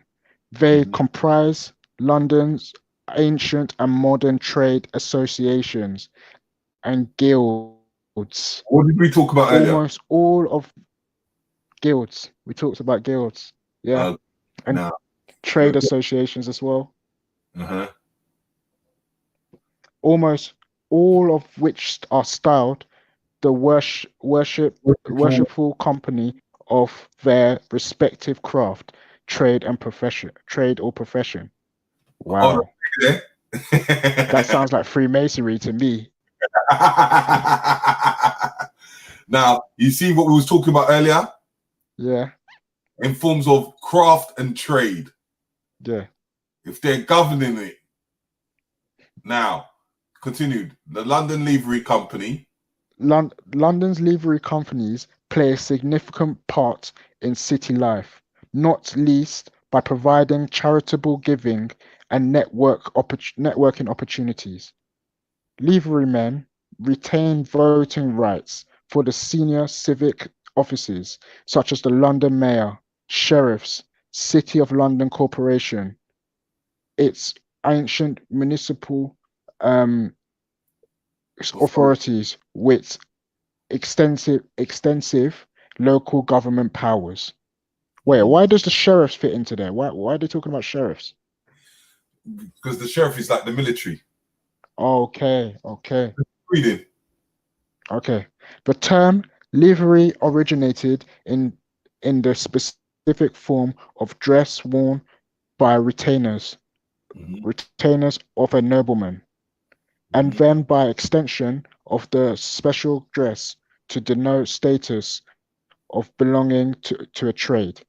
Livery companies evolved from London's medieval guild. Wow. Becoming corporations under royal charter. Huh? What did you say?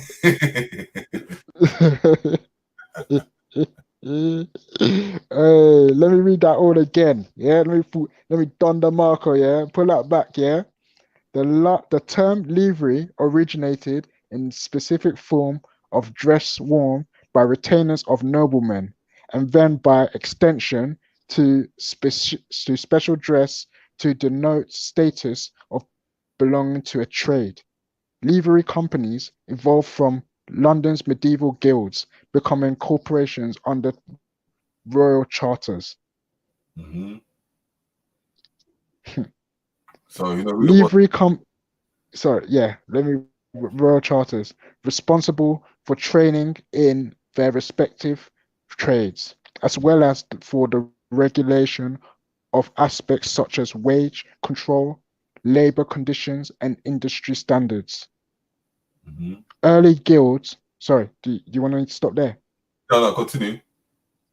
Early guilds often grew out of parish fraternal organizations where large groups of members of the same trade lived in close proximity and gathered at the same church.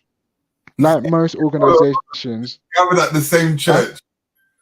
Do you see what I'm saying? Gathered at the same church. Yeah. See the influence already. Right, continue.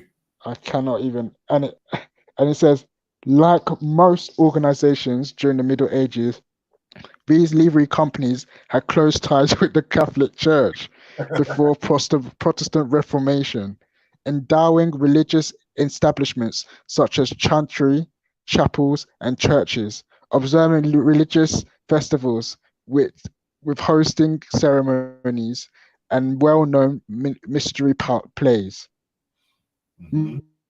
Most livery companies retain their historical religious associations, although nowadays members are free to follow any faith guild of meeting hall. And though they faced destruction in Great London Fire of 1666 and during World War II, 39 companies maintain their sometimes elaborate and historic halls. That's crazy. Can you hear me? Yeah, I'm listening. Yeah. Do you want me to continue reading? Continue. Most livery companies still maintain contact with their original trade, craft, or professional roles. Some still exercise powers of regulation, inspection, and enforcement, whilst others are awarding bodies for professional qualifications. the Scriveners, is it Scriveners?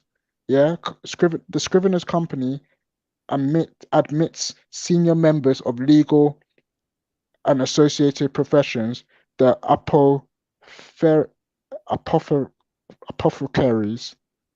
apothecaries Society awards postgraduate qualifications in some medical specialties, and the Hackney Carriage Drivers Companies comprises licensed taxi drivers who have passed the knowledge of London tests. I heard about the Hackney carriage drivers the other day. Yeah, that's why they manipulate the transportation, because if the transportation is done by the London Transport, then the black cabs have say in everything that they do. So that's why they can manipulate people like Uber and tell Uber, we're not giving you a license, or suspend it, withhold their license. Oh my gosh. Several companies restrict membership only to those holding relevant professional qualifications, e.g., City of London Solicitors Company and Worshipful Company of Engineers. Other companies whose trade died out long ago, such as Longbow Maker Company, have evolved into being primarily charitable foundations. So you want me to continue? So imagine that company turning into a charitable foundation. Now that company now can go into places to creating charity. And this is what we were talking about, offshore accounts as well, because charities are allowed to store their monies and whatnot and everything. So if I want to bribe an MP, what would I do?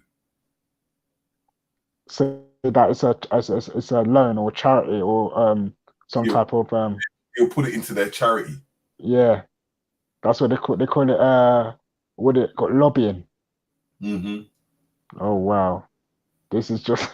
I did not even know this was sounding Freemasonry still. A lot of people. Yeah, wow. Okay.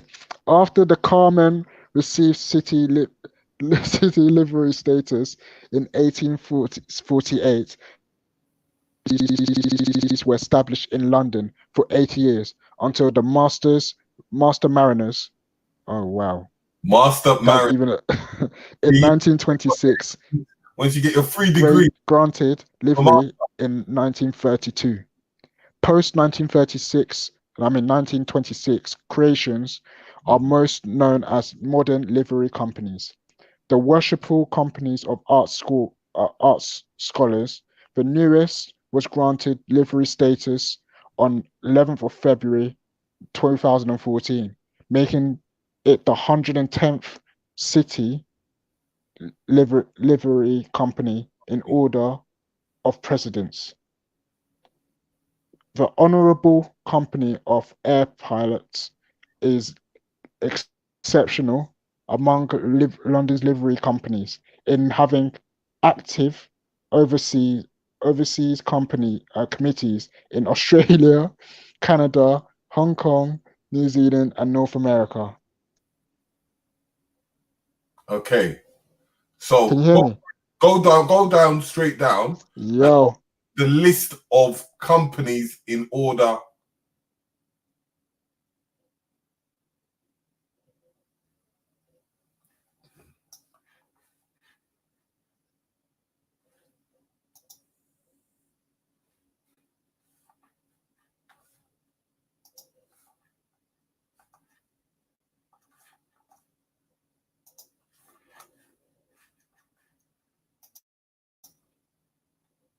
Machiavelli, add him in. Machiavelli, add him in.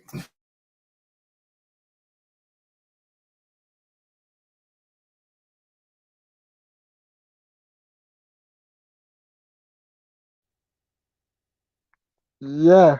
Can you hear? Do you want me to read that last paragraph again? Yo, that paragraph. Go to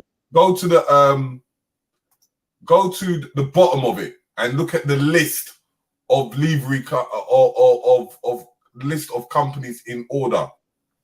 Right at the bottom. Yeah, I can see it. It says list of companies in order of precedence. So Yeah. Worshipful Company of Mercers, Russian Company of Grocers, Worshipful Company of Drapers, Fishmongers, Goldsmiths, Skinners, Merchant Tailors, Haberdashers, Salters, Ironmongers, Vinters. Oh wow. Go on. Continue. Cloth workers, dyers, brewers, leather sellers, pewterers, barbers, Hey, coulters. stop. What did I say about barbers?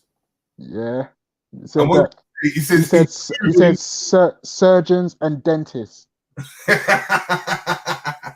so the man that was chopping your hair was your surgeon and your dentist. Oh my days.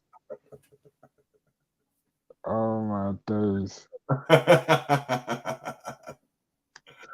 If Beefy was here, Beefy would be all over this. Beefy loves this type of like thinking. I swear to you. Yeah. So when you see that, it's the reason of the tools that the barber used. Anyway, go on, continue. Just go through them. Let me go through it. Yeah. Coulters, bakers, wax chandlers, tailor chandlers, armorer and braziers, gilders, butchers, saddlers, carpenters. Let me scroll down again. Carpenters, carpenters, cordwainers, painters, stainers, curriers, masons, stonemasons. He talks about stonemasons there. Plumbers,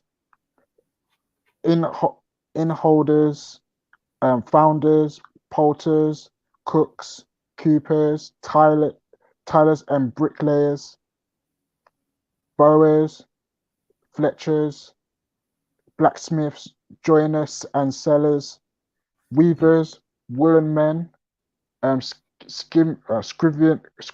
I don't know what that is. Jump to 101. What's 101?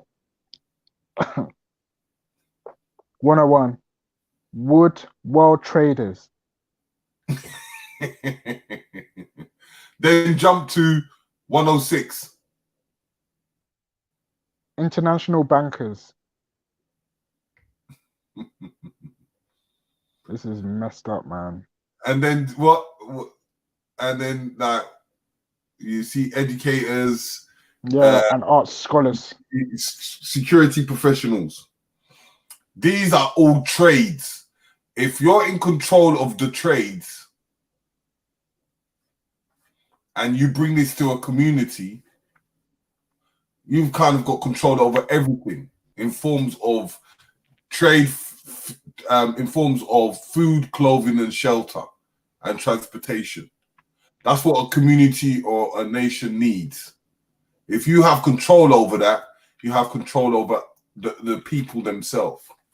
Now, in looking at what we were talking about, the worshipful, let's go to the worshipful company of arts and scholars.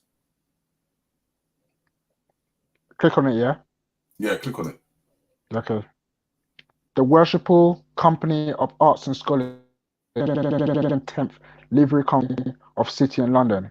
It was recognized as a company without livery in 2010 and being constituted as livery company on the 11th of February 2014 by the courts of aldermen.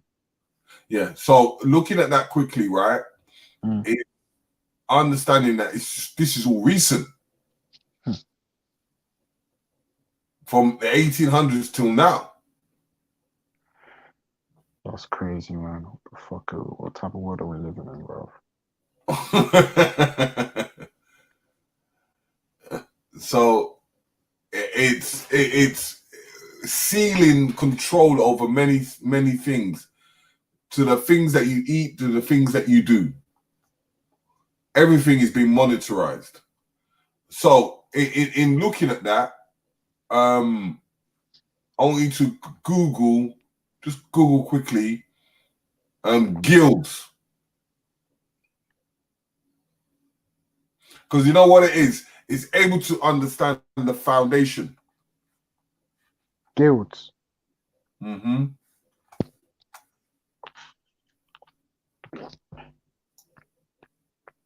A guild is an association of artisans or merchants who oversee the practice of their craft/trade in particular area. The earliest types of guild formed in confraternities of tradesmen, normally operating in a single city and covering a single trade. They were organized in a manner something between professional association, a trade union, a charter, and a secret society.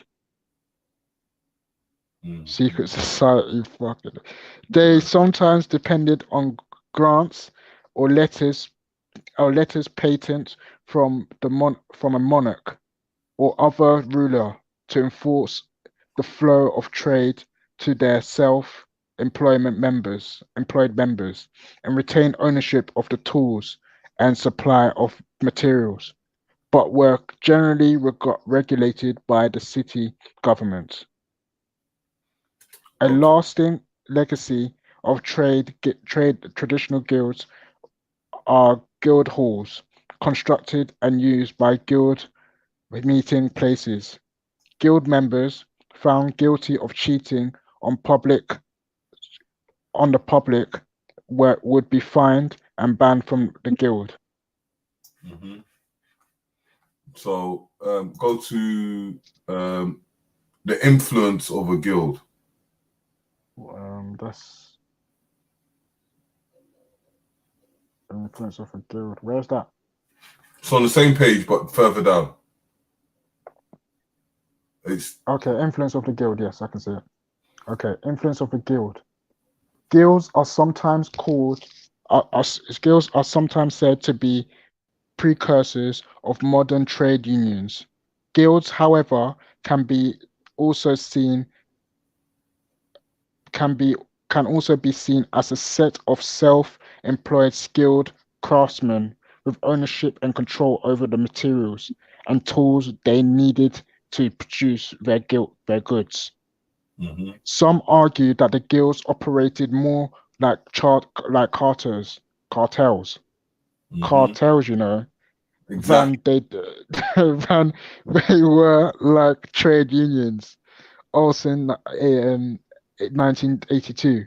However, the journeymen organizations, which were at the time illegal, may have been influential. The exclusive, sorry, what were you going to say? No, continue. Yeah, the exclusive privilege of the guild to produce certain goods or provide certain services was similar to in spirit and character with the original patent system. Hold on. That's sorry. What is a patent? Do you A know what it patent is like where you have ownership of the thing and no one else can use it. Yeah. What is this coronavirus got a patent? Yeah. Anyway, continue. Okay. Okay, let me start from the beginning. The exclusive original patent system. Sorry? The original patent system. Okay, the original patent system that surfaced in England in 1624. These systems played a role in ending the guild's dominance as trade secret methods. Were superseded by modern firms, directly revealing their techniques and counting on the state to enforce their legal monopoly. Wow. Okay. Some guild traditions still remain a few handicrafts.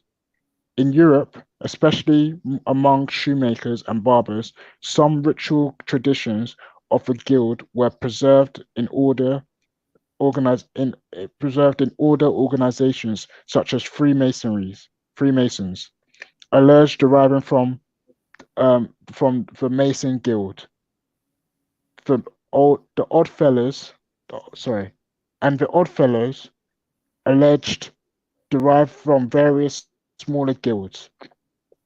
These are, however, not important economically, except as reminders of responsibilities of some trades towards the public. Modern antitrust laws, modern antitrust law could be said to derive in some ways from the original statuses by which the guilds were abolished in Europe. Mhm. You want me to continue reading on? We could talk about economic conquest. Go on. Consequences. Consequences, yeah.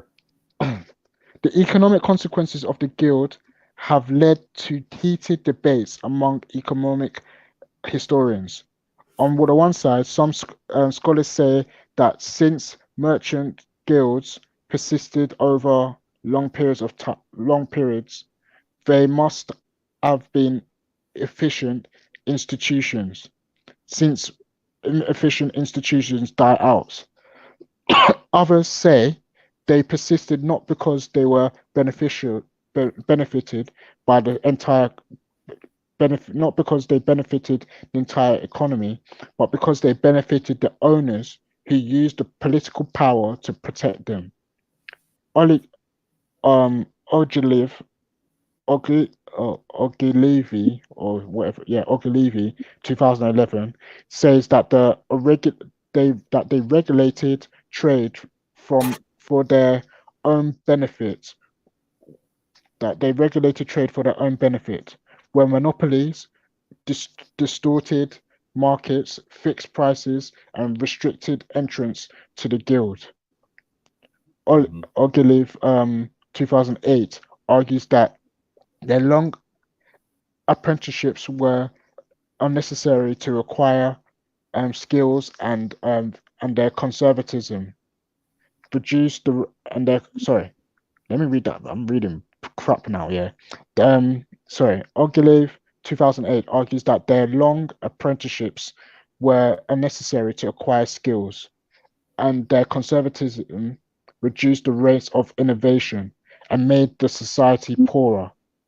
She says that their main goal were rent seeking, that is, to shift money to the membership at the expense of the entire economy. Epstein and Pratt book 2008 rejects Ogilvy's conclusion. Specifically, Epstein argues that the guild were cost sharing rather than rent seeking institutions. They located and matched masters. They located and matched the masters and likely apprentices through monitored learning, whereas the acquisition of craft required experience-based learning. He argues that this process necessitates many layers in apprenticeship. The extent to which guilds were monopolized markets is also debated. Okay. Wow. So in looking at that, Can right? you hear me? Yeah, I can hear you. Yo. Yeah, I can hear you.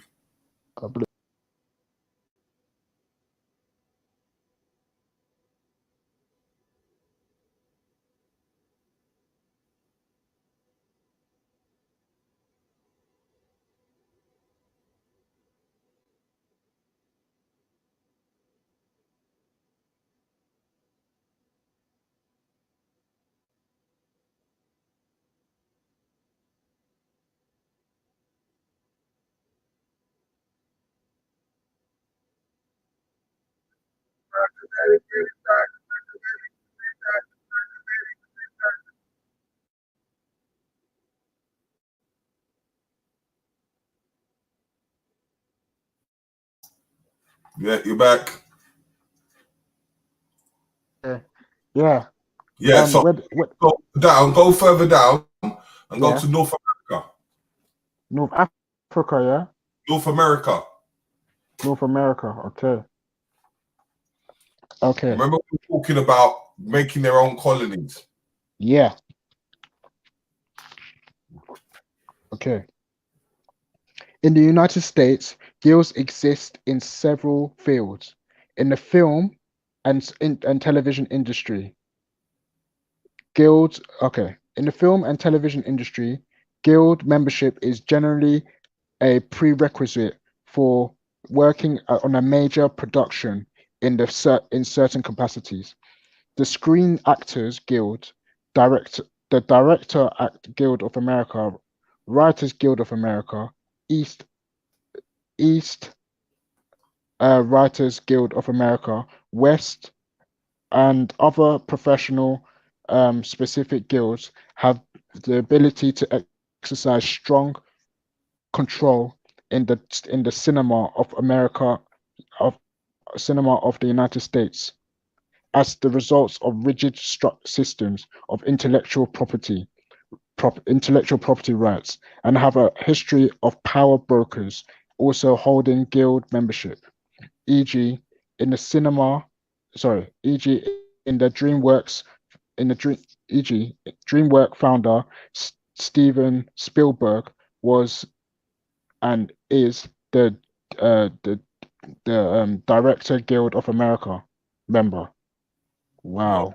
Is a DGA member.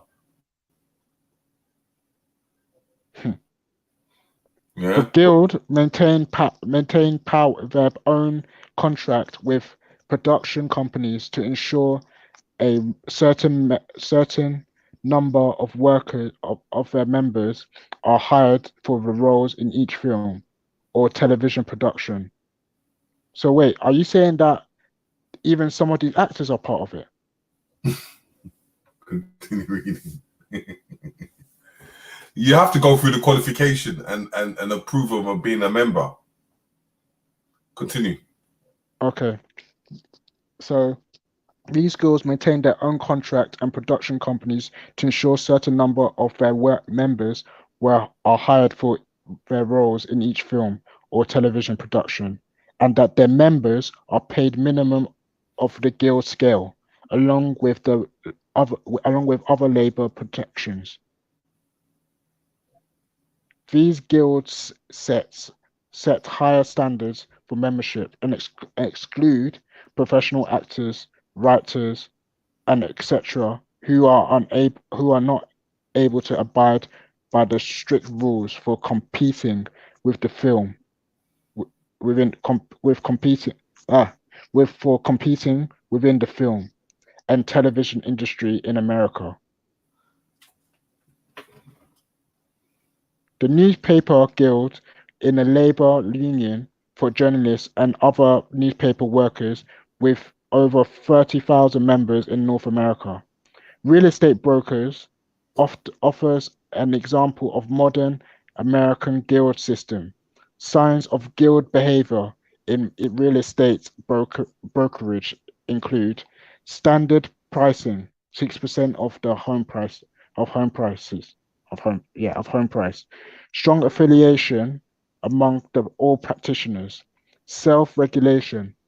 See National Association of Realtors. Strong cultural identity. See Realtor. Little price variation with quality differences and traditional methods in traditional methods in the use by all practitioners. In September 2005, the U.S. Department of Justice filed an antitrust law against the National Association of Realtors, challenging NAR practices. That the DOJ, Department of Justice, I think that means, prevent competition from practitioners who use different methods. The DOJ and the Federal Trade Commission in 2005 advocated trade state laws supported by the National Association of realtors, and disadvantage new kind of brokers. The U.S. versus the National Association of Realtors Civil Action number 050 whatever boom 2000 September 2005. You want me to continue reading? Yeah. No, you don't have to. It gives you an idea is that if you know when they say people go into the courthouse and the Freemason, if everyone's in this association, this so-called club, yeah, they're able to manipulate every single situation. So if you to be a lawyer, you have to go through the membership. To become film production, you have to go through the membership because these are all trades.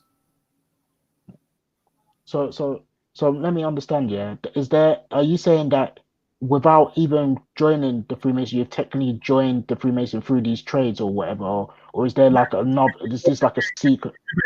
If you get a degree, you get any form of qualification, and you join any of the organizations, as in business wise, you have a policy, and you have to follow the policy's agreement. So even if you're against it, you're already a mold towards it. Oh my days! I don't even know what's to. So But then when you see when people talk about Freemasonry, this isn't the same thing. Like not when I'm saying meaning the same thing. It's like when people talk about this conspiracy Freemasonry that's trying to take over the world. The masonry is in forms of controlling and able to maneuver around, but all the demonic stuff is conspiracy in its fact. Demonic stuff might be a particular house. So you might have an overall house, but the overall house says don't bring no religion. But you might have a sub house that may deal in religion. Do you understand? So you might have a couple guys over there, but you can't bring your religion into the house because what they believe in is the fact that you have to believe in one God or a source. Yeah. So, but the structure is what I'm trying to get at. Understand business attributes of what it is and able to controlling things in its format. So when you have a member and then the head of the member is say someone in royalty or something like that, or an elite that is the head of that membership, he has control over his members. So it's the same thing as I was saying to you before, is the head becomes the oracle. What he knows.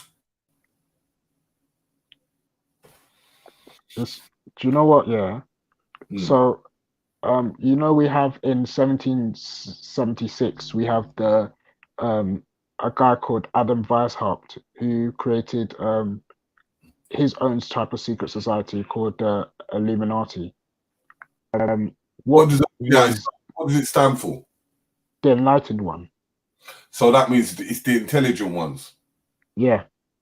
So a group of intelligent men are trying to control or do something to controlling the world. Doesn't mean that they can be atheists, they could be anything what they want, but it's a group of people, wealthy people that are trying to control the narrative. Carl, when you go into the understanding of Illuminati, or what Adam Weishaupt stood for, it seemed like he was an anti-anarchist or almost like an anti-establishment type of guy. So, what was his role? What was his? Do you know? Is there any way I can read up on his beef with? Because he had issues with Freemasons as well, I think, even. So probably because the Masonry comes under the monarchies. Okay. Remember, the monarchy is a family. Like you have what we call the Windsors. The Windsors, the family. That's Elizabeth Windsor. You know. Yeah, you have the Rockefeller family. Yeah. You have different families that will come together to able to manipulate the situation of what their narratives are, because they are corporations. Okay. And corporations always look for that narrative. Okay. Carl. A lot of people. I know I was watching a video that Titans did a long time ago where he had Black Panther and Khonshu on, and they were talking about Illuminati, and they said that Illuminati would be like your modern day anarchists. Mm-hmm. So yeah, where did this whole idea of Illuminati being the devil and whatnot come into? And is there any free Illuminati groups that survive till this today? Mm. You know what? Let me just quickly run downstairs. I'll be back 1 second, yeah? Yeah, no problem, man. People of the chat, have you been entertained? Have you learned anything? Have you looked through these sources? You can go through them if you go back and pull it back, man. This is all it's crazy, man. It's crazy stuff. I'm not gonna lie. Never heard such stuff in my life.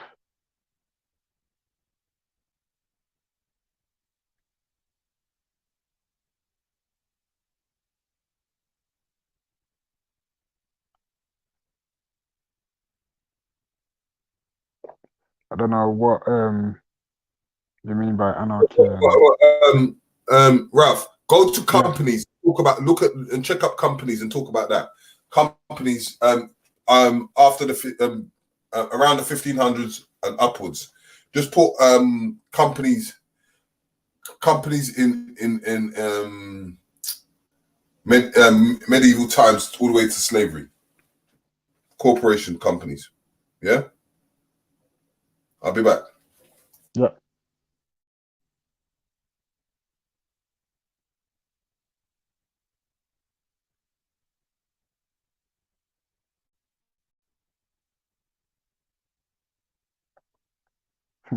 Corporation companies.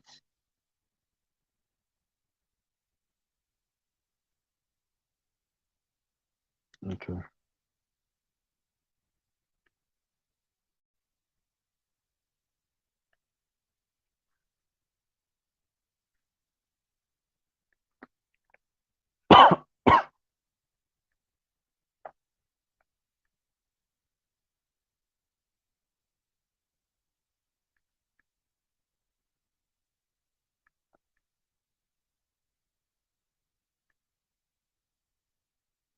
From 1500s. Yeah, people of the chat, I'm still there, man. I'm still there, bro.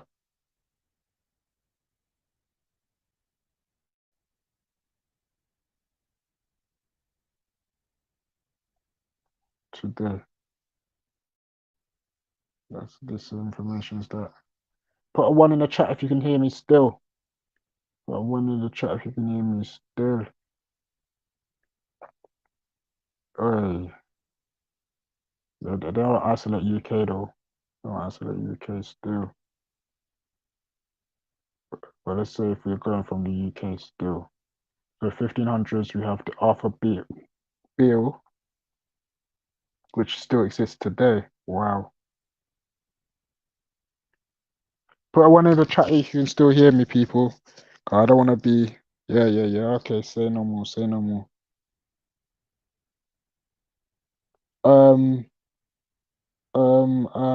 The link I'm reading. The one on the screen is different to the one I'm supposed to be looking at. But this one, the one on the screen is to be with the structure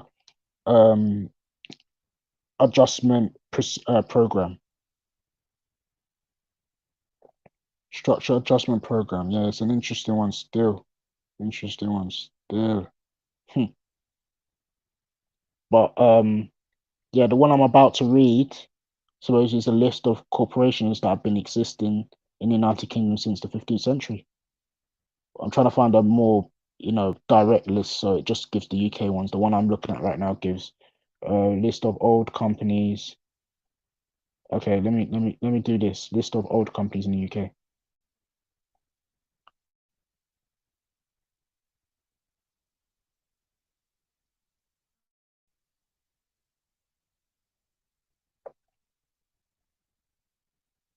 In the UK. So who's jumped on? Can they hear me? Yo, Yeah, it's me, innit? What's going on? yo, what's going on, man? You been listening in, yeah? Yeah, on and off still, but yeah, man, it's serious stuff, you know. Yeah, but I'm so shocked, fam, about how deep this Freemasonry thing was, fam. I was so shocked, but obviously you have to make the distinction between there's different types of Freemasons, isn't it? Yeah, 100%. I mean, the principle Yeah. of Freemasonry, as what's his name, as Terry was kind of indicating, is yeah, just control in it. It's control and sustaining a particular order in it. So like on its own, in its isolation, it doesn't sound that crazy. You get me? And it doesn't sound like if me and you had I don't know, say you had a bunch of land and I had a bunch of crops or some I had some original seeds or something. We could corner the whole thing. We could literally sew up the whole of G Block. You get me? No one would be able to move left or right without going through us. You know what I mean? So it's really not that complicated. You know, there's deep. There's Yeah, deeper. I guess I was getting at the way it's used, didn't it? So people can use it to control and manipulate certain groups of people, or people can use it to actually build up themselves. No, I don't know. So Do you you mean agree like, with that, or so you mean like if you wanted to join a chapter or whatever or a lodge? yeah, Yeah, there's yeah, people like that. There was one guy, I can't remember his name, but regular speakers corner attendees will remember the guy. He's a black guy. Nice guy yeah, as well. I can't remember his name. He used to wear glasses. Proper safe guy. He used to come with his badge and that.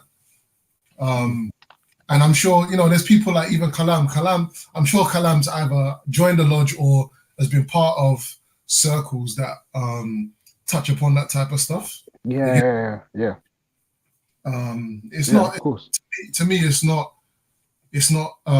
scary. It's not whatever. Do you know what I mean? But there are obviously like Yeah, Terry was saying, there's some individuals or some fraternities that are on the next thing. Because like if we accept that it came from it's a derivative of systems that we could find in Kemet, then we know that the ones who did yeah, visit Kemet were on some like there's some mad occult shit that has come off of the back of visits Europeans made to Kemet. You get me? So like Lovecraft, what's the other guy, Crowley, and all these guys, John Dee, and all these guys, man.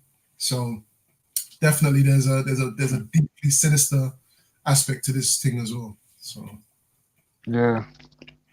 I was also looking into because I was even looking into that recently. 'Cause, I remember I was doing some research about anarchism, socialism, communism, whatnot, and I came across one source that said there was a guy who had joined a socialist masonry, and yeah, then I also I was interested in that. So like, what's the benefits of joining something like that? that's an interesting one. 'Cause if you're looking for socialism, how you, I suppose to be a socialist mason would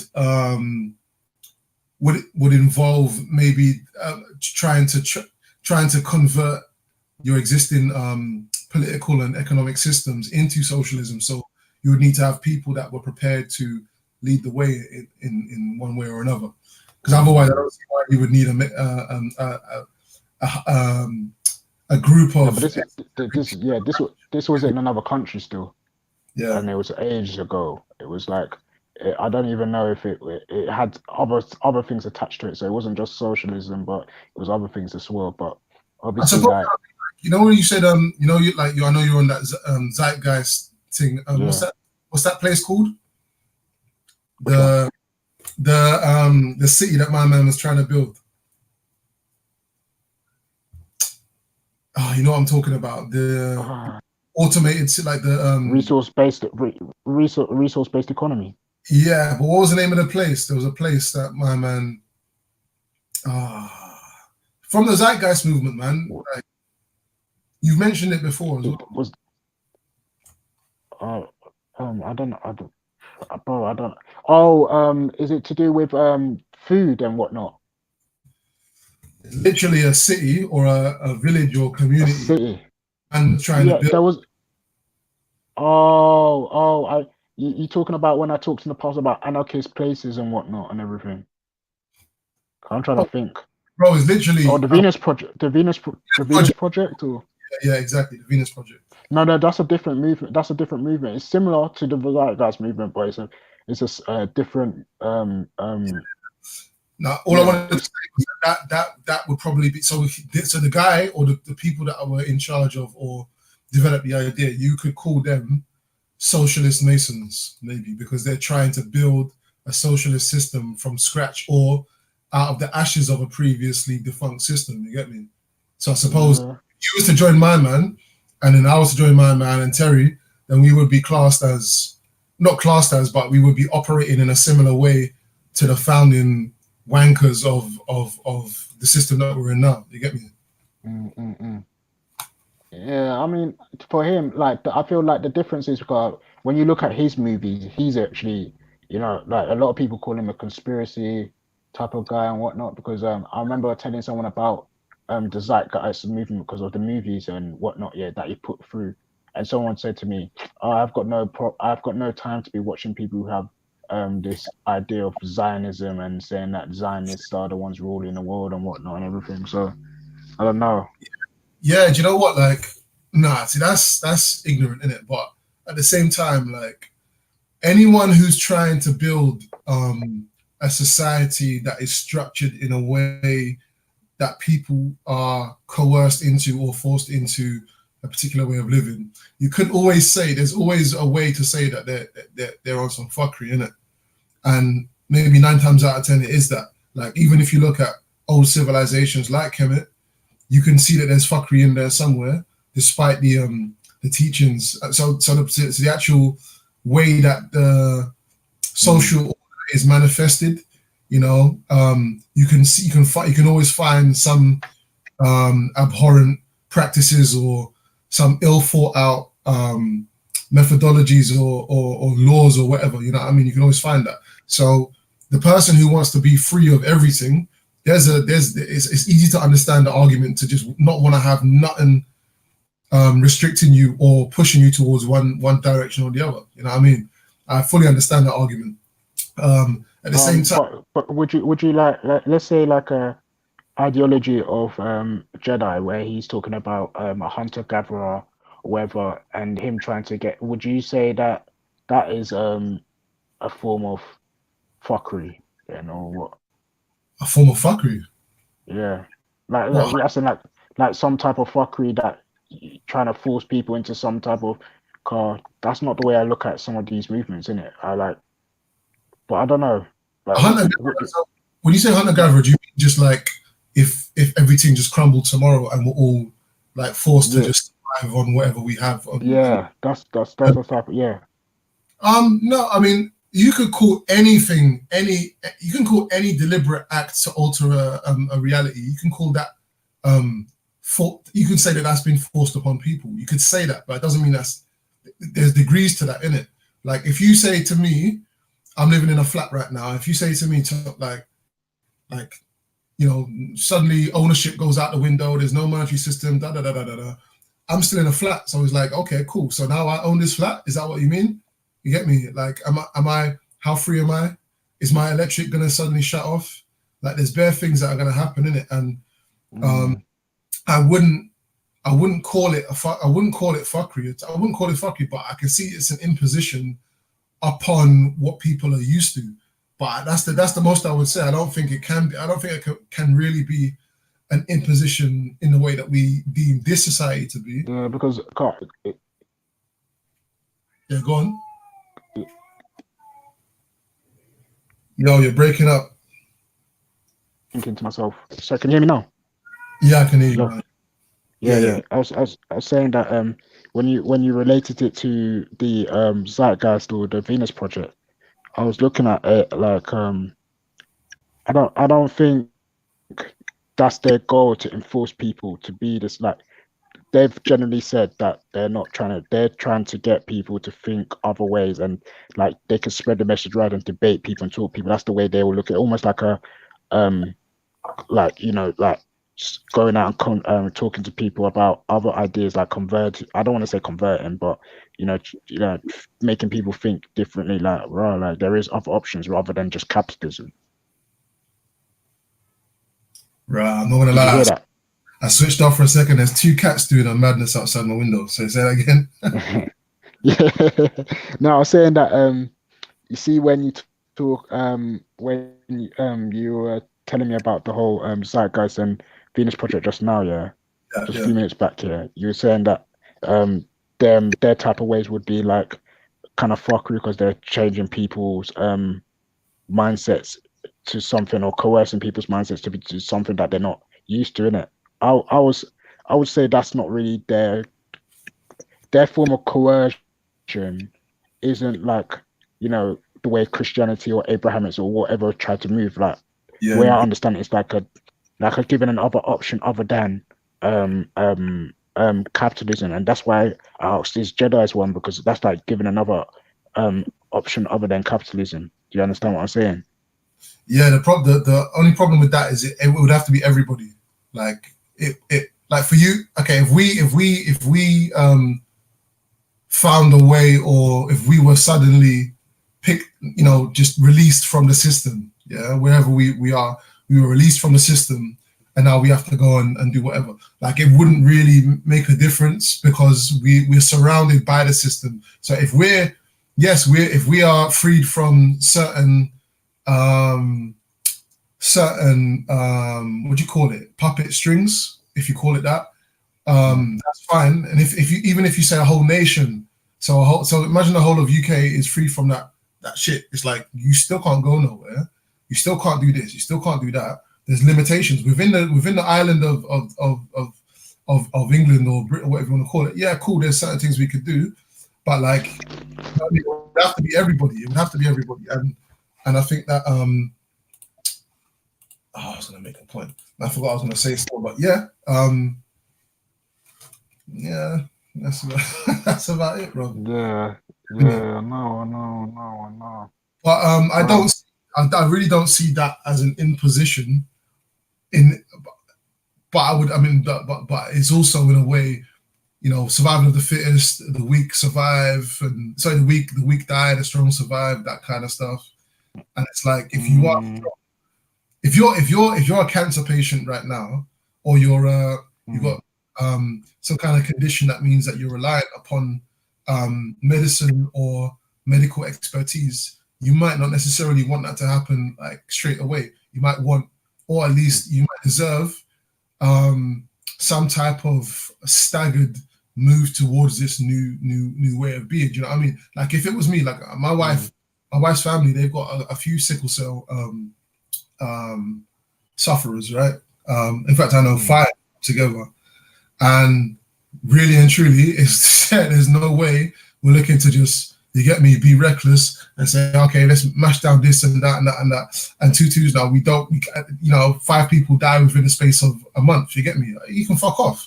Like, of course, we're not going to be on that. You know what I mean? What we need to do though is build a certain levels of expertise so that if it did come to that, and in fact, I would suggest that it will come to something similar at some point where man them have to flee or whatever, then I would suggest, that people build up their skills so that if and when it does happen, then you can look after one another. You get me? There's too many fucking selfish people out there who are deluded and think that, we can just, just push a button and everything. What's it called? Arts Valley to add me back in, 'cause I can't hear you no more. Ah, shit. He's gone. He's gone, man. Let me just hold the fort until my man gets back. What should I read? Let's see.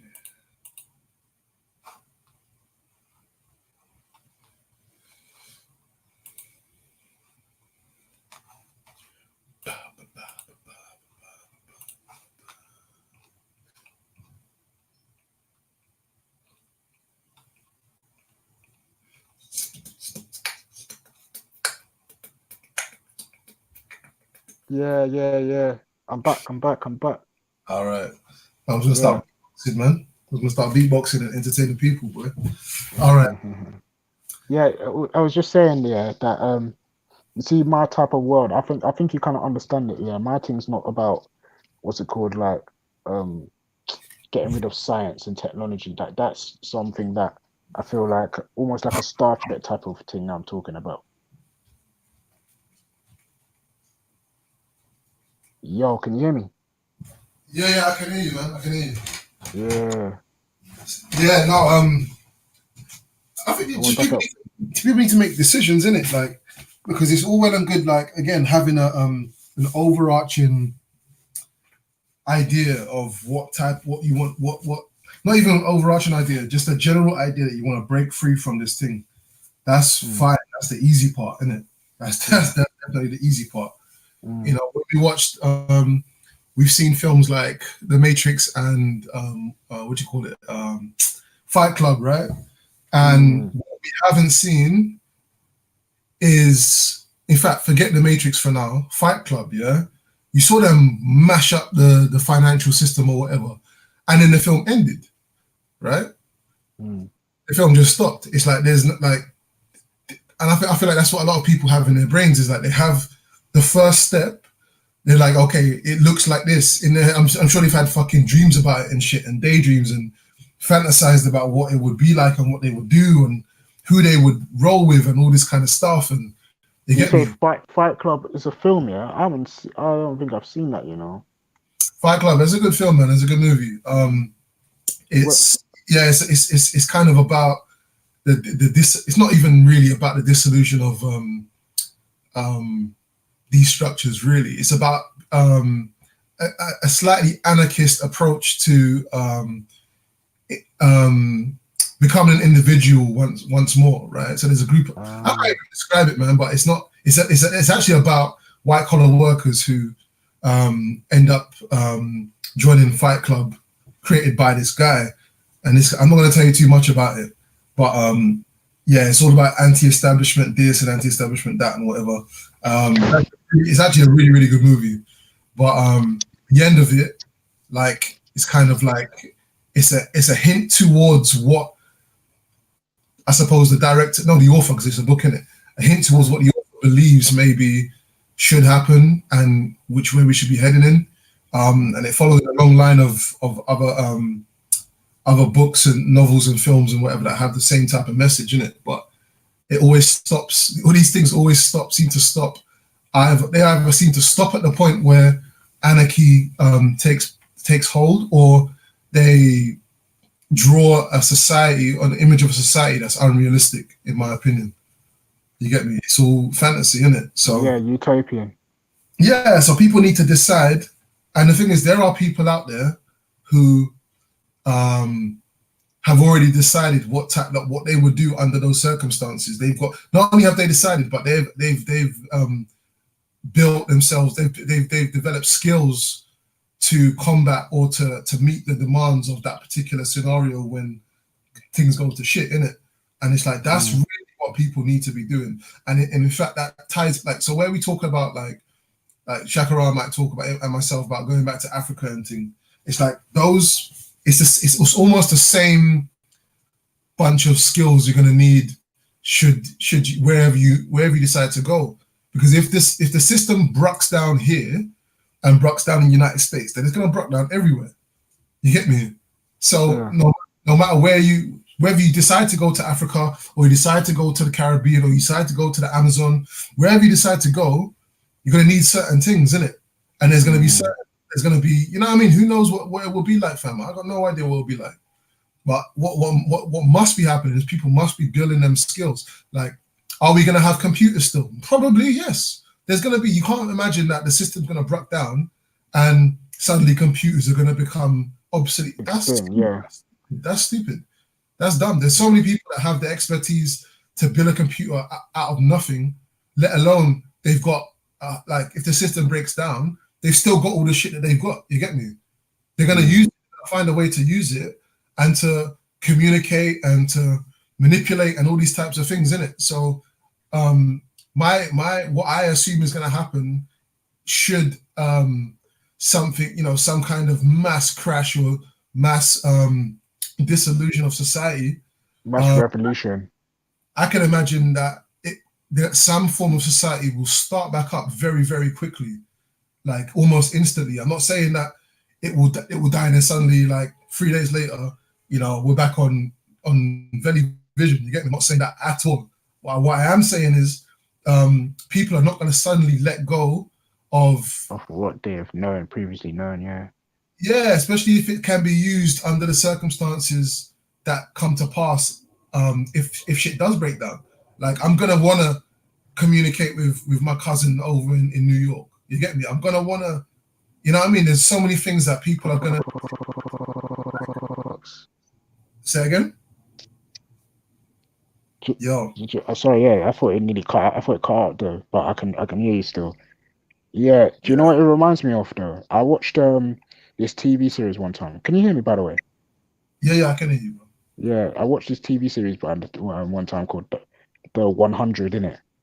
So that's based on this idea that an apocalypse has happened, yeah, as a result of scientific so there's this woman that created this artificial intelligence, yeah, that was supposed to be able to operate worldwide and sort out issues with society, such as shortages of food. So basically, the AI goes. One of the options is to drop a bomb or what's it called on it, and it breaks through the American system, I think the Russians UK system and whatever, not hacks it into it, and then fires off a nuclear bomb around the world basically. And the few people that survived, they basically took shelter in a spaceship and took to the to the skies in it, and they called themselves the sky people or whatever. And the people that remained on Earth became what they known as the grounders, and basically some of them were able to tolerate the radiation, and how they were able to tolerate was that there was this the same person who created the AI had this thing where it turns your blood blue and you can deal with DNA, deal with radiation, whatever. But yeah, the basically the thing's just dealing with the fact that the group in the sky had this idea of technology and whatnot and everything, and we're trying to come back to maybe the Earth in the next 100 years to live back in it. And the people on the ground, however, were very primitive. They almost went back to a primitive lifestyle, basically. So yeah, it's interesting still when I was watching that, like the way the concept went and whatnot and everything and whatnot. So, yeah. Yeah, man. I remember it reminds me of something that I saw completely different in a way, not post-apocalyptic, but yeah, when I was in France, in the south of France, and I went to a cinema. I was trying to find an English language film in it. I was on my jets.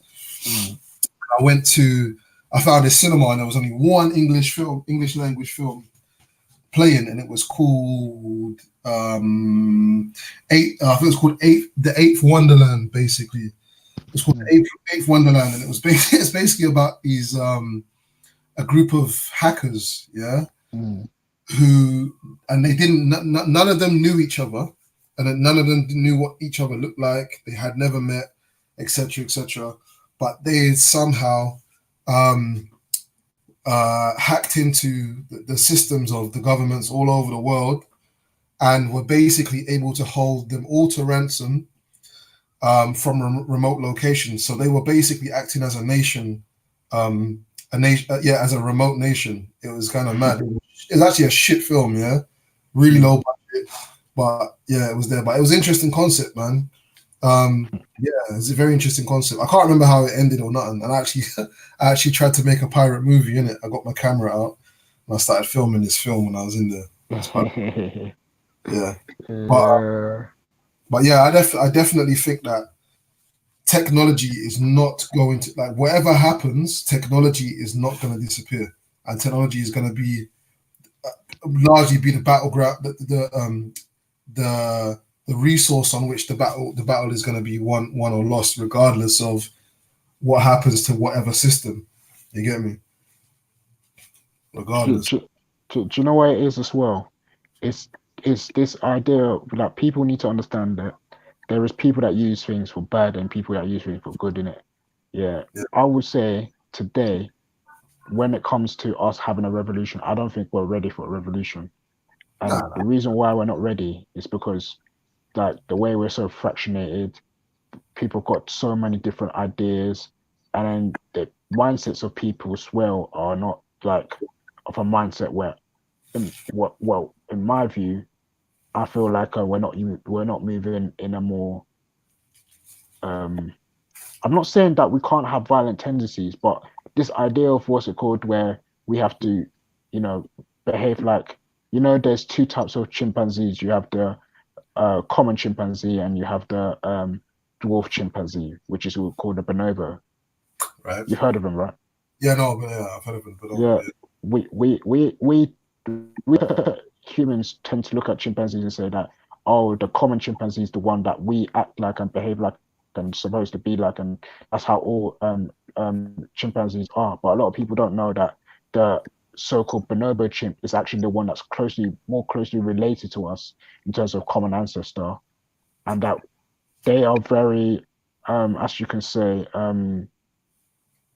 non-violent. They have they sort out their violence with what they call them also the hippie chimpanzee. So yeah, if anyone wants to look into them, yeah, it's interesting still. But like I feel like when we look into nature, those are the things that we should be looking to see how we can improve upon us. The ones that look into war and destruction and this idea of possession and whatnot. Do you understand what I mean? Yeah. I could like it. Just a thought occurs to me. Yo, can you hear me? Yeah, can you hear me? Hello. MA. Yeah, can you hear me? Nah, you got booed off.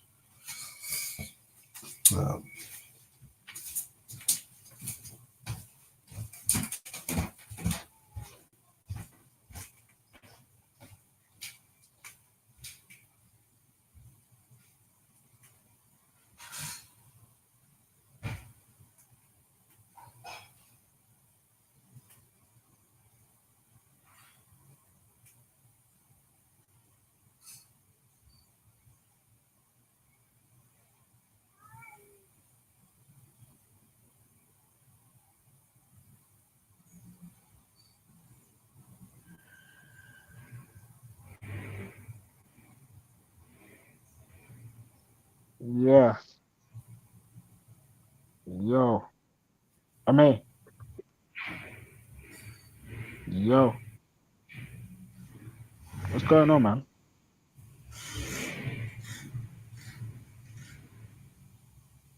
Yeah, what's everyone saying, man? What's everyone in the chat saying? Everyone's away.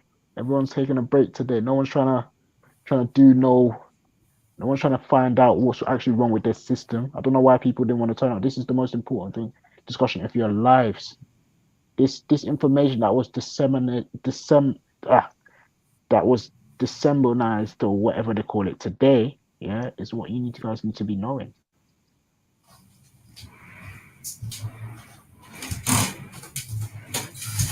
Yo, Raf, you there? Yeah, I'm there. Yeah, man. Oh, I forgot what I was going to say now. Still, just went to get some food. Yeah. I feel like, you know what? Like, I think collectively, and I think it's as a result of it's for many reasons. There's many reasons why I believe that we're immature as how can I put it? The proletariat, in it, like from a Marxist whatever, the proletariat are predictably very immature and just stupid, man. You get me? Like just really stupid.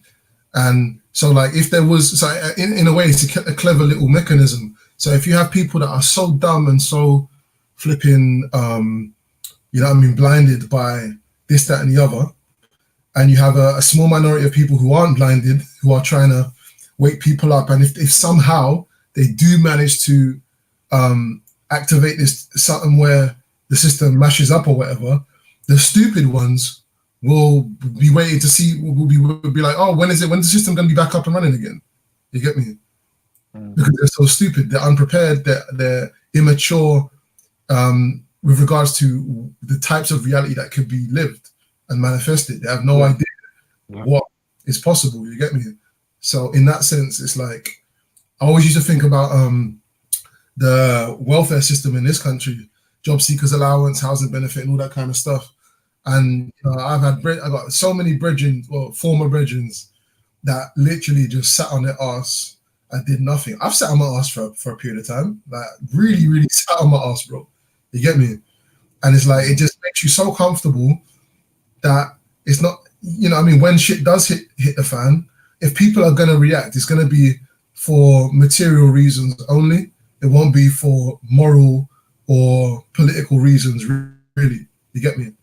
Like there are some that do, obviously students and leftists and what have you, and even the far right, but not enough people. They're in some way, the far left and the far right are the minority in it, and like those of us who are willing to do something are always going to be the minority. Which one do you think is more on the right page, the far left or the far right, though? On the right page with what? Like, as in, like, on the right way of breaking down the system breaking down what's going on around us. Neither, because both of them want to. I wouldn't say the far left or the far right necessarily want to fucking destroy the system at all. Actually, You don't think the far? Well, what do you understand of the far left? Because I consider myself far left, innit? So I don't know. Like, what is wrong about your analysis? From the analysis of the far left, what do you think they're about? Okay, maybe I've got the far left wrong then, but my perception of the far left would be, okay, so if it was possible to build a system out of to alter this system to the point where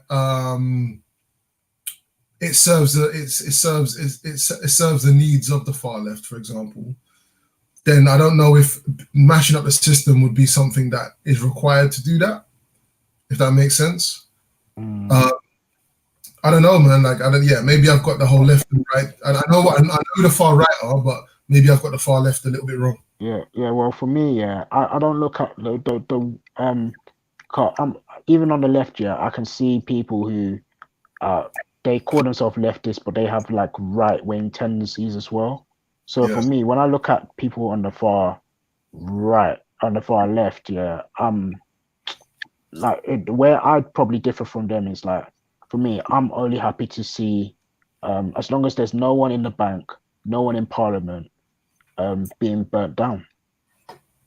I would personally take chairs and be the person to set the torch and watch the whole bank and what's it called? Bank and parliament burn down, because those are systems of oppression that we don't need. Everything else, as far as I like, from the quick analysis I've done, like we can have and whatever, but there will have to be modifications, especially in the school system, the way of learning and whatnot. I was looking at a guy called Ken Robinson on types of on critical thinking and critical learning and whatnot. Yeah, I know the guy. Yeah. So I was gonna say, just quick question. So if the far left and the far right appear to be diametrically opposed or binary opposites or whatever you call it, just by virtue of what they're called. But are they actually opposite? Like, is that? Wait, I've cut out again. Still, fuck's sake, man. Can you hear me now? He's just out his internet, man. Yo, Raheem. The answer to your question is they are not opposite. That's what I was thinking. Doesn't sound like it. they're made to seem like they're opposites, for the sake of individualism and being able to put people into brackets, but they are, in my opinion, no way different. I think they're very much the same.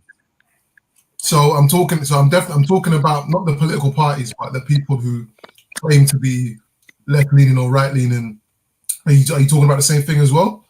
Both. It's both. It's a political stance. So political doesn't necessarily mean the party that you follow.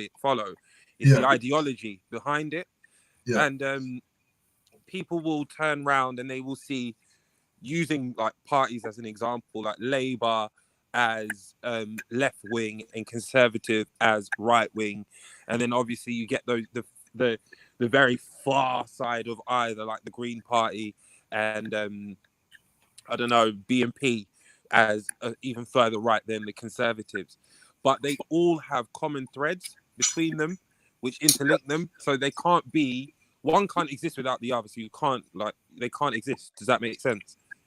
Yeah, totally. Obviously, there's loads of layers to this. Like, we've had conversations before about the fact that obviously what is left and right in England will be called something completely different, or the boundaries or the margins that dictate what is left and what is right will change depending on what country you're in, what the economic system is, etc., etc., etc.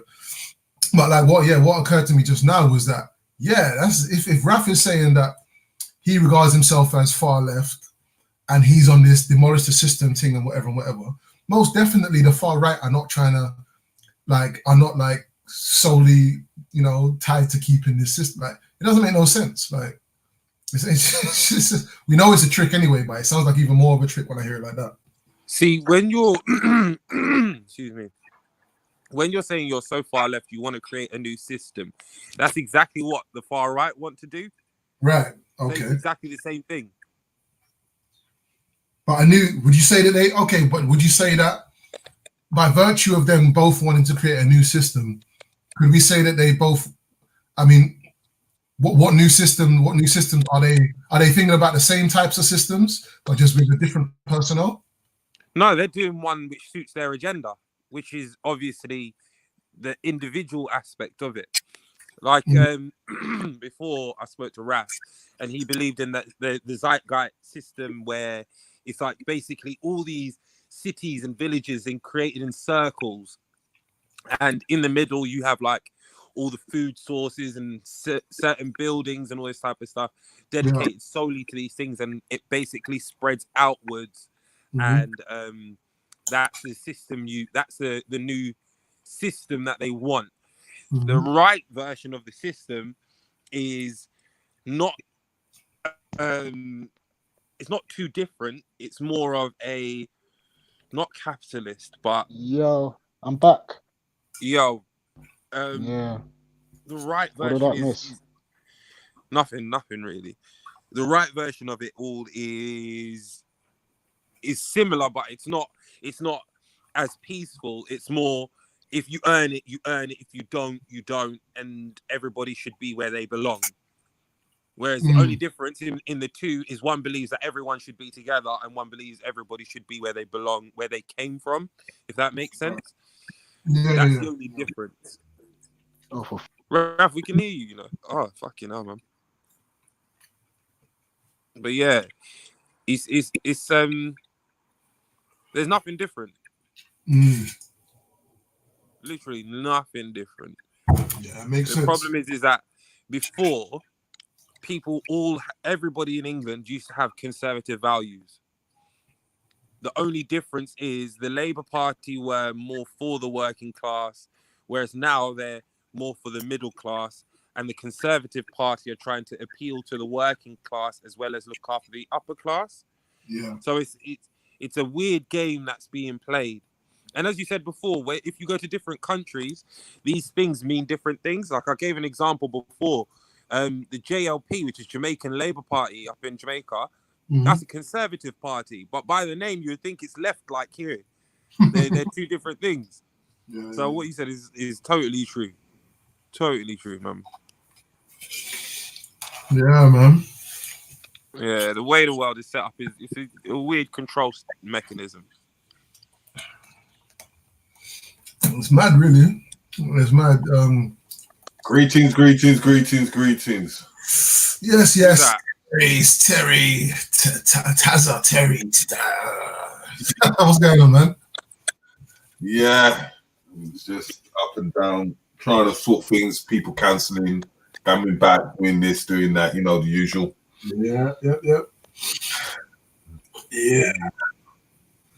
Yeah, I was listening earlier on, man. Interesting stuff as usual, you know.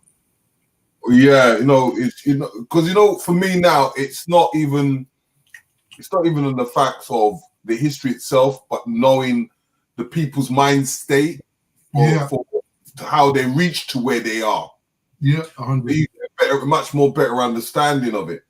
When if you just go on the surface, you're not really you're brushing through things, but you're never going to understand what makes them, even like as you were talking earlier on about conservatives and things like that, and how the parties will change, because it has to benefit them regardless of what way it goes. Yeah. Of course, it benefits the. I can't remember what I was listening to or watching yesterday, but it basically explained that political parties don't represent anything. Oh, it was on TROTN's Dan's channel, and he played was it Nick Griffin, I think, or something like that. And it basically said that you can challenge all you want, but at the end of the day, you're ending up fucking with people's money, and that's what controls all of this thing.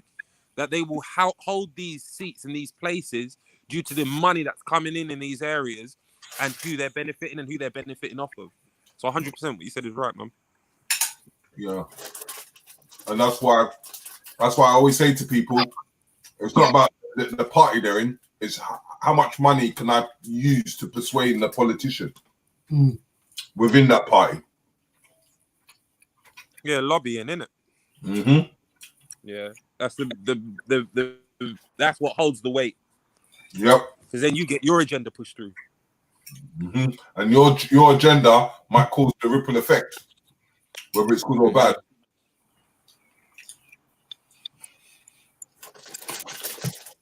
That's why when people are asking for reparations, if you haven't got no money behind it, you ain't getting nothing. Right. Do you agree with reparations? I agree with it. Yeah, you should have it, but doesn't mean that they're going to get it, because at the end of the day, you have to have a foothold before you can ask something. A politician is not going to do nothing for you for free. Agreed. So if I've got money or I have a hold within the community, then I can push the narrative. But if I don't have no hold, then I ain't getting nowhere. So can I ask why this is going to sound controversial? Well, it will eventually sound controversial. Why do you agree with reparations? Why do I agree with reparations? Because the people, certain people suffered from it, and they should be able to be compensated for what they went through. So you believe in reparations for some, not for all? No, for anyone that's involved. It's so big because we've left it for so long. It's like if one person was due reparations and it was never supplied, but that one person now has grandchildren, great-grandchildren, and grandchildren and grandchildren. They've all come out of that same one person's trauma. So they're all affected. So now the price pocket is massive. So now you can't pay that or give or whatever you want to do to able to compensate for it. So do you think then, M.A. Brown, do you think that reparations should happen?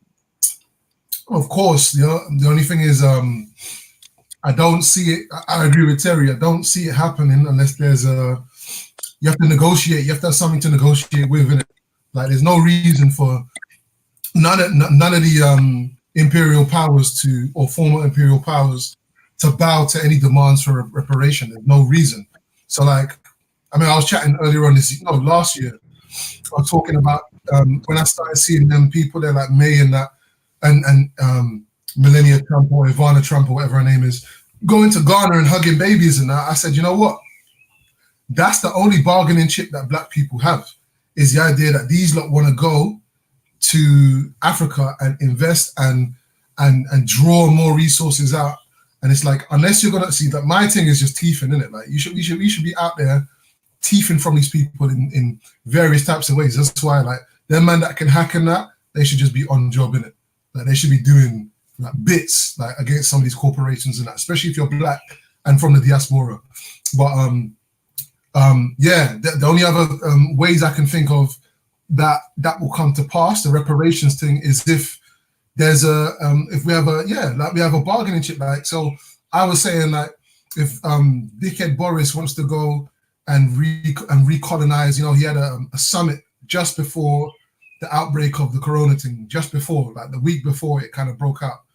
He had a summit with all like African leaders. I think it was here in London. I'm not sure, it might have been somewhere in Europe, but yeah, they was all there. And he was like basically putting a sales pitch to them saying, you know, we used to be brethrens. Like, how about we rekindle that relationship?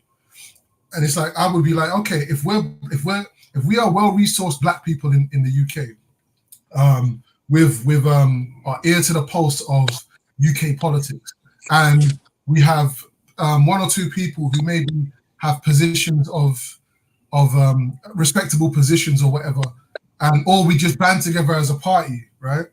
Then we can go and say, you know what, like, and also we need to develop relationships with people on the continent, right? We can then go and say, you know what, we won't even allow, we'll fucking badmouth the fuck out of you lot and damage your potential relationships and potential returns from any type of recolonization or whatever if you don't meet these demands. Like, and under those circumstances, I would suggest, yeah, it would be a more realistic way of trying to negotiate some type, because you can get reparations from just saying, okay, Terry does investing in this country and that country. Now the UK government has to go through Terry to be able to get any type of relationship going with Africa, and it has to be under the criteria and stipulations that Terry outlines, right? So I'm thinking of it in a more pragmatic way, where, yeah, going up and asking isn't really gonna. It obviously helps to publicize the thing, but it's not gonna reap any rewards other than to publicize it. What needs to happen after that, or next to it, alongside it, is some other type of higher level negotiation, isn't it? But whether people are prepared to do that or not, I don't know. Yeah, it's like if Khan says to all his Asian community to close all their shops, then there's the possibility that the country will feel the ripple effect. Right, exactly. That's the leverage, isn't it? Exactly. Yeah. See, for me, I do agree 100% with what you're saying in terms of if political leaders who are high up there do speak to their communities and say, yo, this thing needs to end until they meet our demands, that community would listen. I think the problem is that we don't have that. I personally don't agree with reparations. I think it's one of our many chains or many links in our chains that hold us down as a people, because people have so many variations as to what reparations mean and what it should be and how much or how little or where they should get it or what not and who should get it. I think it bogs us down, and I think it keeps us entrapped in this whole thing of what we need. I think Do you know why it holds us down? Say that again. Do you know why it holds us down? Because we have so many opinions on it. Because we're looking at it in money. No, I just gave an example. I just said it's not necessarily money. It can be how much, how little, Yeah, but I'm or just where saying they should get or what they shouldn't get. Yeah, it's, but what I'm saying it's is too many variations. Yeah, majority of people are looking at it in forms of money. So Agreed. what is, I want a percentage for myself, or this nation says I want my money. Instead of working as a collective and able to, as what MA said, is able to organize each other, because once we were able to organize ourselves, then we're able to take in that kind of whatever is being offered. Well, that's where I was going.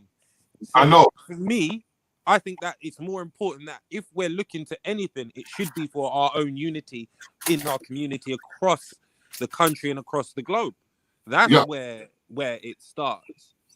Because remember, even to the part of the mother that the child has been the child that has been taken away from the mother, that mother has suffered never to see her child again. In terms of, it's so broad. This is the reason why I was saying it's got so broad, because it's left for so long. Yeah. Yeah, that it's up. You can't. Nothing can pay for it. Practically. Agree. I said, I had told someone that if we were to physically get money, I said everyone would end up with £10 before tax. That's literally how it works. We wouldn't be able to afford nothing off of the fucking McDonald's value meal with all the reparations that they give out. But don't forget, that £10 that you get, the £10 that you pay tax for in the first place. Exactly. So we'll be paying ourselves. It's fucked. It's fucked. It's fully fucked, man. 100%. When it was the opportunity, when countries got independence, that's the time they could have roughly got something. Now it's just too late, because way all too that late has gone. It's massive. You're talking about nations now. Exactly. It's impossible now to just give back and say, here, take, this is what we've all gained from it. Even if you were to split up, there's what, hold on, it's 4.8 billion Asians and something like 2.7 billion black people. If you take the world's richest people and split up all their wealth amongst us all, it's still not enough to make any meaning in any shape or form amongst us all as people. So how could we expect it to be financial? For me, our reparations should be that we unify, we galvanize, and we make moves to make places where we are better through our missing strengths. It's creating a nation working within a on our nation. weaknesses. It's creating a nation within a nation. Exactly, because that's what everyone else has done. From the Caucasian invaders that came to England in the first place, to the Asian people who came off after the Windrush To generation, the Chinese and the Chinese. Yeah. Let me tell you And that's something what about the I was going to Chinese. say when you mentioned about Boris speaking to the African leaders. He's doing that because of the Chinese, because the Chinese are going into Africa and the Caribbean and they're making deals. Not He wants even to that. stop that. Not Be even right that. back. Hold on 1 second. I've got to see my son. 1 second. Not even just that though, but the Brexit. MA, big up Terry. Yeah, big up Ultra. I was gonna say the whole Brexit. Let's go. What do you call it? The whole Brexit. Them Brexiteers, man. All of them lot have had their hands in the pot or the potential to make money from Africa. No, Them not man, even that, bro. They greased. Their palms have been greased, bro. Like, if you check Brexit and what it's really about, bro, it's money. No, that's what I'm saying, isn't it? That's what I'm saying. But like because their relationship with the EU was always going to turn out to be complicated. They weren't thinking, okay, let's rely on the EU. No, they're trying to release the chains that were attached to the EU so that they can go back into Africa and do fuckery and go back But MA into. Brand, do you know what the funniest thing is? They actually can't, right? Because if as I understand it, and I could understand it wrong, and being married, I'm told a lot of the time I'm wrong, right? It's my understanding that as soon as you leave the single, as soon as Britain leaves the single market, they have to abide by World Trade Organization rules, and whatever tariffs and charges and contracts that you come up with for one country, they have to be the same across the board. Like you can't fuck with Africa and say we'll give you like 4 pence per banana, and then go to somewhere like fucking America and say we'll give you 7 pence for a banana. If you're operating under WTO rules, you have to operate the same tariffs for everybody. Also,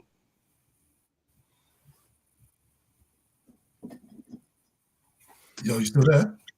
also up this country. This country's been scarred by it. Britain is begging other countries for help and an assistance. And these motherfuckers think they can go at it alone? Are you serious right now? I'm telling you, Britain has got delusions of grandeur and they are dangerous. I'm telling you, it's crazy. Like, Britain thinks this is 60 years ago, 70 years ago, 100 years ago. It's not the same. It's not. Britain's broke. There are certain institutions, like in the City of London, where obviously they'll never run out of money. But the country's skint, bro. Britain ain't what you think. It's not. Like, all the buildings and you and me running around fucking doing our little stupid jobs and all this fucking growth. The only thing in this country that matters is what goes on in the city. It's bro, You know why? it's You know mad. why that is? You know why that is? Yeah, go on, bro. Because most of the elite people of this country have banked their money and gone to other places. Yeah, it's true. And I don't blame them. Like, if this coronavirus and the fact that Britain is struggling to cope, right? Begging its EU counterparts for assistance. And remember, this is a little fucking island. This is Great Britain. This is the motherland. This is the Queen and stiff upper lip and all this fuckery and tutus now. When when it's time for you to stand up on your own, you can't do it.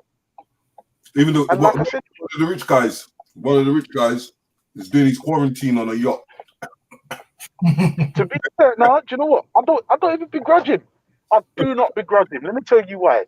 You see, if I had a yacht later, you won't see me tonight. You won't see me tomorrow. You understand what I'm saying? You can't begrudge a man where he's spending his lockdown. But I would say to you, obviously, like, global wealth is obviously, we know, is disproportionately unevenly distributed amongst Disproportionately was people. the correct word. Was it disproportionately? Yeah, sorry. Yeah, No, do you know what it 100%. is? Sorry, I'm trying to squeeze into a little space right now. Hold on. Sorry. Yeah, fucking. What also as well about reparations? Like, I think I think at this point in 2020, if you're asking for cash, then you're a fucking moron. Because cash. I'm not gonna lie to you. Anything. If it was reparations, it was on me. I would say, in each country where you fucked us up, I want 4 square blocks of property. Done. Yeah. Yeah.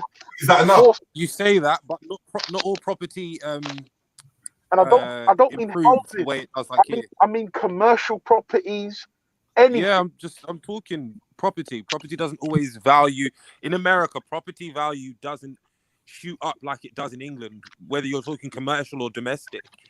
No. Because it's the reason very why I say commercial is important because that's a permanent stream of income, permanent with the commercial. Yeah, and it's like when you say Chinatown, no one bats a fucking eyelid. Oh, Chinatown. Da. Where's Blackie Town? And why are we not fighting for it? Yeah, it's called the ghetto. That's why. That's No, but Blackie Town. no, but whose fault is that? Is that them or us? Yeah, because I'm sure we've all seen Boys in the Hood, and I know it's a fictional fucking film, but you know that scene with Lawrence Fishburne, and he's telling people what it is with the property, the property settings. It's like, look, excuse me, they're gonna move you out, they're gonna make it the ghetto, and then bro, listen to me. See Hackney, where I grew up. I grew up in Murder Mile. Yeah, try and afford a place in Hackney where I grew up, which is greasy. Yeah, Trying you to afford a can't place now. there. This is my point. My dad bought a flat in Kilburn in the 90s for 23 grand. The motherfucker just sold it for just shy of 600 grand. Yeah, my When parents did the same thing with the right, house that they used to have. this is what I'm saying. For reparations, if you're not asking for 4 square blocks of property in each spot where you fucked us up as a minimum, you're fucking deluded. But even then, how would that benefit all of the people who were victims? To be honest with you, brother, Remember, if I'm honest with there's you, no check it. way of understanding who or how many people are actually involved with slavery. There's no No, this is accurate the thing. figure. Oh, but that's the thing, bro. This is the one thing. There's no perfect solution. There's no way anyone's gonna say, "Oh yeah, this is great and this is gonna work for everyone." There's always gonna be some malcontent. Someone's pissed off, doesn't like it, doesn't immediately benefit from said reparations. Where you can't please everyone. You really, really, really, really can't. I'm saying, look, what's best for the majority of us? And let's be real. Not anyone on this panel, if you'll forgive me for making this assertion, is directly affected by slavery. That would have been our grandparents. 100% agree with you. So for me, like they had to suffer the. Hold on, one second. Do you know what? Sorry. Every I black. just need to swap it. No, I'll get it. It's okay. Yeah, sorry, bro. I was just saying, every black person can claim. I don't think every black person has the right to claim. No, but they do, because as I said, Why? If you're able to trace First your lineage to generation where you immigrant. are, if my mother's child and my mother lived in Africa and my mother's child got taken, ain't I due reparation? Yeah. But that if don't your apply mother to and your everybody, mother's does child. it? We've gone so deep, far in, but we're integrated with each other that everybody now will have that mix. So you might have an African person married to a Caribbean person, and they're due to it from one of their parents. Well, it depends. It depends if they were affected by Not slavery. even I that, can't turn Terry. around You and just agree with that. described me, Terry. My wife from Tanzania, and I'm Jamaican. Exactly. So everybody is due to it because that trauma from the beginning has affected me and my life, some way or the other. So that's why I said no money or cash or any building or anything can pay for that reparations. It's just impossible. Yeah, Ultra, I'd like to know what we're asking the European Union for. Can you explain that to us? Yeah, things like PPE. Well, we're asking them for it, are we? No, We want begging, it for begging. free, yeah? Begging. What On we're the saying, hands and giving knees. it for free, yeah? Yeah. Yeah. You sound like the Yeah. BBC, mate. Okay, sorry about that. Sorry, So I had to double check on my what's the sound. United States America? I'm not perfect. What's America's view on the European Union? Is it in their benefit for it to be strong or weak? What you talking about? Are you talking about Brexit? Yeah, I'm talking about Brexit. Yeah. Oh, you know, Brexit is an idiot thing. But So you got what? The United States of Europe trying to compete with the United States of America. Yeah. So I'm not gonna, at the moment, that's just like a theory. Is it? But I hear what you're saying. Okay. Right. But so we can't do business with America now. Of course they can. You can. Think of it like this. Who are the children of this country? Americans. So most of the lineage is still tied. When they were in World War II, who bailed England out? Exactly what I was going to say. Yeah. So our alliance is with America, right? Where was Boris? Put it this way, even look at it like this. Where was Boris Johnson? Where was he a citizen of? What country? Yeah, I'm agreeing with you. I know. But Ultra seems to think we're dead without the European Union. That's not the case. Because remember, Boris, only until 2016, had to give up his American citizenship. Yeah. Yeah. Thing is, England will die without Europe. England will die without Europe as much as it would die without America. Yeah, but we won't be without America, will we? Say that again. We won't be without America, will we? Because it's in America's interest for us to leave the European Union. Bro, it's No, in no, European no. Union. It's in Europe's interest for us to be part of Europe, and they still told us Yeah, like of they course it paid is, because we're the largest contributor after Germany. Yeah, exactly. Wait, no, But no, the only thing what is, did you just say? We're the what? Largest contributor after Germany. What do you mean contribute? As in we The pay money we pay, yeah. Yeah, but I mean, all right. But then what do we get in return though? Tell us. No, I'm asking. I don't know. Tell us. What do we get in return? Well, we got access to the single market, the biggest Okay. trading block on the continent, on the planet. Free Yeah. trade with Europe, movement of people, and for instance, But is it free though? Is it free? Hold on. Is it actually It's free? we're paying for the privilege. No, It's but like it's the not free membership then, to a is it? golf course. No, I'm It's not not saying free no. then, is it? No. You just said The free. free market. No. The free market is not free. That's the name of the fucking concept. It's not the free market. It's the single market. And also, like I said, you can travel to and from anywhere in Europe, right, with no fucking hassle, no fucking visas, none of this wankerish bullshit. You can set up shop. You can set up another home, a business abroad in sunny Spain. So Schengen, yeah, Schengen. Exactly. no. See, Now, what's pissed off the English is the fact that everyone is doing it to them and they're not doing it the other way around. no, but they are, bro. Go to fucking Benidorm. Yeah. bro. That's the only place. Like, And look at Spain's economy. Yeah, it Spain's survives economy on tourism. is shit. It's Let's be tourism. honest. It's us basically. This is going exactly around that's it. nothing. Innit?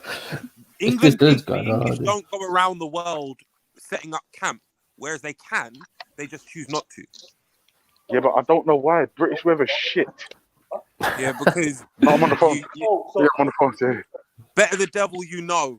The English are an untrusting people. Give Let's me be the real. devil in a shit climate, bro. Fuck it. You know what I mean? Don't let me die let's in be this honest. rain. Better the devil you know, man. Blows not. Sure. Better the devil you know. The Englishman, they like to smile and still know that No, they're I'll tell you dealing the with truth. some I'll other tell you fucker.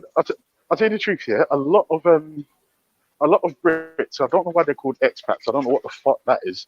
They're fucking immigrants. Yeah, they go Well, to they're not Spain, immigrants to us, are and they? We call them they go expats. to The people over but there, they are we to call the them countries that immigrants. they're going to. No, the countries they go to call them immigrants. We call them expats. Yeah, that's Yeah, stupid. because They're that's immigrants. the correct terminology. Yes, Stella. Hold on, sorry guys, one sec. I need to pay for this stuff. You One what? sec. Big up, Dave. How you doing, anyways? You alright? I'm alright, mate. How you doing? Yeah, alive and kicking, man. Yeah, man. Yeah. I've sober. Me, For I once. mean. Yeah. For the last few days. So yeah, I'm doing well. Good. Some of the time I've been seeing you, you've been proper off your head. I'm thinking, fucking hell, Dave, man. Yeah, I need to calm all that down. It's the lockdown. The lockdown's got a lot of people just having the ability to do that and then get up the next day and not do anything and do it again. Do you know what I mean? That's it. Yeah. So, what's your take on all of this then, Ryan? Because there's a lot of conspiracies going around. There's, are you going with the official line of the government, or do you think there's more to it? Or I go by what I see, and I'm constantly assessing. I had a conversation with my wife last night, and I said, really and truly, in this day and age, you have to look at it several ways. We're the most advanced we've ever been in terms of technology, communication, information, and understanding. How the world could allow a virus to leave one place and spread across the world, to me, doesn't seem logical in terms of world leaders allowing it to happen. It's either they allowed it or they're stupid. World leaders aren't stupid because they have a bunch of advisors who tell them what's going on. On top of it, you then have to look at what the reactions of the places are that are saying things are fucked up. So China said it's all fucked. Let's lock down. and no one was allowed out on the streets. England says, oh, we're basically fucked. Let's lock down. But I look out my window and everybody's still out and about. You go to the park, everybody's still there. Yeah. According to, I read an article, BBC said that there's only been 9,000 fines given due to social breaches of social distancing. That's out of a population of 66 million. Bro, listen to me. You know what I do for a living? All I've seen is people out and about, and it's getting worse. No one's wearing masks. No one's wearing gloves. 100%. No one's social distancing. It's madness. And let me tell you, on the weekends is when it's the worst. 100%. The weekend, and it's like this, the coronavirus disappeared all of a sudden because it's like people seem to have forgotten. That's the problem. Shit. But then, even then, if you look at the media, the way the media is responding to it, Guys, you have the two scripts. You have Guys. that people are dying from it or dying with it. Yo, Which Tommy one is it? Robinson is talking to Hattoon from Speaker's Corner. What the hell? No way. Yeah, on DCCI. What the fuck? What's going? Well, of course. Yo, he British might be Islam, getting isn't it? baptized. He might be getting baptized. We don't know. Oh, a bit. Yes. I'm not gonna lie. I don't care. This is G-Block. Okay, because I think that's interesting. Ultra, you But are yeah. the BBC, man. We know your official line. Bro. Regardless, You sound like the regardless BBC. right there, bro, man, don't listen to BBC. Man, don't listen to ITV. If you know, innit? If you know, you know. If you know, you know. It's interesting because the media, as I say, the media says two things. They either say people die from it or they die with it. If you die with it, it doesn't mean you've been affected by it to kill you. So what is the correct amount of people who are dying and what are they dying from? No one knows, man. That's the question. Exactly. No one knows. No one fucking knows, man. No one knows. No one knows. No one No knows. one knows. That's the joke about And it. you know what the funny thing is? The one thing I will say is that I know people who have got it. Like two drivers from my garage have died from corona. Like one of them had a funeral. What garage you based out of? Camberwell. Oh, okay. Okay. I thought you were happy because you said you lived up there. But yeah, go on. No. I grew up near. I grew up about 15 minutes from the big bus garage in Hackney there. Yeah. Oh, okay. Say no more. 15 minutes from it. Yeah, bro. Trust me, bro. This corona thing is mad. I think this corona thing's mad, and for me as well, it's the whole hysteria around 5G is just such a nonsense. Oh, complete nonsense. Logically, like even if you look at it logically, how's a frequency going to create a virus? It's impossible. No. I think the logic was it's weakening the immune system, and because it's zapping you, it's allowing you to get the coronavirus to burn you, right, basically. Oh, I think that's a load of Yeah, bollocks. it's mad. Yeah, it's mad. I don't understand how it works. It's mad. It's all mad. No, but listen. So what are we saying? Is the British Empire worse than a million Shottas? Are we talking about now or back in the day? No, right now. Like historically, like the clear documented historical abuses perpetrated by the British Empire. You're breaking up. All the Shottas in the UK right now. What's worse? Oh, the British Empire. The British Empire. The British Empire. Yeah. But you have to respect it. You have to respect the British Empire. I don't know if you have to respect it. I don't know if I'll go that far. 100% you have to respect it. You have to respect game. Game, no matter what it is. You don't have to like it, but you have to respect it. They went around the world, literally went around the world, took everything, said everything's mine, damaged everything, fed it back to everyone, and then said, yo, we're great. I'm not going to lie. I don't even respect that. Do you know what I respect? Like the man that was just cooling off at home, just living off the land as relaxing. Like all this expansion is fuckery. I can't stand it. It sickens me. It's long. It's outdated. It's muted. It's stupid. But that's not the modern. That's not British Empire. That's global elitism. Talking historically, the British Empire, they came along, they used ingenuity to fuck shit up. If we did that, we'd be in a better place as people. That's what I'm trying to fucking do now. I'm trying to learn the fucking game, learn what they did, and just fuck it all up. Teach my picnic how to do it, and just take over. March to the gates of Westminster Palace and say, "Yo, let us in." You there, Veli?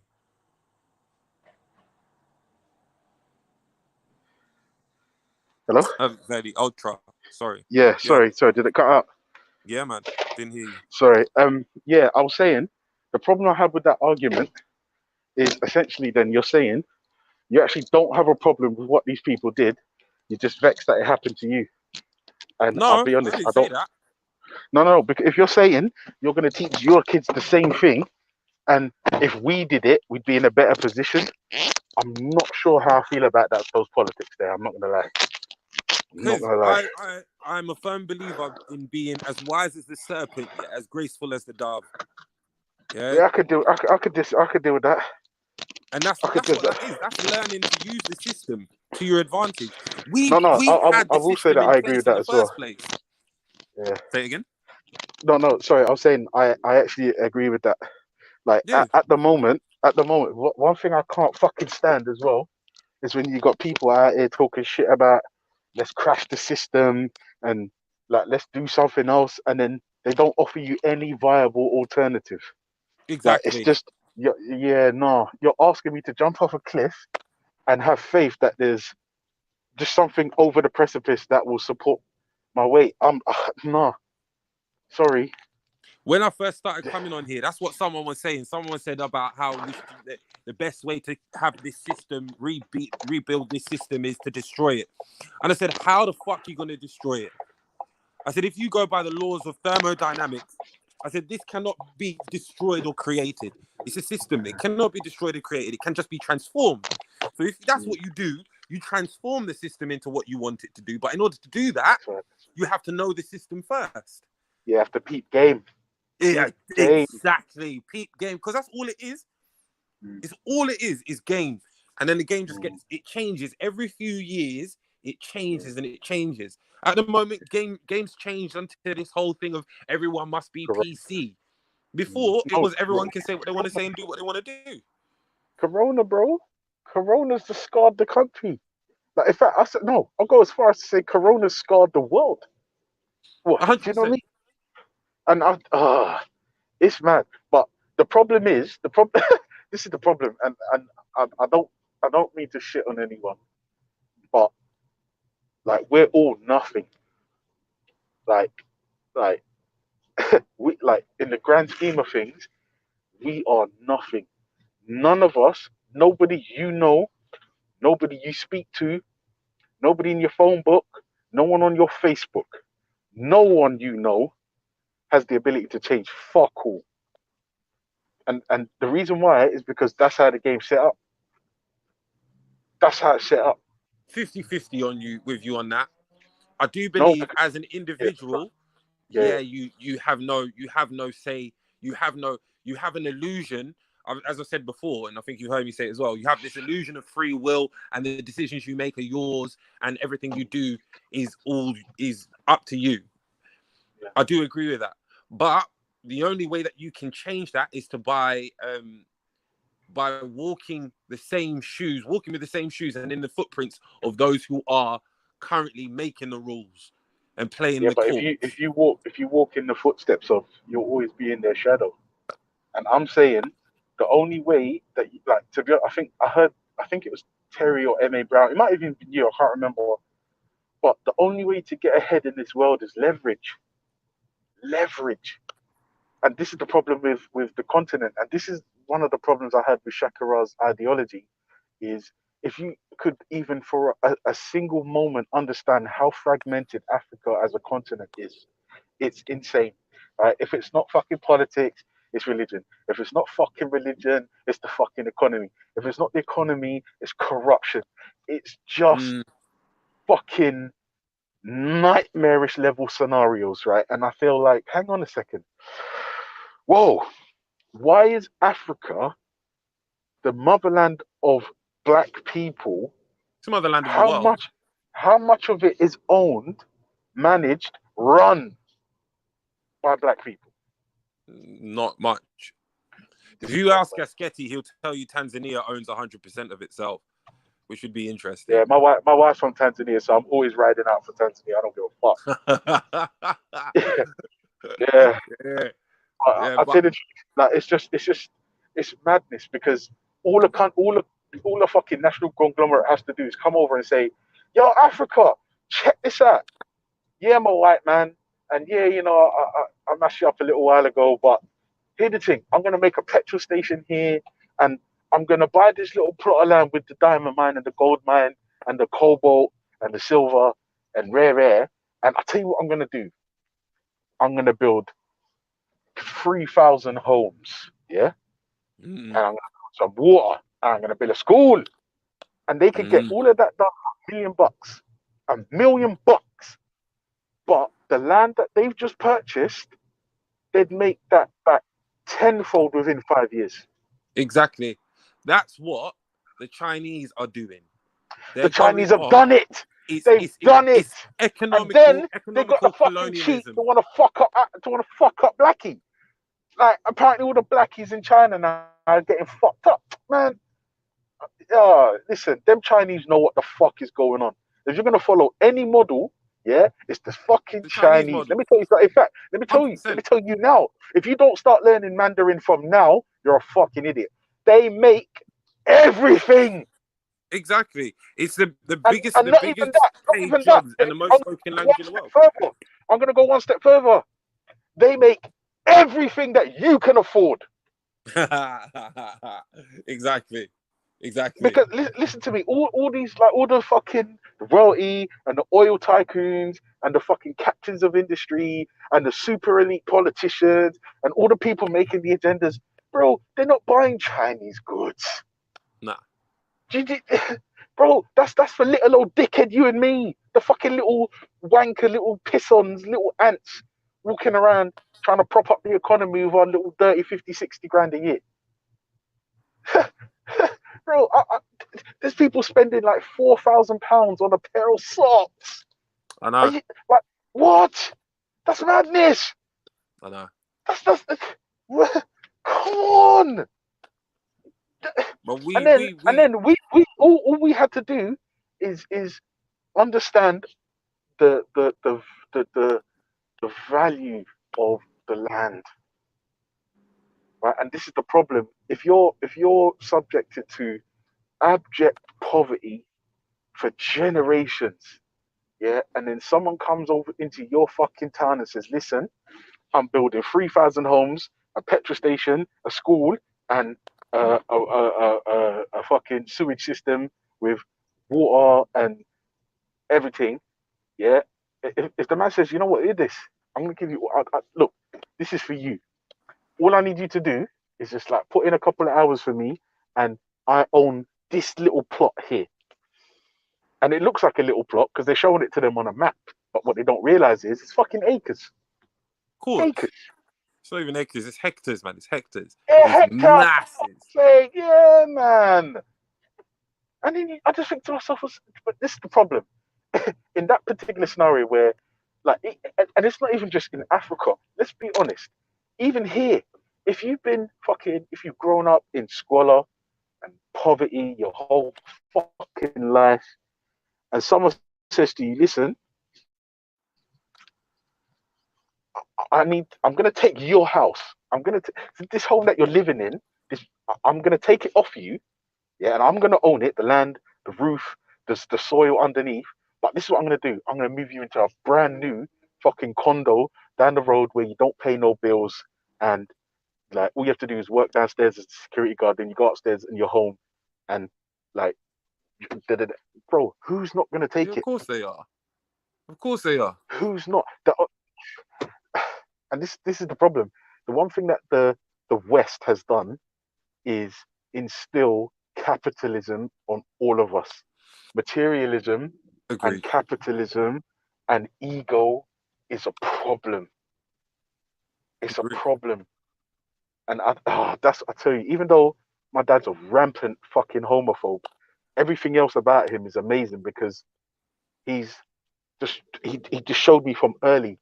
So I said to him, like, I was like, Dad, can I have these trainers? He said, Nah, read that book. 100%. That's what I tell my Huh? PDs. Huh? What do you mean? But I'm being honest. At the time, I was vexed. I was poor. Like everyone else, I felt everyone else had things, and it appeared to be making them happy, and they were showing off. And I thought that's what happiness was. And it's not until the fucking penny dropped that I realized what my dad was trying to do. He was It's putting you mad. up on game. This is. See what I'm saying? It's because, as you said, materialism is the buck For me, where if there's a everybody thinks devil, it all if stops. there's a devil, that's what it is. It ain't some fucking red horned guy with a fucking pitchfork. No, it's the ego. It's fucking addiction to capitalism and materialism. It's mad. Just those three things. Those three things will fuck up someone's life. To save face, people will put themselves in debt to fucking save face. Imagine that. Right? But if you've got the guy who's fucking skint his whole fucking life, everyone in the village, everyone in fucking Scunthorpe or whatever the fuck, where's really Brassic? Like all those British seaside towns that Yeah, are the fucking seaside towns. Brassic. Yeah, Yeah, yeah. like they're seasonal. So when it's not fucking good weather time, they're fucked. Like all those places there, if they're saying, listen, I'm gonna take like ownership of the seafront, the pier, and the shops in like three square miles. But here's what's gonna happen: jobs all year round. I'm gonna reduce your insurance premiums. I'm gonna fucking give you like, and imagine that's the problem with these seaside towns is unemployment, jobs. There's Yeah. jobs. You've got money. But it's going to come at I just need to take this bit of land, yeah. And let's be honest, if you bro, if you go up to these places out like off season, you realize how fucked this country is. I'm I've telling you, been there off season. if you It don't only live in very few London, it's places like mad. Southend. Southend is cool all year round because it's Yeah, got like a casino and restaurants and stuff. yeah. But if you go Brighton off season, it's empty. Not They even go that, bro. past houses and are boarded up. Go It's to fucked. near enough any of the seaside towns off season, bro. The poverty up there is it's painful, bro. It's painful. Now Proper. I'm asking if a guy come up to you and said, listen, like here's a check, and the reason why it's blank is because I'm gonna spend no expense and build up a condo and stick all of you in it, running water, uh, uh, rent's cheap, uh, jobs. In fact, I'm gonna in the land that I'm gonna take off you, you get to work in it. Imagine that. So you don't even have to travel too far from this new condo I'm building you on the cheap. Oh shit, sorry, bro. I need to cut you up. Sorry. I need to turn. Yeah, like imagine I'm gonna build this condo for you, and the land that I've just taken off you, I just swindled you out of. I'm gonna let you work on it, and then so you've got an income, you've got safe and sturdy, secure housing, you've got working, you've got work, you've got running water. It's the image of security. Yeah, bro. It's when the mad. reality is you are the most vulnerable that you have ever been. Yeah, exactly. Because all this motherfucker has to do is have his wife punch him in the face that morning. He's vexed. Who the fuck is he going to take it out on? The people that he just swindled. Exactly. Don't respect them. I just fucking swindled you. You don't respect man you just swindled. You don't. You're just like, you know what? Look at this fucking dickhead. This idiot just gave me what? 5 mils worth of land for like what? A mil, and it can return 4 or 5 mil a year, and I just bought it for a mil. It's only going to cost me mad.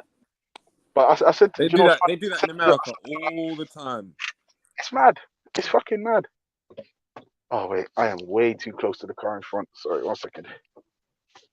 Sorry. Concentrate on the road, bro. No. I'm parking. Oh, okay. Yeah, fucking, it's mad. And like I said, corruption on the continent, for me, is a massive fucking problem. Massive.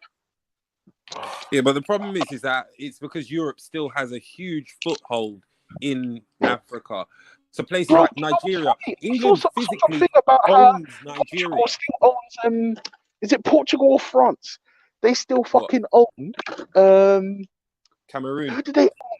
I can't remember who it is. I saw somebody sent me a video, and they read this black woman, and she read out this document about how we're gonna give you independence, but we still own you. Like, I can't remember. Oh, it's pissing me off.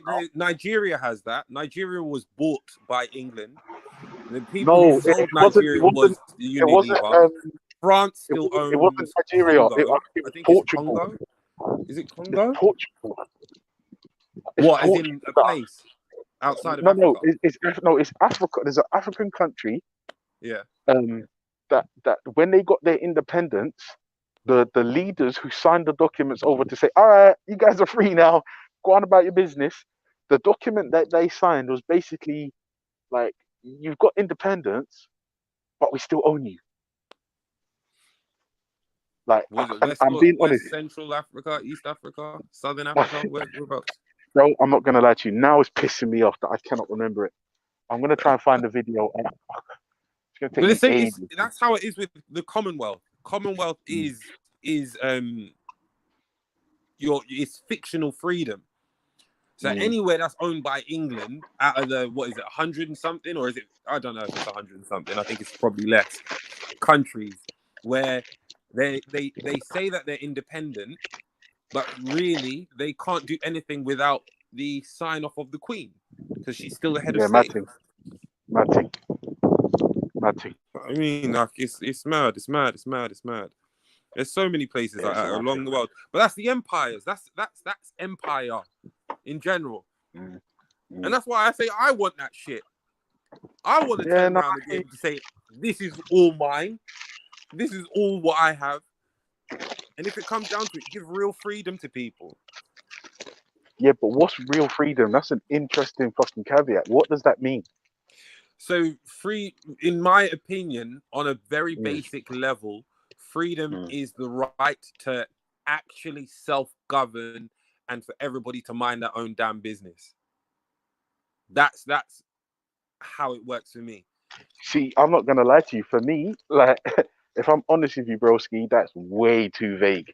Because the right to self-govern, that scares me. Because we've seen what the ego and pressure and bribery and mental health can do to the greatest of leaders, bro. That 100%. self-govern thing for me is a slippery slope. Like this, oh man.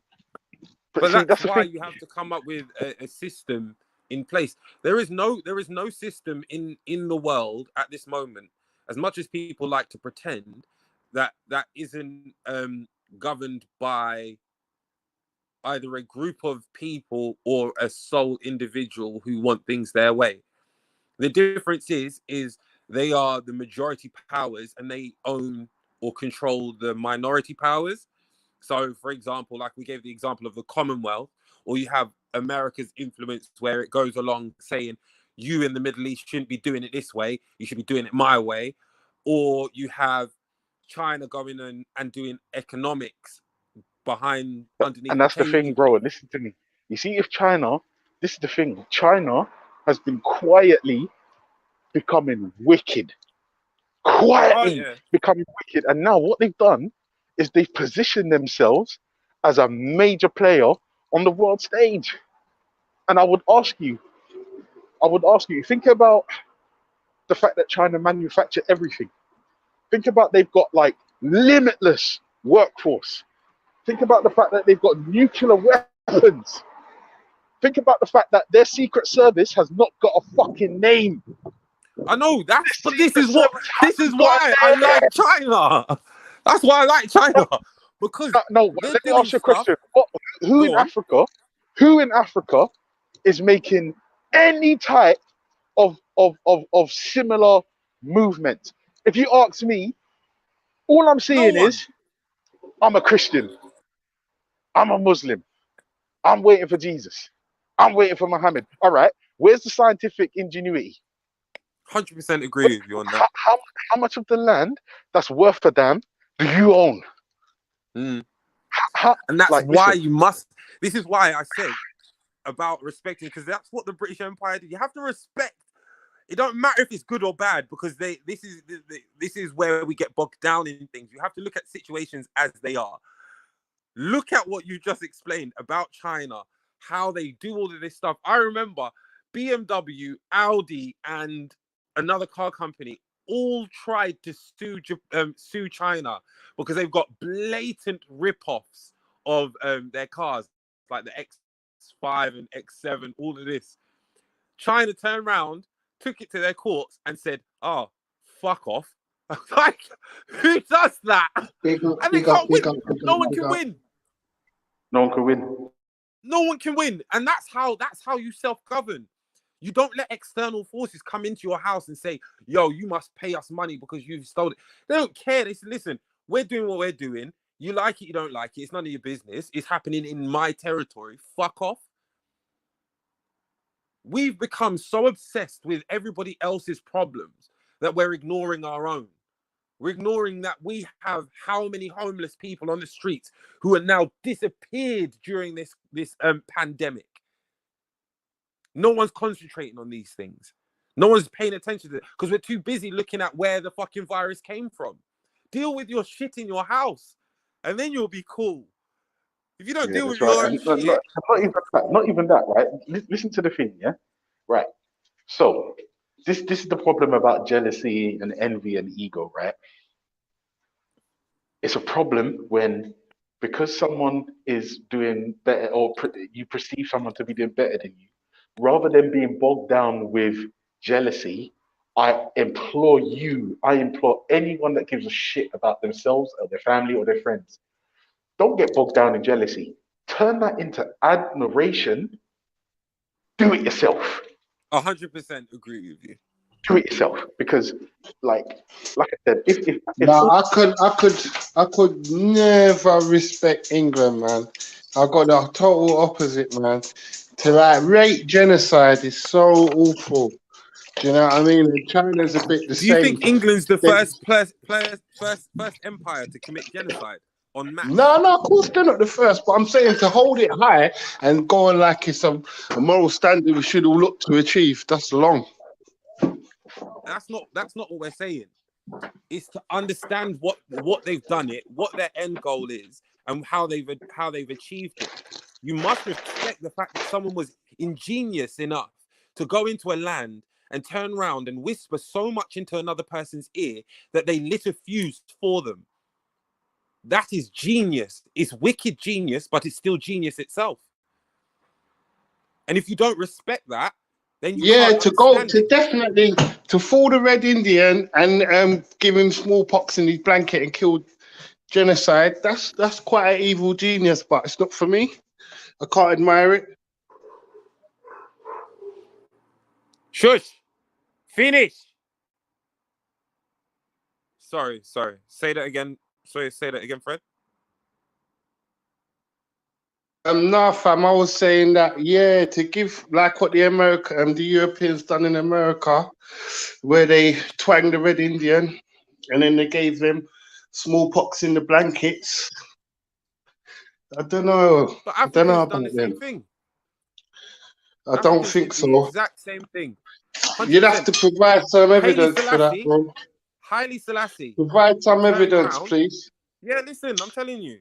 And you can look it up yourself. Haile Selassie turned round and he got all of the neighboring people before he became the ruler of Ethiopia.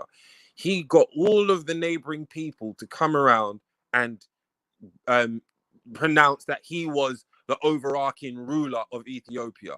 There was a few tribes who didn't fall in line when he commanded this. One of them, he turned around and he said to everybody, "Listen, you can come bring all your people. I won't bring no one. We can have a sit down, and we can see what happens by the end of it. Though I can't remember the name of the man. The man came along, took his elite bodyguard with him. He said, "Cool, sit down," did whatever. The man didn't agree. Basically, them two had an argument, and he didn't say anything. He smiled. He was like, "All right, if that's your decision, carry on." What Haile Selassie didn't know, or supposedly didn't know, is that my man had about 3 other armies set outside ready to attack everybody in the city where Selassie was. But Selassie was smarter than the man and had sent more armies out and about and slaughtered every single one of those armies before my man got back to say he was pissed off, and then turned around and ended up getting home to nothing. These were millions of people that were killed in the name of having an empire or being an emperor based on one man being that wickedly wise, but is revered as a spiritual leader. That's Haile Selassie. Fact. And you can go look it up. I can't remember the name of the brother, and I'll find that out. Am I the only one here? Fucking hell. Yo, Wagwan. Yo, everyone just left. Yeah, I don't know what happened still, man, but hold on a sec, yeah?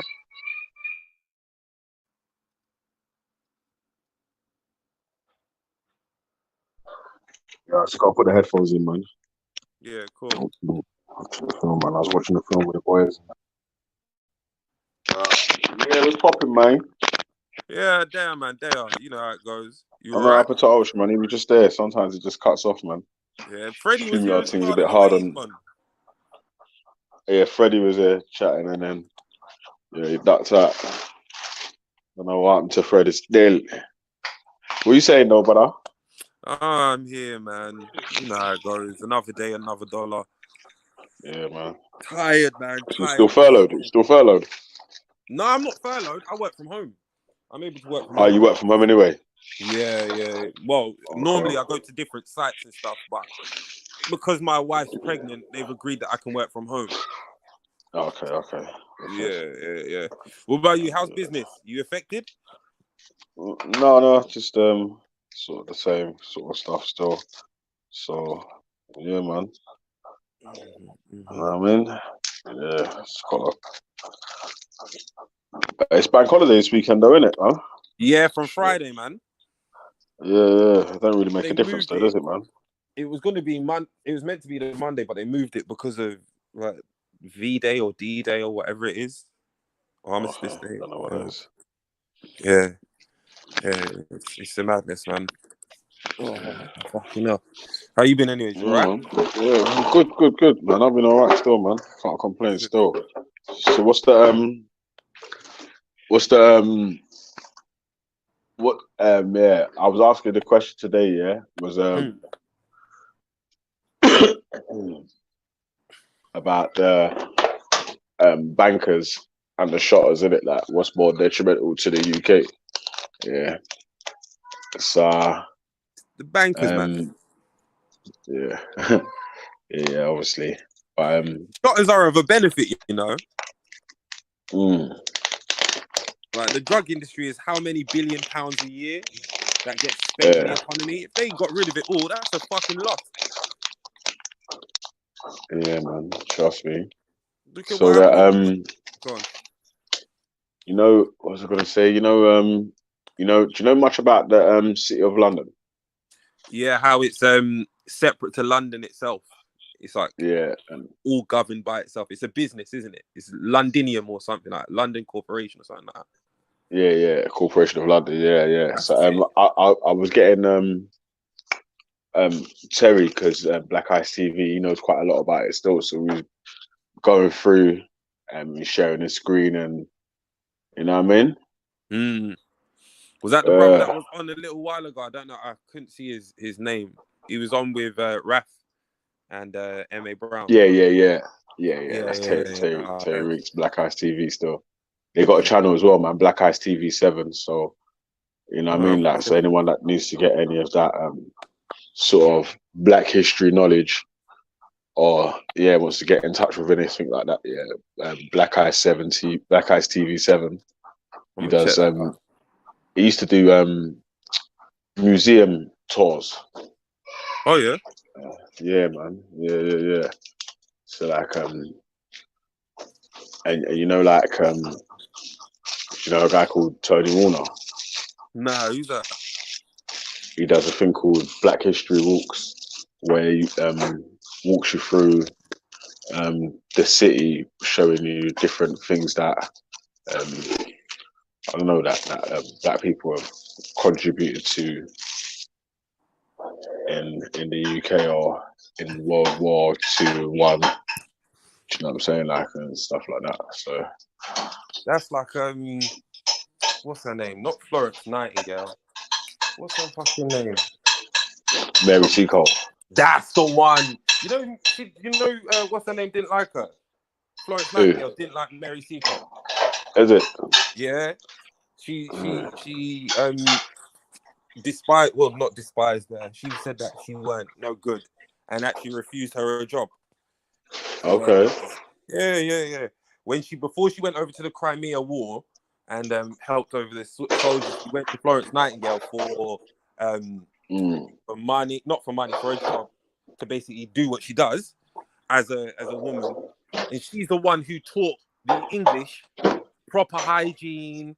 All the Obia women from Jamaica and the Caribbean taught the English invaders proper hygiene, how you're supposed to wash things, how you're supposed to rinse things off, not using mercury for women during pregnancy, because that's why so many of them were being born with deformities. Yeah, man, she was very influential, and people don't give her the respect she's due. Yeah, true. Mary Seacole. Yeah, man. In Jamaican, actually, she's like one of the national heroes in Jamaica still. So yeah. Yeah. Big, So oh fucking hell, my phone. you hear about her a lot in Jamaica still.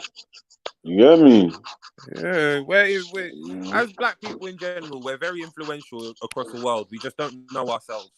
That's the problem. Yeah. That's why it's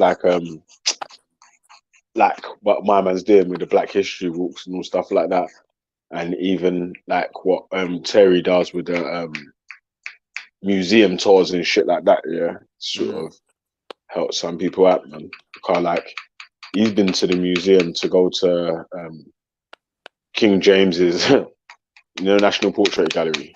Oh yeah. Yeah, to the commissioned photo of King James the First. Yeah. So any Hebrew that actually wants to see what the commissioned picture of King James the First commissioned at the time he was alive, drawn by someone that was alive at the time. So what, was he black? No, of course not. I knew it. Because that's what they all say, isn't it? They all say he was a black man. Yeah, of course, yeah, man. He was a black guy white in the man. middle of UK. Yeah, he was I white. know that White, he used to practice blackface, and he used to like his wife to do the same thing. He used to like his wife to put on charcoal and make herself look black. But yeah, that's all I know about that deep still.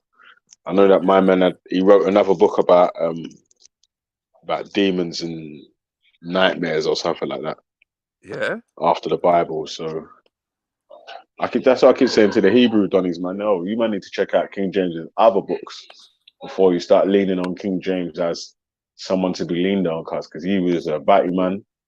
Yeah. Them man there, them Stewarts there, they wash like them Tudors and Stewarts, they wash like once a year. So their teeth must have been black and shit. Henry VIII didn't even used to bathe. Henry VIII used to keep a vial of perfume that he got from India next to him. Yeah, think about that, yeah. And King James the First is before Henry VIII. Yeah, before there you go. It shows a lot, don't it? Yeah. See, man, don't want to have my man still. Oh shit.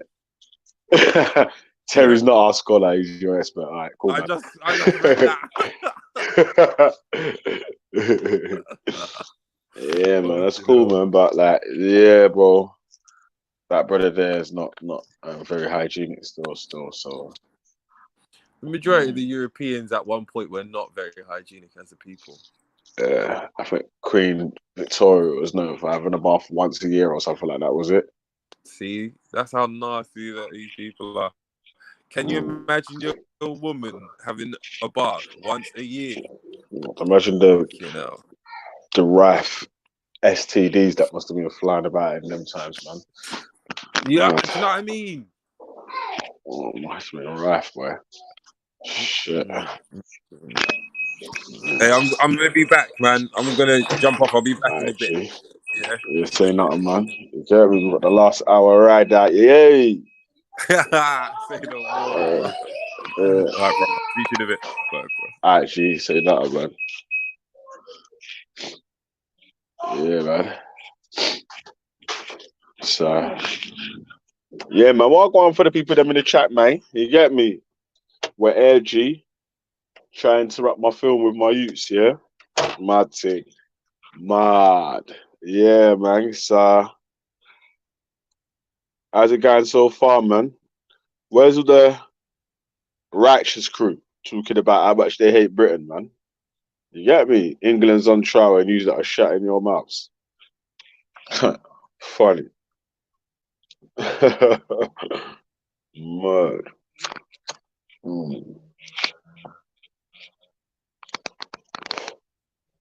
Yeah, man. Trust me. And it, fishy as hell. Ugh. It's been disgusting. Imagine that's the higher class people at that time, yeah? So imagine what the normal peasants and tramps were like. God, they must have been greasy, fam. Must have been greasy still. You know how things go, you know what I mean? Updates come. Yeah, man. The Romans installed bathhouses, man.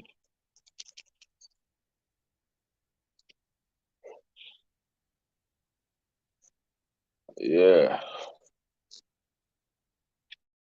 Let me see what else is gathered in this chat. Yeah, man. Big up, God Jacob still. Oh. Yeah, well.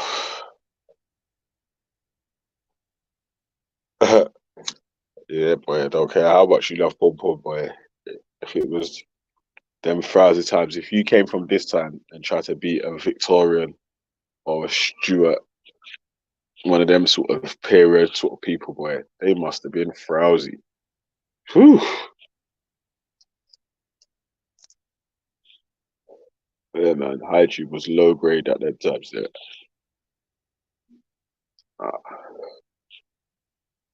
Yeah, man. So I was reading about the Magna Carta. Does anyone know about the Magna Carta? How it was started?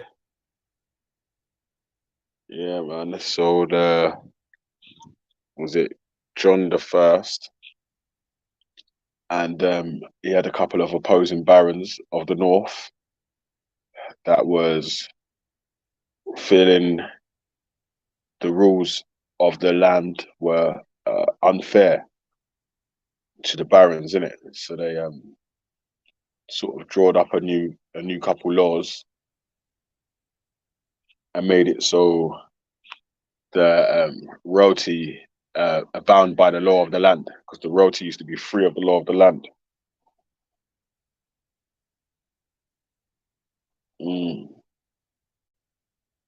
Yeah, so the laws changed for a bit. Yeah, there was a war, the War of the Barons, and then Charles the First was the first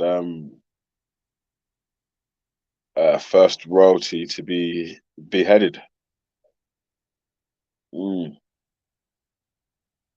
So he got beheaded via the what's it called? The Magna Carta laws and shit. Yeah, man. As a brief thing still. I'll tell you what, yeah, let me quickly go to the page and read it.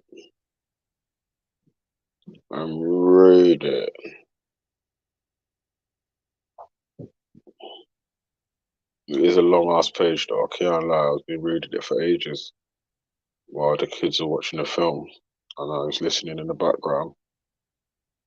So, the history. The Magna Carta originated as an unsuccessful attempt to achieve peace between royalist and rebel factions in 1215. As part of the events leading to the outbreak of the First Barons' War, England ruled by King John, it's King John III of Angevin Kings, Okay. Although the kingdom had been a robust administrative system, the nature of government under Angevin monarchs was ill-defined and uncertain. John and his predecessors had ruled using principles of vis est voluntas. Vistas voluntas decisions, often justified in the bias that the king was above the law. Yeah, many contemporary writers believed that the monarch should rule in accordance with the customs of the law, with the council of the leading members of the realm. But there was no model for what should happen if the king should refuse to do so. Yeah, man. So like I was saying, man, the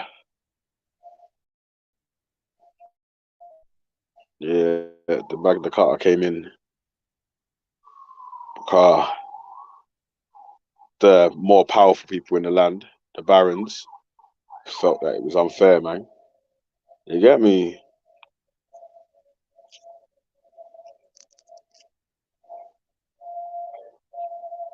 You get me? So, yeah, they had to make them laws there still. Yeah.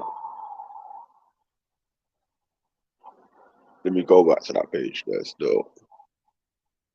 Yeah. All right, one sec. One sec. All right, let me read what the Magna Carta is, yeah? Magna Carta Libertatum, commonly called the Magna Carta, is a charter of rights agreed by King John of England at Runnymede near Windsor on the 15th of June, 1215. First drafted by the Archbishop of Canterbury to make peace between the unpopular king and a group of rebel barons.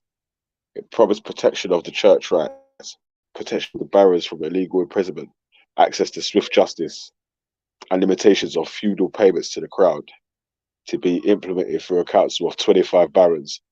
Neither side stood behind their commitments, and the charter was annulled by Pope Innocent III, leading to the First Barons' War.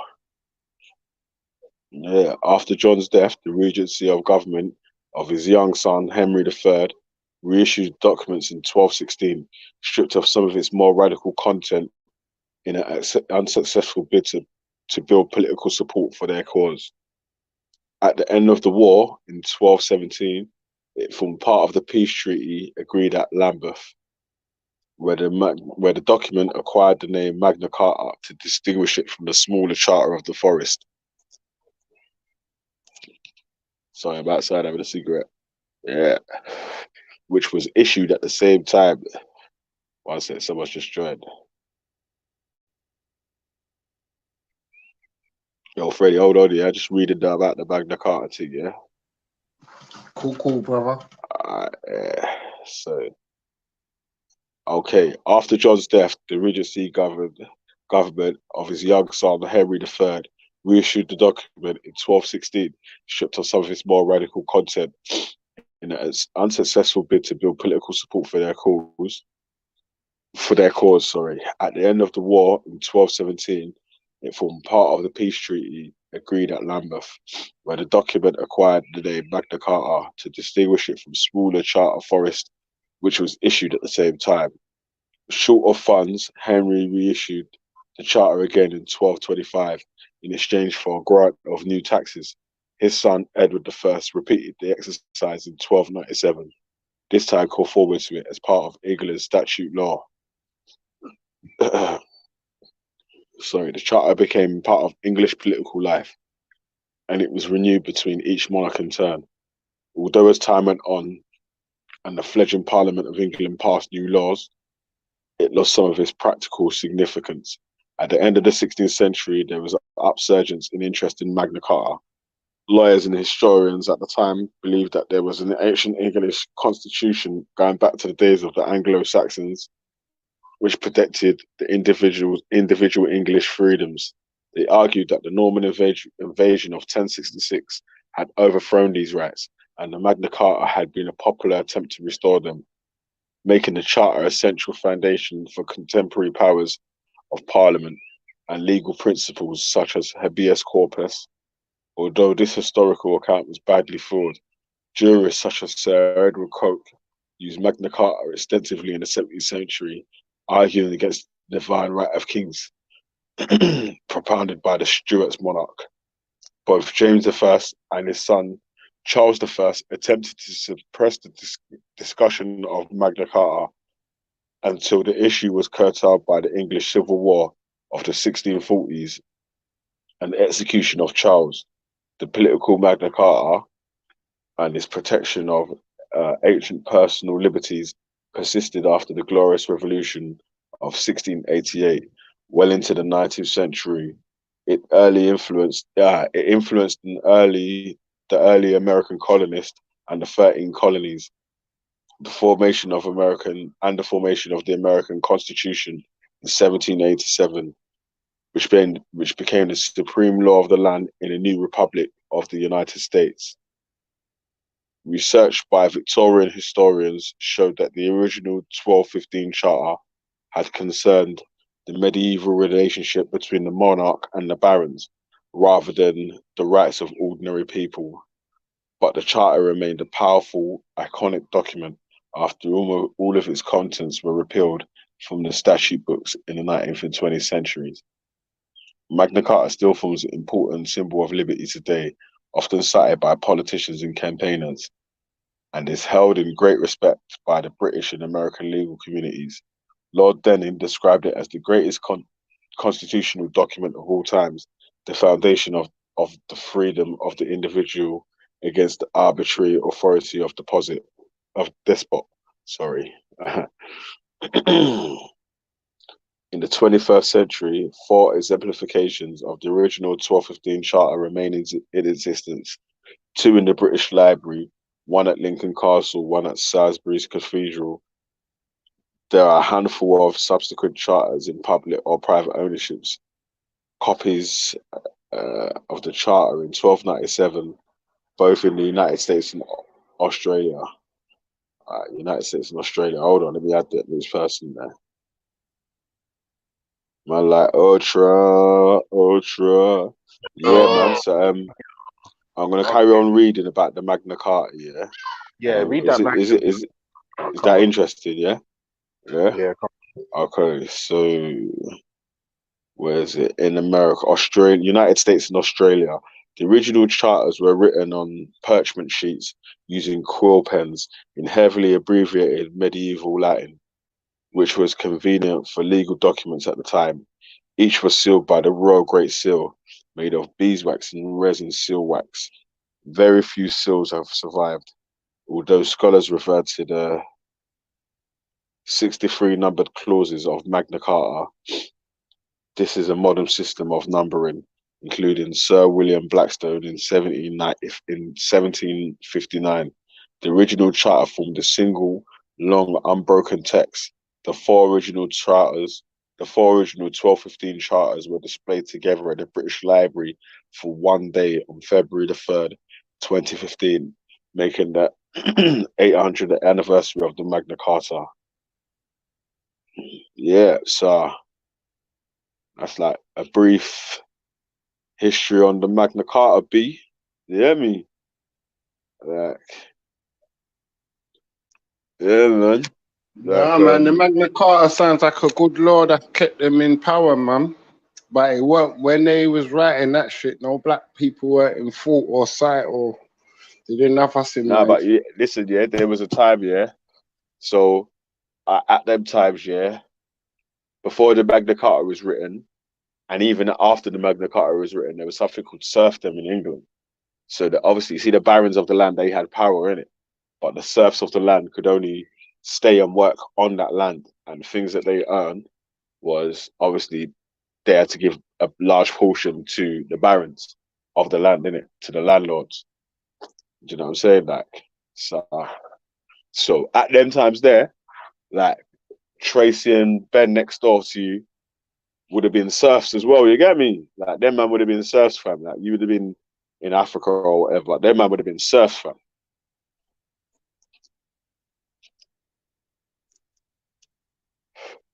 Yeah. I'm not gonna lie. To me, like when I hear or read or witness or experience laws, rules, regulations, systems that perpetuate the power of the lawmakers, I'm not surprised. Like it's not like it's not surprising to me. Like I mean, like yeah, like it's weird, bro. You need to fold those wheels in, bro. There you go. And you no, don't bank. You need to pull up gently, bro. Gently, Jesus Christ. Yeah, yeah. When people put things into when they make things visible, when they make people believe that those words mean a damn, you perpetuate your power. And I don't understand why people don't understand it. Like this law, these things that we witness, it's us that gives it power. If the fucking I can't remember who it is. It's one of the French speaking African countries. I cannot remember which one it is. If they turned around and said, "Oh, by the way, Portugal, go fuck yourself." Yeah, see this piece of paper here. Because check this out. You're not mining 1 ounce of minerals from our land going forward. Pull your investment if you wish. Pull it. We will be okay. You see the genocide that would take place. I wouldn't want it for any country. Hey, But do you want me to read it's about gonna have to serfdom? come if you want to be free. Do you man want to read about the history? Do you want to hear about the history of serfdom? Yeah, go on. That's an interesting one. So, serfdom, the history of serfdom. It's a little bit of a read, yeah. So, social institutions similar to serfdom occurred in the ancient world. The status of harlots in ancient Greek city-state of Sparta resembled the medieval serfs. By the 3rd century AD, the Roman Empire faced a labor shortage. Large Roman landowners increasingly relied on Roman freemen, acting as tenant farmers instead of slaves, to provide labor. The status of these tenant farmers, eventually known as coloni, steadily eroded. So I had a puff of my cigarette. Steadily eroded because of the tax system implemented by Diocletian, reigned 248 to 305, assessed taxes both on the land and the inhabitants of the land. It became administratively inconvenient for peasants to leave the land where the census counted them. In 332 AD, Emperor Constantine issued legislation that greatly restricted the rights of the colony and tied them to the land. Some of these laws at the beginning of the medieval serfdom in Europe.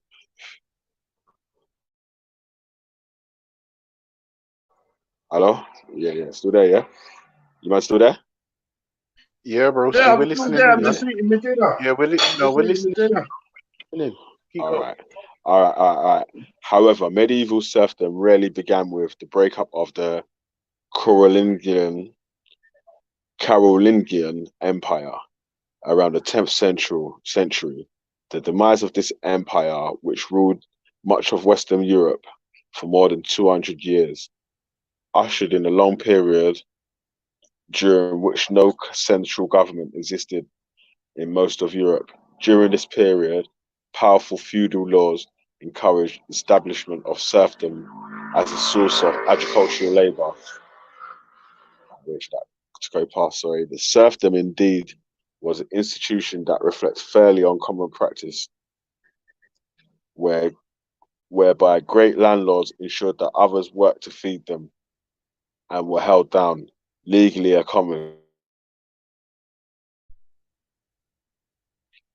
economically while doing so. All right, so heyday. Serfdom as a system provided most of the agricultural labor in the Middle Ages. Slavery persisted right through the Middle Ages, but it was rare, diminishing and largely confined to the use of household slaves. Parts of Europe, including much of Scandinavia, never adopted serfdom. In the later Middle Ages, serfdom began to disappear west of the Rhine, even as it spread through much of the rest of Europe.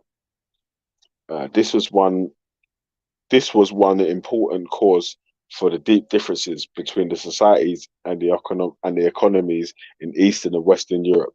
In Western Europe, the rise of powerful monarchs, towns, and improving economies weakened in the manorial system through the 13th and 14th centuries. Serfdom had become rare by the 1400s.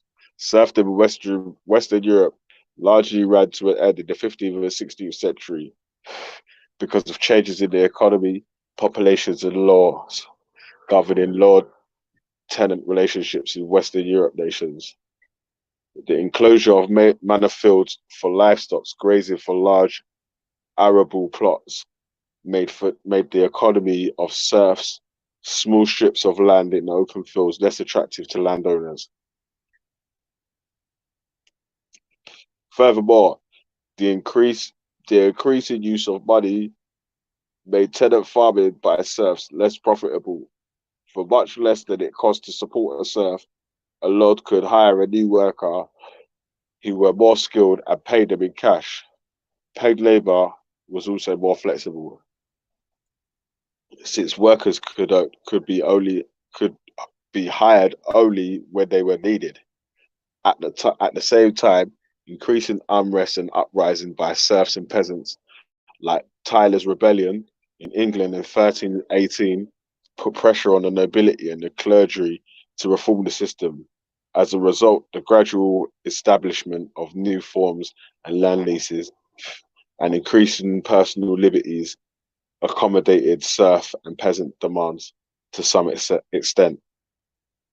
An important factor in the decline of serfdom was the industrial development, especially the Industrial Revolution.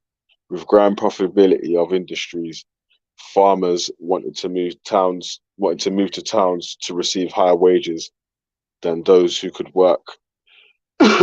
earn working in the fields, while landowners also invest in more profitable industries. This also led to a growing process of urbanization. Serfdom reached Eastern Europe centuries later than Western Europe. It had become dominant in the 15th century. Before that time, Eastern Europe had been much more sparsely populated than Western Europe.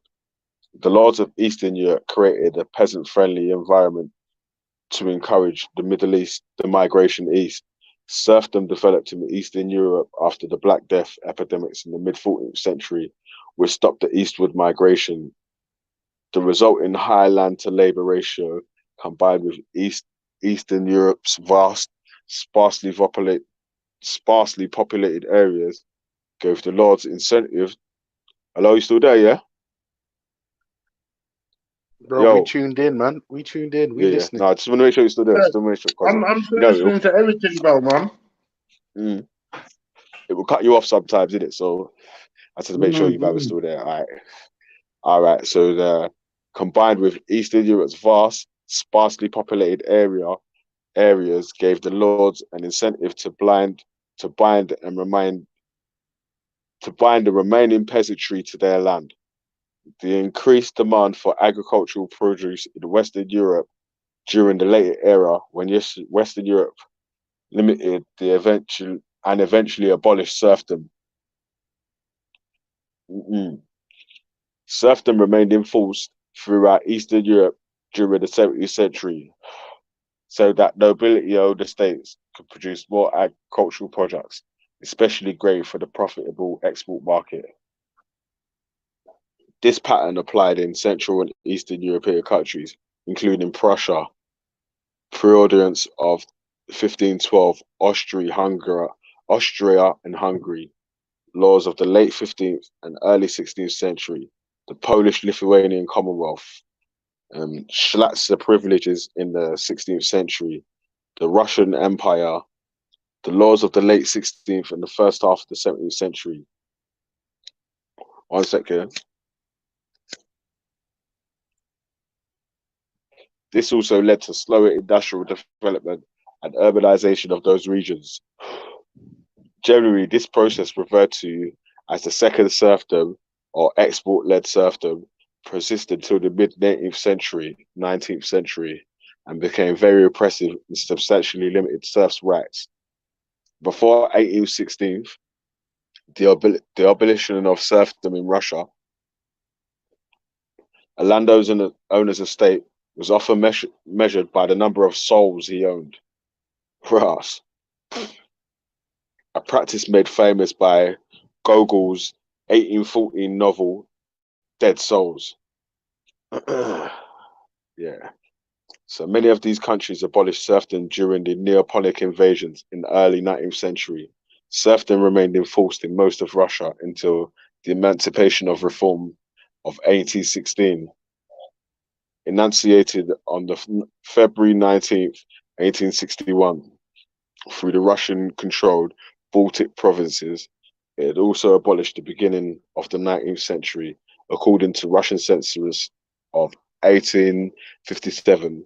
Russia had 23.1 million private serfs.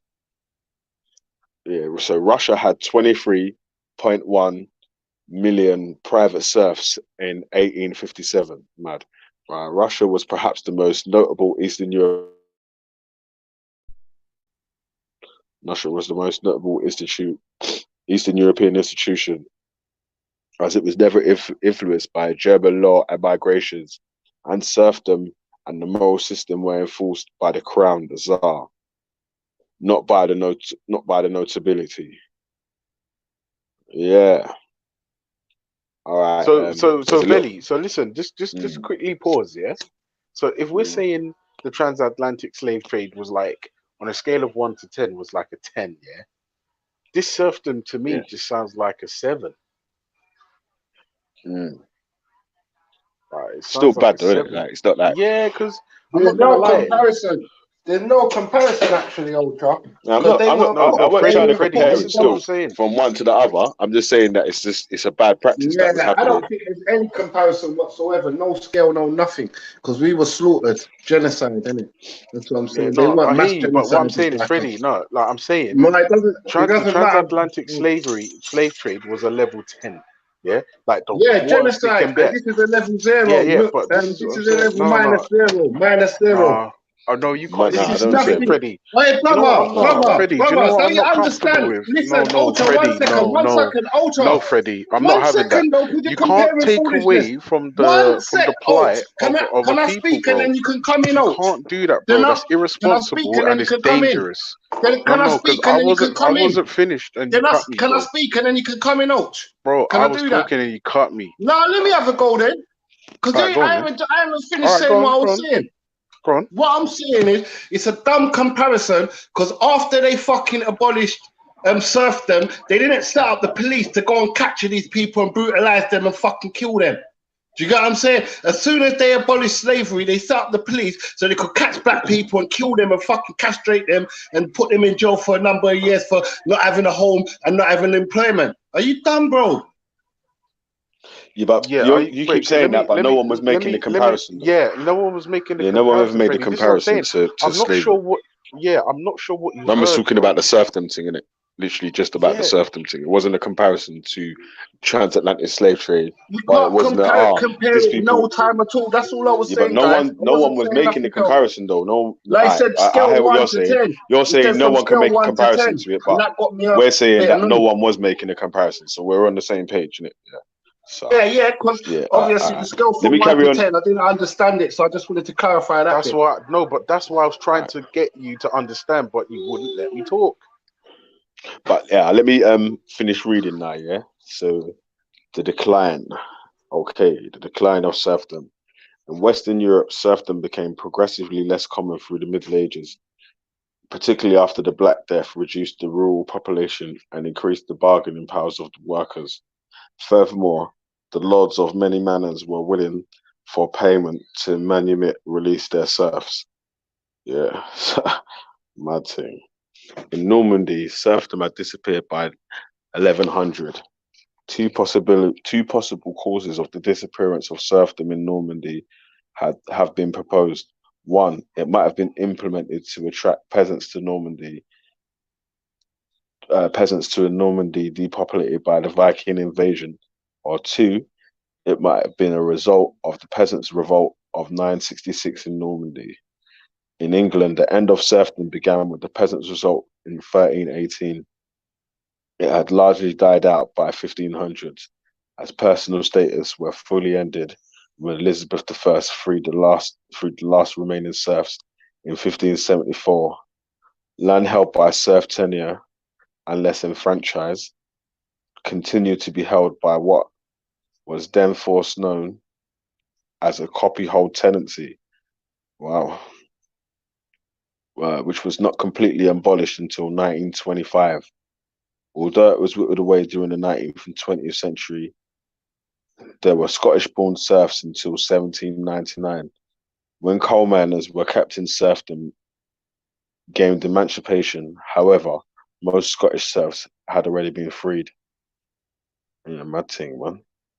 So the Scottish coal miner serfs only got their freedom in 1799. Mad thing. Serfdom was a de facto ended in France by Philip the Fifth and Louis the Sixth? What's X? Is that six? I'm not sure. Yeah, I don't want to get them Roman numerals wrong. Yeah, V and is another 5 Philip. and 10 is X. Right, so that was Louis the Sixth. Wait, No, is Philip the the is the Sixth, one Louis the Tenth. before is the one before or after the 5 or the X? No, the ones before the V, so that's the Yeah, six. that means it's the fourth. Oh, okay, so it's one less. Okay, my Yeah, bad. All yeah. right, If so it's the it's ones Philip the after, Fourth, yeah. Louis the Tenth, and Philip the Fifth. Louis the Fourth was Louis the Tenth and Philip the Fourth were You went back to the same 1315, spot. You're a bully. and Philip the Fifth were 1318. All right, come on, Nolly, dinner's ready. Yeah, with the exception of a few isolated cases, serfdom had ceased to exist in France by the 15th century. In early modern France, French nobles nevertheless maintained a great number of seignorial privileges over the free peasants that worked the lands under their control. Serfdom was formally abolished in France in 1789. In other parts of Europe, there had been peasant revolts in Castile, Germany, northern France, Portugal, and Sweden. Although they were often successful, it usually took a long time before the legal systems were changed. The era of the French Revolution.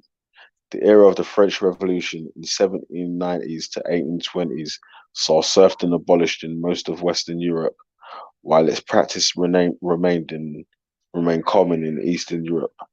For another century or more, in France, serfdom had been in decline for the last 3 centuries by the start of the Revolution, replaced by various forms of freehold tenancies. The last vestige of serfdoms were officially ended on August the 4th, 1789, with a decree abolishing feudal rights of the nobility. It removed the authority of the manorial courts, eliminated tithes and manorial dues, and freed those who still remained bound to the land. However, the decree was mostly symbolic, as widespread peasant revolts had effectively ended the feudal system beforehand, and ownership of the land still remained in the hands of the landlords, who continued to collect rents in enforcing tenants' contracts. All right, so in German history, hold on a sec. Hold on a sec. All right. Right. Hold on a sec. History of serfdom. Right. So in German history, the emancipation of the serfs came in 1770 to 1830, beginning with Schleswig in 1780. Prussia abolished serfdom in the October Edict of 1807, which upgraded personal legal status of the peasantry and gave them ownership of half or 2/3 of the land they were working. The edict applied to the peasants. The edict applied to all You see peasants what I'm whose saying? holding Sorry to cut you, were Phil, but that don't sound like nothing to do with the other one. They got land, innit? We was promised 2 acres and a mule or 40 acres and a mule, and we got to kick up the backside.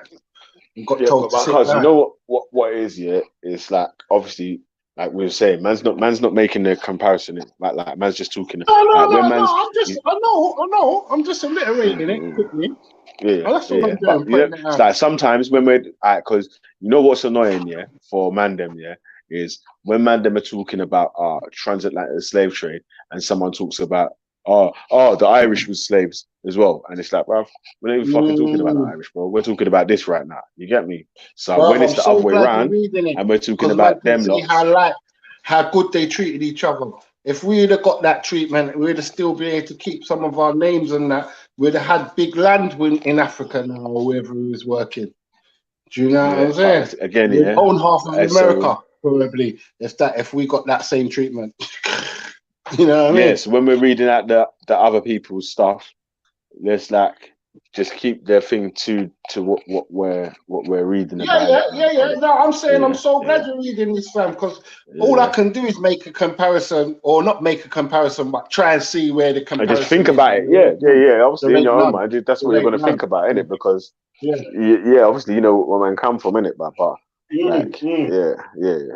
All right. Let me carry on then. So, the edict applied to all peasants whose holdings were above a certain size and included both crown lands and noble estates. The peasants were freed from the obligation of personal services to the lord and annual dues.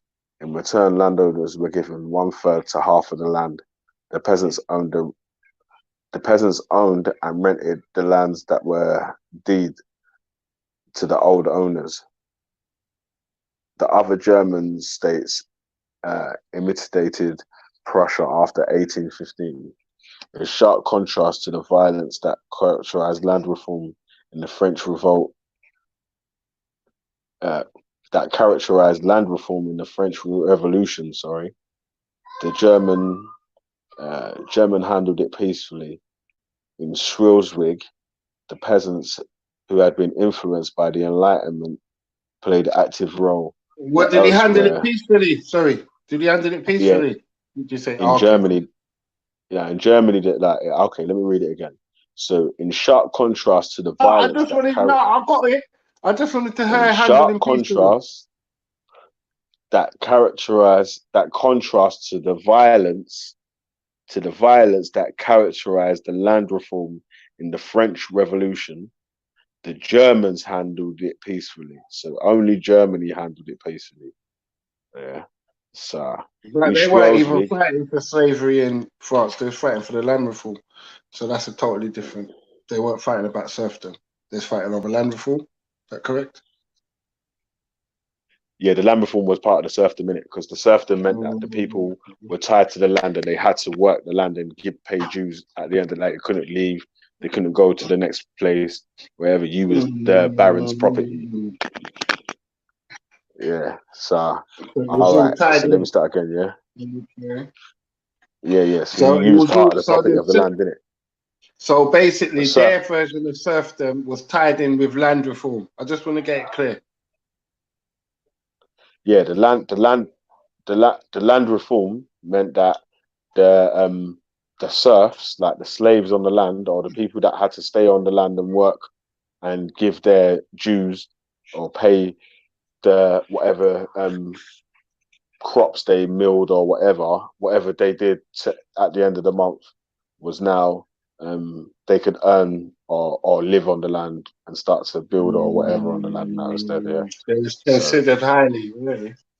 Oh, okay, yeah. So in sharp contrast to the violence that characterized the land reform in the French Revolution, Germany handled it peacefully.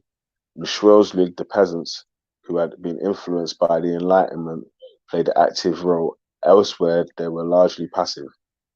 Indeed, for most peasants, customs and traditions continued largely unchanged, including old inhabitants of difference to the nobles, whose legal authority remained quite strong over the villagers. The old paternalist relationship in East Prussia lasted into the 20th century. What was new was when the peasants could now sell his land, enabling him to move to the city or buy up the land of his neighbors. Yeah, so the land reform in northwestern Germany had driven by progressive governments and local elites. They they abolished feudal obligations and divided collectively owned common land into private parcels, and thus creating a more efficient, market-oriented rural economy. It produced increased productivity and population growth. It strengthened the traditional social order because wealthy peasants obtained most of the former common land, while the rural proletariat